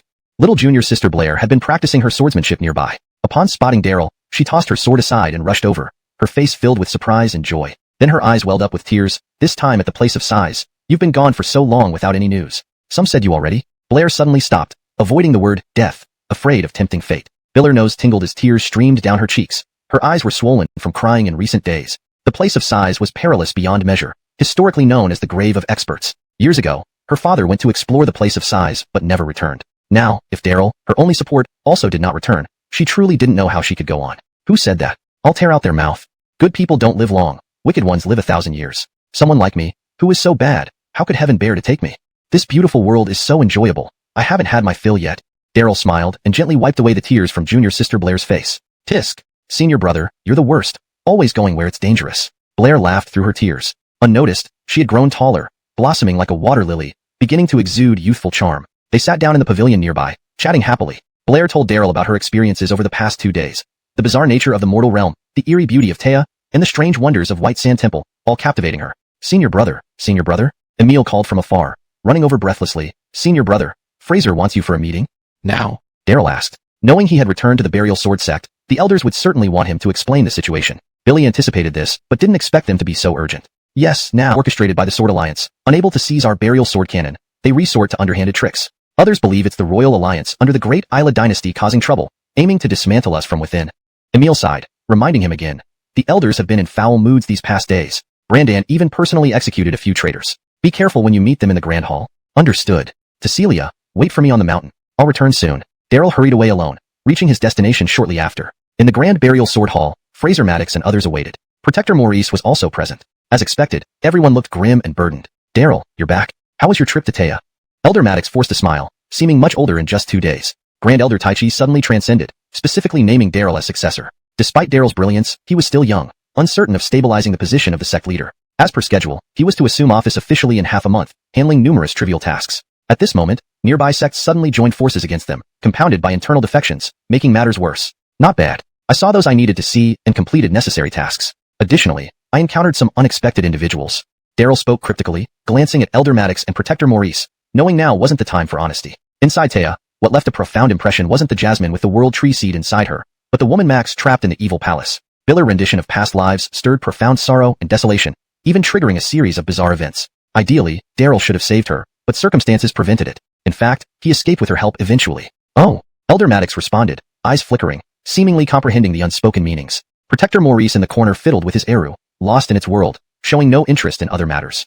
Daryl sighed inwardly. Once, he couldn't understand Morris's behavior, but now he did. Life is fleeting. Some people can find peace and happiness regardless of situations, while others become entrapped by emotions. No matter their cultivation level, they cannot overcome the trials of love. The greatest sorrow in love is mutual affection without the possibility of being together. More sorrowful is loving someone who shouldn't be loved. Even sadder is knowing one shouldn't love yet doing so anyway, ultimately facing an eternal separation with no chance of reunion. To the outside world, Protector Maurice was a renowned eccentric, aloof, odd, always somber-faced. Now, to Daryl, Maurice seemed normal. Another person might have long collapsed, losing the will to live. Billiardash. Love and sorrow intertwined throughout history, lamentable, pitiable, regrettable. Daryl sighed inwardly. Whose past life are we in this world? Whose present life are we living?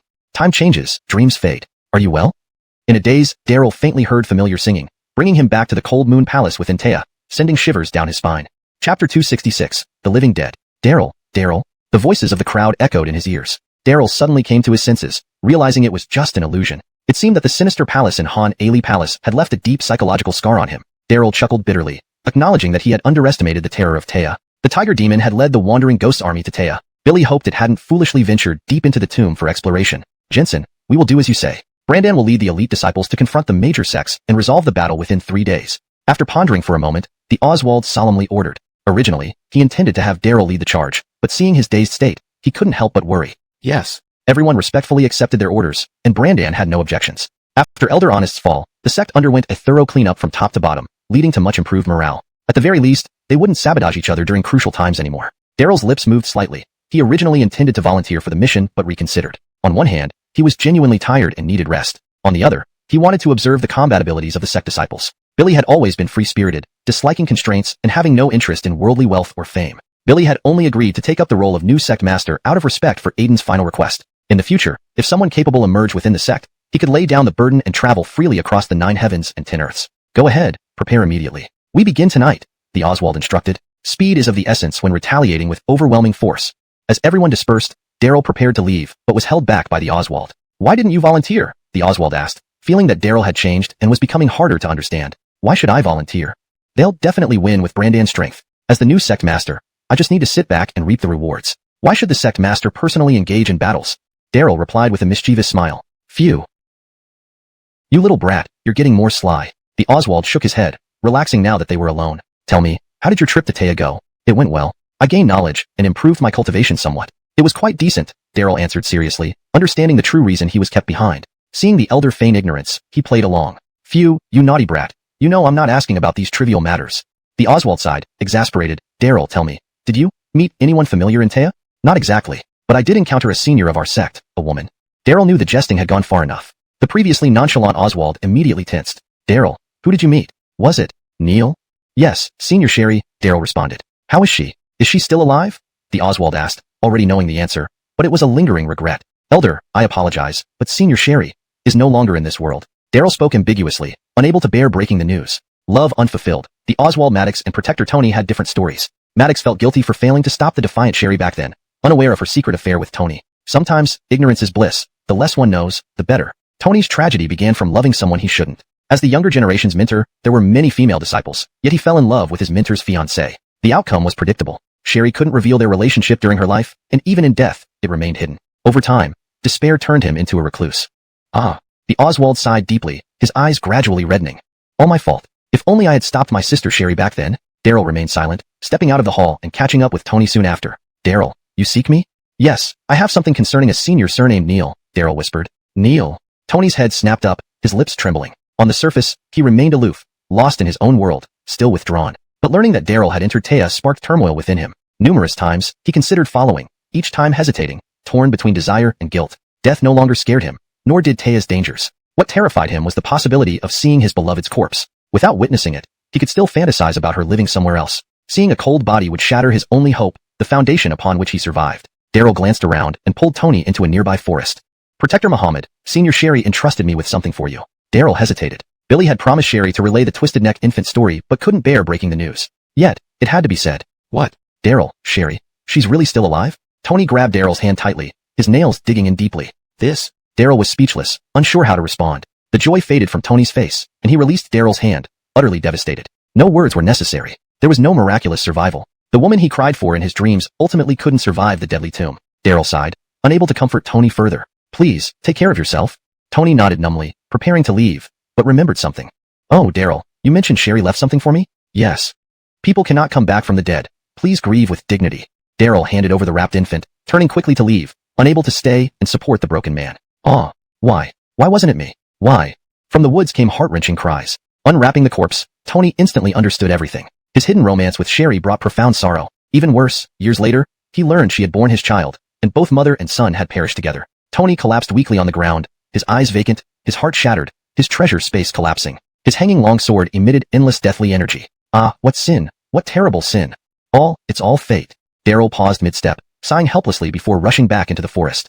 Chapter 267, Prelude to the Storm. Seeing Morris's condition, Daryl quickly took him back to Purple Cloud Peak. Soon, Nick Alaskell and others arrived on hearing the news. Tucker personally examined his pulse, but could do nothing. Maurice was clearly not dead. He still had a faint heartbeat, but his face was deathly pale, and his body was rigid as if lifeless, appearing no different from a corpse. Sigh. How did he suddenly turn into a living dead? No hope, everyone can leave now. Tucker shook his head and turned away. As an alchemist, he possessed exceptional medical skills, yet he had never seen a case like Morris's. Daryl, perhaps we should move Guardian Muhammad back to his room and assign a servant to look after him. Nick Alaskell was also at a loss. It's hard to heal the living, harder to save the dead, and even harder for the living dead. Guardian Muhammad may not wake up for many years to come. No, let him stay here on Purple Cloud Peak. I will take care of him. Daryl refused. Only he knew why Maurice had suddenly fallen into this state, and he couldn't bear to abandon him. Setting aside their cooperation in Jishin Gate, Daryl felt obligated to help for Max's sake. After all, it was thanks to Max's selfless help that they managed to escape the evil palace in Taya. Well then, Daryl, you have my thanks. Sigh, what times we live in. Nick Alaskell sighed and turned to leave. People gradually dispersed, leaving only Daryl and a few others on Purple Cloud Peak. To better care for him, Daryl carried Maurice to a side room next to the training hall, sharing it with his Aunt Billylina. Both were pitiful. One had been unconscious for years, lying in an ice coffin. The other was emotionally dead, a living corpse. Guardian Muhammad, it's my fault. I shouldn't have shown you that child. Sigh, the dead cannot be brought back to life. Why put yourself through this? Daryl personally covered Maurice with a quilt, signaled to everyone, closed the door, and sat cross-legged in the adjacent training hall. Soft footsteps accompanied by a maiden's fragrance approached from behind. Celia, I'm feeling tired. Daryl blurted out before realizing that the one approaching wasn't Blair. Tonight would see an assault on nearby sects, and Sister Blair would be participating, practicing swordsmanship down the mountain with Emil. If not Xiao Shimi, little junior sister, Blair, then it must be Jolie, the little devil girl. Mr. Yang, it's me. A gentle voice confirmed it was indeed Jolie. Lately, this proud young lady had softened, being considerate and taking care of various tasks without prompting. Anyone unfamiliar would think she'd been serving on Purple Cloud Peak for years. What do you want? I'm busy, don't disturb me. Go away. Daryl coldly responded, feeling irritable, possibly influenced by Maurice. Despite the incredible harvest from Sighing Land, there were regrets. Billy wished he could rescue Max, who had helped him in Taya, but he lacked the means. Finding a mysterious boat led nowhere, losing the trace near Lethe River without any clues about his mother's whereabouts. Disrupting demonic plots in White Sand Temple freed Enzo, gaining immense power and completing his mission in Floating Life Realm. Yet exploring ancient immortal ruins left him with inexplicable sadness. Emotions surged within Daryl, leaving him despondent. Jolie paused, her eyes reddening. As the prize daughter of Jishin Gate's leader, she'd never been treated so rudely. Seeing Daryl upset, she had specially brewed him some green tea. Expecting gratitude, she instead received harsh dismissal as if chasing a dog. Did you not hear me? Miss, please leave. I need some peace. Daryl's tone was polite but colder. Jolie fought back tears, placed the tray, and gently massaged Daryl's shoulders. Mr. Yang, I know you're upset. Shall I loosen your bones? Ha, how do you know I'm upset? Daryl grabbed Jolie fiercely, kissed her, laughing wildly. Ha ha, see, I feel great. You rogue. Baffled, Jolie slapped him, only to be caught by Daryl. Wanting to resist, her limbs felt weak. Rogue Daryl, you're a rogue. Let go, let go. Jolie struggled fiercely, her cries echoing far. Patrolling Zhaixin Gate disciples paused upon hearing sounds from the training hall. Another episode during broad daylight? They exchanged glances and discreetly moved away. Hall Master Nate sighed and turned away, pretending to hear nothing. The only person bold enough to treat Miss Zhao Haiyan so roughly was probably Daryl. Normally, Miss Jolie was highly esteemed in Zhaixin Gate. Nobody dared to offend her. Yet despite her high status, she was merely a pawn, unable to escape the twists of fate. When Elder Ibrahim of the Creation Hall ordered Jolie to serve Daryl at Willy Sect, her destiny was sealed. Previously, with a marriage agreement, she could marry him honorably but scorned Daryl, devising ways to end the engagement. Now, serving tea, pouring water, massaging legs, fulfilling every request, she's worse than a regular servant. Ah, it's all destiny. Nate sighed, hearing muffled cries from the training hall. Destiny determined all, everything predestined. Once ambitious and defying fate, he now believed in destiny's omnipotence. Daryl, you're a rogue. Let go, Daryl. In the training hall, Jolie struggled. Forced to remain as a servant, Jolie deeply resented it. Knowing this day would come didn't ease the heartbreak when it actually happened. Suddenly, Daryl pushed her away. Oh, Mr. Young, you! Jolie was stunned, reacting belatedly. I told you, I'm a man you can't have. Don't think you can easily get my body. It's impossible. Humph. Go quick. Daryl, now sober, threw her a garment. Pa. Mr. Young, I hate you. Embarrassed and furious, Jolie hastily dressed and ran off, tears streaming. Distantly, Nate and the disciples stared wide-eyed. What happened? It ended so quickly? Yes, did he tire of it? Perplexed, they couldn't comprehend. Pausing, Jolie glared fiercely, nearly inciting them to flee. Nate quickly joined them, running faster than rabbits. Back in the training hall, Daryl chuckled sinisterly. Chapter 267. On the eve of the storm. Upon seeing Tony's condition, Daryl hurriedly brought him back to Purple Cloud Peak. Soon, Gino and others arrived on the scene. Brandan personally examined him, but was powerless to help. Tony was clearly not dead, still showing faint signs of a heartbeat, but his face was deathly pale, and his body stiff and unresponsive, making him look no different from a corpse. Ah, why did he suddenly become a living dead person? There's no saving him. Let's all go, Brandan sighed, shaking his head as he turned to leave. As an alchemist, he had great expertise in medicine, but he had never encountered a case like Tony's. Daryl, perhaps we should move Warden Muhammad back to his room and assign a servant to care for him. Gino was at a loss. It's hard to cure the living, harder to save the dead, and even more so with the living dead. It's uncertain how many years it will take for Warden Muhammad to regain consciousness. No, keep him here on Purple Cloud Peak. I'll take care of him, Daryl refused. Only he knew why Tony had suddenly turned this way and couldn't bear to abandon him. Beyond their Moachi, coordination, and star-plucking sect, he owed it to Sherry, who risked everything to help them escape from the evil palace within Taya. Well then, Daryl, it's a tough time indeed. Take care of yourself. Gino sighed and left. People dispersed quickly, leaving only Daryl and a few others on Purple Cloud Peak. To better care for him, Daryl carried Tony to a small room next to the training hall, sharing a space with his Aunt Billy-Lena. Both were heartbreaking sights.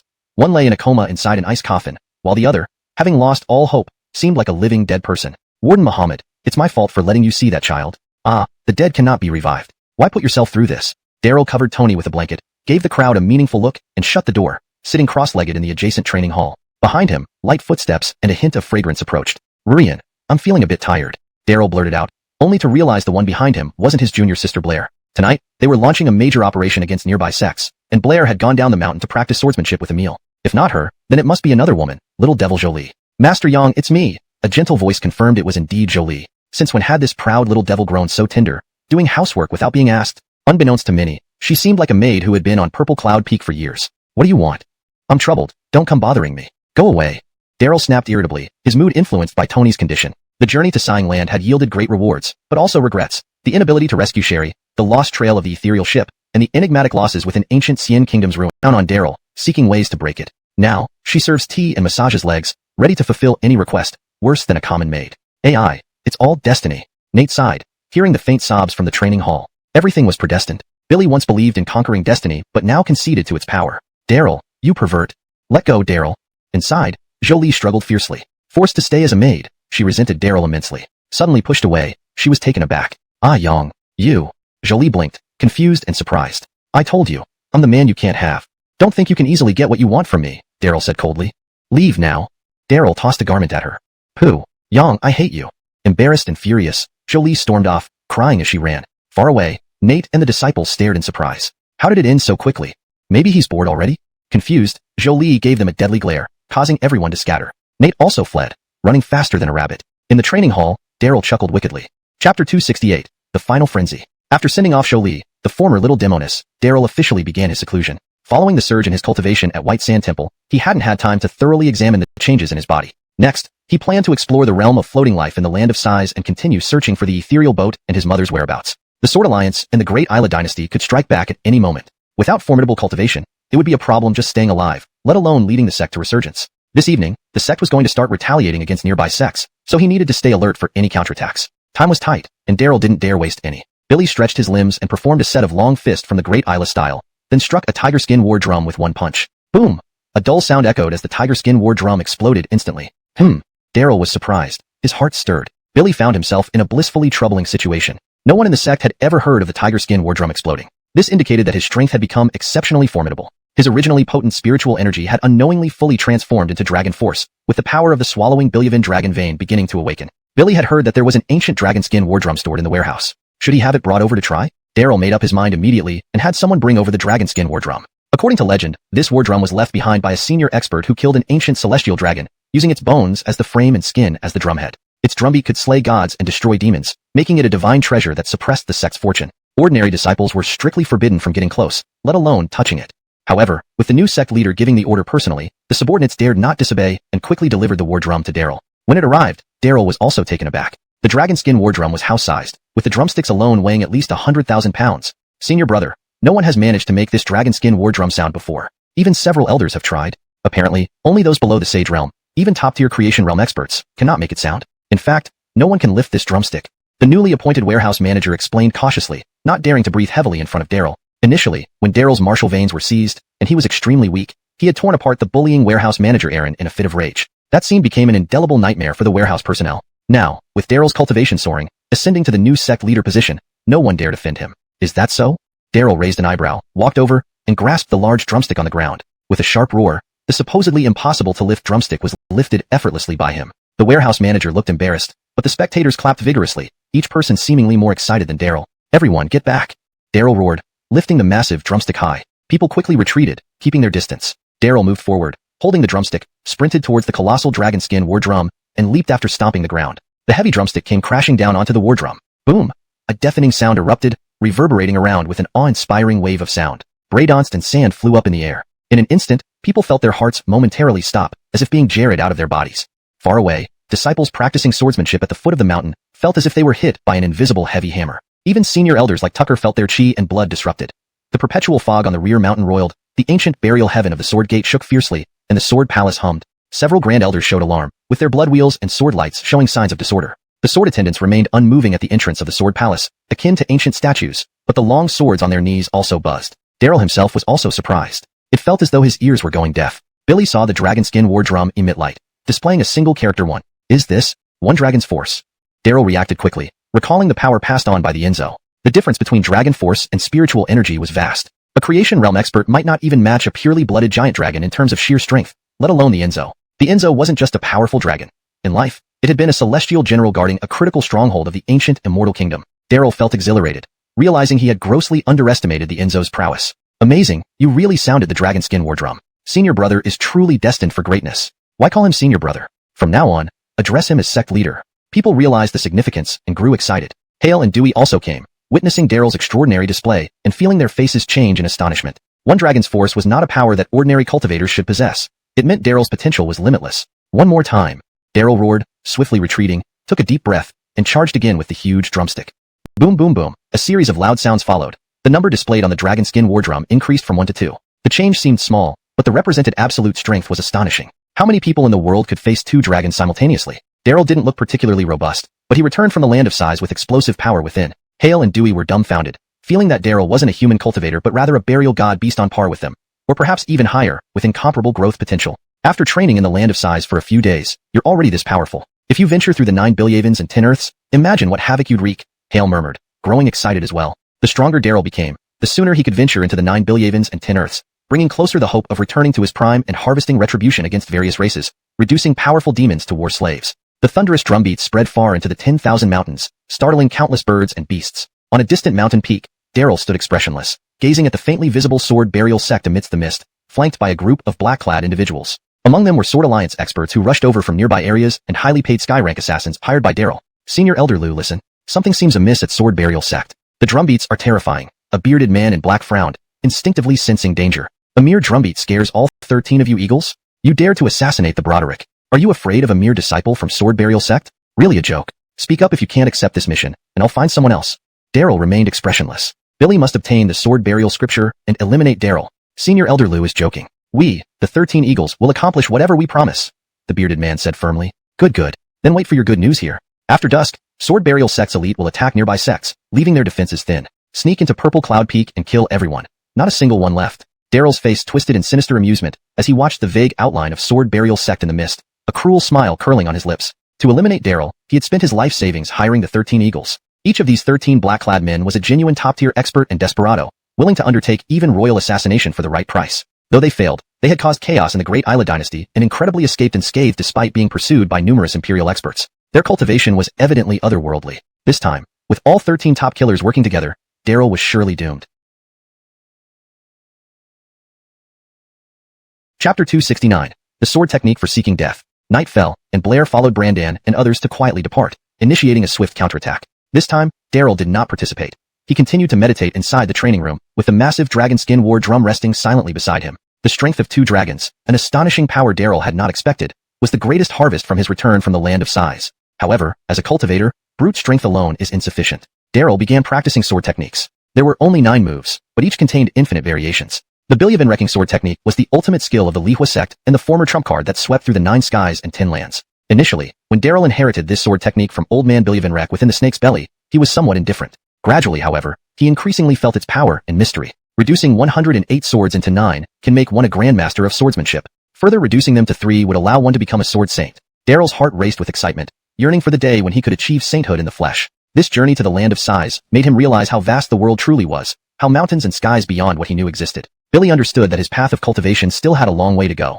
Without sufficient cultivation, one cannot freely roam the Land of Sighs, explore the world of floating life, or even seek the elusive ship and his mother's whereabouts in the 9 skies and 10 lands. Repeating these 9 moves, break sword stance, break blade stance, break demon stance, Daryl refined them thousands upon thousands of times. In the heat of practice, he tried to fuse the domain of swords and blades, demonic sounds, and even vine prisons with the sword techniques. The moves became simpler, almost ordinary looking, yet every move concealed boundless changes. They appeared simple, yet hidden beneath their unremarkable appearance lay immense killing intent.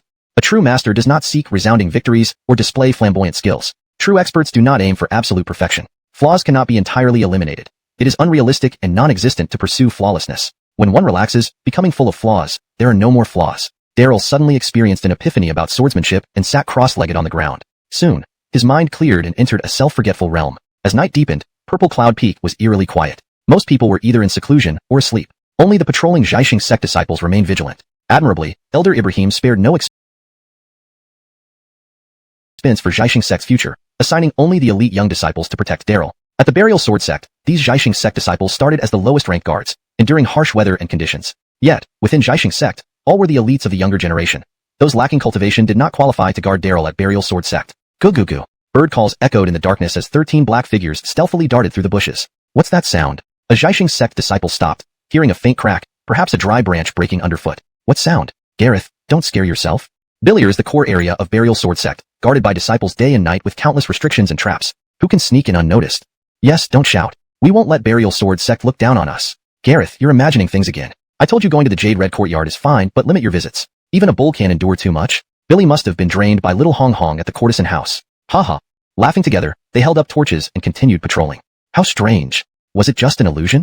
Disciple Zoran sighed, shook his head, and rushed to catch up. Suddenly, he felt a sharp pain in his back as a sword pierced his heart. The companions ahead froze, sensing something amiss. Before they could turn, several flying daggers struck them between the eyes. A bearded masked man emerged from the woods, followed by 12 agile, black-clothed figures. Top-notch assassins indeed had extraordinary skills, entering undetected and hiding the Jiaxing sect disciples' bodies in the underbrush. The bearded man gestured, leading the group towards a nearby annex where they found an unusual room with an ice coffin and a tall man lying nearby with a long sword at his waist, seemingly guarding it. Perhaps fate led them to Morris's living dead chamber. Light suddenly shone as another patrol approached. Without hesitation, the bearded man leaped through the window, and the black-clad figures followed. In the dark room, Maurice lay motionless as if sleeping. The assassins, confident in their stealth, stepped toward his bed, slowly drawing their swords. Daryl, who was meditating next door, was jolted awake by the sound of drawing swords. Who's there?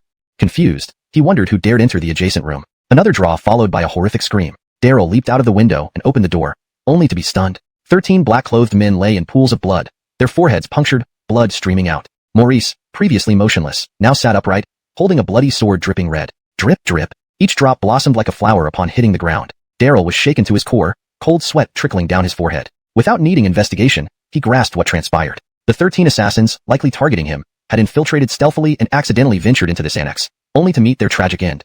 Maurice, a living dead person, how did he react? And when did his sword skills become so formidable? Examining the wounds closely, Daryl was appalled. Eliminating 13 assassins might not be challenging, but doing so with such precision and efficiency was extremely difficult. Believing himself unparalleled in swordsmanship, Daryl was astonished, realizing he might be inferior to the living dead Maurice. Intruders!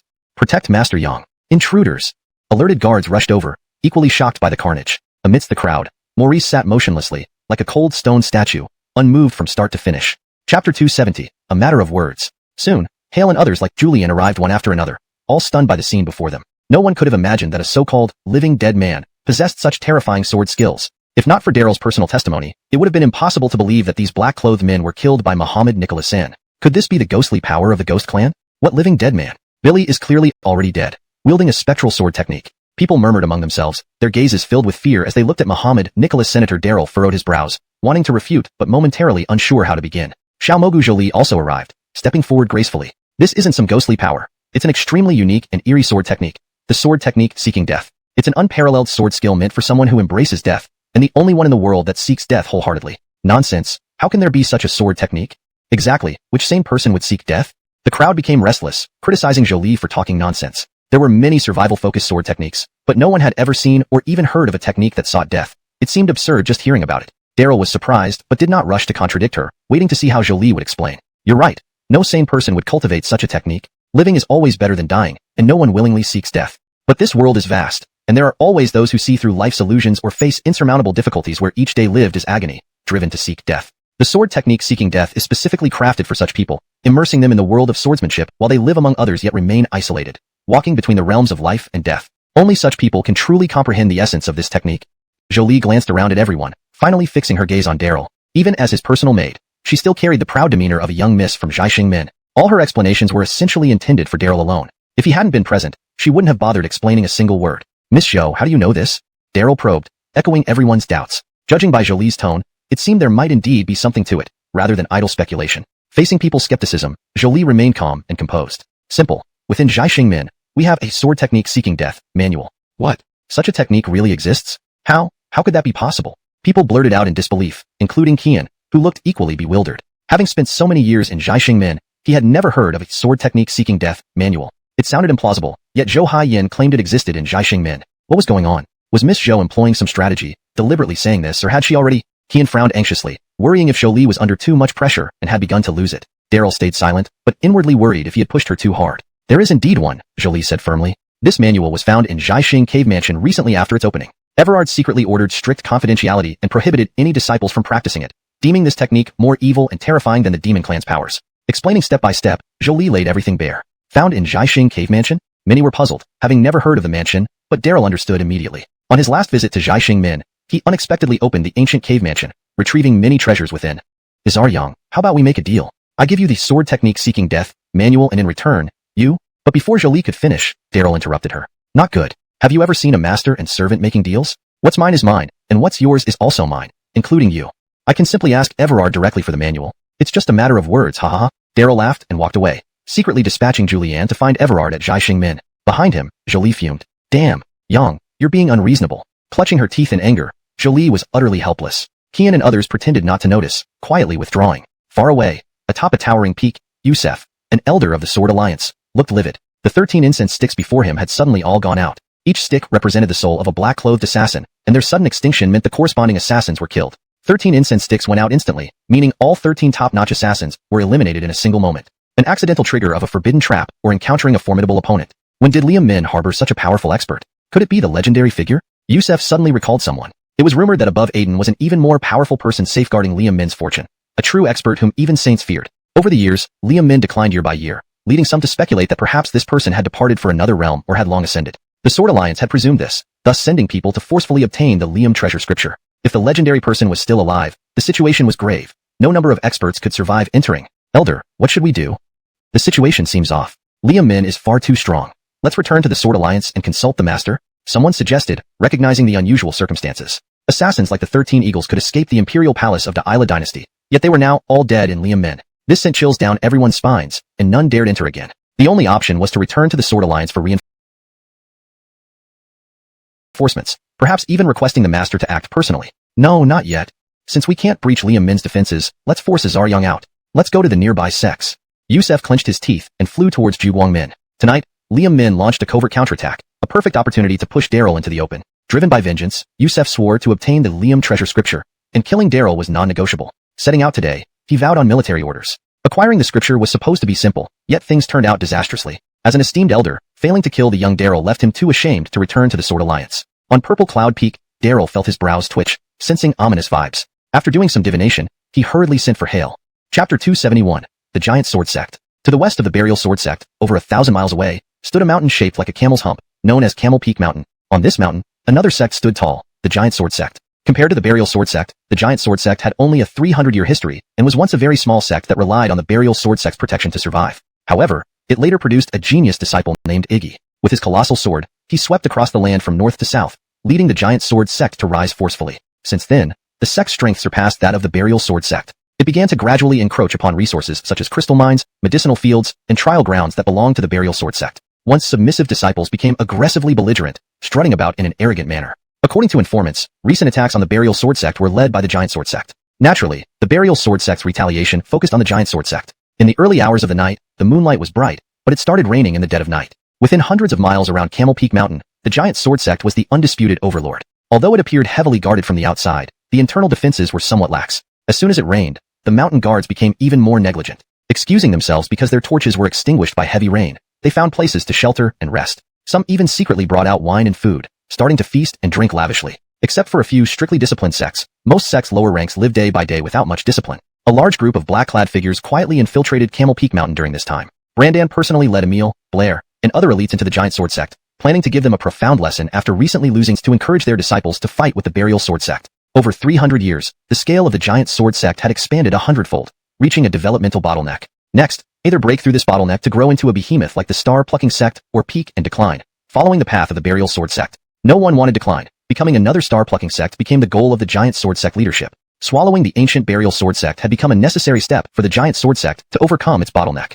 Amidst the sound of rain, faint sounds of clashing swords and armor could be heard. Most mountain guards were drunk, oblivious to the noises, and continued drinking. However, a bald man sitting at the side furrowed his brow.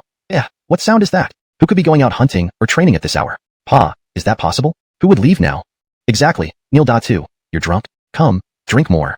His companions laughed, saying the bald man was drunk and kept urging him to drink. The bald man muttered a few words, then disregarded it, picking up his bowl and drinking heavily. Just as he reached for a chicken leg, his body suddenly shuddered. Blood dripped into his wine bowl, and a sharp crossbow bolt pierced his chest. Enemy attack. The bald man tried to draw his sword, but countless crossbow bolts flew toward him. Thud, thud, thud. After a dull noise, arrows filled the doors, windows, and walls. The mountain guards who were drinking together fell into pools of blood. Brandan emerged from the darkness, followed silently by Blair and others, each armed with a crossbow, menacing and vengeful. Someone quickly inspected the area, immediately finishing off any wounded Giant Sword Sect disciples, then cleared the scene and hid the bodies. Elder, all 37 outer mountain guards are dead, without exception, a confidant reported. Before the action, the Burial Sword Sect had obtained detailed information about the Giant Sword Sect, knowing the number of mountain guards and where the forbidden formations and traps were located. Good. Head straight to the Giant Sword Hall and destroy the ancestor statues worshipped inside, Brandan ordered. After enduring the oppression of the Giant Sword Sect for so long, today was the day to vent deeply suppressed anger.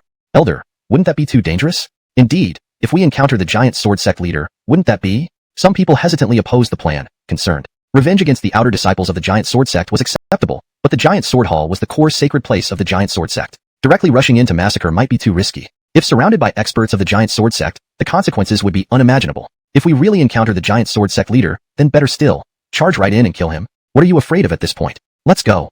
Brandan turned decisively, leading the group away, using the cover of night, heavy rain, and dense forests to head towards the sacred grounds of the Giant Sword Sect. Dense night enveloped the earth, and the rain grew heavier. The Giant Sword Sect disciples were either in closed-door cultivation or asleep. At this moment, a white crane flew into an ancient tower and landed in the hands of Giant Sword Sect leader Tomas, instantly transforming into a paper crane. Tomas unfolded the paper crane and laughed, clapping to summon waiting guards. Soon, a large group of Giant Sword Sect experts received orders and quietly gathered from all directions under the night rain. Daryl also rushed in the rain, racing against time. After finding the mark left by Sword Alliance elder Daryl outside the sect, he knew who sent the 13 killers. Given Daryl's identity and temperament, he would certainly not give up after failing. Afraid to enter the burial sword sect to commit murder, the only option was to strike outside. Daryl's unease grew stronger, thinking about Brandan and Blair's actions tonight. Billy dashed out of the burial sword sect in the middle of the night. On the horizon, a troop was marching through the rain. Note asterisk the names Iggy, Tomas, and Daryl have been transliterated accurately according to Pinyin conventions. Chapter 272, The Celestial Sword. Under the cover of night, torrential rain, and dense woods, the disciples of Willie's sect hurriedly made their way to the heart of Jujin sect's territory. Passing by the weaponry pavilion of Jujin sect, Brandan did not hesitate, but led the disciples forward. Willie's sect had a long and storied history, with treasures accumulated over generations far surpassing those of upstarts like Jujin sect.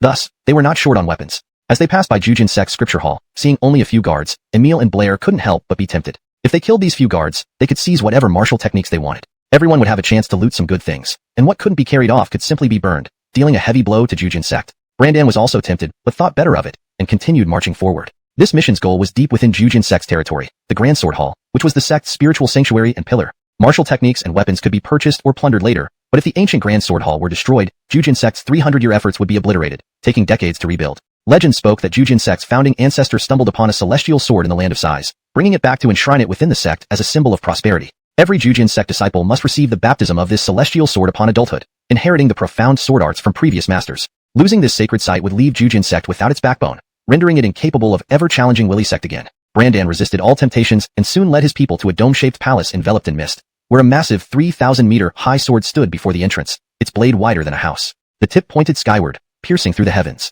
Even from afar, an immense wave of energy could be felt.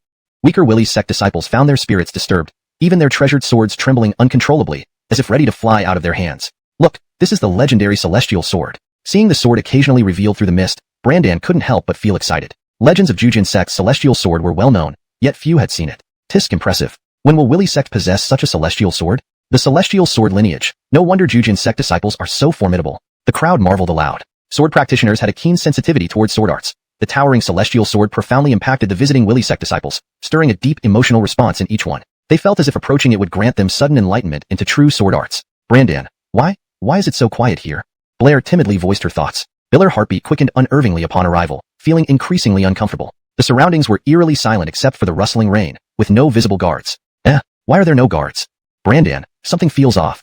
Emil added, furrowing his brows. After inheriting the power of the Grand Ancestor, he and Blair became elite young disciples, highly regarded by scripture elders. This mission revolved around them, with Brandan merely leading the charge. This operation was both retribution against Jujin sect and training for the sect's young disciples. Unfortunately, Blair and Emil detected anomalies too late. Clap clap clap. Applause sounded, and Jujin sect's patriarch, Daryl, emerged from the Grand Sword Hall. Simultaneously, countless Jujin sect disciples surrounded them, clad in heavy armor, trapping the Willie sect members tightly.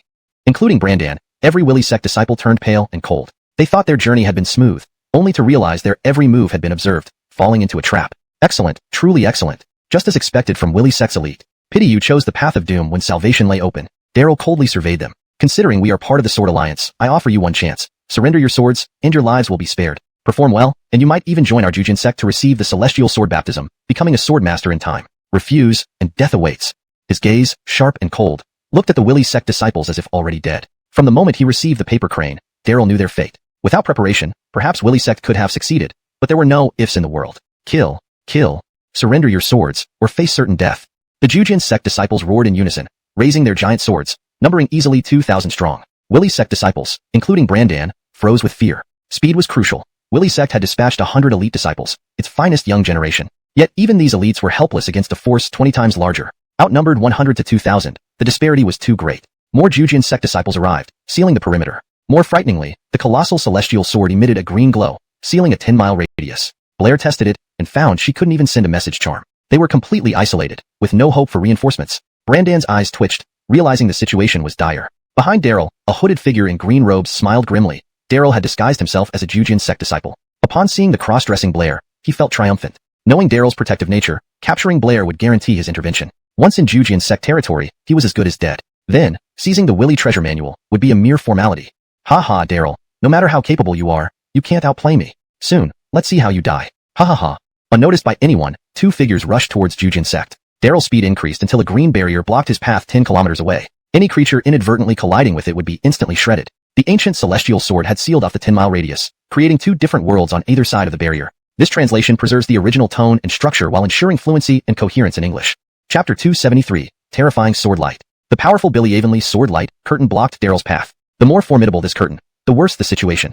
The burial sword sect disciples venturing deep into enemy territory were in grave danger. Daryl forced himself to remain calm and tried various methods, but none succeeded. Charging forward would be no different from committing suicide. Donning heavy armor wouldn't help either. Back from the land of size, it was I who helped him find the feng shui treasure spot. Unfortunately, the founder of Gigantic Sword Sect was too greedy. Unsatisfied with using this giant sword solely to protect the sect, he wished to surpass your burial sword sect and even unite all sects under heaven. Instead, he prematurely exhausted the power of that feng shui spot, causing the sect's ethos to become more radical. What a pity. Adair lifted the bead curtain and descended from the carriage with the assistance of a little eunuch. Billy looked very old, almost unable to walk, yet Daryl felt an inexplicable danger upon meeting his gaze. Master, be careful of this old man. Hale warned quietly. Even with his powers and experience, he couldn't fathom Adair's cultivation. Daryl kept silent, scrutinizing him carefully. If Adair had truly lived for over 300 years since the establishment of Gigantic Sword Sect, what kind of identity and cultivation would he possess to advise its founder? Daryl felt uneasy, momentarily unable to discern Adair's intentions. Elder, if what you say is true, then no one can pass through this Billy Evenly sword-like curtain? Indeed, no flesh and blood mortal can pass through.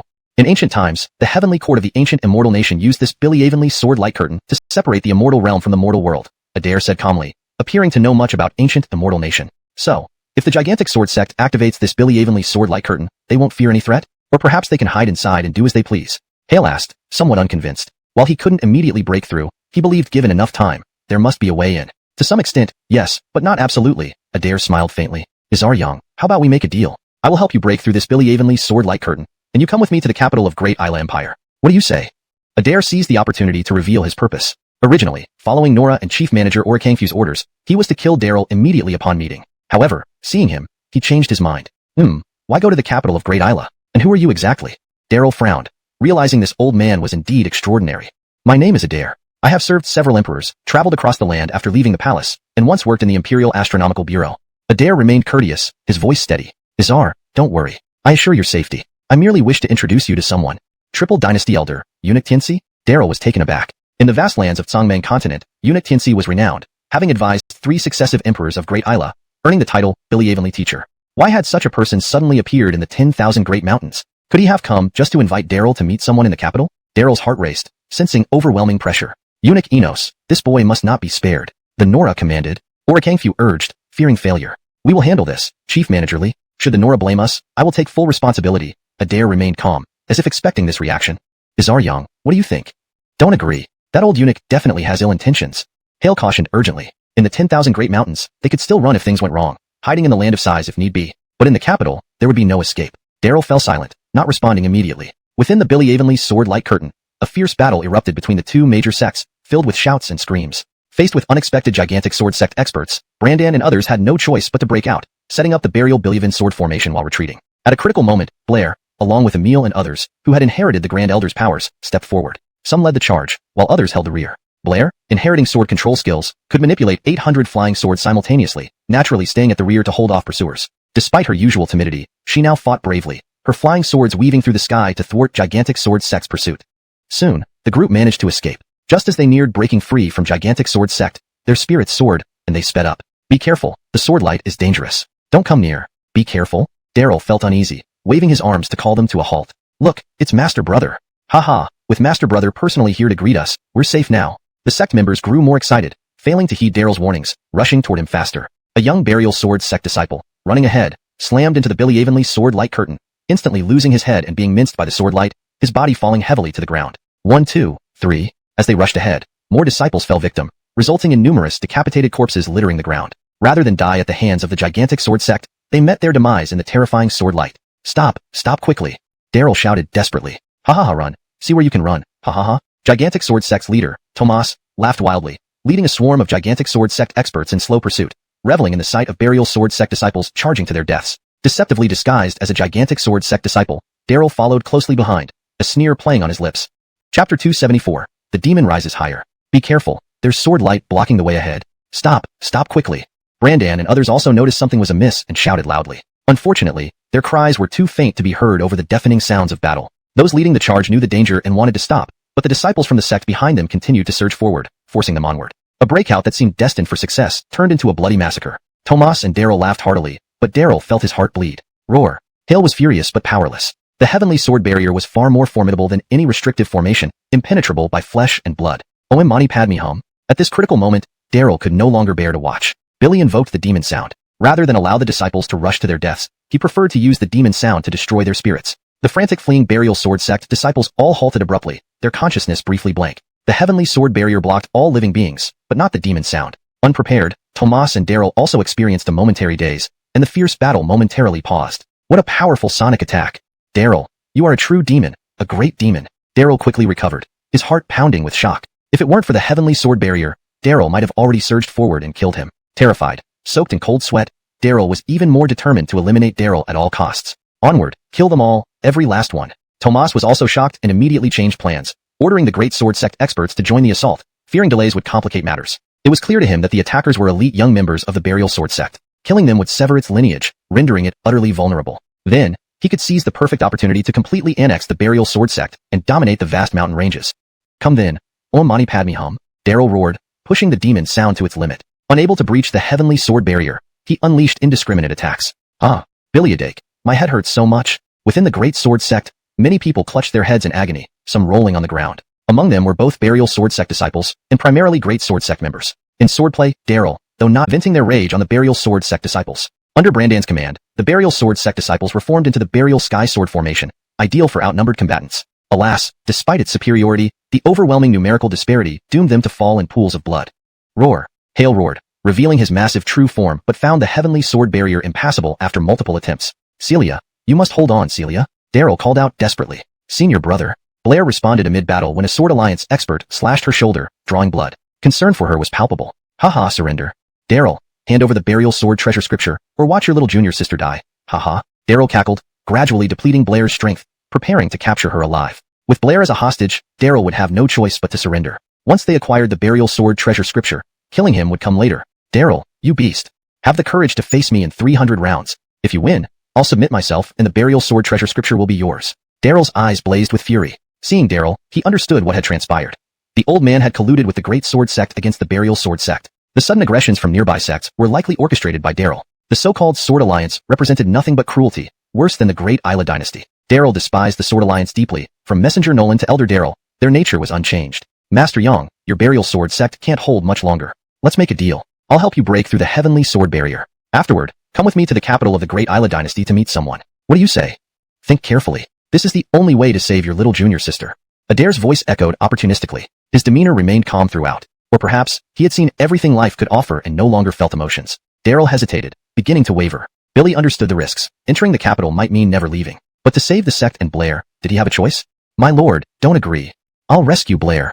Hale charged at the heavenly sword barrier, deciding to risk everything. Old Ox, are you mad? Even if risking everything, I should go instead. Daryl held back the impulsive Hale, stopping his suicidal attempt. The battle raged on, more Burial Sword Sect disciples falling, and Blair bleeding profusely. Watching their imminent deaths, Daryl felt a chilling despair like never before. Old Ox, if I die, take care of Jada.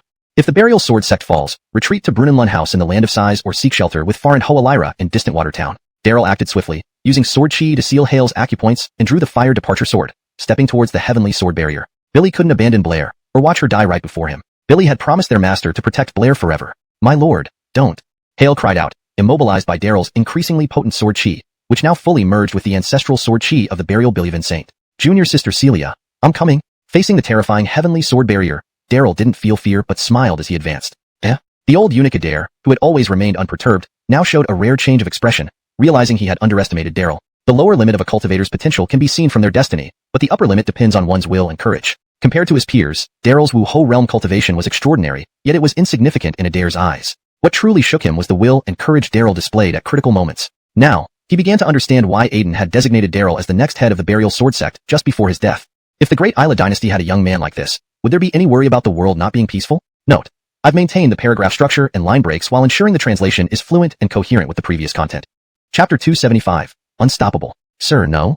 Senior brother. Don't come in, senior brother. Hale shouted loudly. Blair, who was fighting someone else, also noticed Daryl's actions and urgently tried to stop him. Daryl pretended not to hear and continued walking towards the Billy Avonlea sword-like curtain. Billy would rather die here than watch his junior sister Blair die before his eyes. Foolish boy, are you tired of living? I warn you, do not come closer. Do not come any closer.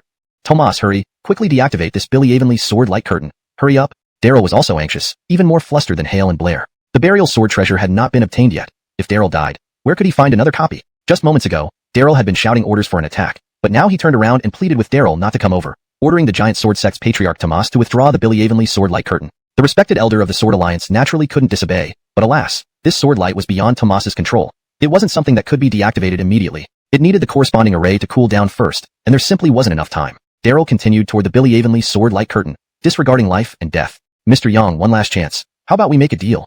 I can help you deactivate this Billy Avonlea sword light curtain and even destroy the giant sword sect for you. After which, you will follow me to the capital of the great Isla dynasty. The old eunuch Adair could no longer maintain his composure. Daryl gave a bitter smile, about to rush into the Billy Avonlea sword light curtain, when a familiar howl echoed from the sky. Roar. A low growl penetrated through mountains and forests, sending sand and rocks flying. Sir, it's the tiger demon White Tiger. Sir, our reinforcements have arrived. Hale became excited, responding with a roar. Tiger roars resounded continuously, echoing Hale's cries. Soon, from the darkness, a vast army appeared, riding the wind as if they were moving through clouds, sending a chill ahead of them. At this crucial moment, the tiger demon led the Wandering Spirits army to arrive swiftly. Compared to yesterday, the Wandering Spirits army was even larger, numbering no less than 6,000 to 7,000, seemingly replenished by many new souls from the Taya. Perfect timing. Daryl's eyes lit up with excitement. All flesh and blood beings were blocked by the Billy Avonlea sword light curtain. But what about the Wandering Spirits under the Tiger Demon's command? Without waiting for the Tiger Demon, Daryl moved forward to meet them. Cold. So cold. Everyone be careful. These are ghost soldiers. Orikangfu felt a chill, retreating far away along with other palace experts. They had previously shouted threats to kill Daryl on sight, but now dared not show themselves. How many secrets does this kid have? How many trump cards does he hold? The old eunuch Adair furrowed his brows, finding Daryl increasingly hard to fathom. At first glance, Daryl seemed ordinary, and there were many in the world with greater talent. But slowly, his true prowess emerged. His cultivation and strength remained unpredictable. Inside the Billy Avonlea sword light curtain, the disciples of the giant sword sect started panicking. The sudden appearance of the wandering spirits put pressure and fear on the otherwise dominant sect members. Some began to hesitate, and a few quietly slipped away. Anyone encountering thousands of eerie ghost soldiers would tremble in fear, especially those added from the Taya, who maintained their lifelike forms, some missing limbs, some with flattened heads, or none at all, making them truly terrifying. Fighting such wandering spirits was enough to frighten anyone before the battle even began. Even the Sword Alliance's hidden experts mixed within the crowd quickly retreated beside Daryl, pale-faced. Recognizing the situation's severity, Daryl urgently signaled to Tomas. Don't panic, everyone remain calm. Any being of flesh and blood is blocked outside by the Billy Avonlea sword light curtain. Under its protection, we are invincible. Tomas stood up, attempting to calm everyone down. Indeed, his words reassured the anxious disciples of the giant sword sect. 100 gold coins for the head of a burial sword sect disciple. Catch that woman, Neil Celia, for a reward of 1,000 gold coins and become an outer disciple of the Sword Alliance, eligible to practice its supreme techniques. Daryl seized the opportunity to boost morale, offering generous rewards. The disciples of the giant sword sect became excited, charging toward Blair and others with renewed vigor. A single head for 100 gold coins, a substantial sum for 10 heads. Even more enticing was the chance to become a disciple of the Sword Alliance, even just an outer disciple, a rare and precious opportunity. Pressure mounted on Blair and her group, their formation wavering. Haha, no one competes with me, this woman is mine. By order of the sect master, capture her alive. She's worthless dead but worth richly captured alive. They surged toward Blair, emboldened by the rewards. Despite her formidable sword skills, defended by Emil and others, practicing divine swordsmanship with 800 flying swords slicing through throats and hearts, the sheer numbers overwhelmed her. Tomas and Daryl felt confident, seeing victory in sight. Especially Daryl, already imagining how he would secretly duplicate the burial sword treasure once obtained. Submitting it honestly to the Sword Alliance was out of the question. Suddenly, a fierce wind swept across the wilderness. The tiger demon roared, leading the wandering spirits straight into the Billy Avonlea sword light curtain, unimpeded. The once impenetrable curtain allowed the wandering spirits to flood through like waves, turning anyone killed into a new wandering spirit, spreading like a deadly plague. Commander by Elihu of the Burial Sword Sect's Odd Practices Hall is here. All must surrender weapons immediately, or face certain death. Anyone who dares obstruct my wandering spirit's advance will become one of them. Following the tiger demon's charge, the spirit specifically targeted the high-ranking members of the giant sword sect, biting necks off at opportune moments. Someone incited rumors that the Billy Avonlea sword light curtain was collapsing, breaking the last mental barrier of the giant sword sect disciples. The Billy Avonlea sword light curtain collapsed. Run. These are legendary undying wandering spirits. Run. The supposedly brave and courageous disciples of the giant sword sect completely broke down, scattering in every direction despite the shouts of Tomas and Daryl. Brandan took the chance to direct the remaining burial sword sect disciples to counterattack. With sharp eyes, Blair guided her 800 flying swords toward the giant Billy Avonlea sword. Breaking this light curtain would allow Daryl and Hale inside to deliver the final blow to the giant sword sect. Smart. Daryl praised inwardly, signaling the tiger demon to follow Blair. Simultaneously, Daryl led the Sword Alliance experts toward the giant Billy Avonlea sword, determined to defend the giant sword sect's final stronghold. Both sides switched roles, engaging in a fierce battle. This time, it was Daryl's side under siege, with more wandering spirits joining the attack under the tiger demon's command. Chapter 276. Let you run 500 meters first. Under the assault of the Chang Ghost Army, Tomas and Daryl fought desperately to maintain the situation. attempting to establish a second line of defense centered around the Billy Avonlea sword. Unfortunately, the ferocity of the Chung ghost army exceeded their imagination, and soon the second line of defense also collapsed. With a tremendous roar, the colossal Billy Avonlea sword crashed heavily onto the ground. Daryl, who had been waiting impatiently, immediately rushed in. Without the protective light move of the Billy Avonlea sword, he was unstoppable. Hale followed behind, his massive true form crushing everything in its 100 meters. Lu, you won't have a future, Daryl said coldly. Just as Hale and the tiger demon were about to chase after him, Daryl stopped them. Boy, if you've got the guts, catch me. Daryl tried to provoke him. Considering the vast army of Chung ghosts, he didn't dare linger, but if Daryl dared to pursue alone, it would present an opportunity. Billy, do I need to chase you, old man?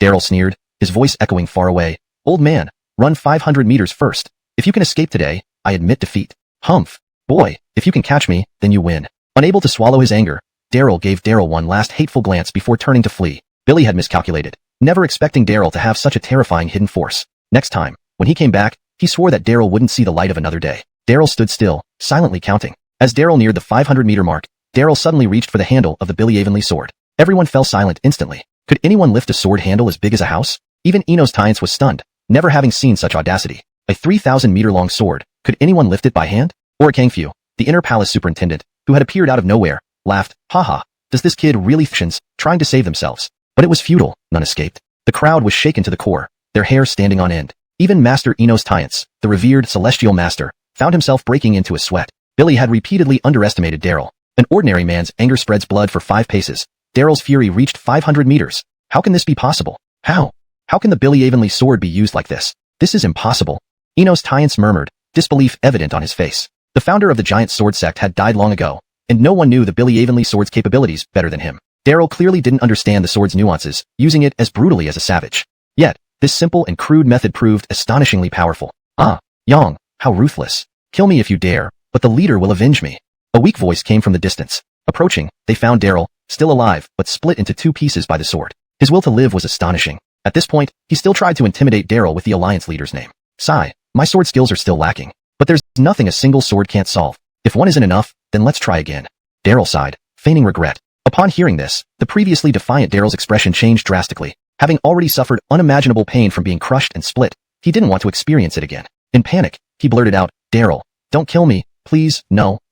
Elder, show mercy. After all, Brandan stepped forward, urging Daryl to spare Daryl's life. It wasn't wise to completely break ties with the Sword Alliance just yet. But before Brandan could finish, Daryl twitched and then lay still. Checking closer, they found he had been frightened to death. Elder, it's not my doing. I truly did not kill him.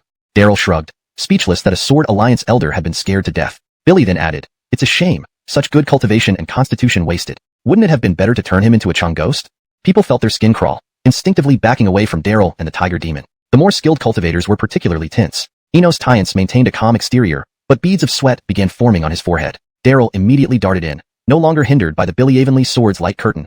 He was unstoppable. Following behind was Braden, whose massive true form crushed everything in its path. Daryl had intended to hold out, hoping to capture Blair as a hostage, but he met a tiger demon head-on and almost had his throat ripped open in a moment of panic. Billy had no choice but to flee in disarray. Sighing deeply, Tomas could only abandon the Jamigian sect and run away too. They had anticipated this battle's beginning, setting a trap for Blair and Daryl, but they did not foresee its outcome. Even elders like Brandan hadn't expected that Daryl had secretly gathered an entire army outside.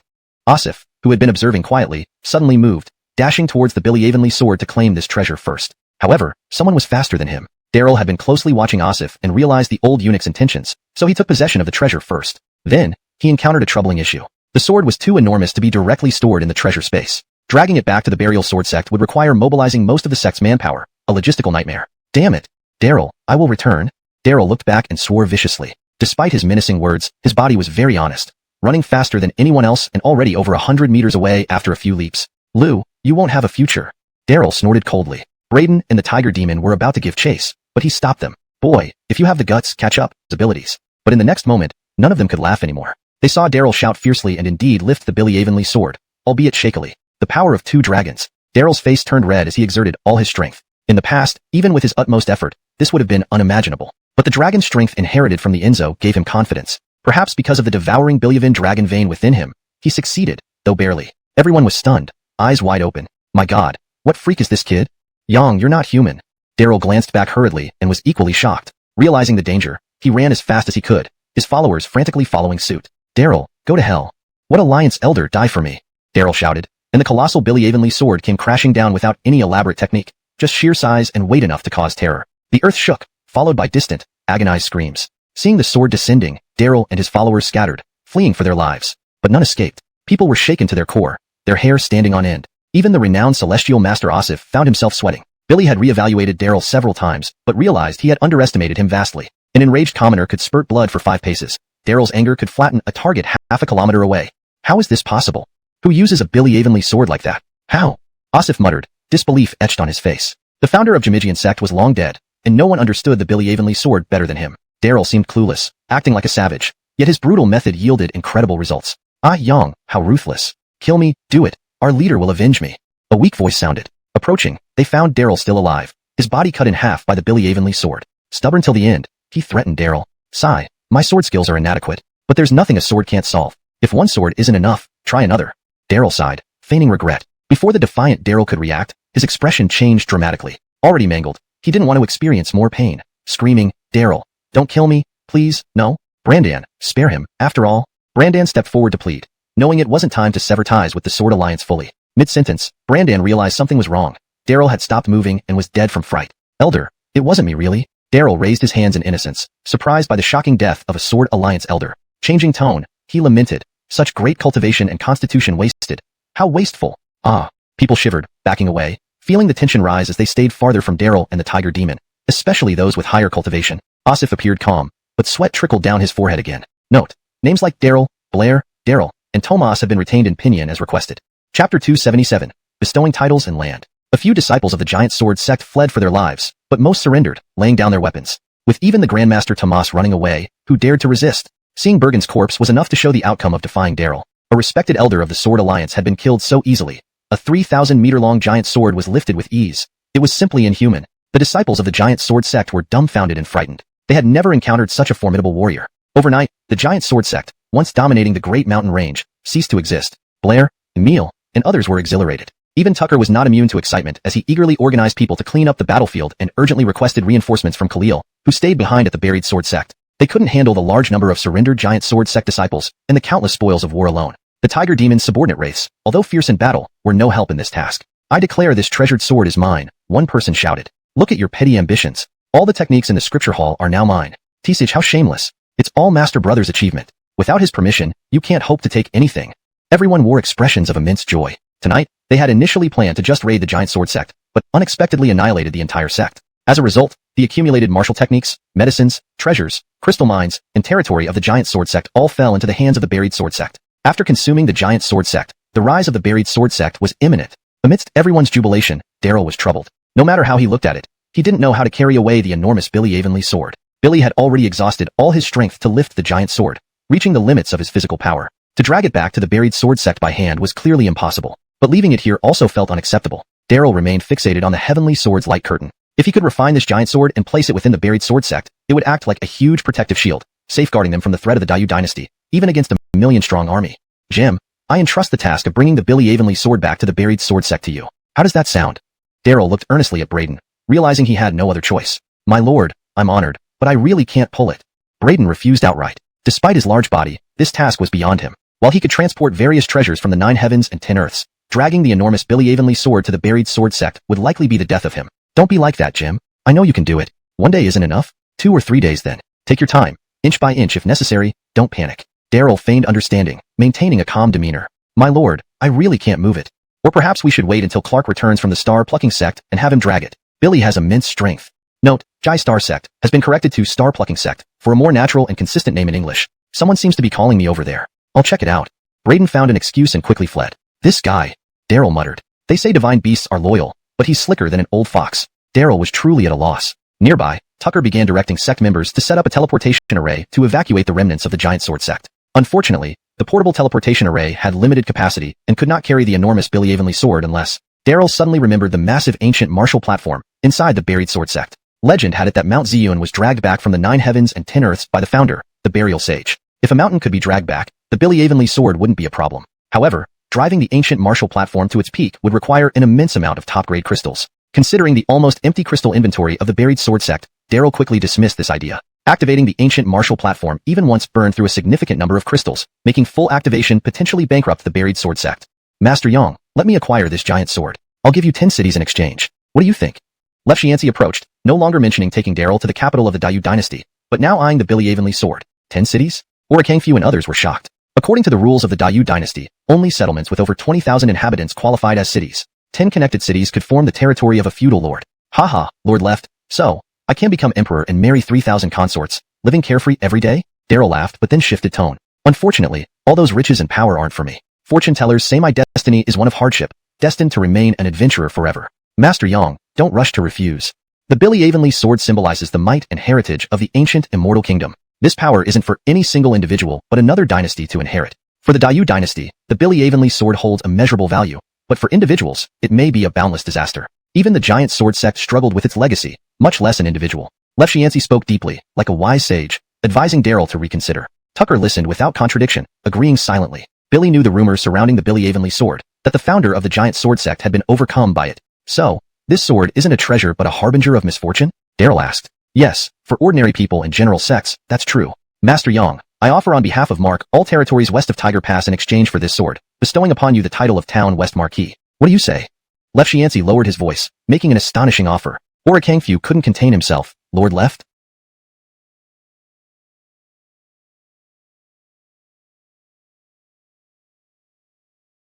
West of Tiger Pass far exceeded 10 cities, virtually ceding the western frontier to Daryl. Although contested and not fully under the Dayu dynasty's control, it was still a staggering concession, even exceeding the fiefdoms of royal relatives. Not acceptable. Sorry, Lord Left, no matter what price you offer, I won't transfer this sword. I want to keep it for peeling apples. Daryl shook his head, rejecting the offer outright. Everyone was speechless at this absurdity. Peeling apples with a 3,000-meter sword? Only Daryl would dare say this before an esteemed grandmaster. Tucker and others wiped their foreheads nervously, preparing for combat. Kangfu signaled, drawing sharp weapons among Imperial guards, raising tension. Left Xianxi's expression fluctuated, his inner power surging ominously. Chapter 278, Nicolay Siege. Master Yang, this deal will benefit both of us. If we reach an agreement, all past grievances can be wiped away. Otherwise, when Prince 13 Ronald makes his move, I'm afraid. Adair's tone was low and calm, laced with a veiled threat. After escaping from the princess's tomb back to the capital city, Prince 13 Ronald had been harboring resentment. Billy had repeatedly petitioned the emperor to lead a massive army to annihilate the sword burial sect, which would undoubtedly result in bloodshed. Haha, Prince 13 Ronald? Daryl laughed. Once, someone else said that too. What was his title again? A wave-suppressing marquis. Later, I cut off his head. You brat, you? Adair was furious, finding it impossible to remain calm in front of Daryl. Master brother, I've come, Blair shouted, sensing the situation was amiss and rushing over with her sect members. Roaring, the tiger demon also charged, raising its head to roar furiously. In response, a horde of wailing ghosts surged from all directions. Compared to before, their numbers hadn't decreased. Instead, they had increased significantly through this battle, replenishing new forces. Daryl's eyes lit up as he nodded inwardly. The painstaking effort to subdue this so-called spirit demon was precisely for this effect. Normal troops, no matter how valiant, had their limits. The more battles they fought, the greater the losses. But the wailing ghost army was different, capable of replenishing through combat, growing stronger with each fight. Kangfu and others panicked, retreating hastily, fearing these wailing ghosts might surge forward. However, Adair seemed completely indifferent to the wailing ghosts, his gaze falling on Blair, who stood gracefully. His eyes brightened as he suddenly appeared before her, rolling up her sleeve with incredible speed, leaving her unable to react despite her advanced cultivation. What are you doing? Let go of me. You perverted eunuch, let go. Blair paled, terrified by Adair's sudden actions. Clang. Without a word, Daryl drew his sword and lunged, unleashing the 9 Billivan-slaying swords. Adair's body swayed like willow fluff, effortlessly evading the blazing fire blade that barely grazed his head, severing a single white hair. The next moment, just as Daryl prepared to attack again, the old man vanished like a ghost, reappearing still as a deep well, unaffected by any breeze, yet moving faster than lightning. Daryl was inwardly alarmed, standing guard before Blair with his sword ready. An expert could tell skill at first glance. In just one exchange, he knew Adair was extraordinary, truly a master. Excellent, excellent swordsmanship. The sword burial sect's techniques are indeed unparalleled. It seems the sword burial sect is destined to rise again, unstoppable. Adair was also surprised, his gaze resting on Blair, his excitement hard to conceal. Miss, may I inquire about your age? Dead eunuch, what's it got to do with you? Blair gave him a disdainful look, vigorously shaking her right sleeve, as if disgusted by where the old eunuch had touched. Daryl frowned, sensing there was more to the eunuch's actions. Billy rolled up Blair's sleeve, examining the birthmark near her elbow without a word. Having watched his little junior sister grow up, he wasn't unfamiliar with the birthmark, but had never considered its significance. Based on Adair's actions, something deeper seemed involved. Could it mean little junior sister had another lineage? Master Yang, how old is this little junior sister of yours? Adair asked, his demeanor much gentler now, devoid of the earlier intimidation. 15. Daryl answered honestly. 15. Yes, that should be correct. Similar eyebrows, slender and curved, just like feathers when he was young. I found her. Ha ha, I found her. Adair grew excited. Kangfu and others were baffled, unsure what Adair meant. Master Yang, I must take my leave. We shall meet again. Billier is a set of sword techniques. Learning them should help you refine the Billy sword and put it away. Consider it a token of goodwill. Adair abruptly saluted, handing Daryl a sword manual before leading the Imperial Guards away. Kangfu was filled with confusion, not understanding the sudden turn of events but quickly following, wary of the eerie wailing ghost army around them. Daryl stood in confusion, watching Adair mount his carriage and depart. Celia, when did you get to know this old eunuch? Daryl sized up his junior sister, sensing something amiss. To protect the Billy sword, he had been ready to engage Adair in battle, but the eunuch left unexpectedly. Who knows him? That dead pervert probably knew he couldn't win and found an excuse to retreat. HMPF. Blair stormed off, scrubbing her hands as if she couldn't clean away where Adair had touched. Daryl pondered deeply, knowing the matter wasn't simple. Given Adair's cultivation, he wouldn't need excuses to leave nor be stopped by anyone. His agitated expression didn't seem feigned. The crowd dispersed, resuming cleanup and searching for treasures from the giant sword sect. Halia fled the scene even faster, vanishing as if fearing Daryl would call on him to drag the Billy sword back to the sword burial sect. Soon, only Daryl and Brandan remained. Daryl, what kind of sword manual is this? Brandan asked. Don't know. Why don't you take a look, Brandan? Daryl handed it over. On the cover were 4 characters, Billy sword technique. With the Billy residual sword technique imparted by the Billy residual elder, Daryl wasn't particularly interested in other sword techniques. However, if it could truly refine and store the colossal Billy sword, it would be useful. If I'm not mistaken, this is an ancient Immortal Kingdom sword technique. Practice diligently, and keep it secret. Brandan flipped through the manual briefly, returning it swiftly. It's strange. Why would an old eunuch give such a valuable manual away? Daryl, have you ever known this eunuch? How could I? If we had any connection, would we nearly have come to blows? Daryl smiled bitterly. There's only one explanation then. The old eunuch gave you a significant gift out of respect for someone else. Brandan seemed to understand something, glancing at Blair washing her hands by the pond. When did Celia gain such influence? Is it perhaps because of our sect master? Daryl was stumped. Daryl, there's something you might not know. In fact, Brandan paused, saying, in fact, Blair wasn't born in the sword burial sect. Your master brought her in from outside over 10 years ago. The specifics weren't clear to Brandan, or he chose not to elaborate, leaving that statement behind as he departed. Daryl stood in shock, realizing for the first time his junior sister's lineage was complicated. Recalling, he noted how her personality differed from their master. The latter was silent and stern, while Blair was lively and playful. Who were Blair's biological parents? What sort of lineage could have stirred such emotion from the old eunuch Adair? This translation maintains the original tone and structure while ensuring it reads naturally in English, preserving character names in Pinyin as requested. Chapter 279. The Martial Saint Hall. Through the simple teleportation array hastily set up by Zaird, a large group of buried sword sect disciples swiftly arrived at Giant Sword Sect and packed everything away. Supporting Billy sword art, I've been looking for this sword technique for so long. It's mine. The pure yang pill inside this alchemy furnace is mine. Nobody can snatch it from me. The sect disciples scavenged everywhere, laughing excitedly as they found various treasures. Blair also ran around, more excited than when she had broken through her cultivation bottleneck. Elder Scripture Archive, Maddox, came as well. Seeing the piled-up treasures, he could not stop smiling. This battle was hundreds of times better than occupying 100 crystal mines. One sect's decline and disappearance meant another sect's strong rise. Giant Sword Sect was that unfortunate one. No matter how many ways they tried to annex Buried Sword Sect, they ended up destroying themselves. Daryl did not participate in the revelry. Billy had lost interest in ordinary cultivation methods, medicinal pills, and treasures. Quietly, he sat down in lotus position and cultivated the Billy sword art, left by old eunuch Adair on site. This was an extremely mysterious Immortal Kingdom sword art specifically designed to control the enormous sky sword. According to the book, once cultivated successfully, one could even use the giant sky sword as a flying sword, turning it into a real powerful weapon. A 3,000-meter-long sky sword could be used as a flying sword? Daryl was astonished, unable to imagine what such a scene would look like. Billy became extremely interested in the Billy sword art. Soon, he refined the massive sword according to the instructions in the book, learning how to activate the astonishing power of the sky sword light screen. Unfortunately, only half of the sword manual remained intact. Billy never quite figured out how to shrink and store the sky sword. Daryl did not give up. Silently, he secluded himself to cultivate, hoping to complete the other half of the Billy sword art, based on his understanding of the sword path. However, much to his regret, he found that his ability fell short of his ambitions. Half of an Immortal Kingdom sword scripture contained the wills of generations of celestial star lords, and perhaps even celestial emperors. This was beyond his present capability. Forced cultivation would not necessarily succeed even if he strained himself to exhaustion. Alas, Daryl sighed, reluctantly standing up and abandoning the impractical idea. After careful consideration, he ordered Axel to lead the White Army to drag the massive sword back to Buried Sword Sect. After this battle with Giant Sword Sect, Axel's White Army expanded to 8,000 members. Wherever they went, it seemed as though the ghost soldiers were crossing over. However, even with this, it took them a whole night to accomplish the task. When the gigantic sky sword was erected within Buried Sword Sect, everyone in the sect was ecstatic. Even the Grand Elders from the Buried Sword Grotto could not resist coming out to see the spectacle. A faint green light barrier enveloped dozens of miles of the Buried Sword Sect. Apart from Buried Sword Sect disciples, no living being could enter. This meant that the Buried Sword Sect was impregnable within the 100,000 mountains. Even if the Great Isla dynasty sent 1,000,000 troops, there would be nothing to fear. Word got out, and the nearby sect's attitudes changed instantly. They brought loads of gifts to apologize and pay tribute. Elder Creation Ibrahim of Pluck Star Sect personally visited, sending half of Pluck Star Grotto's collection to the Buried Sword Sect in exchange for a life and death pact with the sect. Such a pact had been signed long ago. At that time, Pluck Star Sect relied on the protection of Buried Sword Sect to survive during its early days.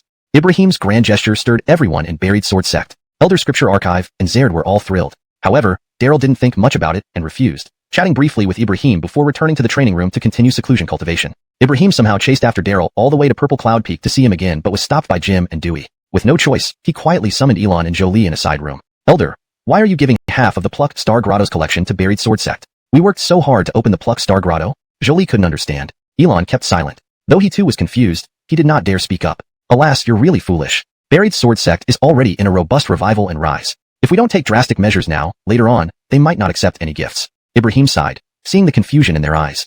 Have you considered how long the Plucked Star Grotto has remained unopened? Why did Daryl manage to open it? Well, it must have been many years. Elon stammered. Perhaps Master Yang happened to know the secret to opening the Plucked Star Grotto. Spit, what secret? Billy just got lucky. Jolie grumbled resentfully. Elder Pong, when can I return to Plucked Star Sect? From being the daughter of the esteemed Plucked Star Sect to becoming someone else's maid. Every day spent fetching tea or massaging backs, Jolie felt like she could hardly bear it any longer. This isn't luck, it's destiny. It is destined for Daryl to open the ancient Plucked Star Grotto. The era is changing. An unprecedented transformation and turmoil spanning 5 millennia is about to arrive. Those who adapt will thrive, while those who defy will perish. This is the overwhelming wave of the times. Have you noticed that the ancient relics like Plucked Star Grotto, Brunelund Immortal Palace, and Taya are all being opened one after another recently? This is the harbinger of great turmoil. When the earth exerts killing intent, dragons and snakes emerge. When heaven exerts killing intent, stars change positions. In the future, many non-progressive or stupid sects will be exterminated, disappearing in the flow of time. Giant Sword Sect won't be the first, nor the last. After every major upheaval, the Martial Saint Hall emerges into the world, and this time is no exception. There are rumors that some have spotted the envoys of the Martial Saint Hall in the Lamentation Land. Ibrahim was worried. As a realm creation expert, he could vaguely perceive the future during seclusion. Each time he had been scared stiff. To ordinary people, Plucked Star Sect was a formidable overlord. But in the eyes of true cultivation giants, it was no different from an ant, which could be killed with a single slap. Martial Saint Hall? Is it a sect more powerful than the Great Isla Dynasty? Jolie asked with wide eyes. Billy, the Great Isla Dynasty is nothing compared to the Martial Saint Hall.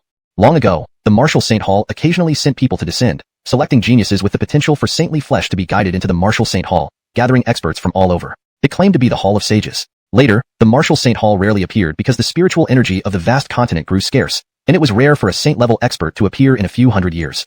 Ibrahim sighed with regret and sorrow. Once, in his youth, he thought he was an unparalleled genius, vowing to become a saint in his flesh. Billy had secluded himself for decades, giving up everything. Later, he realized he wasn't made for sainthood. What? A Hall of Saints?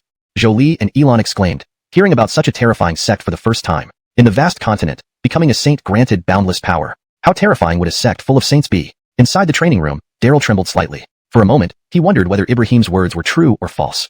Jolie, Elon, I am leaving. You stay here in Buried Sword Sect and behave well, showing absolute obedience to Master Yang. Especially you, Jolie, do not show any slackness. In the upcoming tumultuous era, whether our Plucked Star Sect survives might depend on your performance. Ibrahim stood up and turned to leave. Elder Pong, Jolie panicked, wanting to chase after him, but Ibrahim vanished immediately. Inside the training room, Daryl chuckled. Absolute obedience, So, does this mean I can do whatever I want?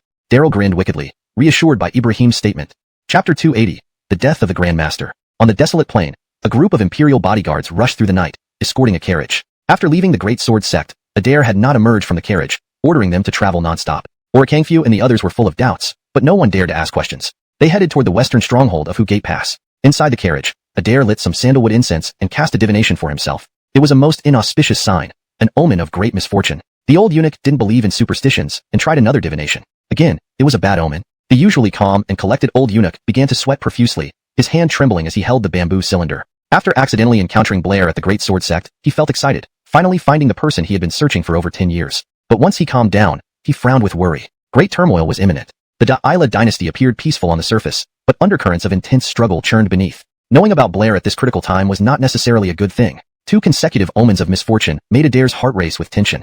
After some thought, he quickly wrote 2 letters and handed them to 2 trusted aides through the bead curtain. Without a word, they mounted their horses and rode off in different directions. Under the cover of night, the carriage continued its journey towards Hu Gate Pass. Halfway through, Adair suddenly ordered a change of direction, heading back towards the Land of Sighs. Orikangfu and the others were puzzled by the eunuch's sudden command, but no one dared disobey. The troop turned abruptly. Trained professionals that they were, they galloped tirelessly through the night, with the Imperial bodyguards sweating heavily while the old eunuch inside the carriage shivered from cold. Just now, he had cast another divination again, It was a most inauspicious sign. 3 times in a row, all omens of misfortune. Suddenly, outside the carriage, came the sound of neighing horses as the galloping convoy came to a sudden stop. In the darkness ahead stood a towering figure in white robes. Billy's here. Indeed, he's here. The old eunuch's hand trembled as the bamboo sticks for divination fell to the ground. Who's there? Royal guards on duty. All spirits must. 2 imperial bodyguards rode forward, barking fiercely. Before they finished speaking, the white-robed man casually raised his hand and sent both of them flying to the ground. Kangfu and the others rushed to check and found that the chests of the 2 bodyguards bore terrifying holes, their bodies pierced by a strike from a distance. What kind of boxing is this? Could it be the legendary Beidou Tongshin fist? Everyone gasped in shock. Kangfu too frightened to speak. No, it's merely the very common Da'ila long fist. Mr. Li, leave. Go far away and never return. Adair's voice came from within the carriage. What had to happen eventually did. Halfway through, he suddenly ordered a turnaround, willing to take a detour back to the capital via the land of sighs. But he couldn't escape. Da'ila long fist? All were stunned. Having never imagined such an ordinary fist form could be so powerful. Frightened, they scattered and fled for their lives. Kangfu, who always seemed eager to please Adair, now ran faster than anyone else, covering over 100 meters in a flash. Just as he felt relieved thinking he had escaped, he suddenly felt excruciating pain in his back, struck by an invisible force. His body flew through the air like a broken kite, landing lifeless on the ground. Puff puff puff. A series of dull thuds echoed across the plain as numerous imperial bodyguards collapsed one after another. From over 100 meters away, each was pierced by the white-robed man's seemingly effortless blow, their armor useless against it. Sigh. From within the carriage, the old eunuch let out a mournful sigh. You have come. Yes, I've come, the white-robed man replied gently, as if he were a scholarly gentleman. Mohammed's it be this way? Asked the eunuch. Yes, it must, answered the white-robed man. With a sudden crash, the carriage exploded, and Adair, enveloped in swordlight, shot out, charging at the white-robed man with blinding speed. Just as the sharp sword was about to reach the man, Adair abruptly changed tactics and retreated even faster, his fierce attack nothing but a feint. The white-robed man did not pursue. Billy remained still until the old eunuch had run more than 100 meters before delivering a slow punch. Pop. An invisible wave of power disturbed the silence of the plain. The old eunuch suddenly staggered, looking down to see a large wound in his chest, his body pierced by a terrifying force. Good fist. Fleshly ascension indeed. The old eunuch swayed and fell dead on the ground. En route, he had foreseen danger. As a grandmaster adept at averting misfortune, he should have been able to avoid it. Unfortunately, despite his lifelong mastery of manipulating elements, this time he could neither hide nor escape. With unprecedented changes spanning 5,000 years, those who follow me will prosper. Those who defy me will perish. Lord Enos, may you rest in peace. The white-robed man paid his respects to the old eunuch's corpse before gracefully turning and vanishing into the void with just a few steps. In the distant underbrush, Hilton trembled in fear, clutching an ancient zither he had dug up from the ruins of Taya. Billy considered himself a master of his craft, having learned an ability to traverse black fog and being recognized as a legendary thief of the land of sighs. After the collapse of Taya, everyone believed no treasures could be found inside. Yet he managed to retrieve this antique instrument, making bets and never backing down from any challenge.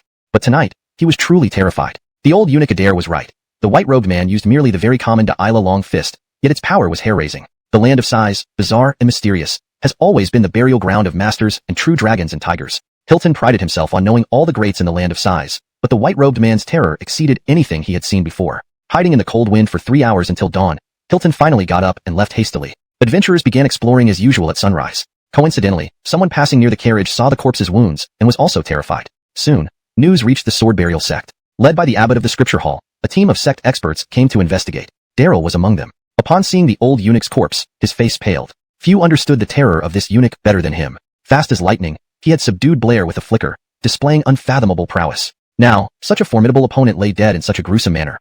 Who could have done this? Great chaos was looming. Daryl suddenly recalled Ibrahim's words from the star-plucking sect, his expression becoming increasingly serious. Chapter 281. Entrapment. At noon, an army from the Da'ila dynasty arrived with a mighty force of at least 10,000 men, all clad in armor and appearing as fierce as wolves and tigers. Leading them was an elderly man with a long beard, his hair streaked with white, but his body still robust. His eyes gleamed like torches. It seemed he held the rank of a general. It's Aspen, the western frontier governor of the Da'ila dynasty. To have stirred such a figure, who could the deceased be? People pointed and whispered, instinctively stepping back. In the vast western territories, Aspen, the western frontier governor, wielded power akin to that of a local emperor, commanding what was reputed to be 100,000 elite cavalrymen of the western region, taking orders directly from the emperor of Da'ila, even disregarding the minister of war. The onlookers, unaware of old eunuch Adair's identity, felt a jolt of fear upon seeing Aspen's arrival. Western frontier governor?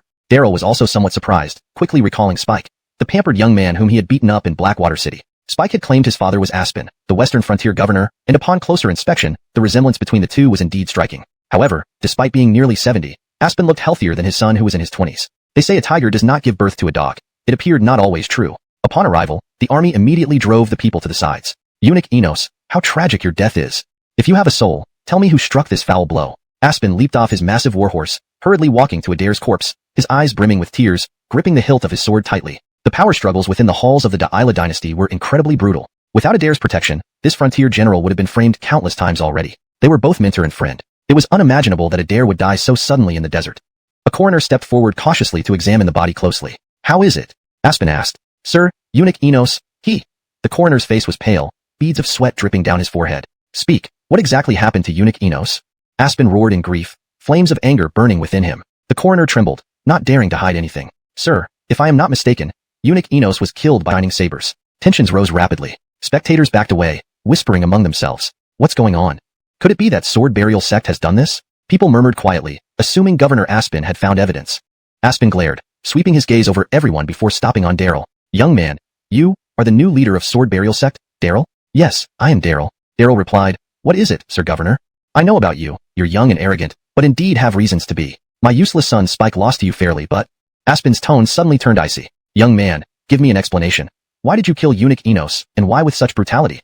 "What? You think I killed him? Haha, this is truly absurd. Haha." Daryl laughed in surprise. Emil and others joined in laughter, underestimating the governor. But Elder Maddox couldn't laugh. Billy exchanged a quick glance with Tucker, both looking uneasy. Where there's a will, there's a way. Both elders, seasoned veterans, immediately saw Aspen's intention to frame Daryl as the murderer. "Sir Governor, is this personal revenge, or are you afraid and making me the scapegoat?" Daryl smiled coldly, having read the situation. Compared to the wastrel Spike, Aspen was far more dangerous, holding military power firmly even at his advanced age, excelling in framing others. Unfortunately, he picked the wrong target this time. You recently absorbed Giant Sword Sect, increasing your strength greatly. Master Enos had heavenly cultivation, yet was caught unawares. Besides, according to reliable intelligence, you were with Master Enos last night. If you didn't kill him, who did? This place could just be where you dumped the body, staging it as a one-punch death. Aspen relentlessly pressed charges against Daryl. Billy knew Daryl hadn't done it, and that Daryl knew he was being framed, yet he continued. Because this show was meant for someone else, an opportunity to distance himself from Adair. Nonsense. Our senior brother isn't like that. We didn't kill Eunuch Enos. You're slandering us.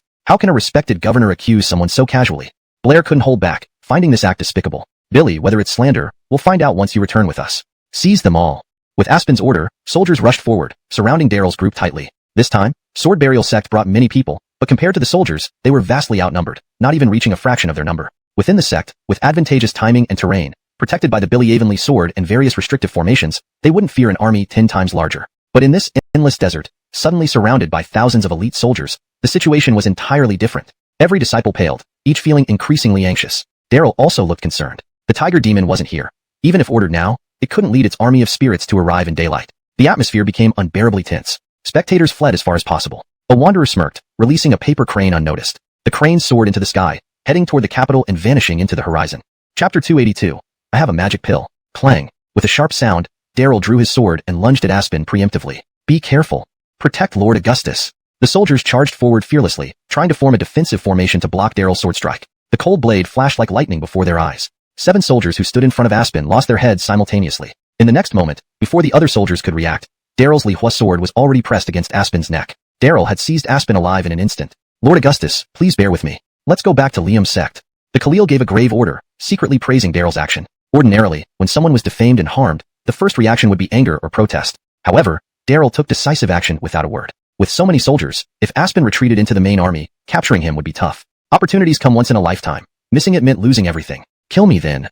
If you have the guts, kill me. Mark and the Grand Tutor will take vengeance for me. Not one of you will escape.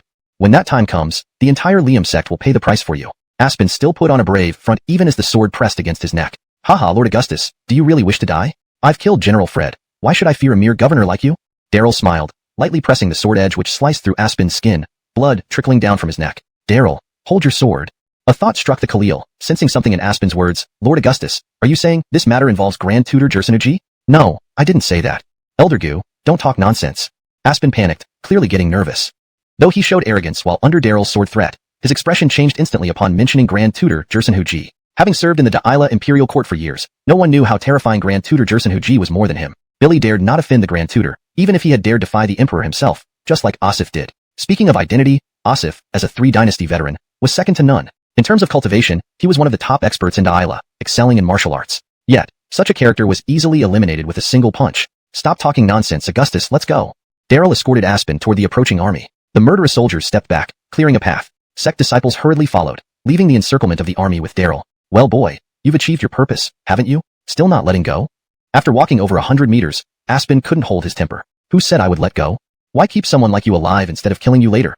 Daryl snorted coldly, the sword in his hand fluctuating with energy, ready to strike. Aspen, who pretended to be calm, suddenly panicked. No, Master Yang, don't kill me. Wow, Governor, you're afraid of death too? I thought such a high-ranking general like you had long since disregarded life and death. Daryl laughed coldly, exposing Aspen's true colors. The Khalil, who was about to intervene, also laughed, shaking his head to indicate that Daryl shouldn't go too far. After all, this person controlled hundreds of thousands of border troops, and his death would shock the whole Da'ila Empire, inviting unnecessary trouble. General Augustus, we have no grudges. Is there really any need for you to die?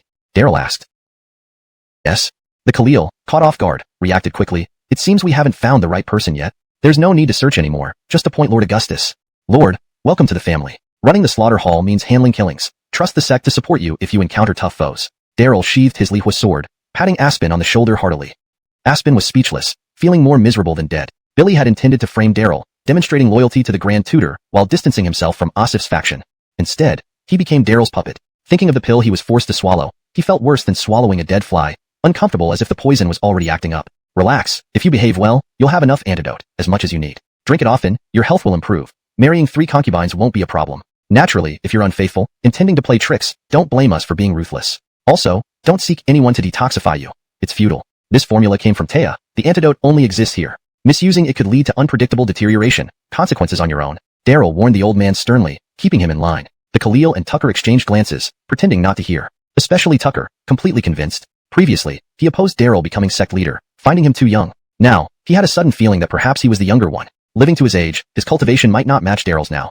Strategically, he fell short even more. Using poison to control a border general of Da'ila Empire, naming him Slaughter Hall Bilyad, indirectly owning a puppet. Such bold moves were unique to Daryl, incredibly crazy. But, one had to admit, this was turning danger into opportunity ingeniously.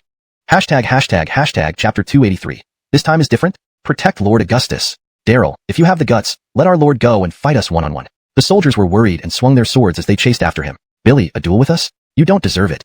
Lord Augustus, thank you for seeing me off. From now on, we'll keep out of each other's way. Goodbye. Daryl pushed Aspen away forcefully and turned around, leading his sect disciples to leave with dignity. Privately, he had coerced and persuaded Aspen, the powerful military governor, to align with the Liam sect. But in front of the soldiers, he put on an act of seeming deeply wronged. My lord, are you all right? Damned young kid escaped. After him, the soldiers rushed forward. Some mounted their horses, preparing to chase after them. Hold on. Forget it. Let them go. I'll report this to the imperial court and summon the highly cultivated royal retainers before settling accounts with that brat. Humph. Aspen stopped the pursuit, appearing calm and collected but inwardly feeling distressed. Billy had been forced to swallow a highly toxic immortal pill. The thought of confronting Daryl made him tremble. Billy was grateful Daryl didn't seek further trouble from him. Thinking about being appointed as the head of the killing hall, Aspen felt bitter. Not only would he not be able to settle scores with Daryl, but he'd also have to work for him. In the distance, Daryl looked back at the dejected Aspen, laughed loudly, and sped up, leaving the desert far behind. They returned to the Liam sect before nightfall. The first thing upon returning to the sect was to check the Billy Avonlea sword barrier and various restriction arrays. Although he had subdued Aspen, Daryl remained cautious. The Billy Avonlea sword he brought back from the giant sword sect formed the first line of defense, preventing any flesh and blood mortal from entering, wary of any sudden attack from the Da'ila dynasty. However, just relying on the Billy Avonlea sword barrier was not enough. Daryl ordered the reinforcement of all restrictions and arrays.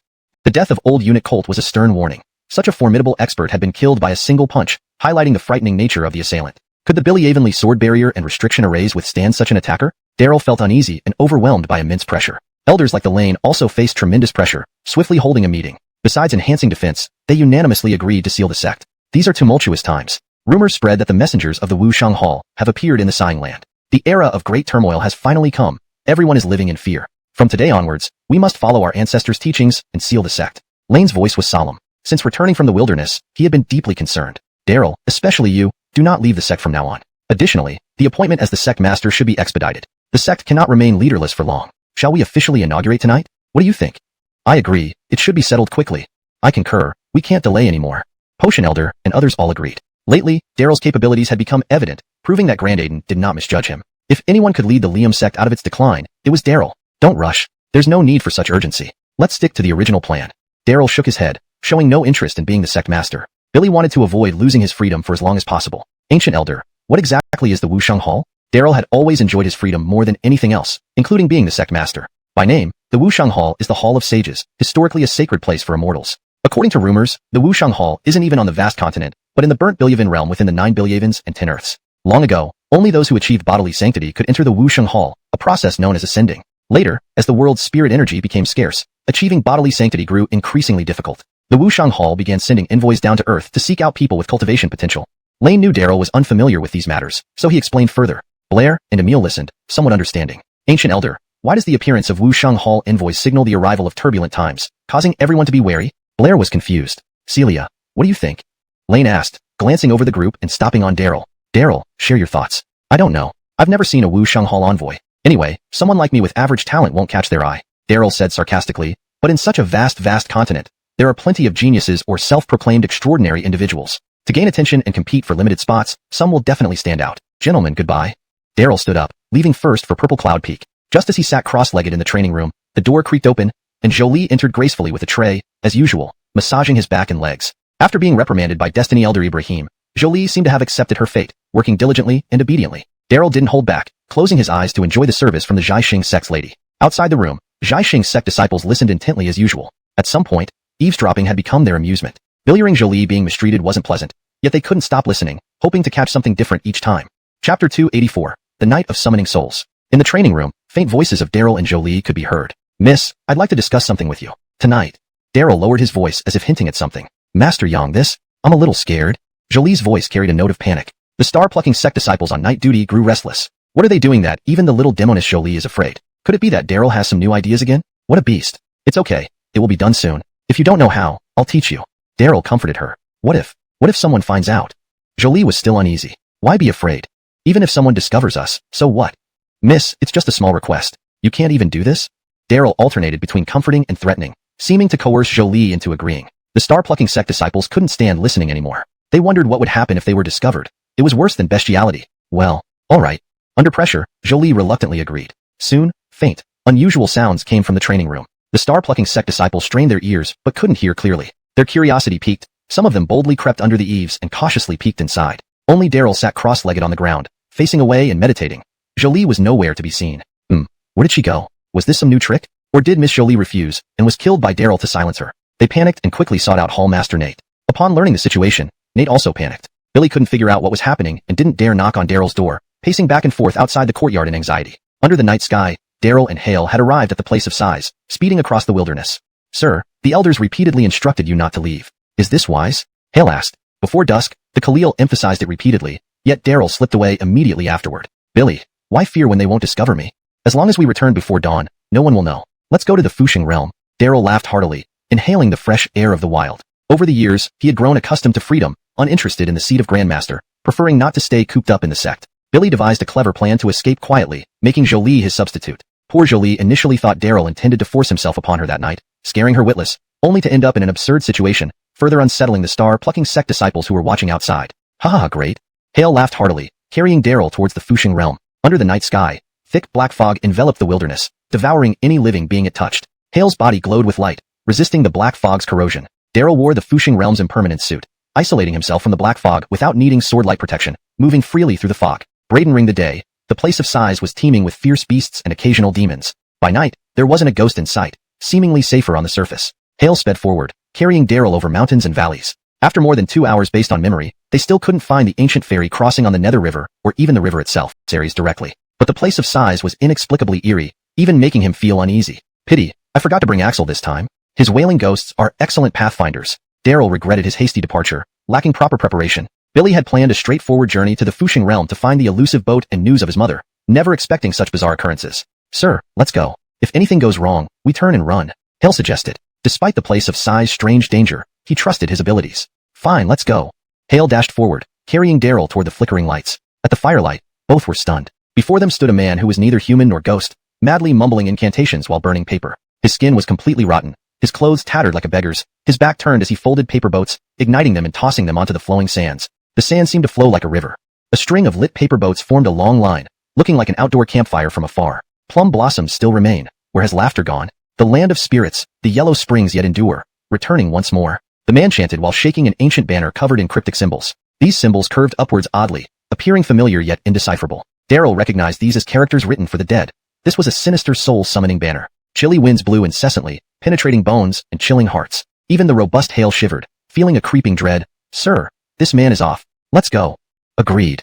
Daryl felt equally uneasy. Somehow, this man's back gave him a familiar feeling, though he couldn't recall ever seeing such a person. This feeling made Daryl shudder. The more times he visited the place of size, the stranger and more sinister it seemed. Without a word, Hale turned and ran, carrying Daryl far away. Behind them, the man's cackling laughter turned into sobbing. Where joy was once shared, my heart breaks apart, known only by the moon. Hard to meet, easy to part, remember me. Singing, his voice shifted from male to female, growing increasingly mournful. Daryl's hair stood on end, the familiarity and even a hint of affection intensifying. The surrounding air began to warp, as if entering another's past life once more. Billy, we go again. No, not again. Daryl inwardly roared, feeling haunted since leaving Taya. That sense of involuntarily entering another's past, powerless and trapped, was something he desperately wanted to avoid. Chapter 285, The Confucian Sage. Ding, ding, ding. A sudden chime rang from the left front, and the swirling mist rapidly calmed down. The air stopped distorting and returned to its original state. In an instant, Daryl felt a lightness in his body. Master Yang, Master Yang. A group of people emerged from the darkness, carrying divine statues. Judy Ewan walked at the forefront, holding a bronze bell. The moment the bell sounded, the strange sensation vanished. Ewan, how did you all come here? Daryl and Halia hurriedly greeted them. Today, someone saw Master Yang near the edge of the lamenting land. I knew you wouldn't stay idle and would come in tonight, so I sent people to keep watch nearby. Ewan spoke vaguely but quickly. It's dangerous at night. Master Yang, let's go back to Alei and Shui Town first. All right, let's go. Daryl nodded, and they left hastily. Behind them, far away, came the cackling laughter of the strange paper-burning man. Ewan, what's up with that weird man? Daryl asked. A remnant from the previous dynasty, or perhaps an obscure, unseen ghost, trying to summon the spirits of ancestors. The lamenting land is quite mysterious. It was once a sacred ground for powers like the Immortal Kingdom, the school of Confucius, the Witch Clan, and Zen Buddhism. Various ancient ruins overlap and intertwine here, even stacking on top of each other, leaving countless remnants behind. On full moon nights, these remnants emerge to summon souls, hoping to restore their former glory. Stay clear if you encounter them in the future. Ewan seemed accustomed to it, as if she had seen such things many times before. Oh, so the lamenting land used to be a feng shui treasure land? Daryl was surprised. Billy initially thought it was just a sacred ground for the ancient Immortal Kingdom, but it turned out that many forces were associated with this land. Examining the statues carried by the group closely, he found them intriguing. Some lacked legs or arms, and some were only half-bodied, but all wore scholarly attire. They emitted a faint blue glow that enveloped everyone, keeping the terrifying black mist at bay. Such statues were rare outside the lamenting land. Indeed, the lamenting land is known as the burial ground of experts, yet it has always been a feng shui treasure land. These divine statues were excavated from the ancient ruins of the Bailu Academy near Alei and Shui Town. Legend has it, they were once revered as the greatest sages by scholars. Despite being in tatters now, these statues have protected Alei and Shui Town from the black mist over the years, all thanks to the scholars' veneration. Ewan explained proudly. She had risked her life to retrieve these statues from the collapsed Bailu Academy, thereby ensuring the safety of the area. Last time, he didn't get a chance to observe Alei and Shui Town closely. Now, looking around, he noticed the town's buildings were arranged systematically, resembling a large compass, hinting at some hidden formation. Ewan was very hospitable, inviting Daryl to stay at the mayor's residence. Soon, servants brought hot meals. Daryl reciprocated her hospitality, talking while eating to build rapport, using the opportunity to inquire about the River Lethe and the floating life realm. Tonight, he intended to visit the floating life realm but couldn't even find the ancient ferry point of the River Lethe, which was unusual. I'm not sure about the floating life realm, but the River Lethe is famously unpredictable. Tonight it appeared outside Alei and Shui Town, but tomorrow it might appear 1,000 miles away. Previously, a wanderer swordsman of the creation realm vowed to find the River Lethe in his lifetime. Starting from age 30, he searched until he died at 79 in the desert, becoming nothing more than bones. Unfortunately, the lamenting land is bizarre and unpredictable. No matter how strange things get here, don't be too shocked. Try to let go. Ewan, having experienced it herself, gently advised Daryl not to be too fixated. The lamenting land had always been a grave for experts. Failure, obstinacy and fixation often led to dire consequences. When she fled to the lamenting land, Ewan endured countless hardships. Yes, one shouldn't be too fixated, but some things can't be ignored, Daryl said with a bitter smile. Billy had to find out about his mother no matter what. Noticing that the city guard was much stricter this time, with torchbearers patrolling everywhere and divine statues placed in every direction. Master Yang, those words on the wall last time, were they left by you? Ewan suddenly whispered in his ear, somewhat shy and annoyed. Biller's room was off limits even to her maidservants, and she always tidied it herself. Yet, Daryl, a man, had barged in, uncovering her hidden secrets. What words? Ewan, what do you mean? I don't understand. Daryl feigned ignorance, a skill he was good at. Who else could it be? Keep pretending. I'll take you to see the Bailu Academy tomorrow. I'm a bit tired tonight, so I'll rest first. Ewan huffed, giving him a sidelong glance, then left. As soon as she was gone, Halia perked up, grinning mischievously at Daryl. Sir, what did you do to her?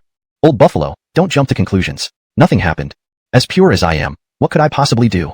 Daryl continued eating, feeling that Ewan was a woman with a story. The room's warm decor showed her love for life, yet she always maintained a cold exterior in public. Interesting. What kind of place was Bailu Academy? Daryl was intrigued. Billy had explored several ancient Immortal Kingdom ruins, but never encountered relics from the Confucian dynasty. Chapter 286, The Vanished Dynasty. The next morning, Ewan personally led the team to Bailu Academy. This operation mobilized almost all the experts from Shui town, a formidable force of over 200 people. It seemed less like an expedition to explore ancient ruins and more like a grand hunt. Bailu Academy is located within the Qingmang Grand Canyon, where many demonic beasts are active. More importantly, rogue ghosts frequently appear there. With too few people, it's impossible to handle them. Iwan knew Daryl was unfamiliar with the conditions in the Sighing Land, so she provided some additional explanations. Locals were well aware of what kind of place the Qingmang Grand Canyon was. It was a forbidden area among forbidden areas, and countless adventurers had died there. Back then, when Iwan managed to excavate numerous divine statues from within, it was purely by luck. Returning to this old haunt and re-entering the Qingmang Grand Canyon, even she had to be extra cautious. In front of everyone, Iwan became increasingly cold, and after briefly speaking with Daryl, she spurred her horse forward to command the scouts to spread out and scout ahead. The Sighing Land was unpredictable. A road that was clear yesterday might suddenly have a flying mountain or new magical arrays and traps today. Every trip required utmost caution. Rogue ghosts? Daryl immediately thought of the tiger demon and regretted not bringing him along. Master Yang, a hoarse voice called softly from behind. Turning around, Daryl saw a familiar face. Brendan actually came as well, despite having only one leg. I'm not only a master alchemist but also the town's only physician. I always participate in major operations. Brendan noticed the confusion in Daryl's eyes and explained, Master Yang, could you do me a favor? Brendan hesitated as if he was somewhat embarrassed. Brendan, please speak, said Daryl, surprised. Billy neither agreed nor refused right away, knowing that Brendan wasn't the type to ask for favors lightly. Master Yang, Pamela has been very good to us. Shui town cannot lose her, so? Brendan spoke uncomfortably. Do you want me to protect Iwan, fearing this operation will be dangerous? Asked Daryl. No. While the Qingmang Grand Canyon and Bailu Academy are perilous, that's not what I mean. Brendan paused and whispered. I'm talking about the imperial tutor of the Da'ila dynasty. Daryl was taken aback. What did this have to do with the imperial tutor Braun? You might not know Braun, but valued the backing of the burial sword sect as an escape route. After expressing his gratitude multiple times, Brendan retreated humbly. Soon, everyone looked at Daryl with added respect and deference. After traveling for over 2 hours, the group arrived at a Grand Canyon. From afar, it appeared as if the earth had split, torn apart in the middle, its depths hidden from view, with perpetual strong winds. From a distance, Daryl felt intensing energy emanating from it. This is an underground canyon? Daryl frowned. Even before entering, this canyon gave him a bad feeling. Such places, perpetually shrouded in darkness, were prone to attracting evil spirits. Strange. How could an academy, specifically built to teach scholars, be constructed here? Daryl found it peculiar. Although he didn't know much about the Confucian dynasty that had long perished, he knew this setting was abnormal. Scholars emphasized righteousness and morals. They wouldn't build a sacred academy in such a sinister canyon. Seeming to read his mind, Iwan turned her horse around and approached. Master Yang, look ahead, the Qingmang Grand Canyon. Bailu Academy is inside. Legend has it that this used to be an ancient city, a gathering place for officials and nobility, and a key fortress for the Confucian dynasty guarding the border. Later, it was destroyed in a war, and a great canyon was cleaved open by a single slash. Bailu Academy sank underground along with it. The canyon was cleaved by a single slash? Daryl's expression changed. Looking up, the Qingmang Grand Canyon stretched for over 100 miles, whose sword skills were terrifying enough to achieve such a feat. After comprehending the 9 incomplete swords, Daryl believed he had significant expertise in swordsmanship, far surpassing most experts. But compared to the legendary person who cleaved the canyon with one strike, the difference was immeasurable. It's just a legend. Who knows if it's true? But walking through the canyon, you'll find many human silhouettes etched into the stone walls. They say these marks were left by the scorching blade energy during the cut, vaporizing those who couldn't escape in time. Iwan's tone was calm, as if she was used to such phenomena. Daryl, however, was profoundly shocked and felt chills run down his spine. Billy couldn't imagine the power of the blade that vaporized those who couldn't escape in time. Sir, look. Braden suddenly looked up. The originally sunny sky darkened, and an uncountable number of cranes had flown into the air. On closer inspection, these cranes were strangely uniform in size, and eerily silent. Iwan suddenly unsheathed her longbow, and with a swift motion, an arrow shot out and struck a crane's head. Strangely, the crane silently fell without a sound or blood. Upon examination, it was merely a paper crane. Iwan's expression darkened. Daryl's face also changed. Looking up at the dense flock of cranes, he felt increasingly uneasy. A single paper crane was nothing special. Anyone proficient in illusions could manipulate it. But the cranes covering the sky must number no less than 10,000. Most sects lacked the strength to control so many, let alone who could orchestrate such a spectacle. The Da'ila dynasty. Daryl and Iwan exchanged a glance, both arriving at the same conclusion. Indeed, upon further inspection, they found a bronze tripod emblem on the paper cranes, a symbol of the Da'ila dynasty, representing dominance over the world. At the edge of the Sighing Land, unknown to many, a group of imperial guards released countless paper cranes to map out the terrain of the Sighing Land. ####Chapter 287. The charm of that Naomiant. A vast flock of paper cranes glided over like dark clouds. Strange. What does the Da'ila Empire intend to do by releasing so many paper cranes? Someone wondered aloud. Controlling such a large number of paper cranes required significant resources, even to the point of burning money. Very few forces could afford such extravagance. Perhaps they are preparing for a large-scale exploration of the ancient ruins within the Sighing Land? Daryl mused to himself, feeling a bit lost. According to the light spots on the Immortal Kingdom star map, the Sighing Land contained countless ancient ruins of immortal kingdoms. Many were buried deep underground or covered by terrifying ancient prohibitions, waiting to be explored through the long ages. According to Iwan's account, the ancient ruins in the Siang land were not that simple. Besides those left by the ancient immortal kingdoms, there were also relics left by the Confucian dynasty, witchcraft sect, Chan sect, and other powers. This land was perilous and unpredictable, renowned as the tomb of experts, yet it also harbored countless treasures. Adventurers had long coveted these ancient treasures, with some risking entry every day, hoping to find legendary treasures and achieve instant success. Some even settled in the Siang land, dreaming of discovering the treasures one day. Ordinary adventurers couldn't resist the allure of these treasures, and neither could major forces. The sudden release of so many paper cranes by the Daila Empire very likely meant they were after these treasures. Yes, it must be for the treasures within the Siang land. What nerve! A grand empire competing with us for ancient relics, truly shameless. Exactly, the Daila Empire has no sense of honor. Tiske? People muttered among themselves, clearly displeased with the Daila Empire. Those living in the Siang land could generally be divided into three categories. The natives born here, adventurers who came to train or seek treasures, and those forced to take refuge in the Siang land because they couldn't survive outside. Among them, a significant portion had been oppressed and persecuted by the Daila Empire.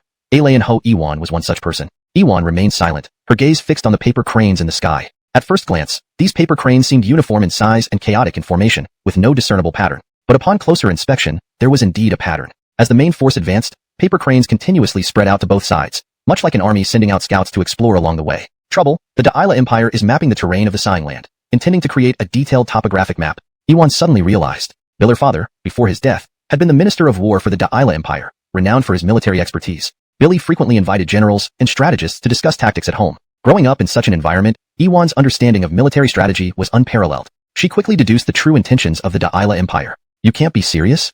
Yeah, why would the Daila Empire need a topographic map? Are they planning to conduct a thorough search of the ancient ruins in the Siang land? People became even more puzzled. Such an endeavor would consume enormous resources, and even if they found plenty of treasures, it would still result in a net loss. Was the Daila Empire simply overindulging itself? Mr. Yang, what do you think?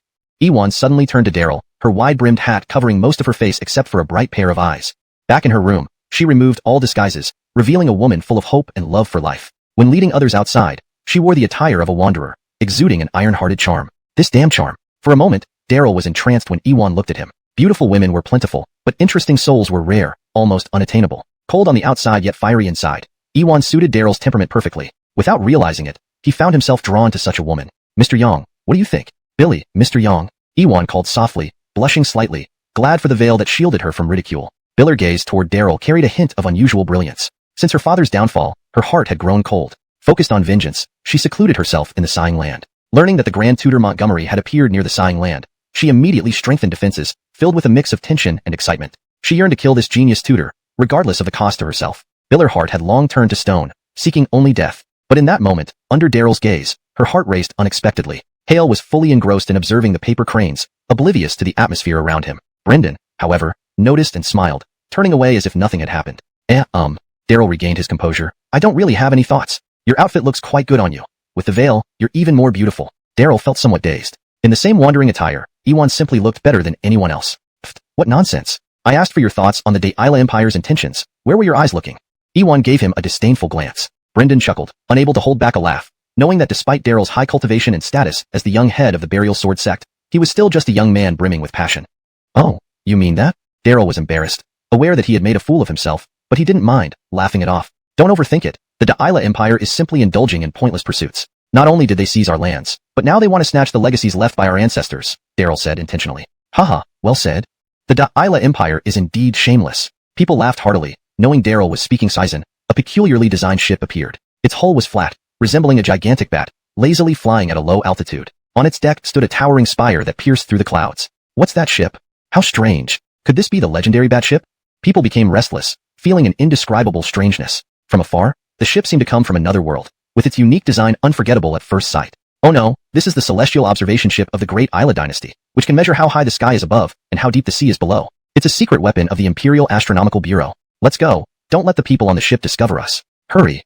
Iwan's expression changed instantly as she recognized the origin of this strange ship. Each appearance of the celestial observation ship symbolized the imminent arrival of the Great Isla dynasty's military might. If earlier it was just speculation, now there was no doubt about the Great Isla dynasty's sinister intentions. First, countless paper cranes were sent ahead to scout the general terrain. The celestial observation ship followed closely behind, precisely measuring every detail, locking down strategically crucial points along the way. Finally, the main army could rush in like a flood, sweeping into the Siang land. Go! Everyone didn't dare delay, speeding forward with Iwan towards the Green Ray Canyon. This is wrong. The sighing land is treacherous, especially at night. Any living being cannot survive in the black fog. If the Great Isla dynasty launches a large-scale invasion, won't they fear losing their entire army? Daryl walked beside Iwan, raising a doubt. The Great Isla dynasty has many talented people and a robust national strength. They wouldn't invade the sighing land without planning how to handle the black fog beforehand. With Grand Tutor Miguel's unparalleled wisdom, these aren't problems. Without hesitation, Iwan answered. As the former Minister of War's daughter, no one understood better than her the terrifying war machine of the Great Isla dynasty, especially Grand Tutor Miguel, whose strategizing almost never failed. For such a mission, the Grand Tutor would undoubtedly be present. When that happened, the people within the sighing land would either flee or be mercilessly slaughtered. Thinking of Grand Tutor Miguel excited Iwan. She saw a chance for revenge. However, her eyes also revealed lingering tension and fear. To date, Miguel was the most terrifying person she had ever met, period. His most frightening aspect wasn't his godlike cultivation, but his utterly cold disposition and incomprehensible strategies. No matter how powerful the minister or even the feudal lords were, they all fell under his ruthless control. It was under his reforms that the Great Isla dynasty reached its peak. The group moved faster, racing toward the canyon. Far away, the celestial observation ship suddenly sped up, seemingly having spotted them. On the observation tower, a stern-faced general stood, looking down upon the earth. A huge crystal screen in front of him showed clear images of mountains and rivers wherever the ship passed, marking the heights and depths accurately. A group of aides from the Imperial Astronomical Bureau worked busily nearby, calculating more detailed data and producing a map of the sighing land. As the celestial observation ship delved deeper, this map grew larger and more complete. When the map was fully completed, the invasion would begin. At that time, the sighing land would have no secrets left, becoming part of the Great Isla dynasty's territory. Li Tonghai's expression was impassive, but his heart surged with waves of excitement. Conquering the sighing land would make him the most successful astronomical general in the history of the Imperial Astronomical Bureau, witnessing the glory of the Great Isla dynasty. Note: Li Tonghai should be consistently translated as Li Tonghai, or given an appropriate English name to maintain fluency and consistency. For this context, I will assume it is a name that should be kept as is, except for separating the characters for readability. Li Tonghai. Revised. Li Tonghai's expression was impassive, but his heart surged with waves of excitement. Conquering the sighing land would make him the most successful astronomical general in the history of the Imperial Astronomical Bureau, witnessing the glory of the Great Isla dynasty. Historically, the vast continent had seen dynasties like the Confucian Empire, the Zen Buddhist Kingdom, and the Witchcraft Xia dynasty, each achieving their own greatness. But in terms of territory, the Great Isla dynasty was unmatched, having no rivals. Once the sighing land was conquered, its vastness would reach an unprecedented level. Generally, quickly, catch up with those people ahead. Alvaro Ronald was also there, his gaze turning vicious as he watched Daryl sprinting on the ground. This time, after great efforts to persuade the Emperor to follow him into the sighing land, he sought vengeance against Daryl. The Imperial Astronomical Bureau's army was always the most mysterious and powerful force of the Great Isla dynasty, gathering various talents and supporting numerous formidable imperial servants. In numbers, the Astronomical Corps couldn't compare to the wave-suppressing Marquis troops, but in combat power, it was hundreds of times stronger. Convincing Li Tonghai to privately assist and conveniently exterminate the Sword Burial sect was a minor matter. Edit. Convincing General Li to privately assist and conveniently exterminate the Sword Burial sect would be a trivial task.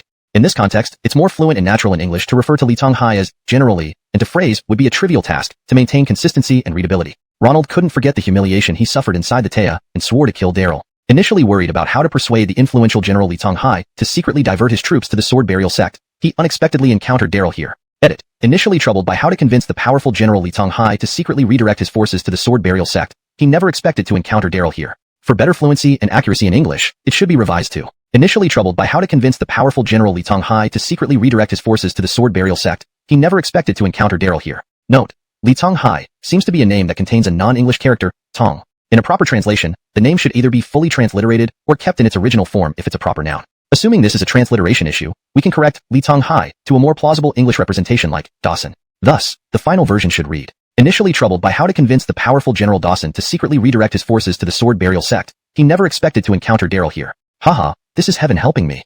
Daryl, it's fate for you to die here. Haha. Ronald laughed loudly, growing increasingly excited. Now, there was no need to detour. Chasing after Daryl directly would suffice. Your Highness, do you have a grudge against those people below? Li Tonghai asked, his face expressionless, remaining composed even before Prince Ronald. Note: Li Tonghai should be Dawson, to maintain consistency in terminology and style. Corrected version: Your Highness, do you have a grudge against those people below? Dawson asked, his face expressionless, remaining composed even before Prince Ronald. Yes, I do. Look, that man in the black battle robe is called Daryl. General Li, kill him for me. Ronald gritted his teeth, impatiently fearing Daryl might hide. After several encounters with Daryl, he knew the latter's prowess, cunning beyond that of a 1,000-year-old fox despite his young age. As a prince who grew up competing for the throne, Ronald considered himself outstanding, facing no rivals. All opposing princes and ministers were eliminated by various means. Yet, Daryl was the only one who embarrassed him. Forced to abandon his beautiful girlfriend and flee alone inside the Taya was a lifelong humiliation for Ronald. Later, he shamelessly approached his girlfriend Marilyn for reconciliation but was firmly rejected. This ended the alliance with the Wen family, stripping him of a powerful support in the throne race, leaving him resentful and blaming everything on Daryl. Until this humiliation was avenged, not even the finest feasts could be savored. Daryl?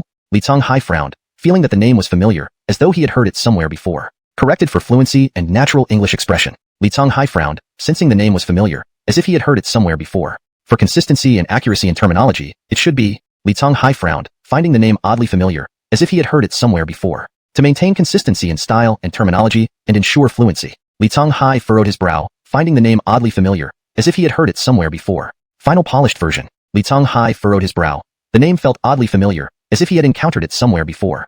For the context and to ensure accuracy in the character's name, assuming Thong is part of the name Barry, Dawson furrowed his brow. The name felt oddly familiar, as if he had encountered it somewhere before. Yes, that guy with the surname Yang. General Li, chase and kill him, and the Star River map in the Norris Palace will be yours. Ronald clenched his teeth, offering a substantial bribe. Your Highness, do you mean it? Li Songhai's eyes lit up, and Master Braden and others also sensed something amiss and turned back, all growing tense. Previously, from a distance, this star-observing ship seemed somewhat clumsy, like an aged bat nearing the end of its strength. Now, the bat-like ship revealed its true fangs and claws, bristling with arrow ports all over its body. There were still over 1,000 meters to the canyon ahead. There wasn't enough time to reach it. On board the star-observing ship, Prince Ronald laughed maniacally. Ha ha ha, General Li, kill that boy Daryl, kill them all. Your Highness, as you wish. Li Songhai should be translated to maintain consistency and fluency in English. Villiers the edited translation. Li Songhai 面无表情，做了个放箭的动作. Corrected and fluent version. General Li Songhai remained expressionless and gestured to release the arrows. For consistency, if Li Songhai is a name that has been previously introduced in your text, you might want to use it as General Li Songhai remained expressionless and gestured to release the arrows. Please ensure that the name Li Songhai is consistent throughout your document or adjusted according to previous usage. Soldiers released the winches, and instantly, tens of thousands of heavy crossbow bolts erupted from within the ship. An arrow rain descended from the sky. The whistling sound was ear-piercing, like the horn of death, bringing boundless fear. All those who couldn't dodge or block in time were instantly impaled by the crossbow bolts and nailed to the ground. Some people were shot so many times they looked like hedgehogs. Ah, help me. Anyone please save me. Great Isla dynasty, even if I turn into a vengeful ghost, I will not let you go. Piercing cries and curses intertwined. Many died with their eyes wide open in shock and anger. A significant number of them had already suffered persecution at the hands of the Great Isla dynasty and had no choice but to flee with their families to seek refuge in the place of eternal rest. After finally settling down in Alayan Shui town, arranging their lives, they still couldn't escape the massacre orchestrated by the Great Isla dynasty. Their resentment was unimaginable. Daryl glanced around and frowned. Billy didn't care much. His swordsmanship was unparalleled, easily deflecting the nearby arrows. But with tens of thousands of bolts raining from the sky, ordinary people found it hard to avoid being hit. Just in the first wave, over a dozen people fell into pools of blood. Ewan's spear skills were remarkable, protecting her entourage from the deadly bolts, but she could only do so much. She couldn't protect everyone. Even Grandmaster Braden wasn't spared, an arrow piercing through his thigh. With only one leg left, he now couldn't walk at all, despair filling his eyes. Today's operation suffered an unexpected blow. They hadn't even entered the Green Glow Grand Canyon yet, nor had they managed to explore the ancient White Deer Academy relic of the Confucian dynasty when they encountered this killing machine of the Great Isla dynasty. On board the star-observing ship, Prince Ronald laughed heartily. Good, well done, just like that. General Li, keep going. Kill that boy surnamed Yang. See where he can run this time. Ronald was incredibly excited, wanting to witness Daryl's death firsthand. Li Songhai's face remained cold, and without a word, he gestured to the soldiers again. Correction. Li Songhai's face remained cold, and without a word, he gestured to the soldiers again. Further improvement for fluency. Li Songhai's expression was icy, and without a word, he signaled the soldiers once more. The soldiers moved in unison, this time releasing more winches, nearly 100,000 crossbow bolts descending at once. The sky suddenly darkened, the ear-piercing sound of the arrows splitting the air. People lifted their heads, their hearts trembling involuntarily. This time, even Ewan felt a pang of worry, her eyes filled with tension, anger, and deep confusion. Damn it, the star-observing ship is the ultimate trump card of the Great Isla dynasty. It doesn't participate in battles unless there are special circumstances. Why did it suddenly attack us? Ewan couldn't understand. She had always known how fearsome the star-observing ship was, but hadn't anticipated it would suddenly attack her group. She realized they had been too complacent. My fault. The people on the star-observing ship are seeking revenge against me. Billy, Prince Zhou? Daryl's sharp eyes caught sight of Ronald on the ship. Ewan, you all go ahead. I'll stay behind and draw their fire. Hurry. Seeing Ronald, Daryl understood what was happening and immediately instructed Ewan and the others to leave. But, young Master Yang. Ewan hesitated. Go now. Daryl shouted sharply, his body suddenly soaring into the air, charging straight toward the raining crossbow bolts with his sword drawn. Clank, clank, clank. The sounds of metal clashed loudly in the ears of everyone as hundreds of thousands of arrows instantly enveloped Daryl, producing a piercing metallic din. Everyone, follow me, hurry. Ewan gritted her teeth and took the lead, riding her horse out while bending down to pull the injured Grandmaster Braden onto the saddle, then spurred her horse towards the direction of the Green Glow Grand Canyon. Behind her, people clenched their teeth and followed, whipping their horses urgently to escape. After dashing over 100 meters, they turned back and saw the desert dotted with arrows, no sign of Daryl. In the next moment, a figure burst from the ground, hovering above the arrows, standing gracefully with sword in hand. Well done, young Master Yang. One generation sword saint is indeed no different.